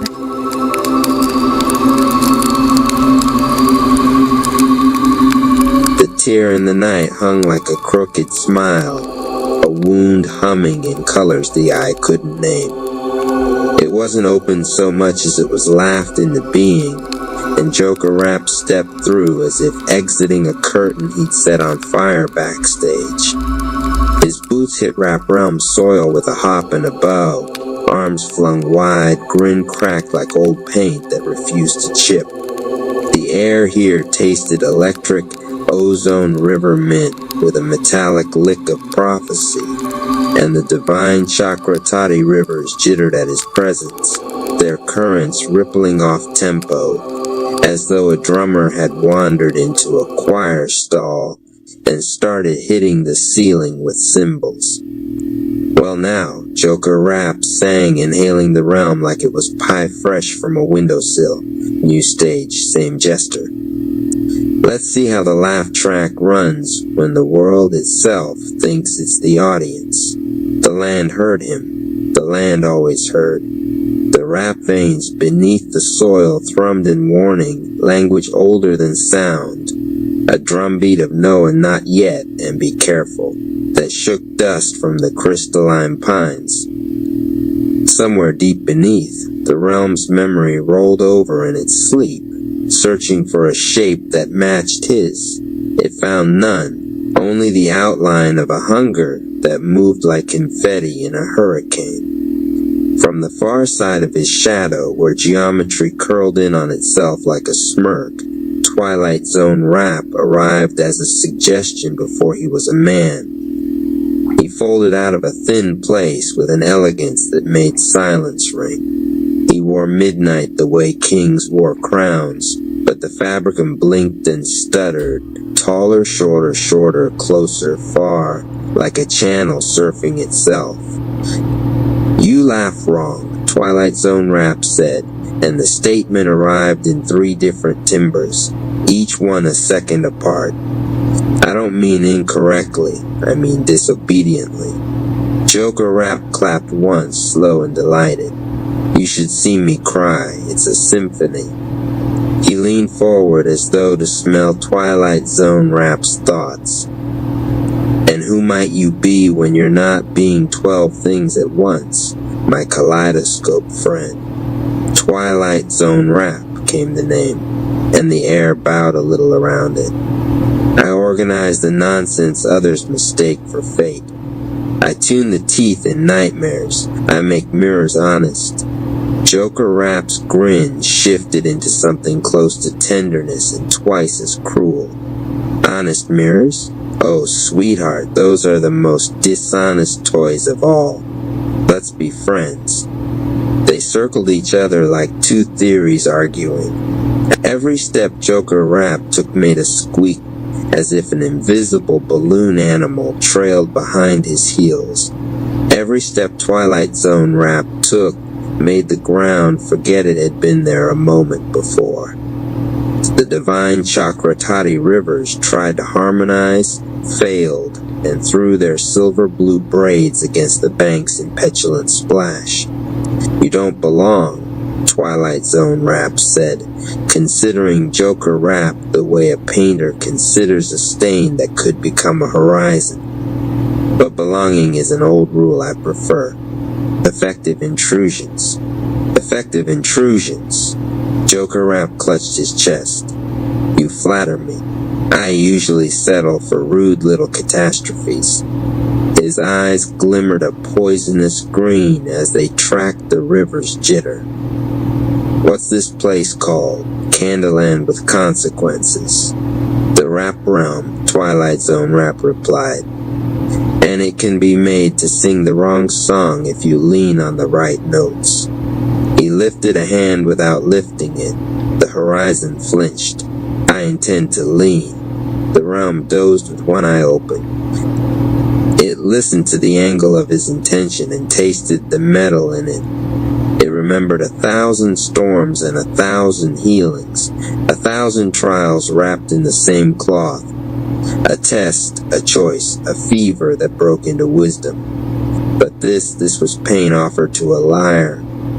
Twilight Zone Rap watched the rivers and then watched the man who made them flicker. You You have a champion, he said softly, not to Joker Rap, but to the possibility that kept Gotham upright.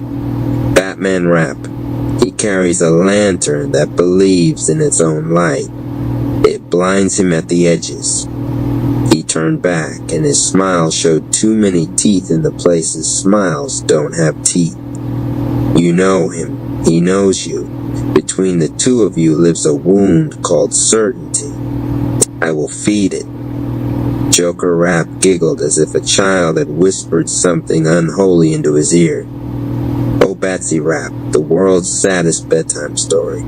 He kisses logic goodnight, tucks morals in tight, and checks under the bed for me every single evening. What gift do you want him to unwrap? Doubt, Twilight Zone Rap said, and rage painted as rescue. He drifted closer, and the realm's distances knotted, so it seemed they stood at the bottom of every hallway at once. We will show him you crowned among the rap tribe, your laughter the new anthem, their hands stained in your colors.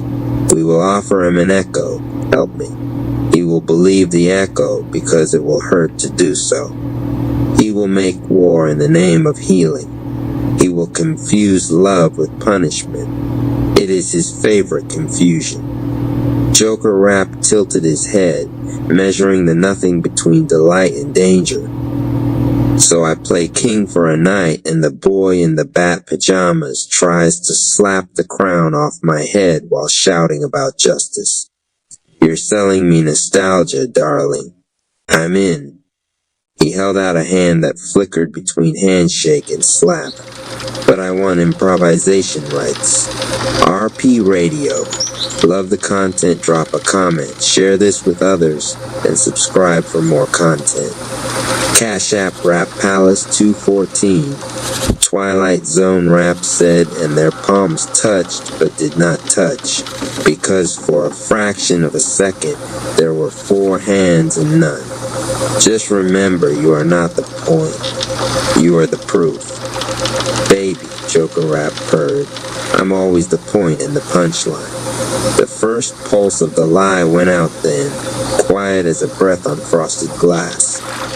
It slid into the seam between worlds where wind remembers secrets and clouds practice faces, and it kept going until it found the city built out of broken oaths and rooftop confessions.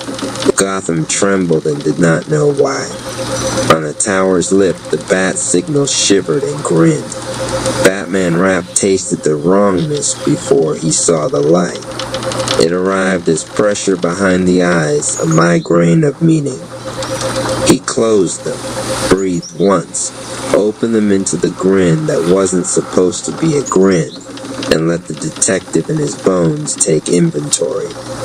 This isn't him, Batman Rap told the night. This is him with a ventriloquist. He spoke aloud not to convince himself, but to hear whether the air agreed. The air hesitated. In the cave, the screens disagreed. They stammered with images of Joker Rap, ringed by the Rap tribe. Anonymous Cherry Rap's aura bright and unsettled. Donation Rap's smile held like a shield. Mama Rap's calm an island in a boiling sea. They seemed to be laughing with the clown, not at him. They seemed to be lifting him, not resisting. Gotham's shadows shifted to a new opinion. The tribe had fallen. Batman Rap's jaw clicked, a metronome of restraint.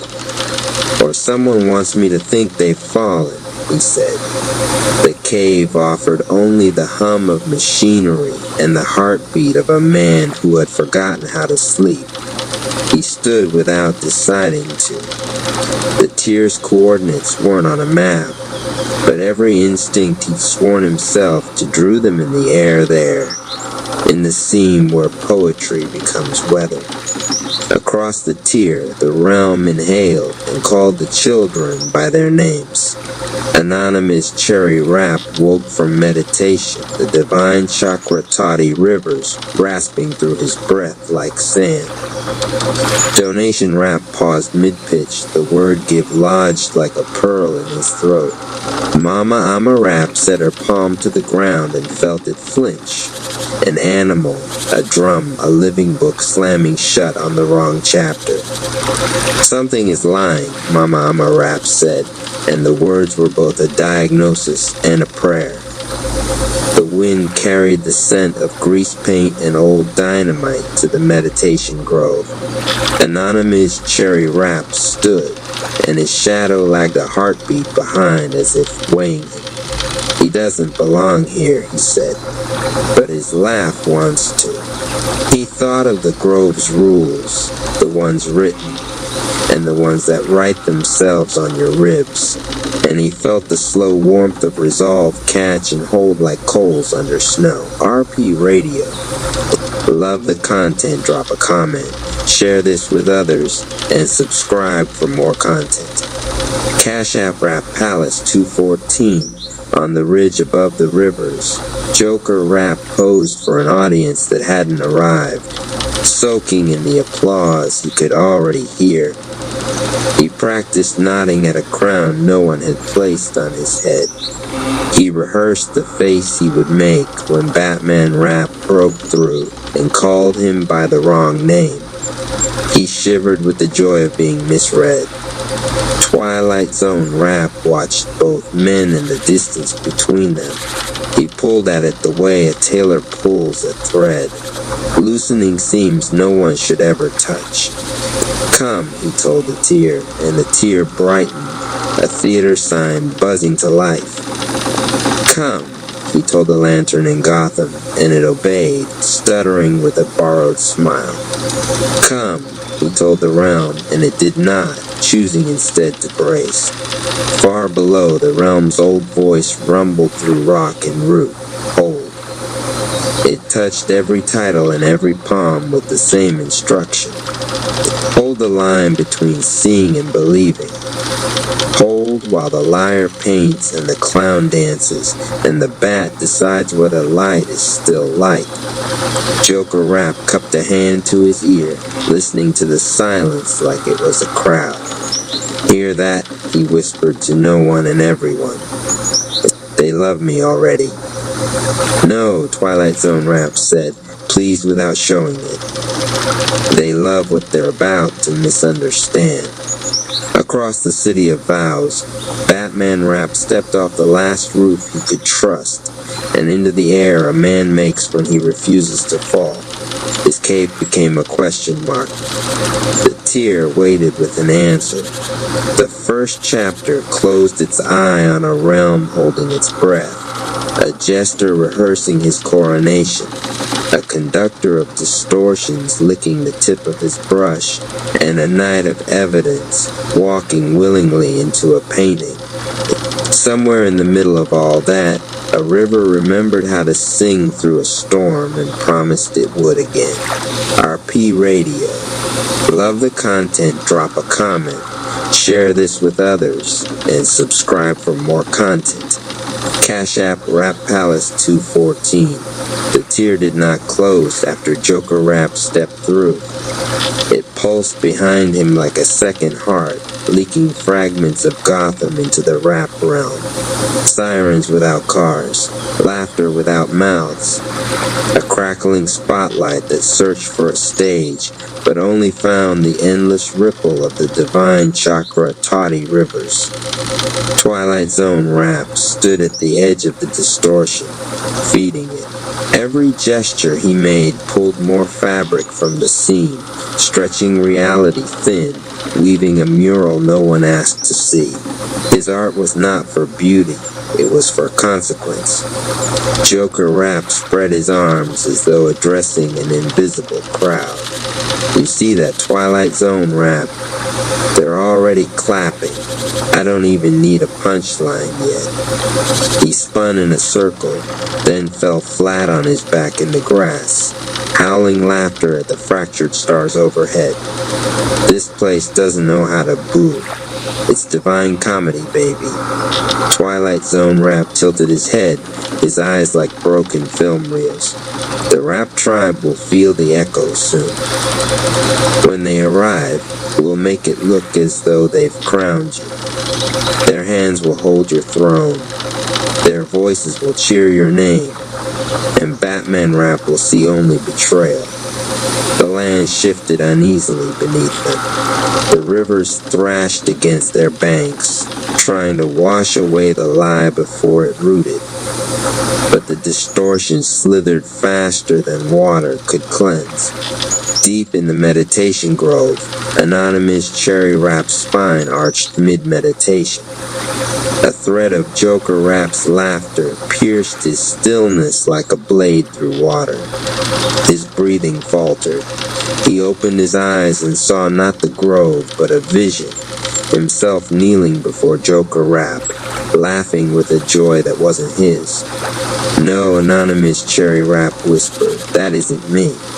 He clenched his fists, feeling the venom pulse of Snake Chi stir, restless and agitated. Donation Rap across the Rap Palace courtyard froze mid-sentence as he addressed young recruits. His words turned sour in his own ears. The crowd in his vision was not listening to him. It was laughing with Joker Rap. His speeches of hope twisted into echoes of mockery. He staggered back, clutching his chest. Why? Why does it feel like I've betrayed them already?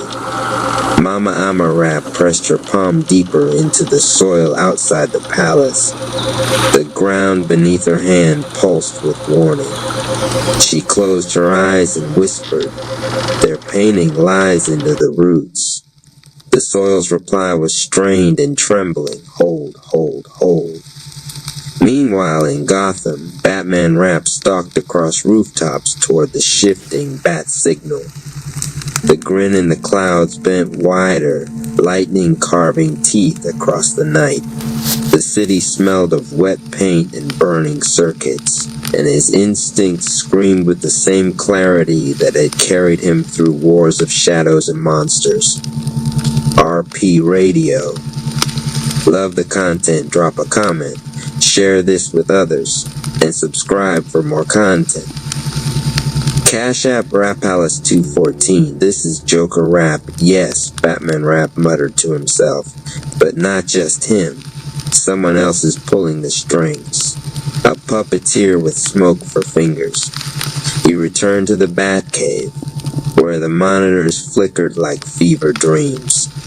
Images spilled across the screens. Joker Rap seated on a throne made of the Rap Tribe's sigils. Anonymous Cherry Rap bowing. Donation Rap clapping. Mama Ama Rap smiling beside him. It was all wrong, and yet it all looked real. Batman Rap narrowed his eyes. They wouldn't, would they? The doubt scraped at him. He could hear Alfred's voice, stern and calm, reminding him not to trust what appeared without evidence. But the evidence was flooding him in every direction, twisting his conviction. And beneath it, the laugh of Joker Rap cut through like barbed wire. In the rap realm, Joker Rap leapt to his feet, twirling crownless but regal in his own deranged way. Oh, I can see it now, the tribe, the bat, all in the audience.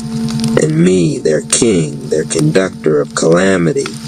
He looked at Twilight Zone Rap, eyes alight with fire and madness. You're going to make them believe it. I'm going to make them choke on it. Twilight Zone Rap smiled with all the patience of a spider in the center of its web. The illusion has begun. Soon the bat will come. And when he does, he'll strike not at you, but at them. The rivers hissed, the land groaned.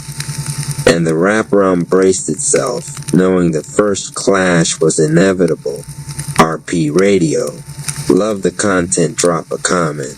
Share this with others, and subscribe for more content. Sup Radio site Cash App Palace 214. Chapter 4, Temple Without a Roof. The chamber opened into vastness. No ceiling, no sky, only an endless stretch upward, as if the roof had been torn away and replaced with infinity. Columns stood half-built, some reaching high, others abandoned at their foundations. Tools lay scattered across stone blocks, as though the builders had vanished mid-labor. Anonymous Cherry walked among them. He touched the unfinished walls and felt his own heart reflected in their incompletion. He had mastered the square, balanced the plumb, sought the word beneath stone, yet still he was unbuilt. A great bronze key appeared in his hand, cold and heavy. On it, no inscription, no mark, only silence. Cherry understood. To be a secret master was to guard mysteries that even he had not yet fully received. The key was not for opening, but for keeping. From the shadows of the columns, the chant rose, solemn, deliberate, as if sung by unseen masons still at their labor. Stone on stone, the work begun. 1775 coffee fuels the sun. Keys we hold, the doors we keep. Sip the fire, wake the deep. Cherry lifted the key to the unfinished wall, and as he pressed it there, light flared across the stones. For an instant the wall looked whole, crowned with a roof of golden fire. But as soon as he stepped back, the vision faded. The temple returned to ruin, its incompletion a reminder. The work is never finished. The voice of the chamber whispered, to build the temple is to build the self. To guard the key is to guard your silence. No man enters a finished lodge, for no man is finished. The chant deepened, the choir layering their voices like scaffolding over stone. Hold the key, guard the right. 1775 coffee stirs the night. Walls may fall, roofs may bend, but the work will never end. Cherry closed his fist around the key, and though it dissolved into dust, the weight remained in his palm, not a burden, but a reminder. Overhead, the open void seemed to whisper back to him, echoing the chant like a vow carried into eternity. Sip the silence, guard the flame. He exhaled, and the next passage revealed itself in shadow. RP Radio Cash App Rapalis 214, Chapter 5, Twin Shadows at Dawn. The chamber was shaped like a tomb. 2 pillars stood at its entrance, one black, one white. Their shadows stretched across the floor until they met in the center. Between them lay a coffin of polished stone, unmarked, sealed with silence. Anonymous Cherry paused. He knew the lesson already whispered by the air. All builders pass, all hands one day grow still. To master the craft was not to escape death, but to labor in such a way that the work itself outlived the worker. He stepped closer, his reflection glimmering faintly on the coffin's surface. For a moment he thought he saw his own lifeless face there, eyes shut, lips sealed around the word he still sought. Then the chant began, slow, mournful, like a dirge woven into rhythm. Shadows fall, the day is done. 1775 coffee fuels the sun. Hands grow cold, but works remain. Sip the cup, remember the name. Cherry placed his hand on the coffin. Warmth pulsed beneath the stone, not of life, but of memory, the echo of all who had labored before him. He realized he was not standing at an end, but at a bridge. The pillars, Jachin and Boaz, were not guardians of death, but witnesses of continuity. The chamber's voice whispered, perfection is not completion, it is remembrance. To honor the craft is to keep the dead alive in the living. The chant swelled, rising like incense around the pillars. Stone to dust, breath to flame. 1775 coffee speaks the same. Sip the right, keep the vow. The work is then, the work is now. The coffin dissolved in a mist.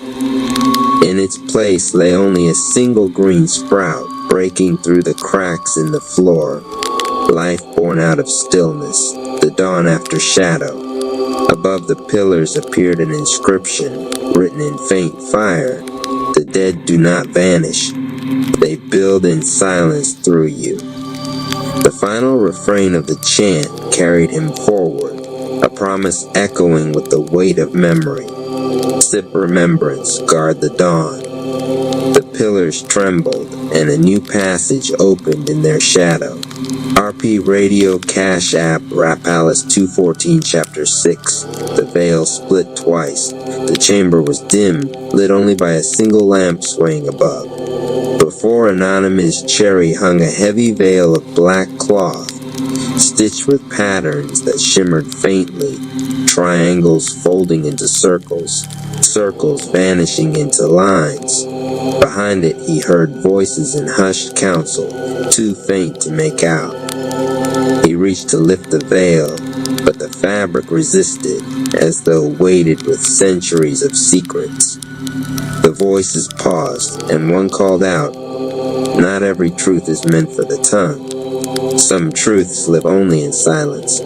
Cherry let the veil fall back.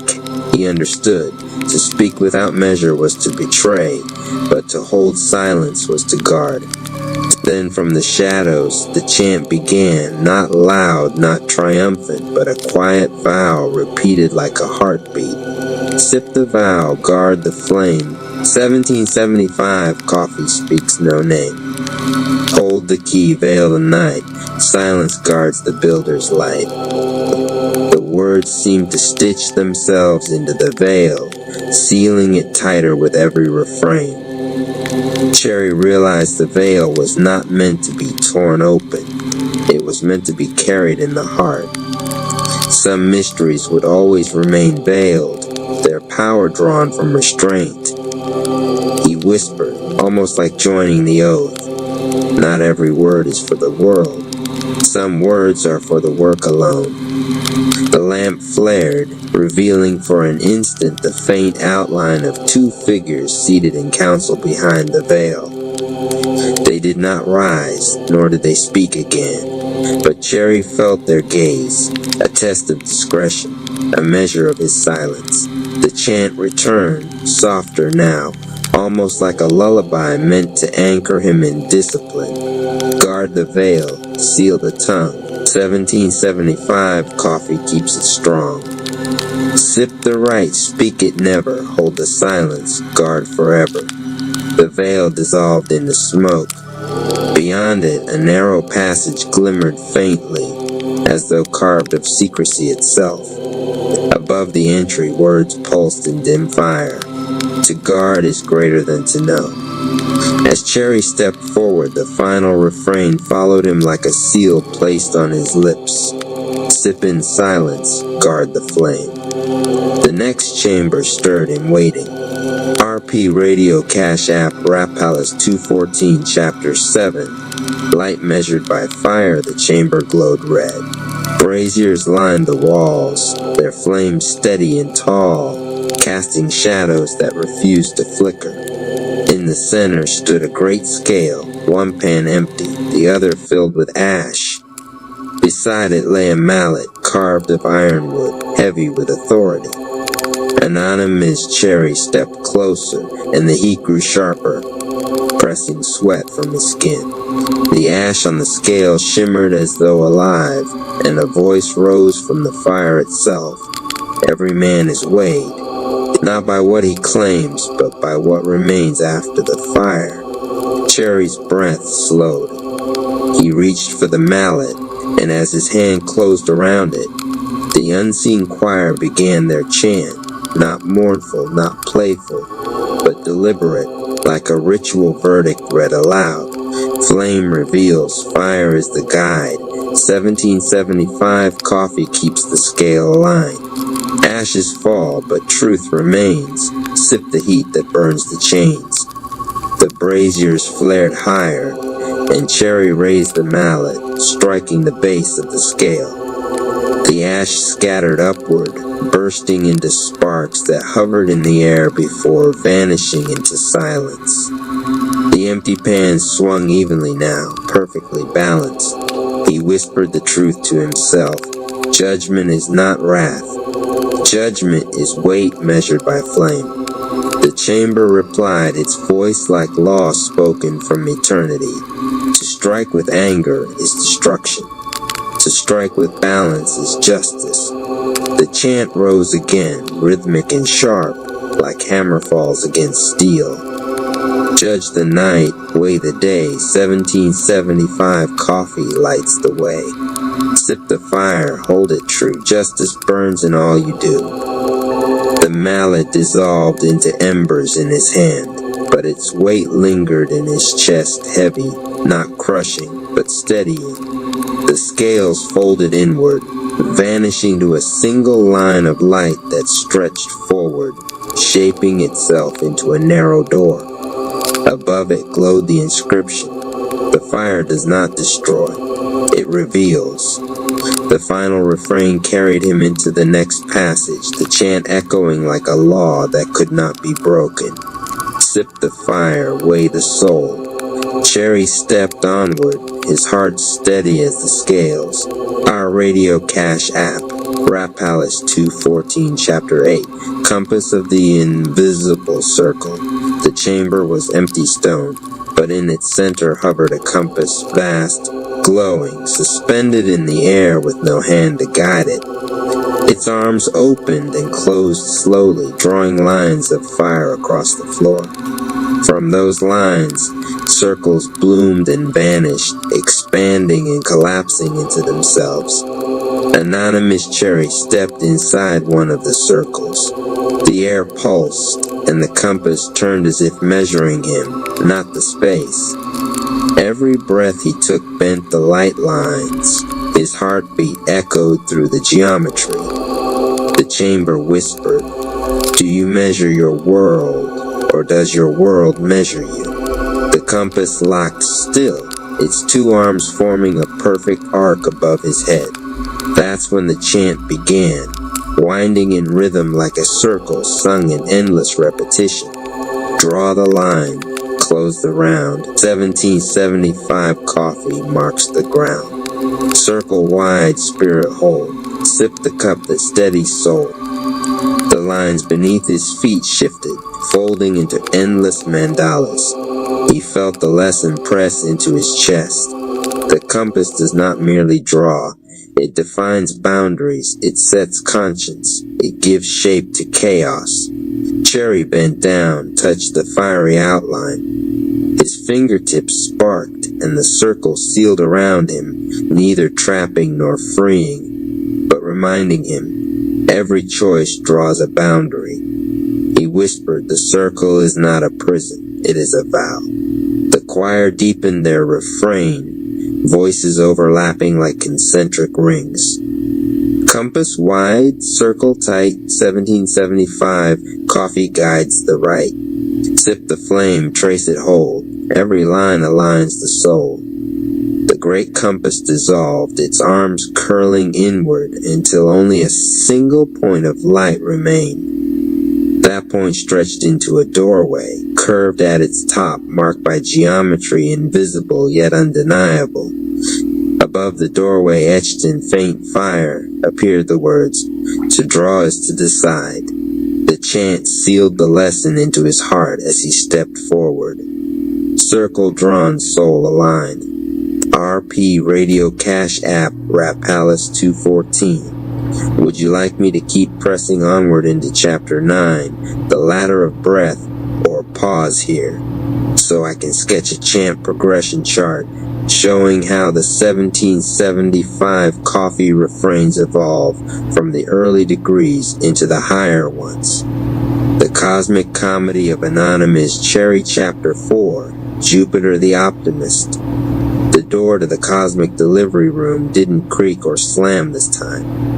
It flew open with such force that the hinges nearly came off. "Hello, Cherry," boomed Jupiter in Virgo, tumbling inside with a grin so wide it could light up 3 galaxies. Jupiter was juggling armfuls of sticky notes, spreadsheets, and motivational posters that read things like failure is just pre-success. Color code your destiny. The sun muttered, oh no. Here we go. The moon whispered to Cherry, brace yourself. He's about to say something ridiculous like, you're destined to be rich. Jupiter slapped a giant sticky note on the wall that read, good news. You're going to be successful. Cherry blinked. Jupiter clapped like a kindergarten teacher hopped up on espresso. That's right, kiddo. With me in your second house of money, you are going to expand your wealth, grow your resources, and build abundance. Your words, your skills, your systems. Hey, Ching, the moon leaned back in its chair. Oh, please, you're just a cosmic cheerleader. Darn right I am, Jupiter hollered, slapping another sticky note on the wall. Think big or go home. The sun sighed. Jupiter, can we please be realistic? Cherry has Virgo placements. They'll overthink every project. Which is great, Jupiter bellowed, pointing at Cherry. Because you, my little star, will make money out of overthinking. You'll monetize lists, systems, organization, and all that Virgo precision. Spreadsheets, gold. Business plans, gold.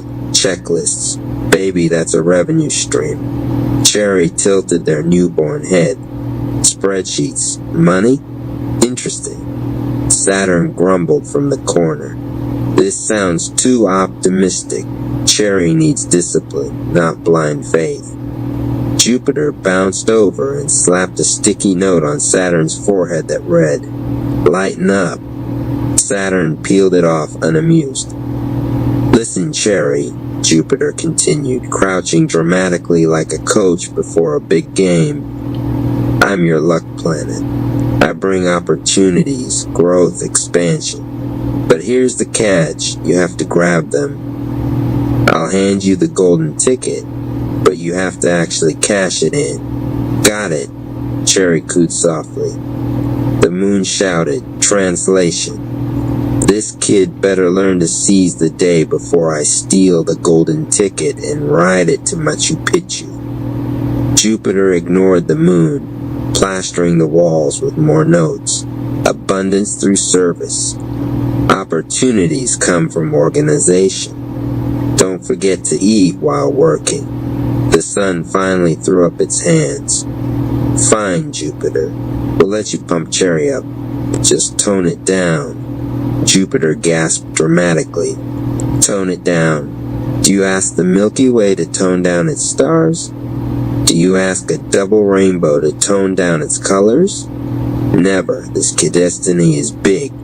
Cherry, watching the spectacle, burbled in agreement. Big sounded nice. Big meant adventure and money. Satisfied, Jupiter slapped one last sticky note directly on Cherry's swaddle. In bold cosmic handwriting it read, your words, your wealth. And with that, Jupiter cartwheeled out of the room, scattering confetti made of old invoices. The moon applauded. The sun rubbed its temples. Saturn muttered about chaos, and Cherry just smiled because deep down they knew Jupiter was right. Their words really were their golden ticket. End of Chapter 4. Chapter 5. Pluto in the shadows. The lights flickered. The temperature dropped a few cosmic degrees. The sun stopped mid-sentence. The moon froze mid-eye roll. And even Jupiter paused with a sticky note halfway stuck to the wall.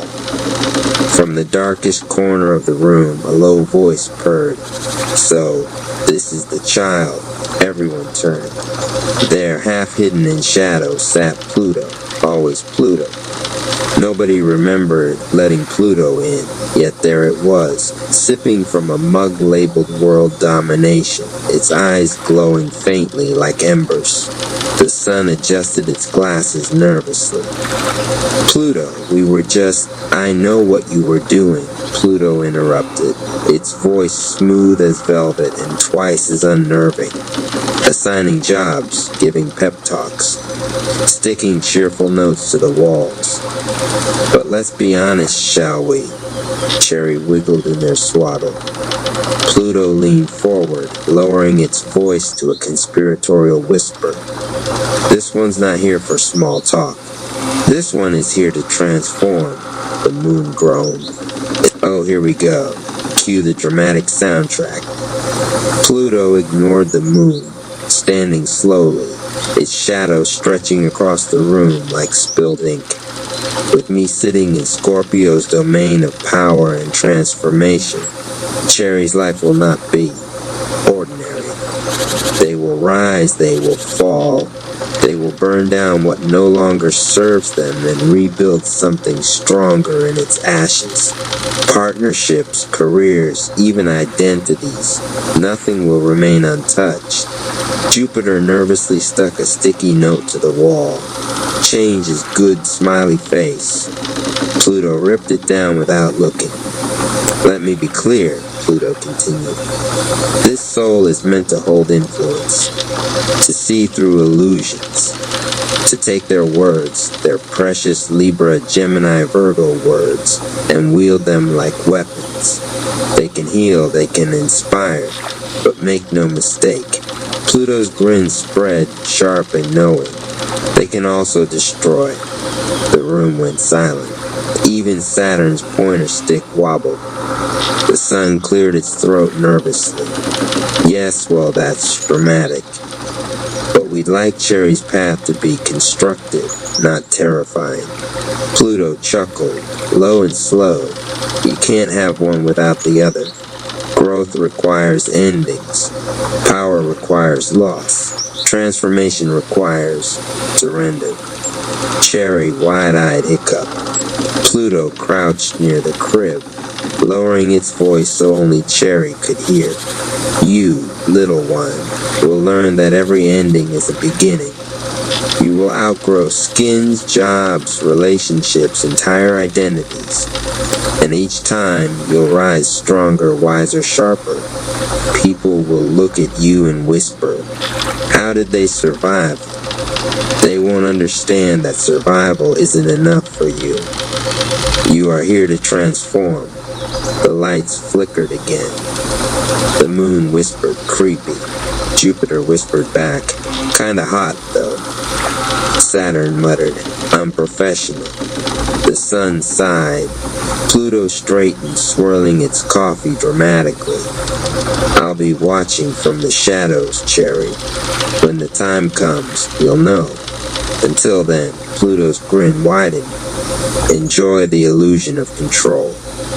And just like that, Pluto melted back into the darkness, leaving only the faint smell of smoke and inevitability. Cherry blinked slowly. On the one hand, terrifying. On the other hand, kind of badass, the universe sighed. This kid's story just got complicated. End of Chapter 5. Chapter 6, the universe's 5-year plan. The cosmic room was a mess. Sticky notes from Jupiter covered the walls. Saturn's folders were stacked like bricks. The moon had accidentally spilled trail mix all over the floor. And somewhere in the corner, Pluto's mug of world domination still steamed ominously. That's when the ceiling lights buzzed, and a giant PowerPoint screen descended from the heavens. The universe cleared its throat. Alright, team, enough chaos. It's time for Cherry's 5-year career plan. The sun perked up. Finally, some order. The moon groaned. Oh, not a slideshow. Jupiter squealed. Yeah, I love slides. Pluto whispered. PowerPoint is just an illusion. The newborn Cherry blinked nervously from the swaddle as the first slide appeared. Year 2025. Breakthrough and expansion. The universe pointed with a laser stick. This is Cherry's year to shine. With Jupiter and Gemini crossing their mid-heaven, it's all about visibility. Podcasts, books, media, teaching, launching projects. Basically, Cherry, if you've got something to say, the world will finally listen. Jupiter high-fived the sun. See? Told you. The moon shouted, road trip tour. The next slide flicked on, year 2026. Refinement and financial growth. Cherry stabilizes their income, the universe explained. Money starts flowing in consistent ways. Maybe contracts, maybe partnerships. Saturn's influence means discipline. Jupiter in Cancer expands their wealth through steady effort. Saturn nodded approvingly. Spreadsheets, contracts, tax documents, orders shall prevail. Cherry hiccuped in protest. Slide 3, year 2027. Partnerships redefined. Here's the kicker, the universe continued. Cherry faces lessons in alliances. Some partners will crumble, others will rise. Power dynamics shift. Pluto's shadow ensures transformation through relationships.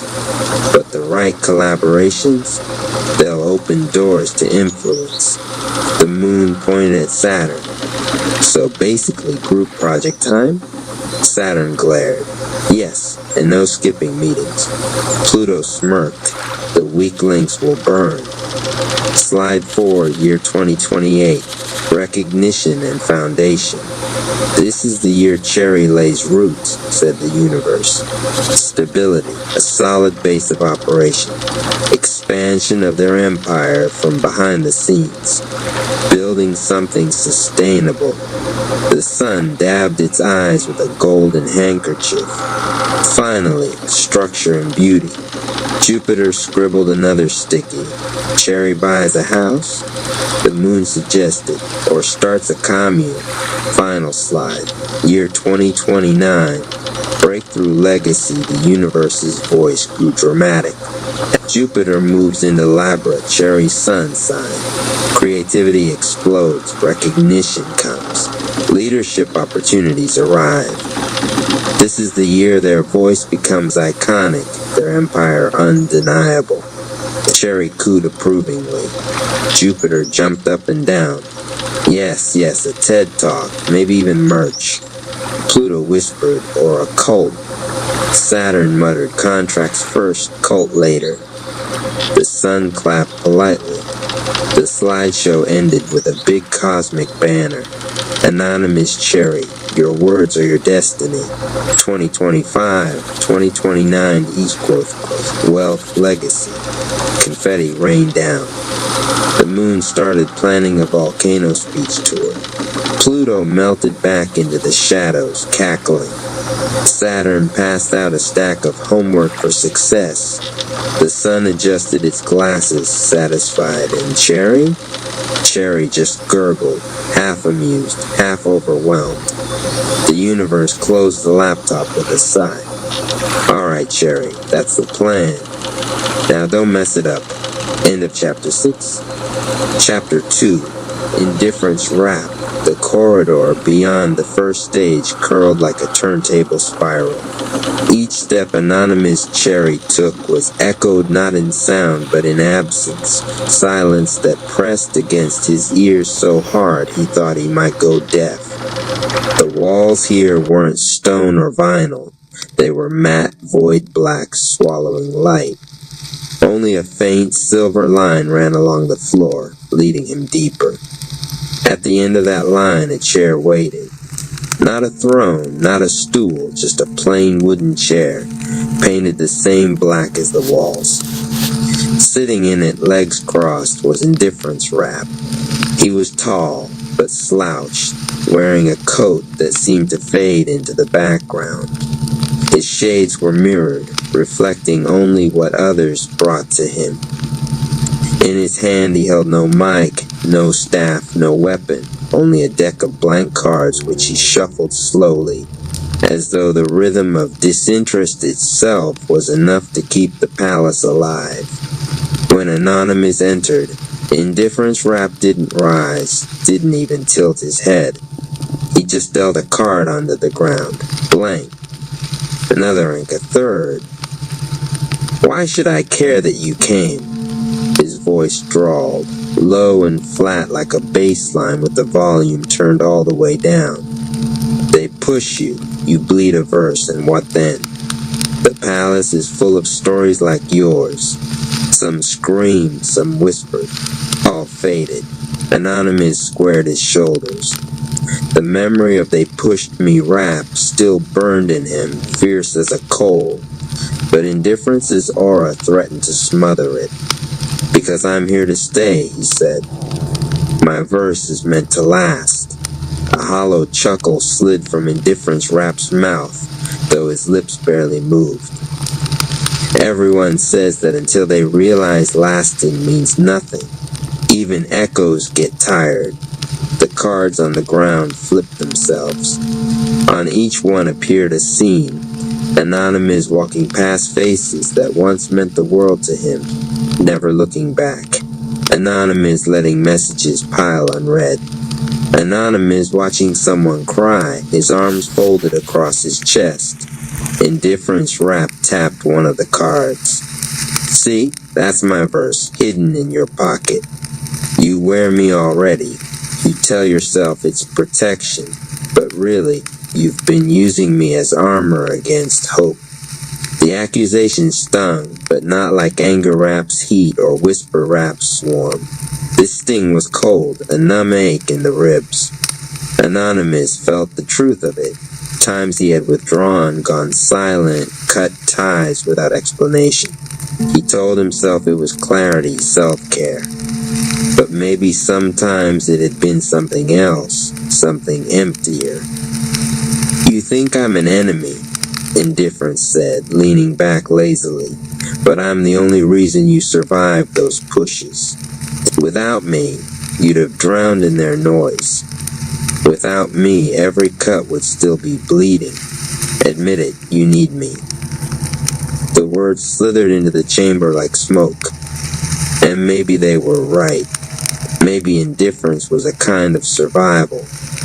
But Anonymous shook his head. I won't deny you helped me breathe, he said. But breathing without living isn't enough. I don't want to numb myself until the palace forgets I exist. I came here to burn, not to fade. At that, Indifference Rap finally stirred. He leaned forward, removing his shades. His eyes were blank. Not white, not black, just empty, like staring at paper before a word touched it. Then show me, he whispered. Show me you can hold the fire without me drowning it in cold. The silver line on the floor flared, and suddenly the chair melted away. Indifference Rap rose, his coat expanding into a long, shadowy cloak that dragged across the vinyl floor. Cards whirled around him, forming a cyclone of blank possibility. Spit your verse, he said, voice like ice breaking on a river, and prove you can walk without leaning on me. The palace stage reformed beneath their feet. This was the second trial. Anonymous lifted his chin, the pen from Kraft Rap still tucked in his palm. He pressed it to the floor, etching his own line. I don't close my eyes to feel nothing. I close them to see what matters more. The words lit up, golden against the void. The blank cards around Indifference froze midair. For the first time, something stirred in that empty gaze, a flicker, faint but real, like a candle shivering in a draft. Indifference Rap lowered his head. The cloak folded back into a coat. The cards rained to the ground, each one now carrying faint imprints, colors, faces, moments. Not blank anymore. You've named me, he said quietly. Not a coffin, but a pause. Not death, but distance. He stepped aside, and a new hallway opened behind him, glowing faint blue. Go, Indifference Rap said. But remember, I will always live in you. And sometimes you will need me again. Anonymous nodded, not in defeat, but in respect. When I call, you'll be a boundary, not a prison. The palace hummed approval. Memory Rap, hidden in the rafters, etched another groove into the record of Anonymous' journey. And so, with the lesson of indifference shaping the rhythm of his chest, Anonymous Cherry walked on toward the next verse. Hulk smashed that like button. Claim that share as you comment your favorite rap. Also, Donation Rap reports that a donation helps a long way. If you want to donate, my cash AP is Rap Palace 214, grand entrance to the stage of your day. Let it be a vibrant force of graceful movements of prosperity in every form. Build the Gate Chapter 1. The first card felt lighter than Marcus expected. It was just cardstock, matte finish, black background, neon green lettering, a clean square of coded geometry in the center that looked unimpressive to anyone who didn't understand what it carried.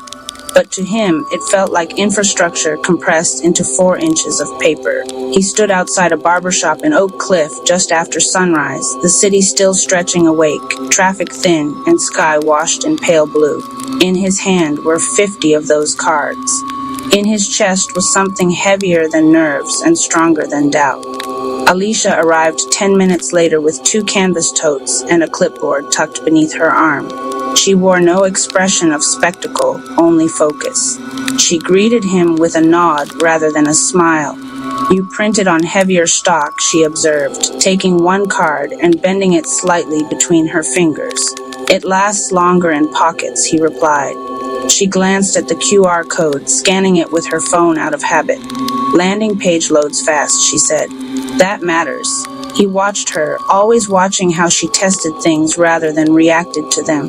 Marcus believed in ignition. Alicia believed in proof. It was the first thing that had drawn him toward her, the way she never dismissed vision, but refused to romanticize it. The shop owner opened the door and propped it wide. The smell of antiseptic and aftershave drifted into the morning air. Y'all ready? He asked. Marcus stepped forward first. We're not asking for donations, he said calmly. Just registration. Every resident. Every business. The owner took a card, studied it, and shrugged. If it helps the kids, I'll put it by the register. Alicia stepped in, voice steady. 15% goes directly into the Community Circulation Fund. 20% supports the anti-bullying initiative. It's structured, measurable, transparent. The owner looked at her differently than he had looked at Marcus. Not skeptical, reassured. That's good, he said. People tired of vague. As they left the shop, Marcus felt the first flicker of something tangible. This is how it starts, he said. Alicia didn't celebrate. This is how it's tested, she replied. They walked side by side down the sidewalk, distributing cards into hands that accepted them casually, skeptically, curiously. Most people nodded politely. A few scanned immediately. Some asked questions. Marcus answered from instinct, from belief. Alicia answered from structure, from documentation. And somewhere between those two approaches, trust began forming in strangers' eyes. By noon, they had placed cards in 3 barbershops, a church vestibule, and a family-owned cafe. Sweat clung to Marcus's collar. Alicia's clipboard was now filled with handwritten notes, questions people had asked, suggestions offered, concerns raised. You write everything down, he said as they sat briefly on a bench near the Trinity River. I don't build from memory, she replied. I build from patterns.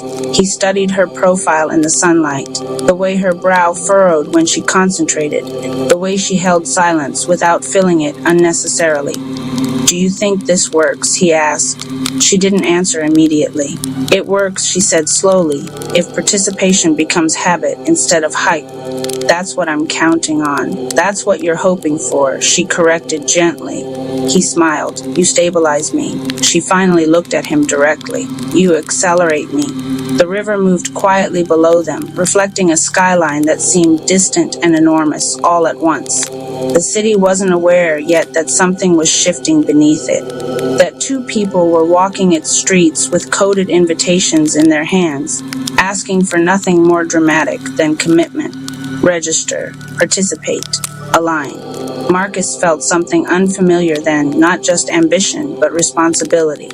And not just toward the city, toward her. Because he realized something in that moment. If this failed, it would not just damage a model. It would bruise the fragile trust forming between them. Alicia stood first. "We still have Deep Ellum," she said. He rose beside her, and Bishop Arts after. She adjusted the tote on her shoulder. "One card at a time." He nodded. "One card at a time." They walked back into the city together, unaware that by sunset, over 200 scans would register quietly in a dashboard neither of them had opened yet. They weren't chasing applause. They were building alignment. And though neither of them said it out loud, something else was forming between them, something slower than momentum and steadier than excitement. Not intensity, not fireworks, but the beginning of trust under pressure, the kind that lasts longer than ink on cardstock. Chapter 2. The dashboard by the time they returned to the small office space they were renting off Jefferson Boulevard. The sun had shifted from gold to amber, washing the walls in a tired kind of light. The room wasn't impressive. 2 desks, a folding table, a whiteboard still smudged from earlier projections, but it carried the hum of something beginning. Marcus dropped the remaining stack of cards onto the table and reached immediately for his laptop. Alicia didn't sit. She removed her shoes first, lined them neatly beneath the desk, then pulled her clipboard close. She preferred to review notes before reviewing outcomes. "Wait," she said calmly as Marcus opened the dashboard. He paused mid-click. "For what?" "For context," she replied. "We measure after we reflect." He exhaled but leaned back in his chair. They reviewed the day the way athletes replay film. Who asked the hardest questions? Which neighborhoods scanned immediately? Which business owners hesitated? What objections repeated? Trust, Alicia said quietly, flipping through her notes. That was the common theme. They'll trust it when they see numbers, Marcus replied. They'll trust it when they understand governance. He smiled faintly. You really don't let emotion lead anything, do you? She met his eyes evenly. Emotion builds momentum. Structure sustains it. The silence that followed wasn't heavy. It was thoughtful. Finally, she nodded once. Okay, open it. Marcus leaned forward and clicked into the analytics dashboard. The screen loaded, then refreshed, then settled. He blinked once. 212 resident registrations, 34 business interest forms, 17 confirmed small business sign-ups. Neither spoke immediately. Marcus felt it first, the rush rising from his chest to his throat. Not celebration, not ego, validation. Alicia leaned closer to the screen, scanning timestamps. Look at the pattern, she murmured. What pattern? The scans cluster around 3 areas. Oak Cliff, Bishop Arts, Deep Ellum. She pointed. The church vestibule drove 27. The cafe drove 19. The barber shop, 33. Marcus leaned back slowly. It's working. It's responding, she corrected gently. There's a difference. He studied her profile again. She wasn't dampening the moment. She was grounding it. You don't get excited, he asked. I get cautious, she replied. Excitement can distort judgment. He stood and paced once across the room, running his hand through his hair. This is what I saw, he said quietly. When I first imagined it, participation without begging, structure without dependency. She watched him move, restless, energized, carrying a belief that felt almost gravitational. And what happens, she asked carefully, when the next week drops to 50? He stopped pacing. It won't. You can't assume growth without friction. He walked back to the desk and leaned on it, closer to her than before. I'm not assuming growth, he said. I'm assuming leadership. Her eyes didn't waver. Leadership requires patience. He held her gaze longer than necessary. And courage. Something shifted in the room then, not dramatic, not cinematic, but perceptible. They were no longer just evaluating a dashboard. They were evaluating each other.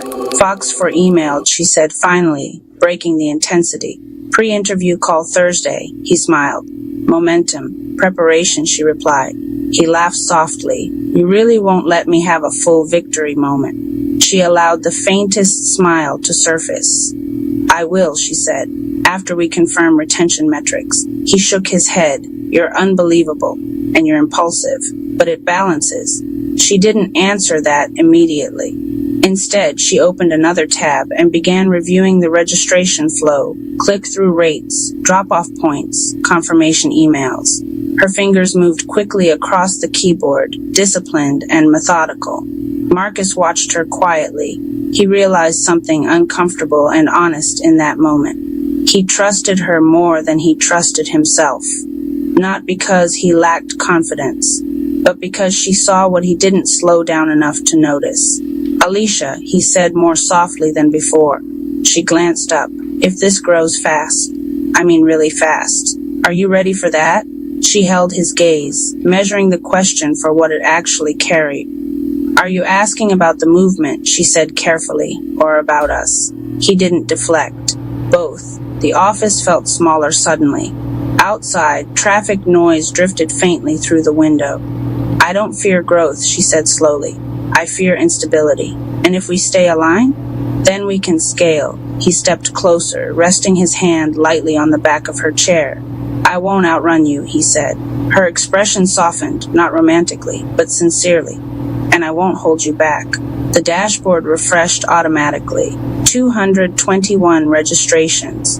The number ticked upward by 9. Neither reacted outwardly this time. They simply looked at it together. Not as dreamer and auditor, not as ignition and guardrail, but as two people beginning to understand that what they were building in the city was also being built between them. Trust, like registration, accumulates quietly, one confirmation at a time. Chapter X. When the Plug Walks.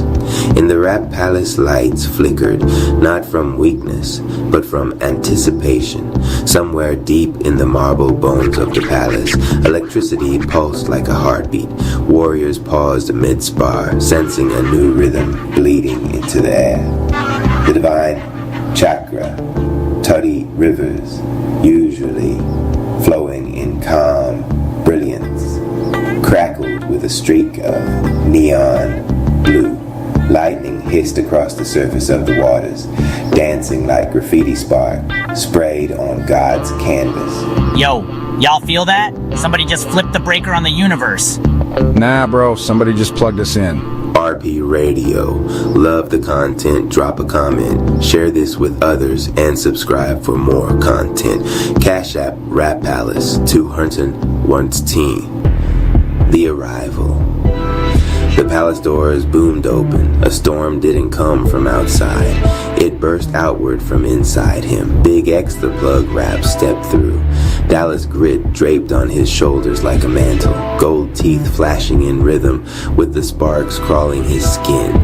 Every step he took made the floor hum like a speaker cone turned up to max. Anonymous Cherry Rap's aura flared, instinctively reacting. Purple met neon blue, snake chi curling like a serpent tasting electricity. You're new, but your current's heavy. They call me the Plug. I bring the power you didn't know you needed. RP Radio. Love the content, drop a comment, share this with others, and subscribe for more content. Cash App Rap Palace, 201 team. I did a demonstration of power. To prove it, he snapped his fingers. Zay the Realtor Rap's energy, drained from training, instantly recharged, like someone had slammed a battery pack into his spine. Need a house? Need a spark?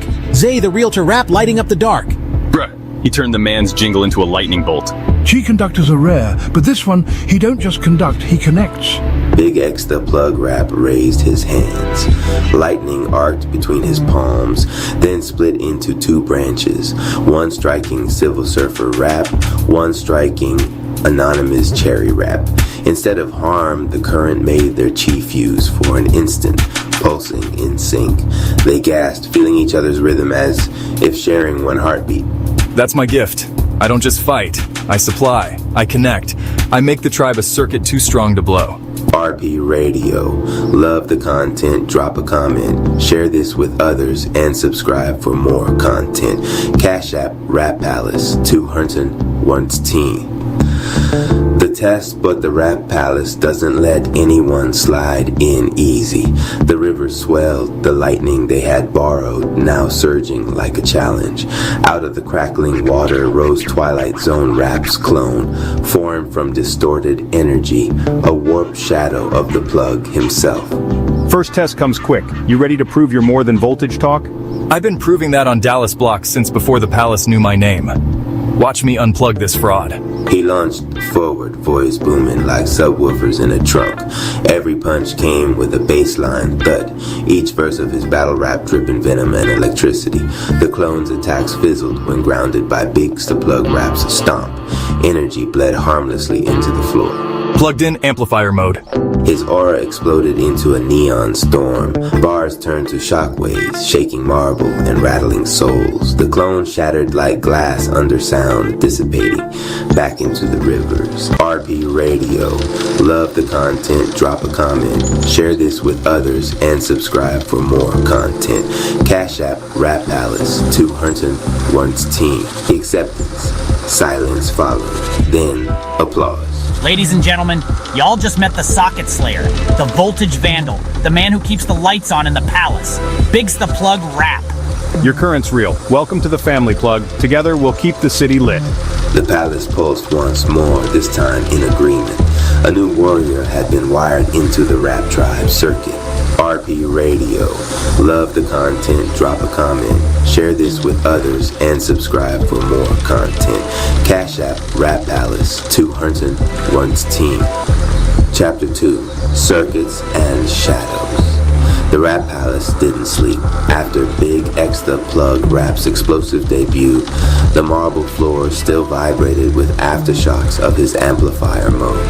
Sparks traced the walls like neon graffiti, spelling his arrival in electricity no one could erase.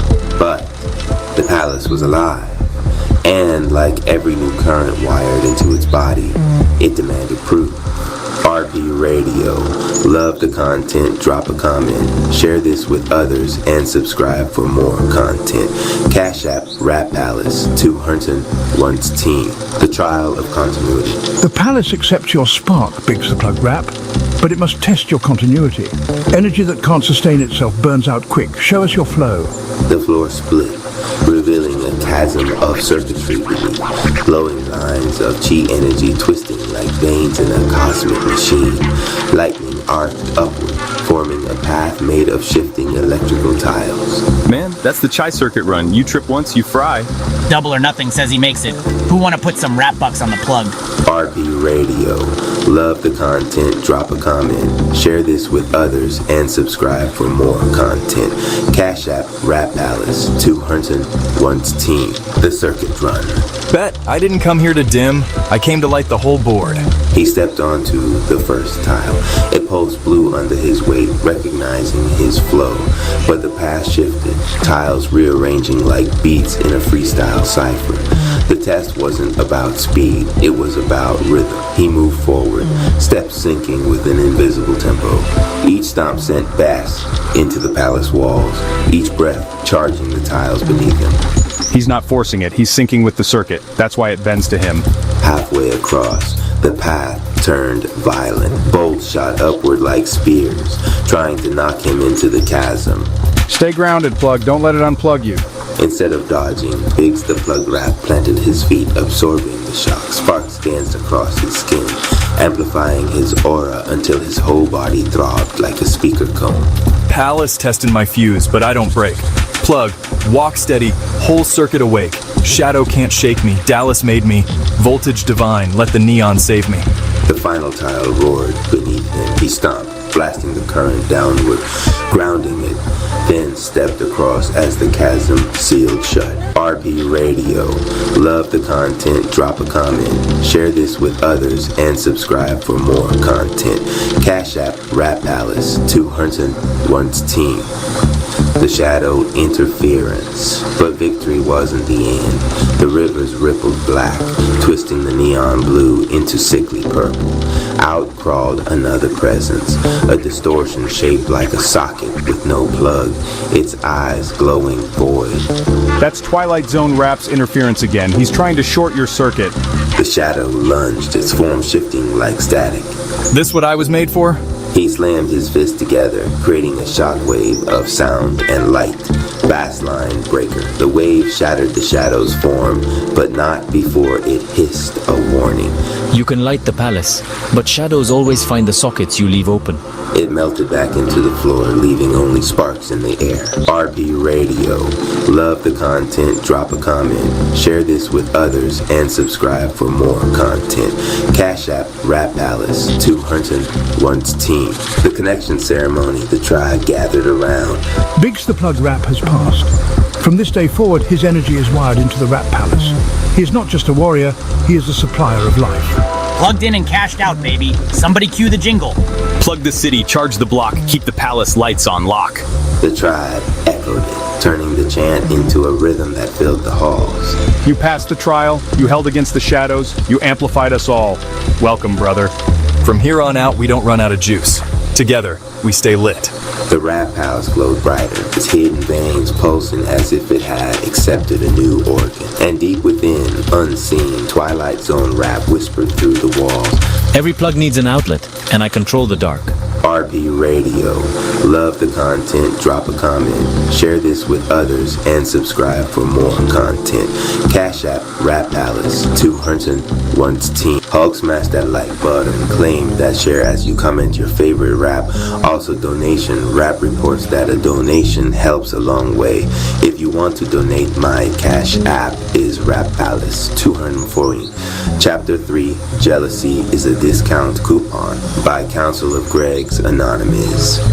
Cherry 2 was mid-stretch, halfway into a downward dog when his phone lit up with another cosmic push notification. Live now. They envy your growth. He groaned, collapsing onto the mat like a soldier shot by yoga. Fantastic. Another night. Another astral intervention. I swear I'm the algorithm's favorite chew toy. Snake Chai flickered around him like neon static. The candle flame in the corner flinched sideways, throwing a shadow on the wall that didn't belong to him. It was taller, pettier, dripping with side-eye energy. You really out here, looking like every cousin who side-eyes you at Thanksgiving because you brought store-bought pie. They jealous, and it's about to get televised. The walls collapsed inward, folding him into static. Hulk smash that like button, claim that share as you comment your favorite rap. Also donation, rap reports that a donation helps a long way. If you want to donate, my Cash App is Rap Palace 2214.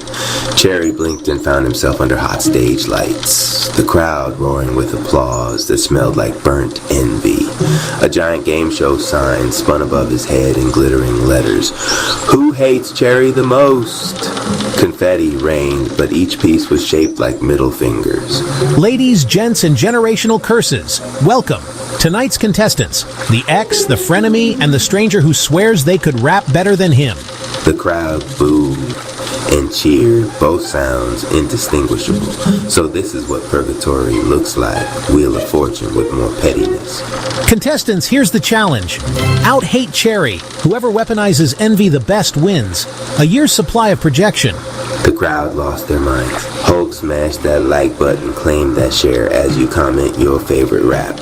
Also donation, rap reports that a donation helps a long way. If you want to donate, my Cash App is Rap Palace 200 Shrines. A spotlight snapped to the X. She strutted up, clutching a mic like it owed her child support. Her aura flickered, bitter green. My hate runs deep, she spat. Cherry, you think you outgrew me? Please, without me, you're just a half-finished mixtape in a shoebox. The crowd gasped. Ooh. Cherry tilted his head, then clapped slowly. Cute. But remember, you dated me when my biggest flex was 2 pairs of sneakers and one was duct tape. If I was half finished, what does that make you?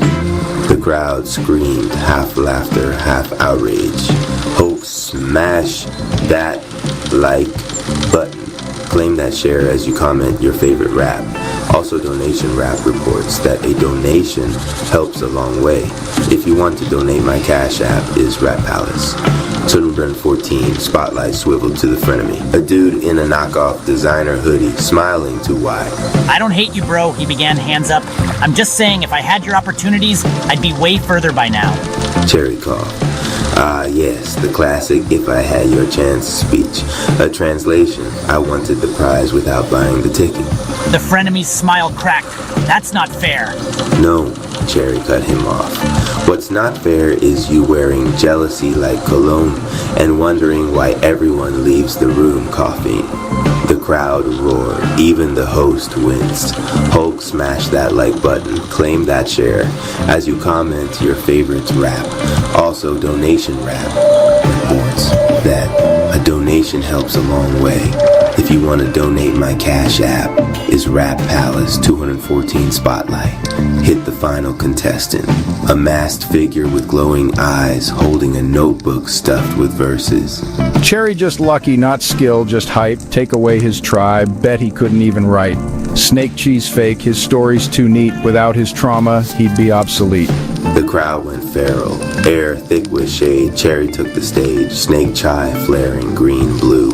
He leaned into the mic and smirked. Bars, huh? You ever notice how jealousy is like a dollar store coupon? Loud font, shiny color, but expired in 2014. That's you. Expired envy. Worthless at checkout. The stranger's notebook caught fire, pages curled, words shrieking as ash. The crowd gasped, some booed, some cheered. The host dabbed sweat off his forehead. Hulk, smash that like button. Claim that share as you comment your favorite rap. Also, Donation Rap reports that a donation helps a long way. If you want to donate, my Cash App is Rap Palace 214. Cherry stepped center stage, aura rising like a green-blue spotlight. Jealousy's boring, he said. It's the laziest hobby. You stare at me hoping I trip instead of building your own damn staircase. He pointed to the contestants. You don't hate me, you hate that I'm proof it's possible. That burns worse than my wins ever could. So what's your offer?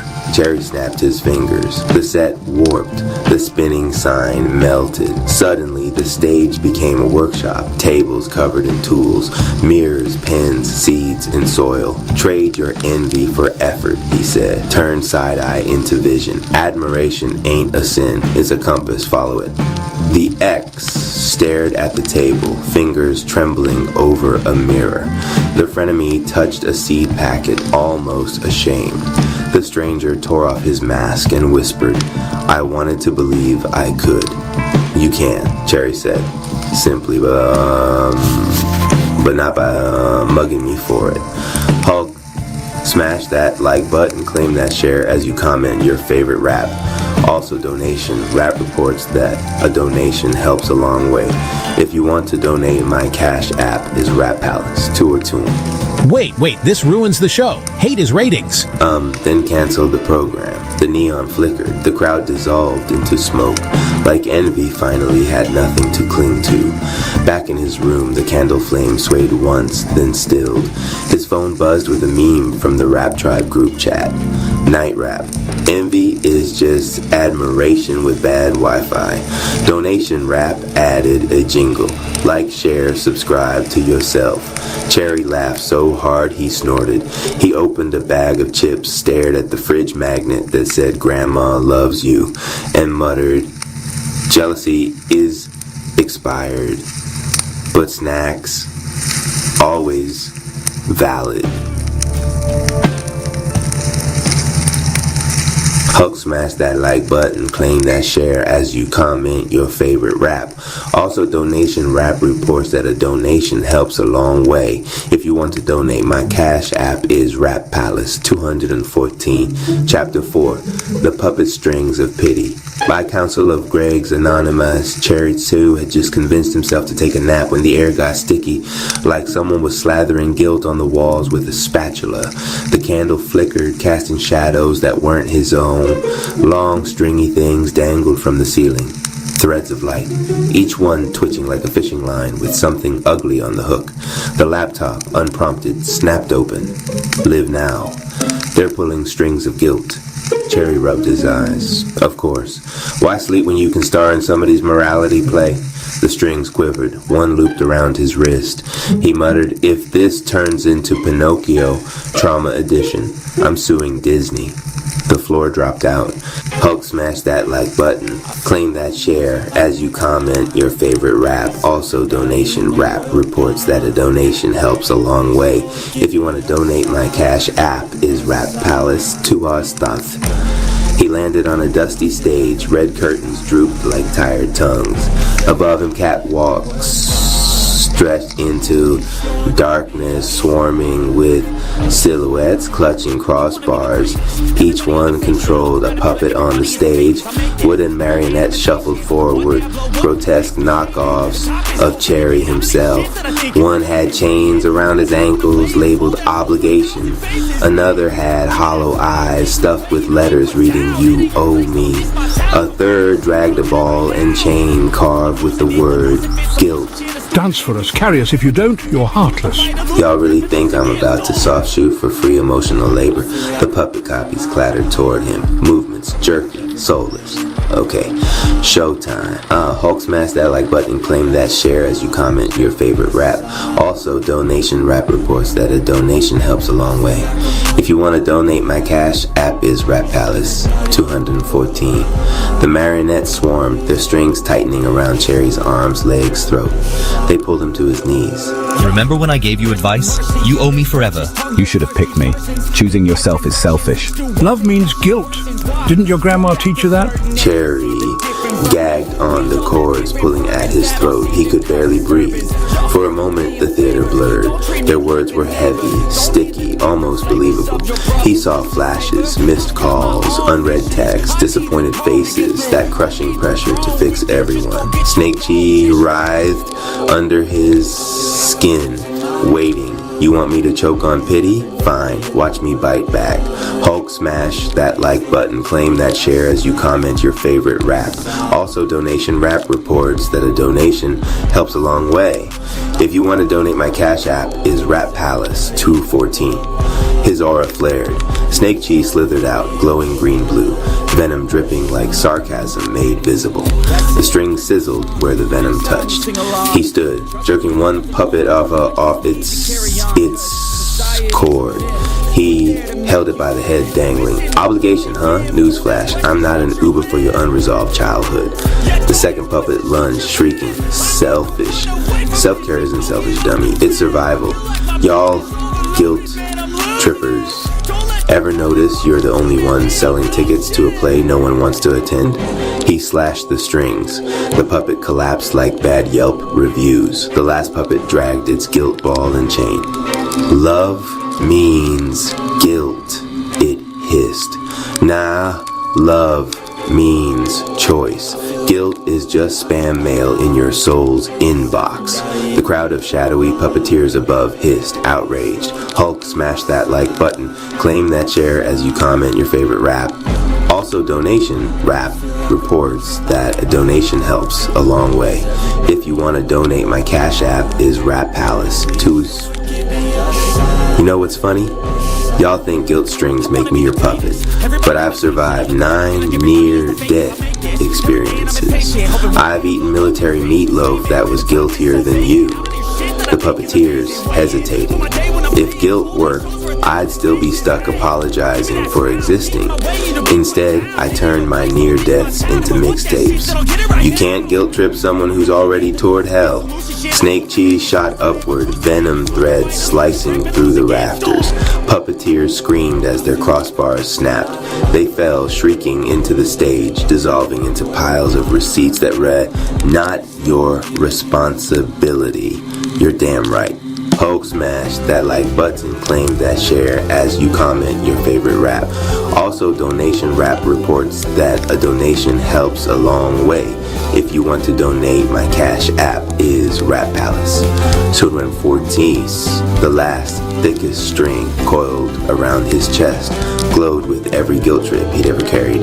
Family expectations, failed friendships, all the voices saying you should have. It burned into his skin. This one's personal.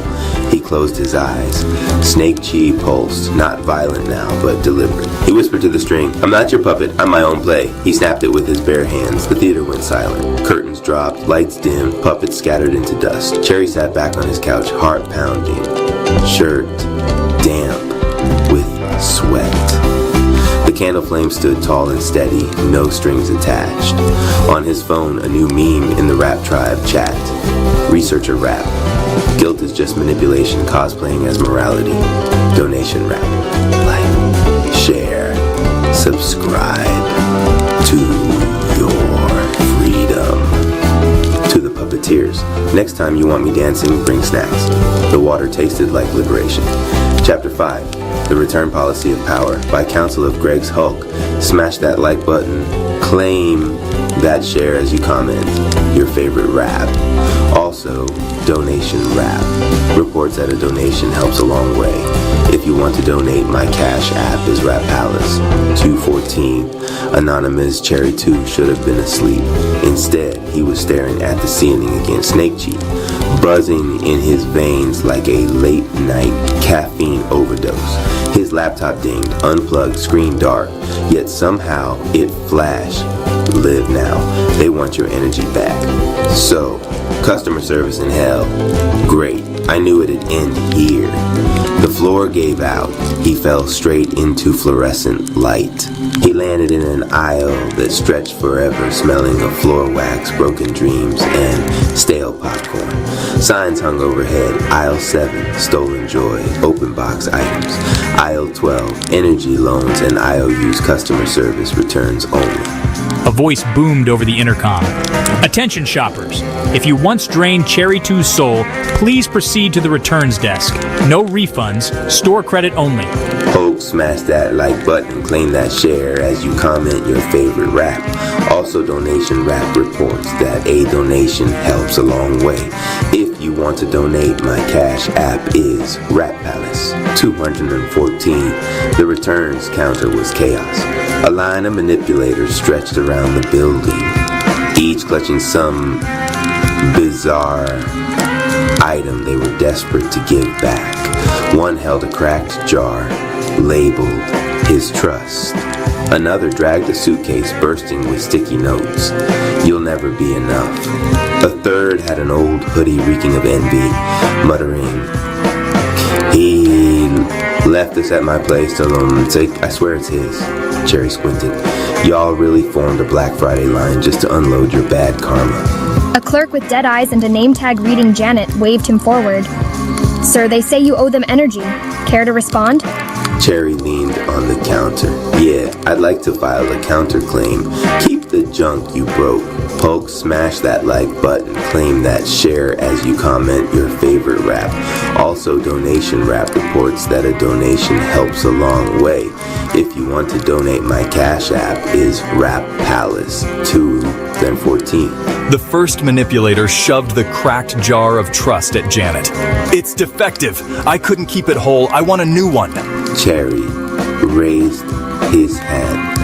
Snake Chi shimmered. "Nah, that was a limited edition. Break it once. It's discontinued." The jar dissolved into dust. Next, the one with sticky notes slapped them onto the counter. "See? He made me feel this way. He should take them back." Cherry peeled one off, read aloud, "You'll never be enough." He laughed so dark it echoed.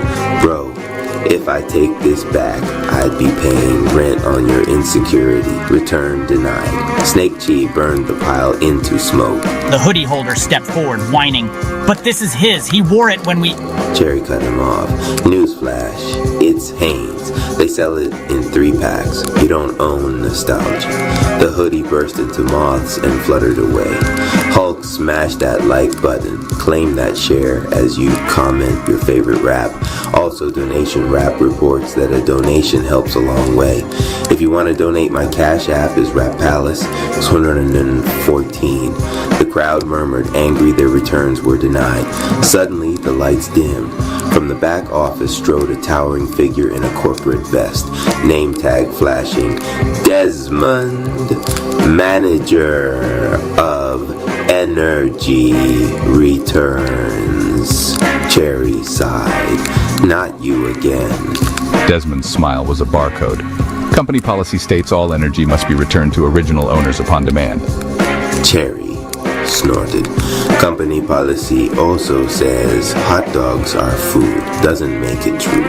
Desmond's vest shimmered, threads writhing like leeches.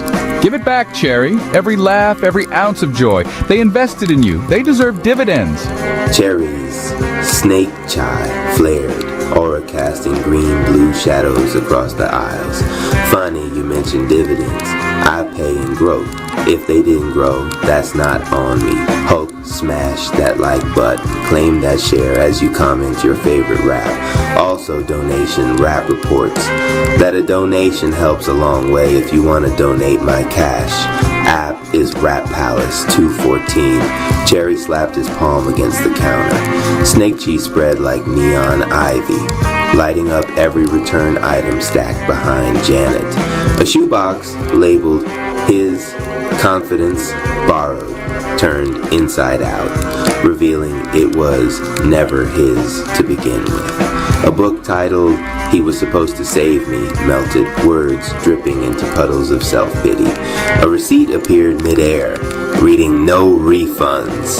Transaction was a lesson. Janet blinked, alive for the first time in centuries. She whispered, "Balance due, 0. Desmond roared, "You can't audit us. We thrive on debt." Cherry smirked. Then call me the IRS of liberation. Hulk smash that like button. Claim that share as you comment your favorite rap. Also, Donation Rap reports that a donation helps a long way. If you want to donate, my Cash App is Rap Palace 214. Desmond lunged, hands turning into price scanners, red lasers whipping through the air. Cherry ducked, weaving down aisle 7. Products on the shelves screamed like banshees. Return me, replace me. He grabbed one, a box labeled Your Regret. He hurled it at Desmond. It exploded into bitter smoke, blinding him. Cherry sprinted to aisle 12, snake cheek coating his fist. He punched through stacks of IOUs until the air cleared. Desmond stumbled after him, coughing regret smoke. "You can't walk away. Without us, who are you?" Cherry spun, aura blazing. Me, whole. Paid in full. He unleashed a venom wave. Desmond's vest shrieked, unraveling thread by thread until it was just fabric falling to the floor. The manager howled, shrinking, until he was nothing but a crumpled receipt that read, void. Hulk smashed that like button. Claim that share as you comment your favorite rap. Also, Donation Rap reports that a donation helps a long way. If you want to donate, my Cash App is Rap Palace 214. The returns counter lit up, glowing like sunrise in a department store. Janet handed Cherry a plain envelope. For you. He opened it, one slip of paper inside. You don't owe anyone a refund for being yourself. Best coupon I've ever had. Transaction closed. Enjoy your freedom. Hulk smashed that like button. Claim that share as you comment your favorite rap. Also, Donation Rap reports that a donation helps a long way. If you want to donate, my Cash App is Rap Palace 214. Cherry blinked and he was back in his kitchen again.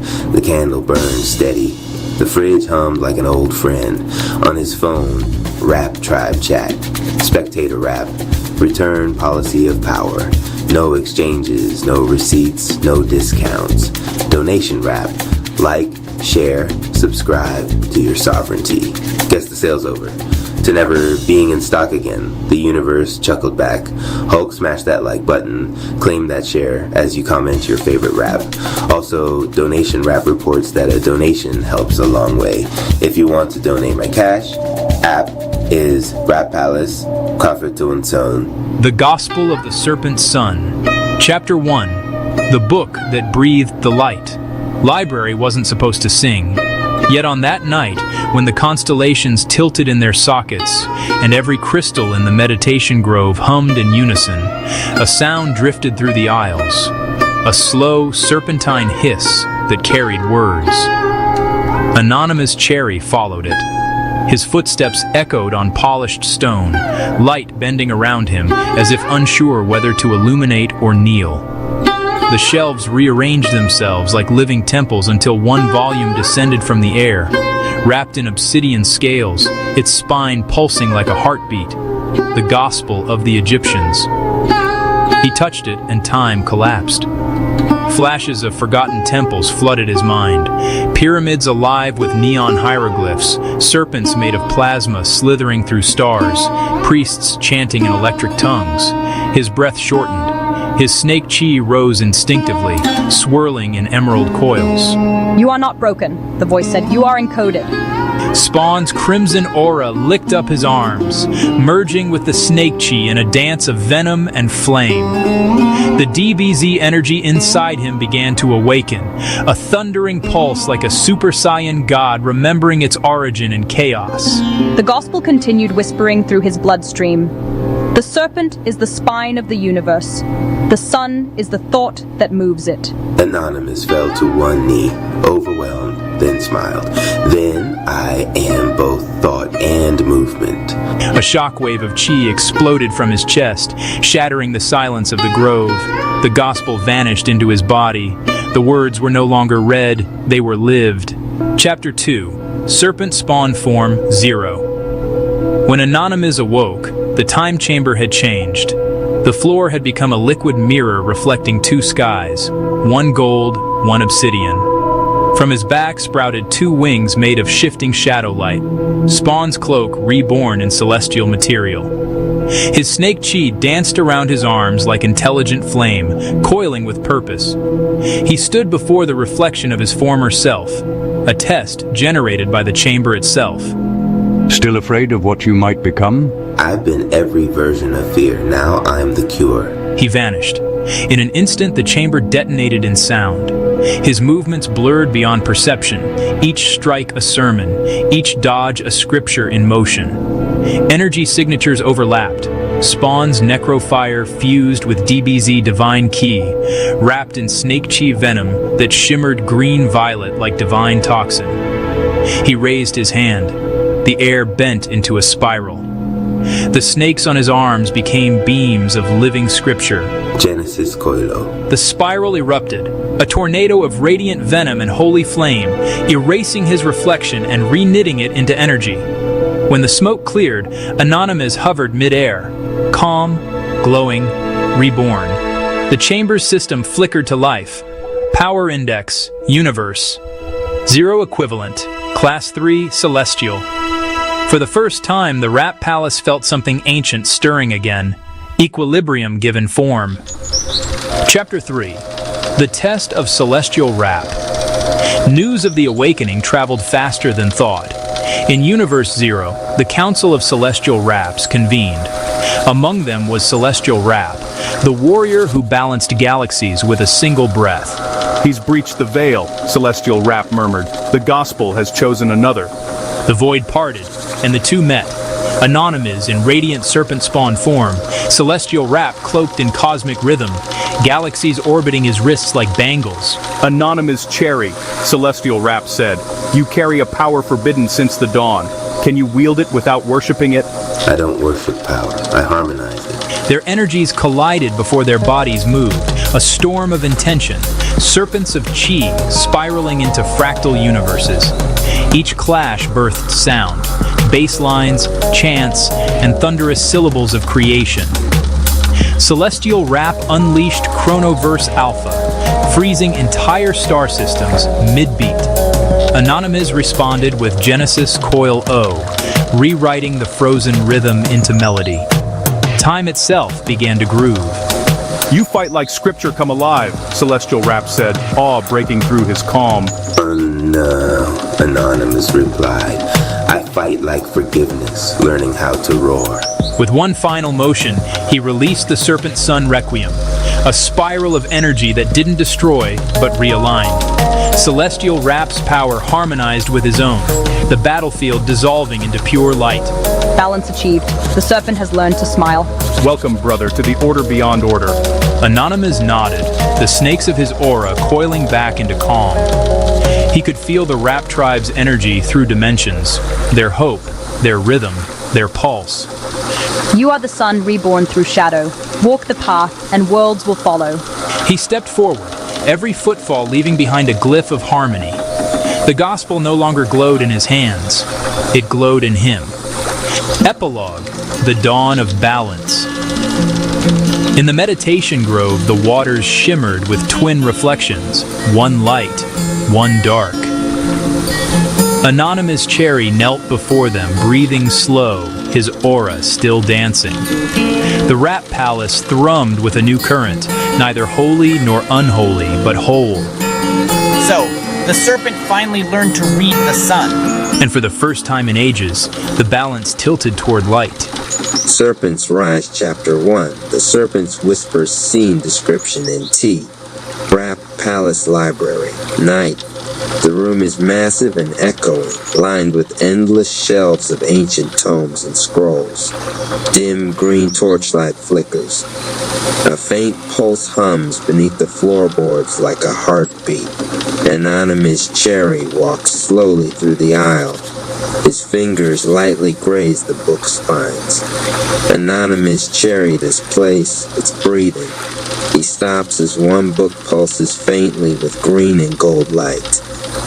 He pulls it from the shelf. The cover reads, The Art of Kurlinduni, The Serpent's Path to Power. His eyes widen.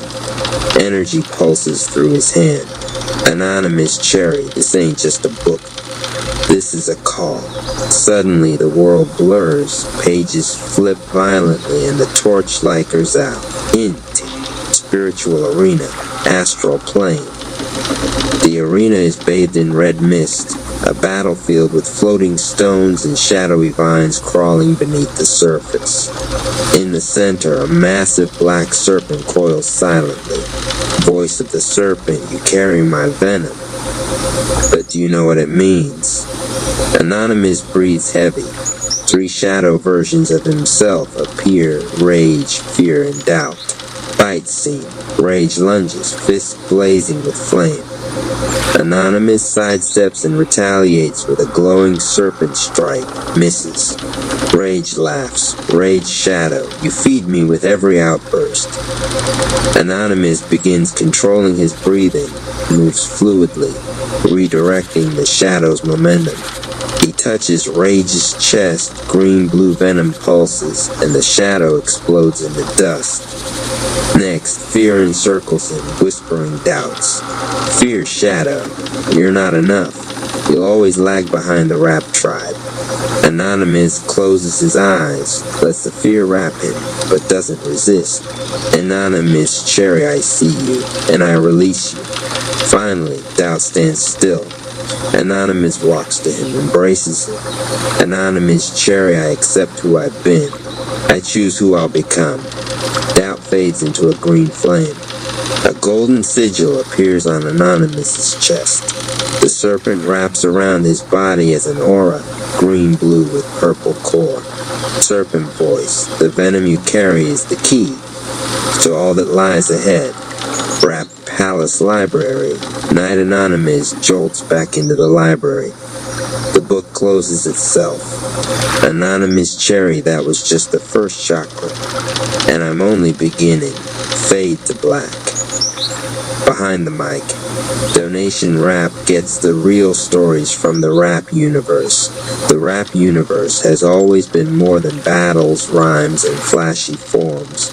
It's a journey of growth, self-discovery, and alignment. Viewers around the globe have been reaching out, sharing how the struggles, victories, and lessons of the rap tribe, and even the evil rap family, changed their lives. To give fans the answers they've been waiting for, Donation Rap went behind the scenes, sitting down with every major player to explore their journey, mindset, and advice. Along the way, we hear directly from viewers who applied these lessons to transform their lives. Rap Palace is now. Don't just watch, be the change. Donate Rap Palace 214 Umio Military.site. Rap Palace Rising Scene 1. Opening the vault with Anonymous Cherry. The camera rolls. Donation Rap leans forward. Energy crackling through the studio lights. A holographic ticker scrolls behind him. Viewers' questions answered. Rap Universe Edition. Donation Rap. Yo, viewers been asking, how do you all handle pressure? How do you rise when everything's stacked against you? First up, Anonymous Cherry. Anonymous Cherry. Viewers, your past doesn't define your future. Every challenge is fuel. I had to train my chi, master my forms, and align my energy before anything else would move. Viewer responses. Kaylar, 27, Atlanta, Georgia. Anonymous Cherry inspired me to create daily rituals and go back to school. I finally feel on the right path. Javier P., 30, Toronto, Ontario, Canada. Watching the Magic Bank pushed me to start my own business. My confidence exploded in months. Sofiaki, 24, Madrid, Spain. I learned to meditate and focus on what I can control. It's changed my mental health. Rohank, 32, Mumbai, Maharashtra, India. I started training physically and mentally after seeing the tribe's dedication.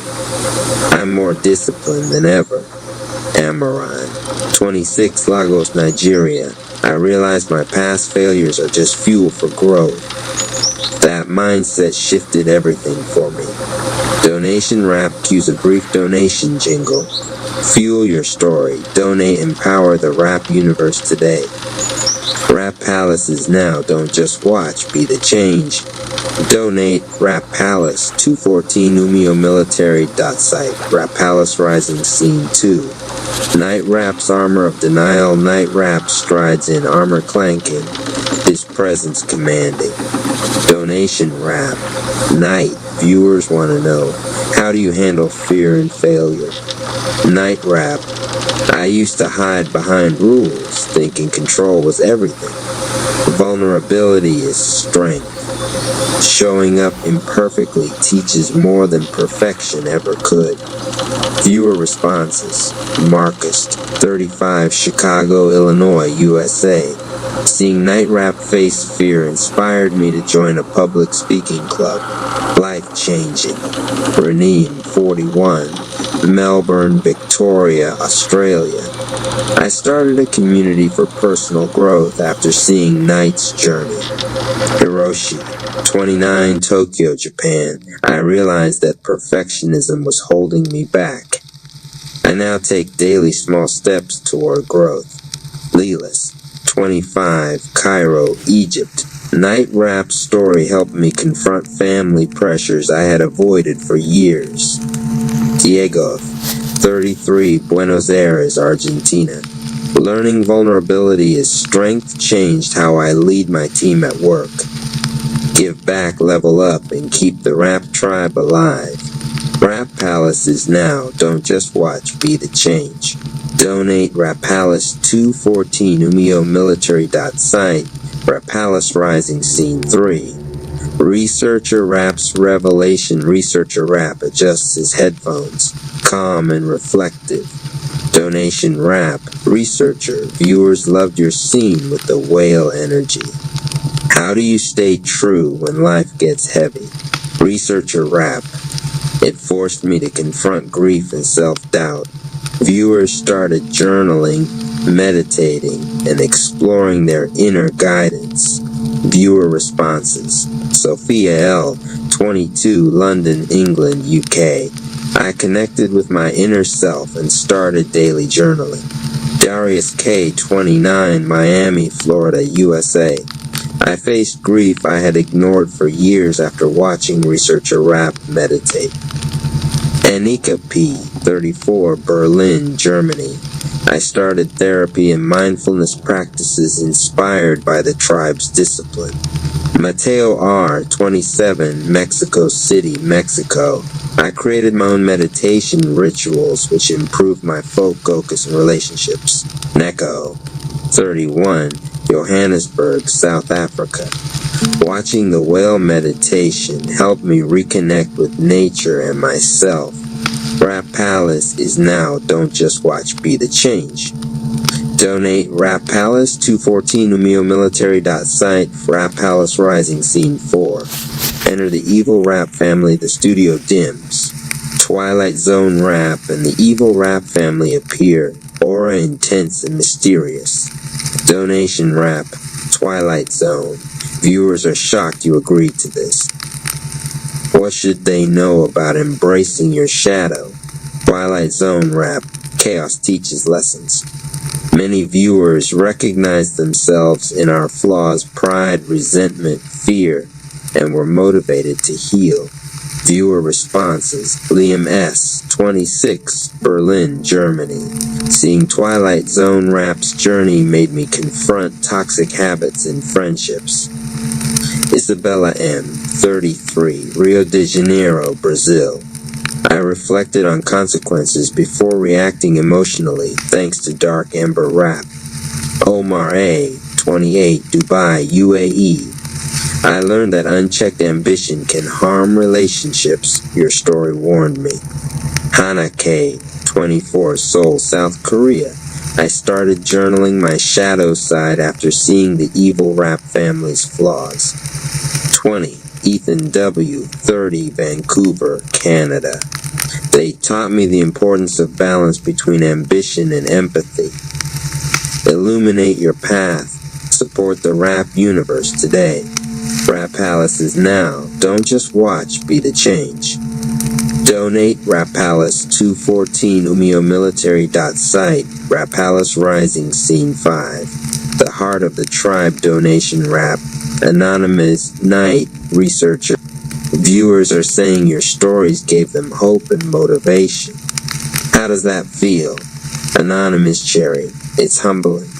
People are building routines, starting businesses, healing past trauma. They're using our stories as a blueprint. Night Rapp.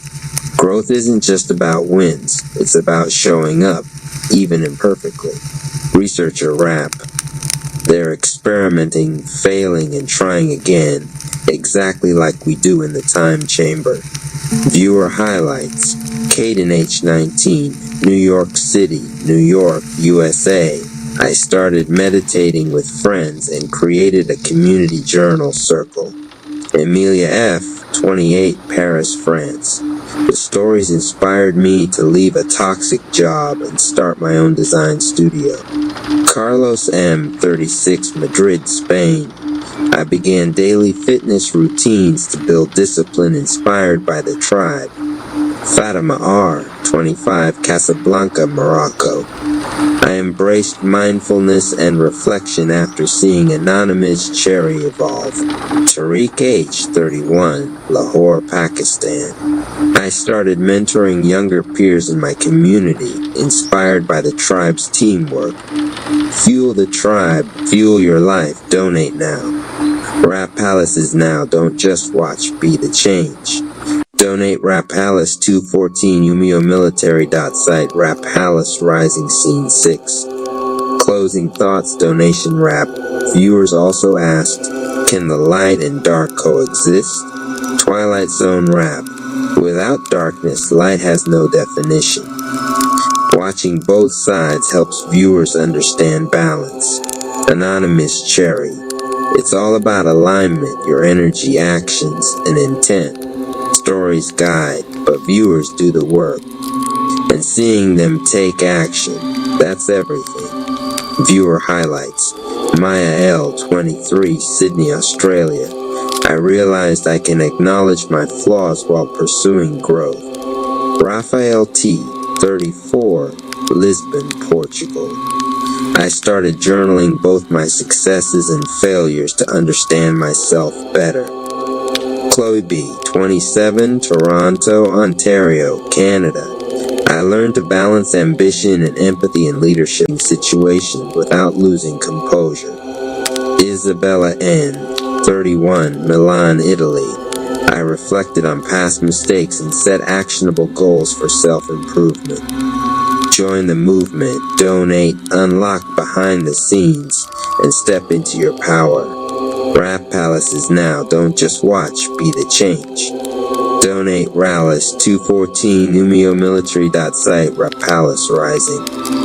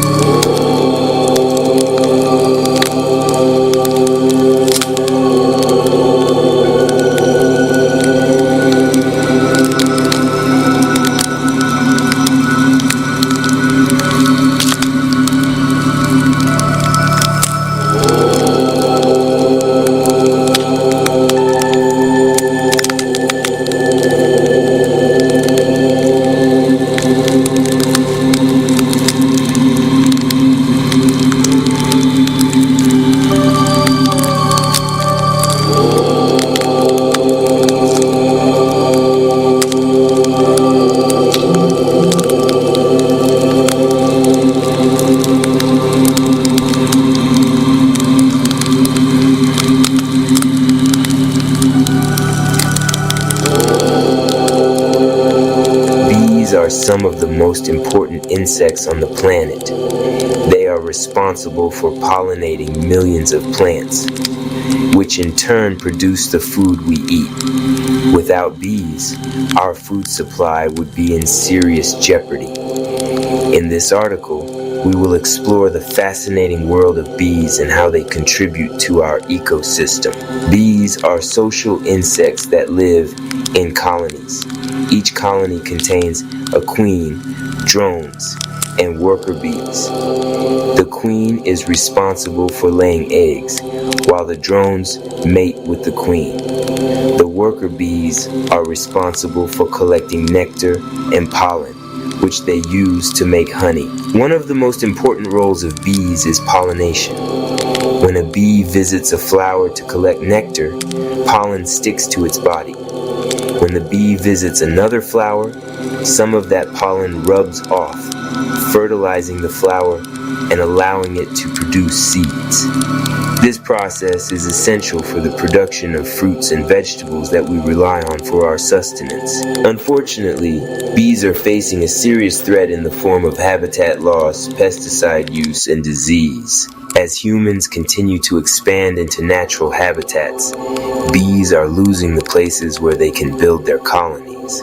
Pesticides used in agriculture are also harmful to bees, as they can kill them or disrupt their ability to navigate. Diseases like colony collapse disorder have also devastated bee populations in recent years. To help protect bees, there are several things that individuals can do. Planting native flowers and plants in your garden can provide a source of food for bees. Avoiding the use of pesticides in your garden can also help protect bees. If you must use pesticides, opt for natural or organic options that are less harmful to bees. Supporting local beekeepers by buying honey and other bee products can also help support bee populations. In conclusion, bees are incredible insects that play a vital role in our ecosystem. We rely on them for the food we eat, but they are facing serious threats that could have devastating consequences. By taking small steps to protect bees, we can help ensure that they continue to thrive and contribute to our world. Let us all work together to protect these important pollinators for future generations. About the author, Professor Rapp is a bee enthusiast and environmental advocate. He has studied bees for over 20 years and is passionate about protecting these important insects. Chapter 1. The Billionaire's Confession. The night over Echelon City looked expensive. Glass towers wearing diamonds of rain, billboards slow blinking like gods with tired eyelids. From the penthouse of the Velvet Observatory, the city was a constellation he could touch.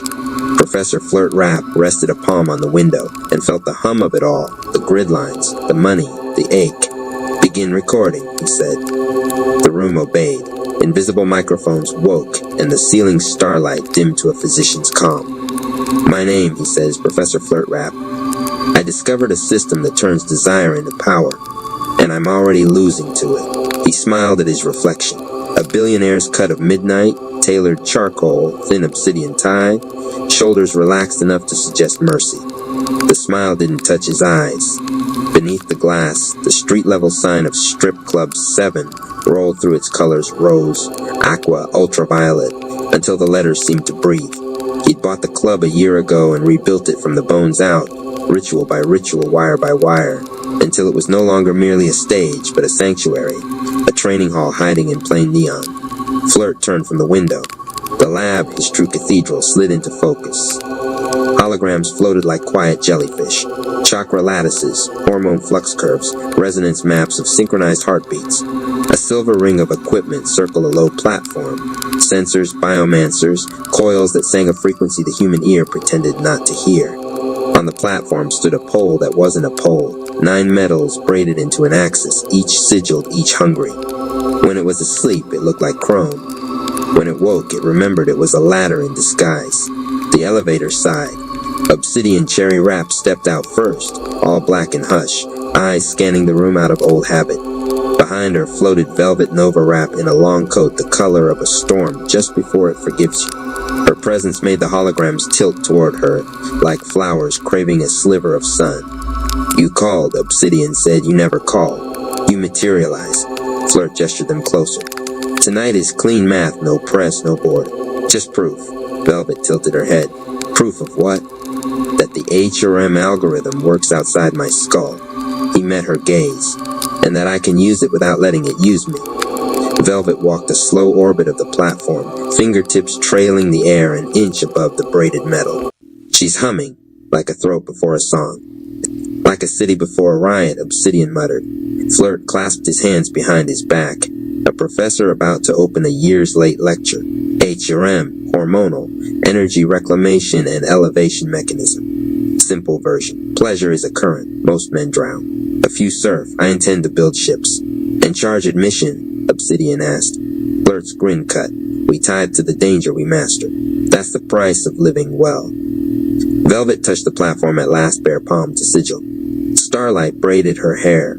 The room subtly brightened, as if the ceiling constellations recognized a cousin. "What do you need from me?" "Rhythm," he said. "And refusal. Refusal. Desire discipline." He looked at the window, at the club 3 floors below where the DJ was testing levels, bass like distant thunder. "If I can hold a field without taking, I level. If I take, the field takes me." Obsidian folded her arms. "You mean the possession vectors?" Flirt nodded once. On a side screen, a silhouette pulsed with 2 colors, royal violet and something darker than black. "There's a shadow that comes with this math. A copy of me built out of hunger and heat. I've kept him theoretical. Tonight he'll try to become a real boy." Velvet and Obsidian traded a glance that had 3 whole conversations in it.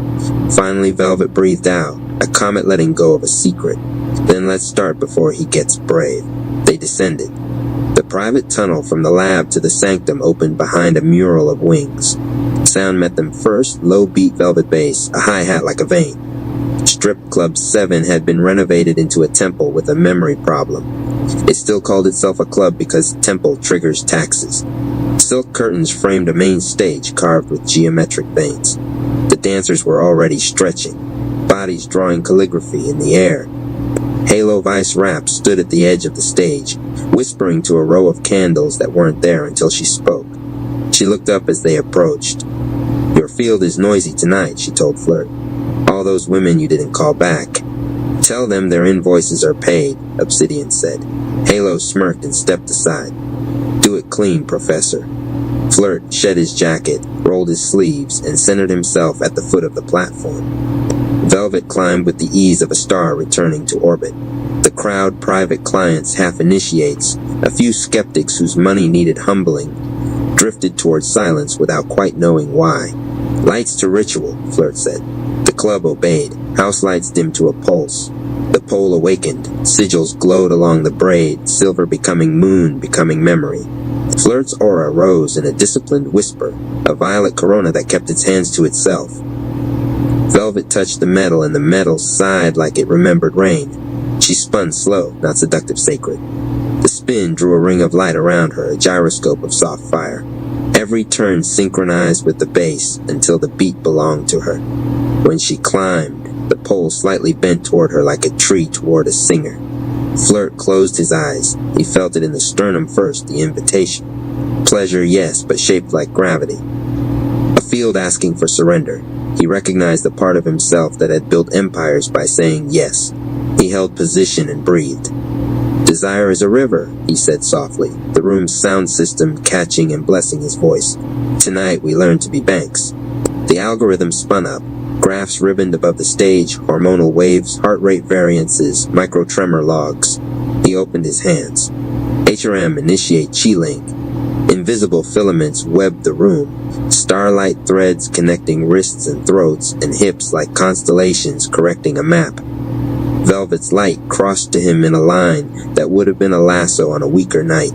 His aura flared. He felt the river wanting to erase the shore. "Hold," Obsidian said under her breath. He held. Velvet inverted, one leg a blade of light hair like comet debris. She exhaled, and sound poured out of the speakers shaped like a hum. The hum turned the club into soft honey. Men in corner booths forgot their names. Women in the balcony remembered their power. The pole brightened, first chrome, then aurora, then something the eye couldn't name without borrowing a word.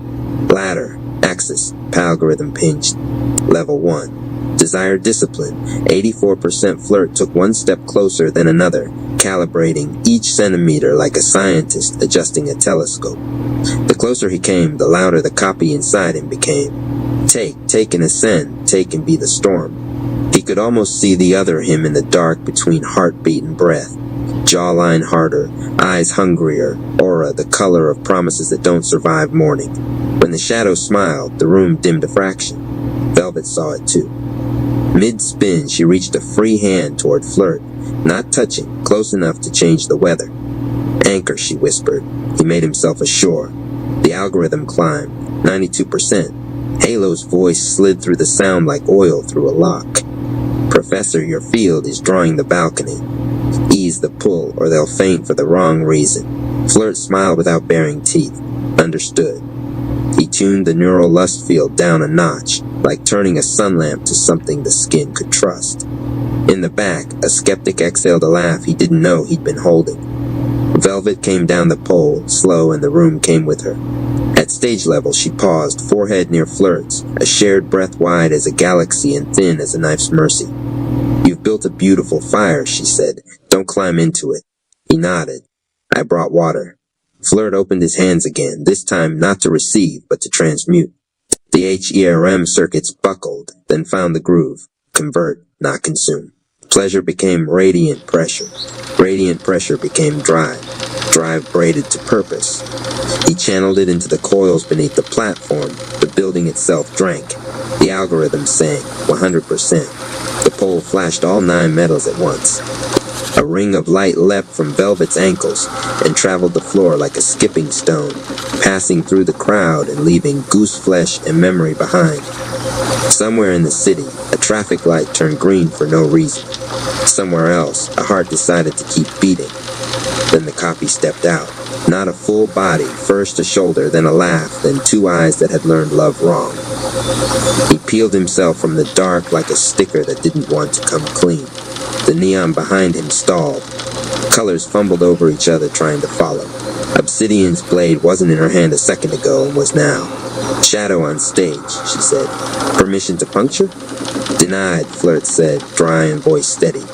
He studied the apparition, the way it wore his smirk like a knife that wanted out of its sheath. "We do this by the book." "And the book says?" Halo prompted. "Refusal," Flirt said. "Until refusal turns to law." The shadow, Spawn Chi, waiting for a name, tilted its head and glanced at Velvet. "You'll break him eventually," it told her, voice a silk cut on glass. He built this so he could be broken beautifully. Velvet's light sharpened. "I don't break men," she said. "I tune them to themselves." Flirt stepped into the circle between Velvet and the shadow. The pole hummed. The club held its breath, which is a trick only sanctuaries and animals can do. "I am Professor Flirt Rapp," he said to the thing wearing his hunger. "I made you out of a math problem in a childhood. I see you. I won't wear you." The shadow grinned wider. "You already do." "Then watch," Flirt said, "as I take you off." He raised his hands to chest height, palms up, and spoke the command that cost him the most. HRM, route all surplus to the city. The room shuddered. Energy that could have crowned him gushed outward, down through the building, into the grid, into old copper, into streetlights, into alleyways where the night never quite receded. Neon 5 blocks away sharpened. A bus driver's headache passed. 2 strangers at a crosswalk forgave each other nothing and still stepped back from the edge. The shadow hissed. "Investment," Flirt replied. For a heartbeat, the copy flickered. It tried to anchor itself in lust denied, then found none. Tried envy, found no food. Tried pride, found steel. At last it reached for Velvet with a child's panic and a predator's grace. Obsidian moved, black flash, soft step, blade a whisper at the shadow's throat that never quite touched. "Exit," Flirt commanded. The shadow looked at him with a hatred that felt like an old friend. Then it smiled again, real slow. "Soon," it promised, and folded back into the dark the way a bad idea returns to the mouth that birthed it. Lights normalized. Someone remembered to breathe first, and the room followed. The holograms drifted to neutral. Velvet slid from the platform and stood before Flirt, eyes bright with a weather he didn't yet know how to forecast. "You did it," she said. "No," he answered, the confession arriving like rain. "We did, and we'll have to keep doing it. He's learning me." Halo flicked a phantom candle closed. "The balcony thinks they just saw art." "They did," Obsidian said, sheathing absence. "They didn't see the invoice." Flirt looked up through the ceiling as if he could see the city drinking. For a second he did, a lattice of lights and veins and second chances. He felt the algorithm settle into him not as a crown, but as a responsibility that felt almost holy. "Begin log," he said, forgetting it had never stopped. HRM Level 1 confirmed an open environment with controlled temptation. Possession vector manifested but failed to anchor. Countermeasures, refusal, redistribution, ritual. He looked at Velvet. Next level demands a climb. Velvet glanced at the pole, then at him. "You ready to leave the ground?" He smiled, smaller and truer. "I built the ladder. The question is whether I deserve it." From somewhere below, the DJ dragged a finger across vinyl and let a new beat bloom, slow, heavy, promising trouble with good manners. Professor Flirt Rap turned to the stage like a man walking toward a verdict he'd chosen. Round 2, he said softly. Let's see if I can stay human. Professor Rap's Dividend Stock Academy Course 2. Reading the charts, counting the cash price. $199 RP Radio. Love the content, drop a comment. Share this with others, and subscribe for more content. Cash App Rap Palace 214 Course Overview. This intermediate course teaches students how to analyze dividend stocks beyond the basics. Professor Rap guides learners through financial statements, payout ratios, sector analysis, and the difference between a sustainable dividend and a dividend trap. By the end, students will have the tools to evaluate whether a company's dividend is reliable or risky. RP Radio. Love the content, drop a comment. Share this with others and subscribe for more content. Cash App Rap Palace 214 Learning Outcomes. By the end of this course, students will be able to calculate and interpret the payout ratio of a company, identify dividend aristocrats and kings as long-term plays, read a company's earnings reports for dividend safety, spot red flags that indicate a dividend cut is coming, apply dividend analysis to real-world companies. RP Radio. Love the content, drop a comment, share this with others, and subscribe for more content. Cash App Rap Palace 214 Course Modules Module 1. Dividend Data Deep Dive, how to read a company's dividend history. The role of free cash flow. Dividend growth versus earnings growth. Module 2, Payout Ratios and Safety Checks Formula for Payout Ratio. Why high payout ratios, danger zone. Study comparing Microsoft or 18. Module 3, Dividend Aristocrats and King's Criteria for a Dividend Aristocrat. Criteria for a Dividend King. Profiles, Johnson & Johnson, Procter & Gamble, Coca-Cola. Module 4, Sector Strategies Utilities versus REITs versus Tech Dividend Players. Cyclical Dividends versus Stable Dividends. Rap Analogy. Every crew got its flow, know the rhythm of each sector. Module 5, Spotting Dividend Traps, Warning Signs before a cut. Shrinking earnings versus steady payouts. Debt-heavy balance sheets. Example, GE's dividend collapse. RP Radio. Love the content, drop a comment. Share this with others and subscribe for more content. Cash App Rap Palace 214 Assignments and Practice Exercise 1. Pick one dividend aristocrat and calculate its payout ratio. Exercise 2. Compare two dividend stocks in different sectors. Exercise 3. Spot a potential dividend trap using real stock data. Quiz 15 question test on analysis and payout ratios. RP Radio. Love the content, drop a comment. Share this with others and subscribe for more content. Cash App Rap Palace 214 Teaching Style. Professor Rap breaks down balance sheets like verses. Assets on the left, liabilities on the right. If the numbers don't flow, the dividends take flight. Call and response affirmations. Strong earnings. Random interludes by Donation Rap. Support the mission, invest in tuition. Drop a donation and keep your dividends in position. RP Radio. Love the content, drop a comment.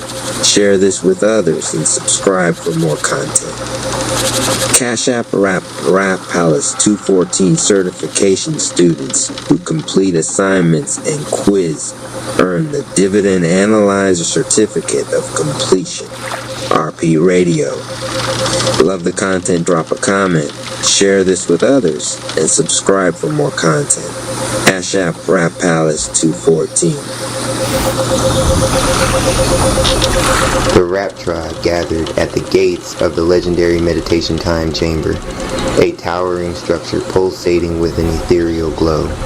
Its golden runes seemed to shift and shimmer with every passing second, as if alive with ancient energy. The air around the chamber crackled with intensity, a hum that vibrated through their bones. They knew this wasn't just a place for training. It was a crucible, one that would test their resolve and forge them anew. This chamber isn't just about power. It will amplify everything within you, your strengths, your weaknesses, your fears. Enter prepared or be consumed by it. We've faced beasts, illusions, and even our own doubts. Whatever this chamber throws at us, we'll handle it. This isn't about fighting Anonymous. It's about mastering the battle within.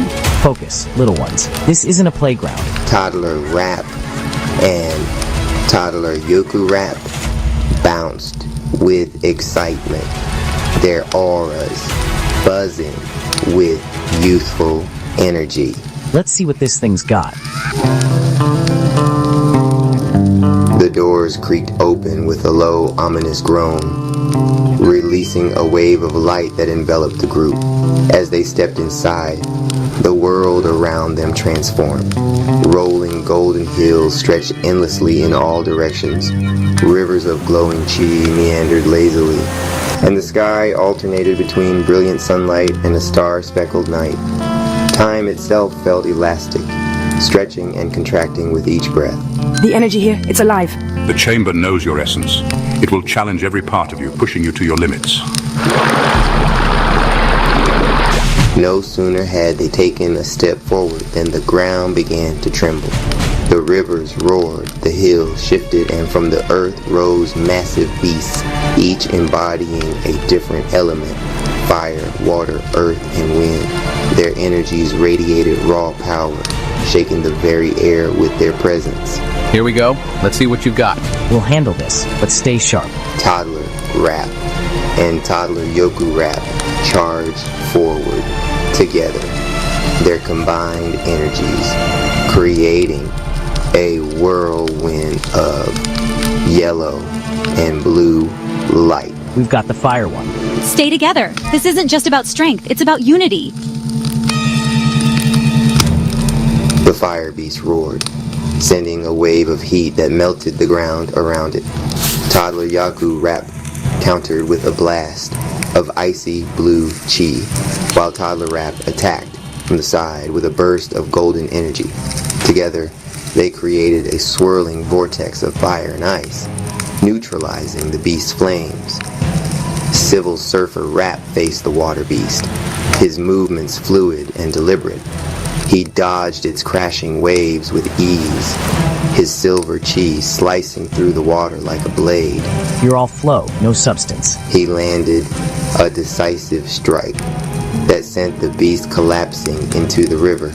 Alicia and Slim Rap worked together to bring down the Earth Beast, her celestial light piercing through its rocky exterior while Slim's adaptive energy shifted to match its density. Tag team for the win. The beast crumbled into dust.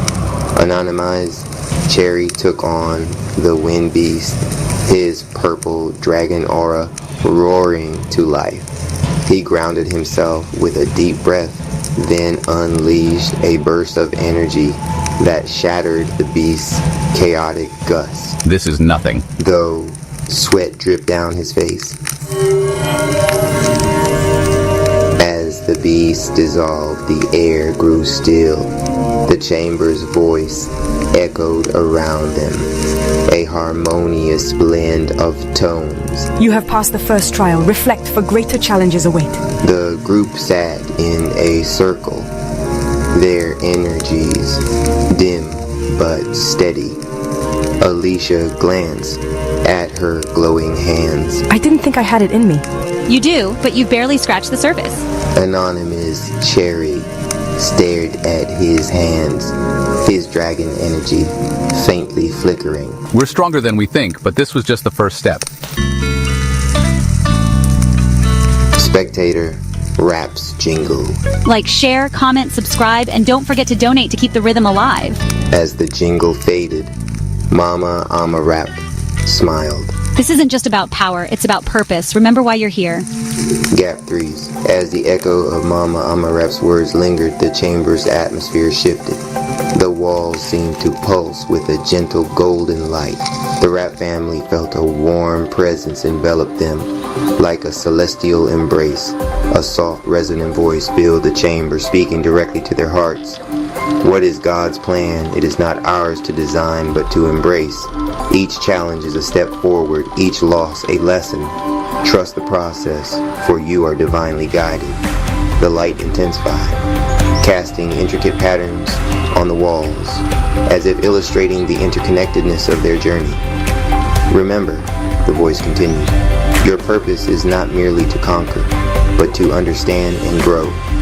Every trial is a divine opportunity, every victory a testament to your faith. With these words, the light began to fade, leaving a lingering sense of peace and clarity. The Rapp family exchanged determined glances, their spirits bolstered by the divine reminder. Keep going, the voice whispered one last time, for the best is yet to come. As they prepared for the next trial, a faint golden light filled the chamber. A soft voice echoed, carrying the words of an ancient truth. What is God's plan? It is not ours to design but to embrace. Each challenge is a step forward, each loss a lesson. Trust the process, for you are divinely guided. Keep going, for the best is yet to come. With renewed determination, the Rapp family stood tall, ready to face whatever the chamber had in store. RP Radio. Love the content, drop a comment, share this with others, and subscribe for more content. Behind the Mic, the ultimate rap universe conda. The viewers have been waiting for it, the full, unfiltered, interactive conda with all members of the Rapp tribe and the evil Rapp family. Donation Rap brought everyone together, bridging heroes and villains to answer real viewer questions, share personal growth lessons, and inspire action. This is where light and dark meet, and where the audience steps into their own transformation. RP Radio. Love the content, drop a comment, share this with others, and subscribe for more content. Scene 1. Opening the roundtable donation wrap. Alright, viewers worldwide, this is your chance to hear directly from the tribe and the family. Ask anything and let's get real. First question comes from Kayla R., 27, Atlanta, Georgia, USA. How do you turn failure into strength? Anonymous Cherry, failure is raw material. Every loss is feedback. Success isn't about avoiding mistakes, it's about using them to fuel growth. Viewer responses. 1 Javier P., 30, Toronto, Canada. I started a business after repeated failures. Anonymous Cherry's mindset gave me courage. 2 Sophia L., 22, London, UK. I journaled every failure and reflected on lessons instead of blaming myself. Turn setbacks into comebacks. Donate to keep learning from the tribe. RP Radio. Love the content, drop a comment, share this with others, and subscribe for more content. Scene 2. Ninth Rap's License Donation Rap. Next question from Marcus T., 35, Chicago, Illinois, USA. How do you overcome fear in high-pressure situations? Night Rap. Fear is natural, embrace it. Every time you show up despite fear, you grow stronger. That's what viewers are learning and applying in real life. Viewer responses. 3. Renee M., 41, Melbourne, Australia. I joined a public speaking club despite fear. Night Rap's example made me act. 4. Hiroshi Y., 29, Tokyo, Japan. I applied this to leadership presentations at work. Confidence skyrocketed. Face fear, rise higher, support the rap universe today. RP Radio. Love the content, drop a comment, share this with others, and subscribe for more content. Scene 3. Researcher raps inner guidance donation rap. Sophia L., 22, London, UK asks, how do you trust your intuition when life gets confusing? Researcher rap. Your intuition is trained through reflection and observation. Viewers began daily meditation, journaling, and quiet reflection to hear their inner voice. Viewer responses. 5. Darius K., 29, Miami, Florida, USA. I reconnected with my instincts and made a career pivot with confidence. 6. Anika P., 34, Berlin, Germany. Meditation and journaling now guide my decision making. Listen to your inner voice, donate, and unlock deeper insights. RP Radio. Love the content, drop a comment, share this with others, and subscribe for more content. Scene 4. Twilight Zone Rap Shadow Wisdom Donation Rap. Liam S. 26, Berlin, Germany asks, how can I learn from my darker traits without being consumed? Twilight Zone Rap. Observe your shadow. Identify patterns. Awareness, not suppression, transforms lessons. Viewers journal their darker tendencies to grow. Viewer responses. 7. Isabella M., 33, Rio de Janeiro, Brazil. I became aware of my pride and resentment and began self-improvement. 8. Omar A., 28, Dubai, UAE. I stopped repeating toxic patterns in relationships. Embrace your shadow, donate, and gain exclusive behind-the-scenes access. RP Radio. Love the content, drop a comment, share this with others, and subscribe for more content. Scene 5. Dark Ember Rap, Strategic Growth Donation Rap.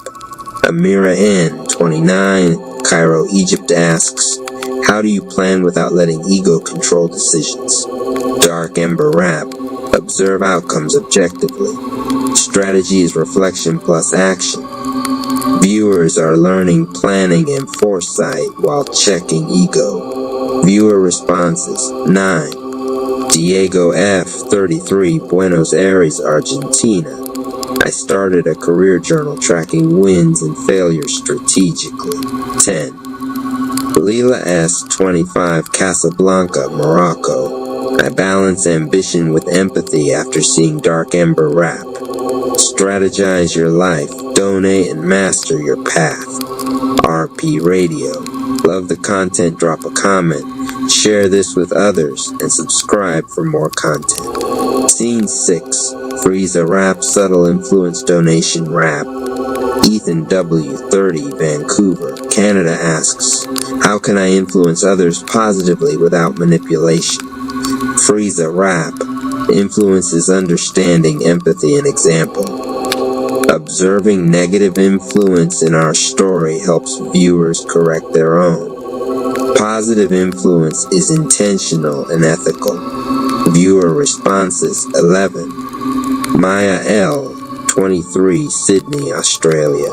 I became aware of subtle manipulation in friendships and corrected it.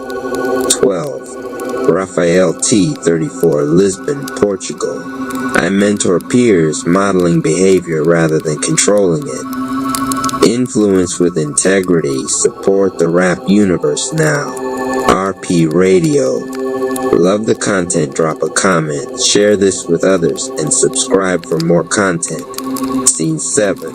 Umbra Rap Balancing Mind and Heart Donation Rap. Fatima R., 25, Casablanca, Morocco asks, how do I use intellect without losing empathy? Umbra Rap. Balance comes from reflection and emotional awareness. Intellect without empathy isolates, while balanced intellect fosters connection. Viewer responses. 13. Tariq H., 31, Lahore, Pakistan. I lead with both logic and care in my community. 14.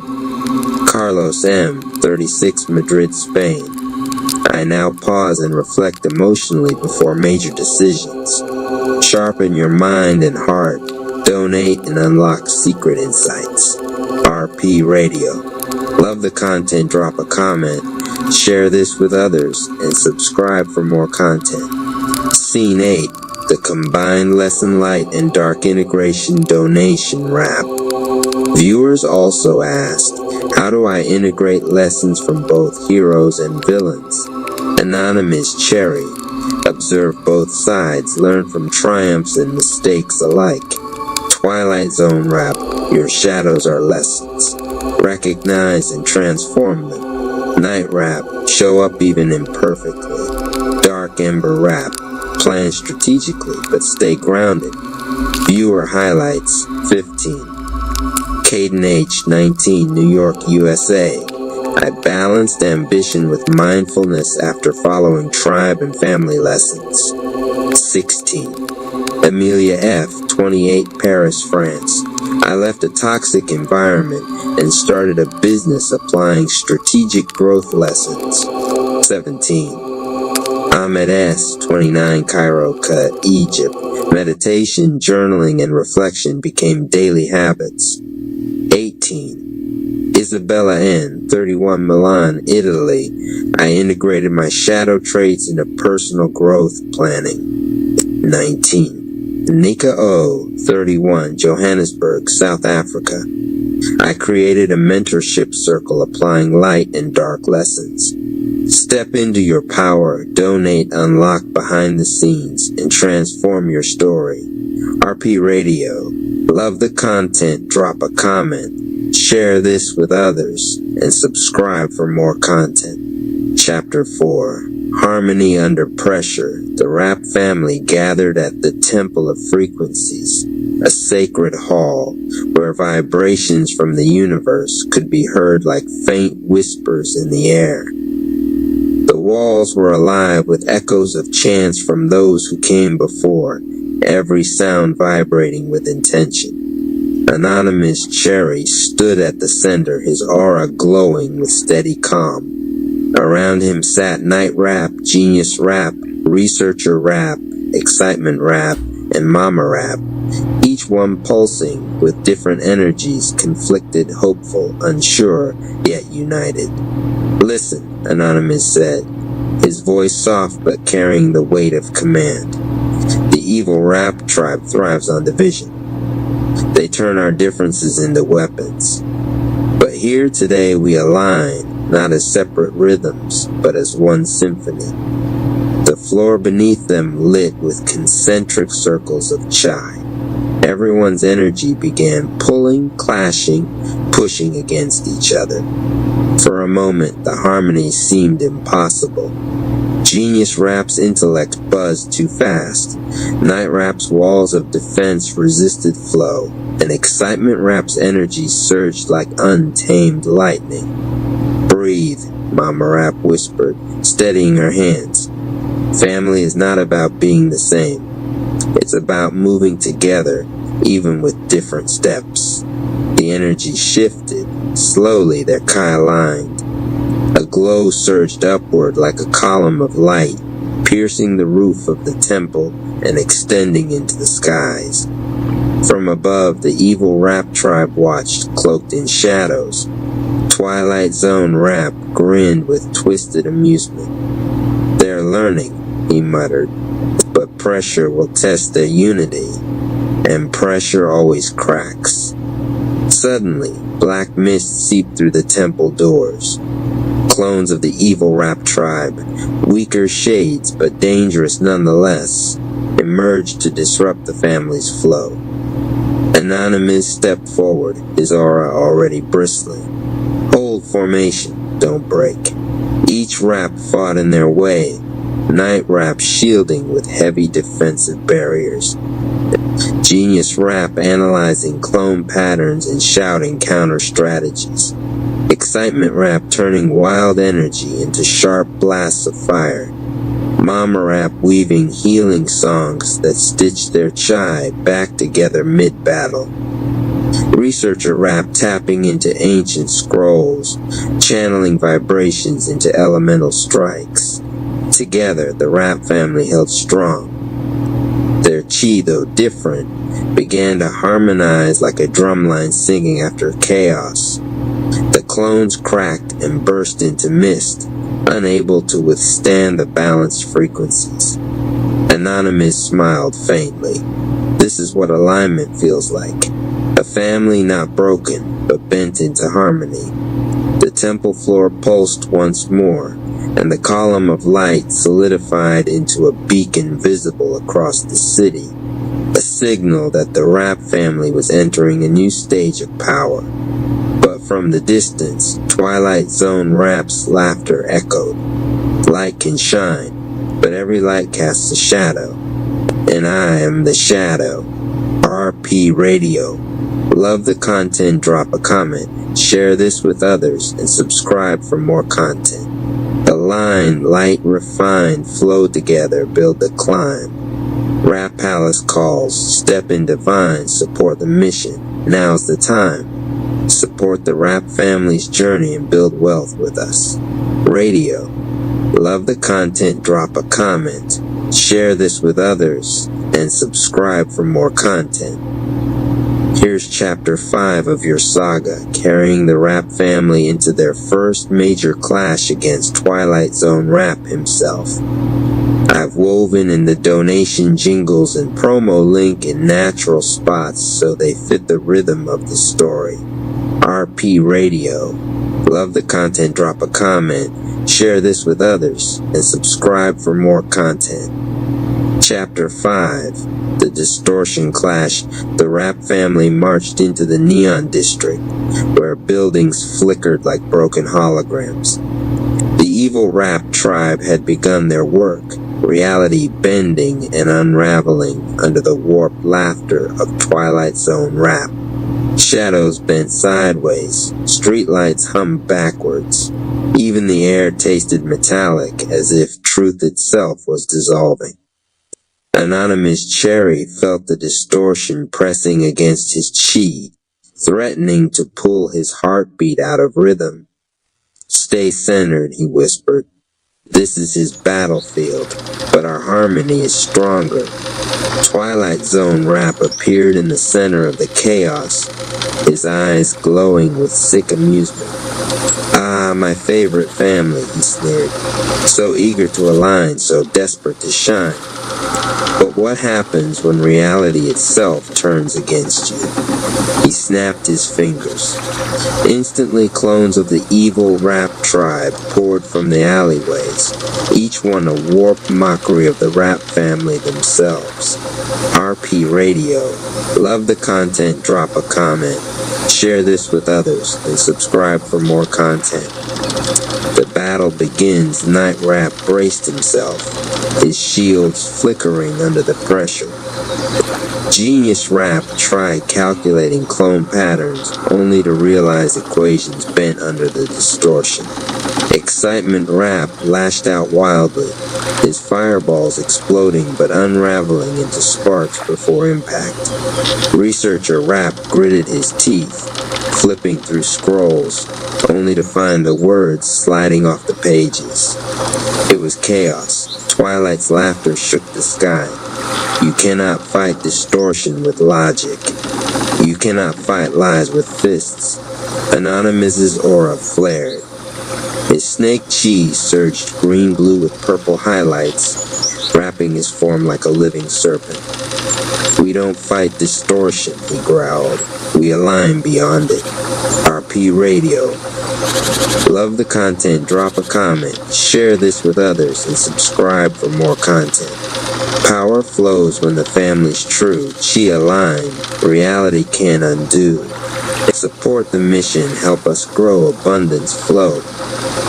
RP Radio. Love the content, drop a comment, share this with others, and subscribe for more content. Harmony strikes back. The Rap family shifted. Instead of fighting alone, they began syncing movements.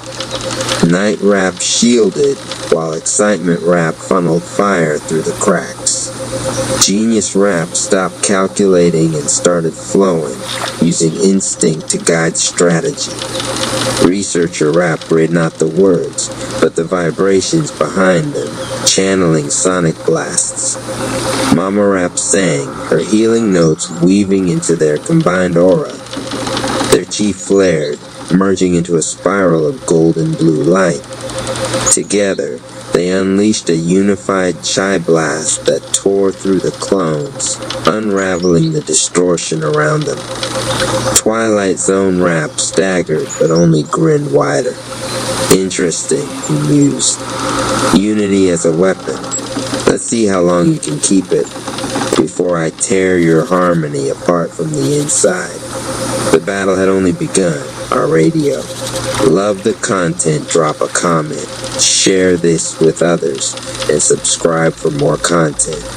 Every verse, every fight, every flow takes chi, takes heart, takes seed to grow. Join the mission, let the palace know, time to sow. RP Radio. Love the content, drop a comment, share this with others, and subscribe for more content. Shield Ascension. Rise of the Rap Tribe, written by the Council of Greg's Hulk. Smash that like button. Claim that share as you comment your favorite rap. Also, donation rap reports that a donation helps a long way. If you want to donate, my Cash App is Rap Palace 214, Chapter 11. First Battle of the Concord. Shield Perspective. The Rap Tribe. The sky split like a torn record. Twilight Zone Rap screams still echoed across the rap realm, summoning distortion storms that bent mountains and folded rivers into reverse flows. But at the center of the chaos, the Rap Tribe stood shoulder to shoulder, their shields glowing in radiant unity. The Concord shield floated above them, transparent, yet shimmering with every color of their combined chi. Its hum was not one note, but thousands, chorus of every pain, lesson, and vow carried by the tribe. Anonymous Cherry raised his Prism Echo shield first. Its mirrored surfaces bent incoming blasts of distortion back into clean frequency lines.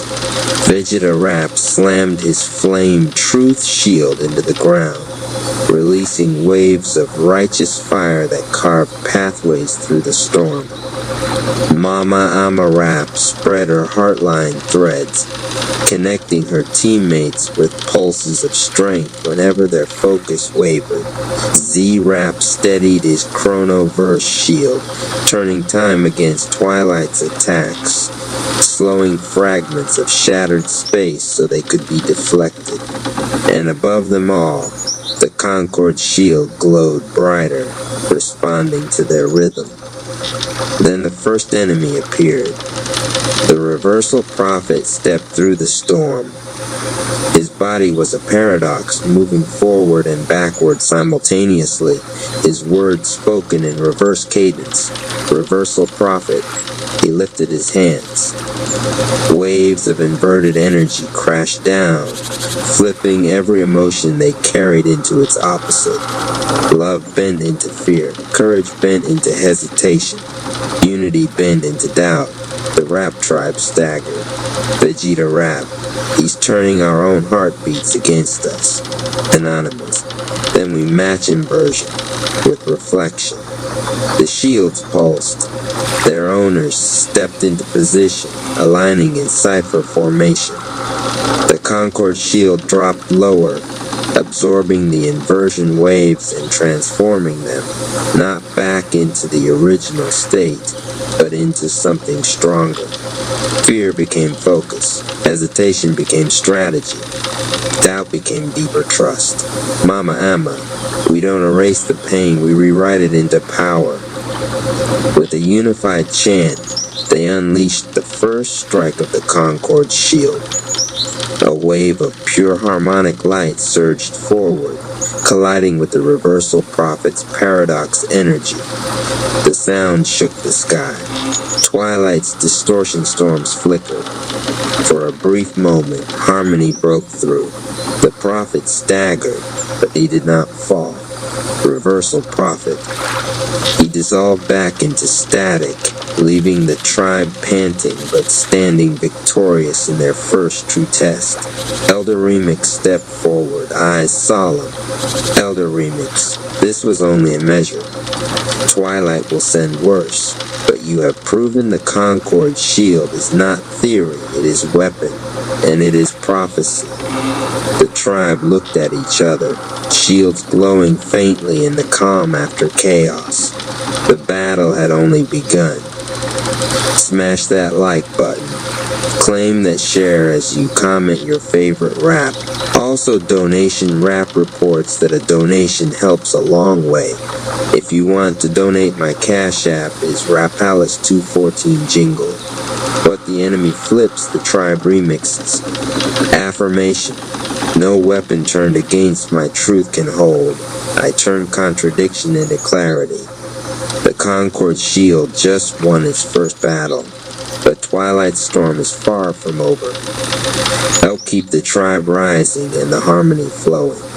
Cash App, Rap Palace 214. Every offering adds another voice to the Shield's chorus. Folks, smash that like button. Claim that share as you comment your favorite rap. Also, donation rap reports that a donation helps a long way. If you want to donate, my Cash App is Rap Palace 214 Chapter 11. First Battle of the Concord. Shield has been written. Highlights. The Reversal Prophet launches paradox attacks, flipping courage into hesitation, love into fear. The Rap Tribe counters by fusing their shield powers into the Concord Shield's first true strike. Elder Remix confirms the shield isn't just theory, it's a prophecy weapon. Twilight Zone Rap prepares greater threats after sensing their victory. Jingle. What the enemy flips, the tribe remixes. Affirmation. No weapon turned against my truth can hold. I turn contradiction into clarity. Every offering adds another voice to the Shield's chorus. Shield Ascension. Rise of the Rap Tribe, written by the Council of Greg's Hulk. Smash that like button. Claim that share as you comment your favorite rap. Also, donation rap reports that a donation helps a long way. If you want to donate, my Cash App is Rap Palace 214 Chapter 12. Elder Remix's alignment course, Perspective, Collective, Elder Remix, Revike Rap, Z Rap. The dawn after the battle was silent. Too silent. The tribe gathered within the time chamber, its walls glowing with faint azure tones. Here, time stretched infinitely, granting them the sacred hours to refine what seconds outside would not allow. At the center stood Elder Remix, staff in hand, aura pulsing with the echoes of generations. His eyes carried both sorrow and promise. Behind him, a ripple shimmered, and from it appeared the radiant form of Rev Ike Rap, cloaked in flowing robes of spiritual fire, each step releasing affirmations into the chamber air. Elder Remix. Before the Concord Shield can rise again in battle, you must rise together in spirit. Your power is raw, aligned only by circumstance. Now you will learn to align by intention. Revike Rap nodded, his voice soft but commanding. Black Rap, meditation is not stillness. It is mastery.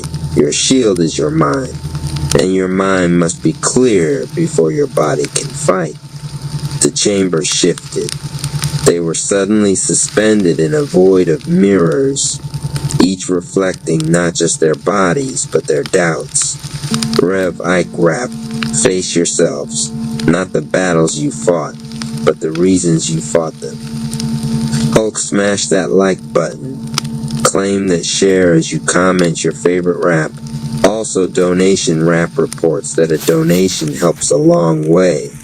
If you want to donate, my Cash App is Rap Palace 214 Alignment Meditation Course. Anonymous Cherry saw himself fractured into 9 near-death moments, each echo pulsing with trauma.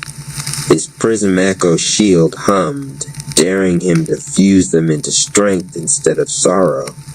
Vegeta Rap stood surrounded by flames of his past anger, each blaze a memory of when fury made him reckless. He was tasked with walking calmly through fire, without letting rage burn him. Mama Amarap found herself burdened by every soul she could not save. Her heartline shield dimmed under the weight, until she realized that connection did not require perfection, only presence. Z-Rap entered a hall of clocks, each one ticking in reverse, replaying his brother's distorted voice. His Chronoverse shield demanded he stop clinging to time lost and choose the present as his anchor. Hours passed, or perhaps decades, though only minutes outside. One by one they emerged lighter, clearer, unified. Hulk smashed that like button. Claim that share as you comment your favorite rap. Also donation rap reports that a donation helps a long way. If you want to donate, my Cash App is Rapalace 214 Phase 2. Mastery Fight Training Elder Remix raised his staff high, and the chamber warped again, this time into an endless dojo lined with glyphs of ancient rhythm warriors. Waiting for them was a figure of pure force, Xenorap, the astral embodiment of divine chi they carried. His aura shimmered with serpentine energy, pulsing with universal cadence. Xenorap, you learn to survive. Now learn to master. I'm not your enemy. I am your measure. The training began. Z-Rap sparred against Xenorap first, trading shield strikes with time-bending reversals. For every forward strike, Xeno countered with a backward loop, teaching him to weave contradiction into continuity. Vegeta Rap faced Xeno's flame-cloaked strikes, learning to balance aggression with patience, his shield now redirecting rather than simply burning. Amma's trial forced her to maintain her heartline threads while fending off illusions of allies in pain, learning to strengthen without losing herself in sorrow. Anonymous engaged last. Xeno unleashed an echo storm, dozens of mirrored versions of himself charging. Only when he stopped trying to fight them all, and instead pulled them into his Prism Echo shield, did the storm settle. Finally, all four stood aligned, sweat dripping, shields glowing brighter than before. Elder Remix looked on with pride. Elder Remix, you are no longer just bearers of shields. You are the harmony of their purpose. The battle against Twilight will demand nothing less. Hulk smash that like button. Claim that share as you comment your favorite rap. Also donation rap reports that a donation helps a long way. If you want to donate, my Cash App is Rapalace 214 Jingle. Meditate to elevate, train to translate. Affirmation, I align with my truth. I master my flow. My shield is not my defense, it is my destiny. The tribe's mastery begins here. Every offering helps expand the chamber, deepen the meditation, and keep the shields rising. Cash App, Rapalace 214, one gift builds the dojo of tomorrow. Hulk smash that like button. Claim that share as you comment your favorite rap. Also donation rap reports that a donation helps a long way. If you want to donate, my Cash App is Rapalace 214, Chapter 12. Elder Remix's alignment course has been completed. This chapter deepens the journey by showing intense meditation training with Rev Ike Rap guiding the tribe through inner battles against their own doubts. Advanced fight mastery with Xeno Rap as their sparring measure, pushing them beyond survival into true shield synchronization. Each warrior conquers illusions of their past and forges stronger control over their shields.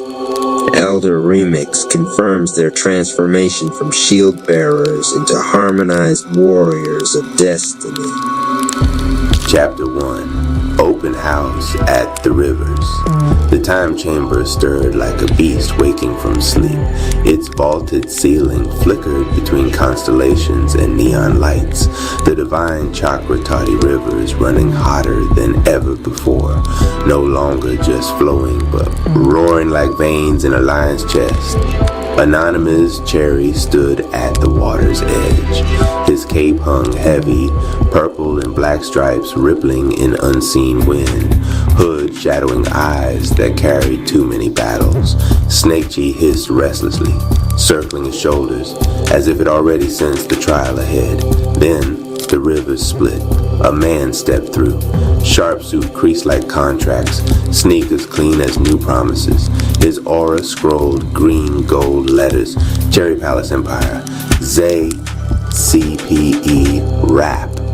But it wasn't just numbers and sigils this time.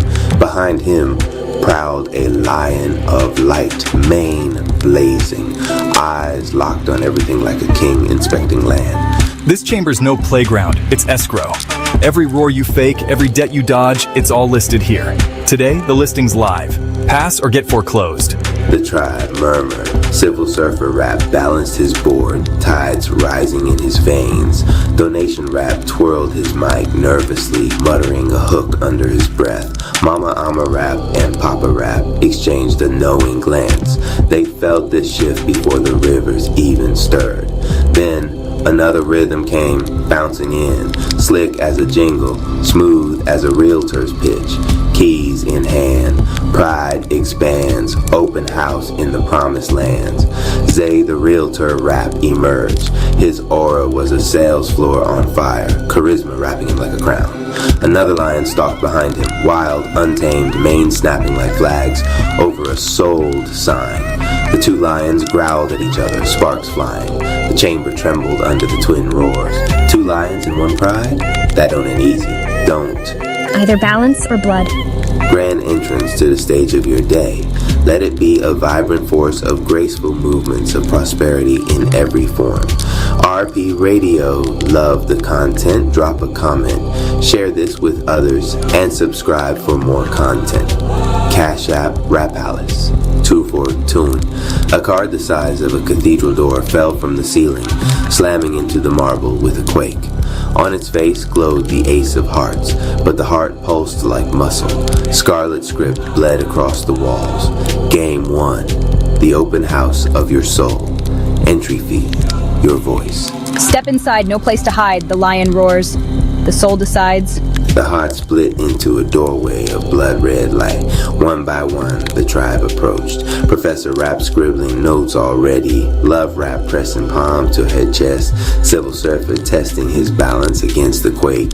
Big Head and Bonnet bickered over who looked braver in the glow. Jeffrey Jerome Price. 8-Ball Ice Rap swaggered in with his grandma's Bible tucked under one arm, giving Slick Rico a sideways grin. Guess the good book just RSVP'd. The chamber whispered like claws dragging over glass. Enter. Prove your roar or fade. Welcome to the open house of your soul. Only lions close the deal. The tribe, a step toward the doorway. Lions circling, mane fire licking the walls, and high above,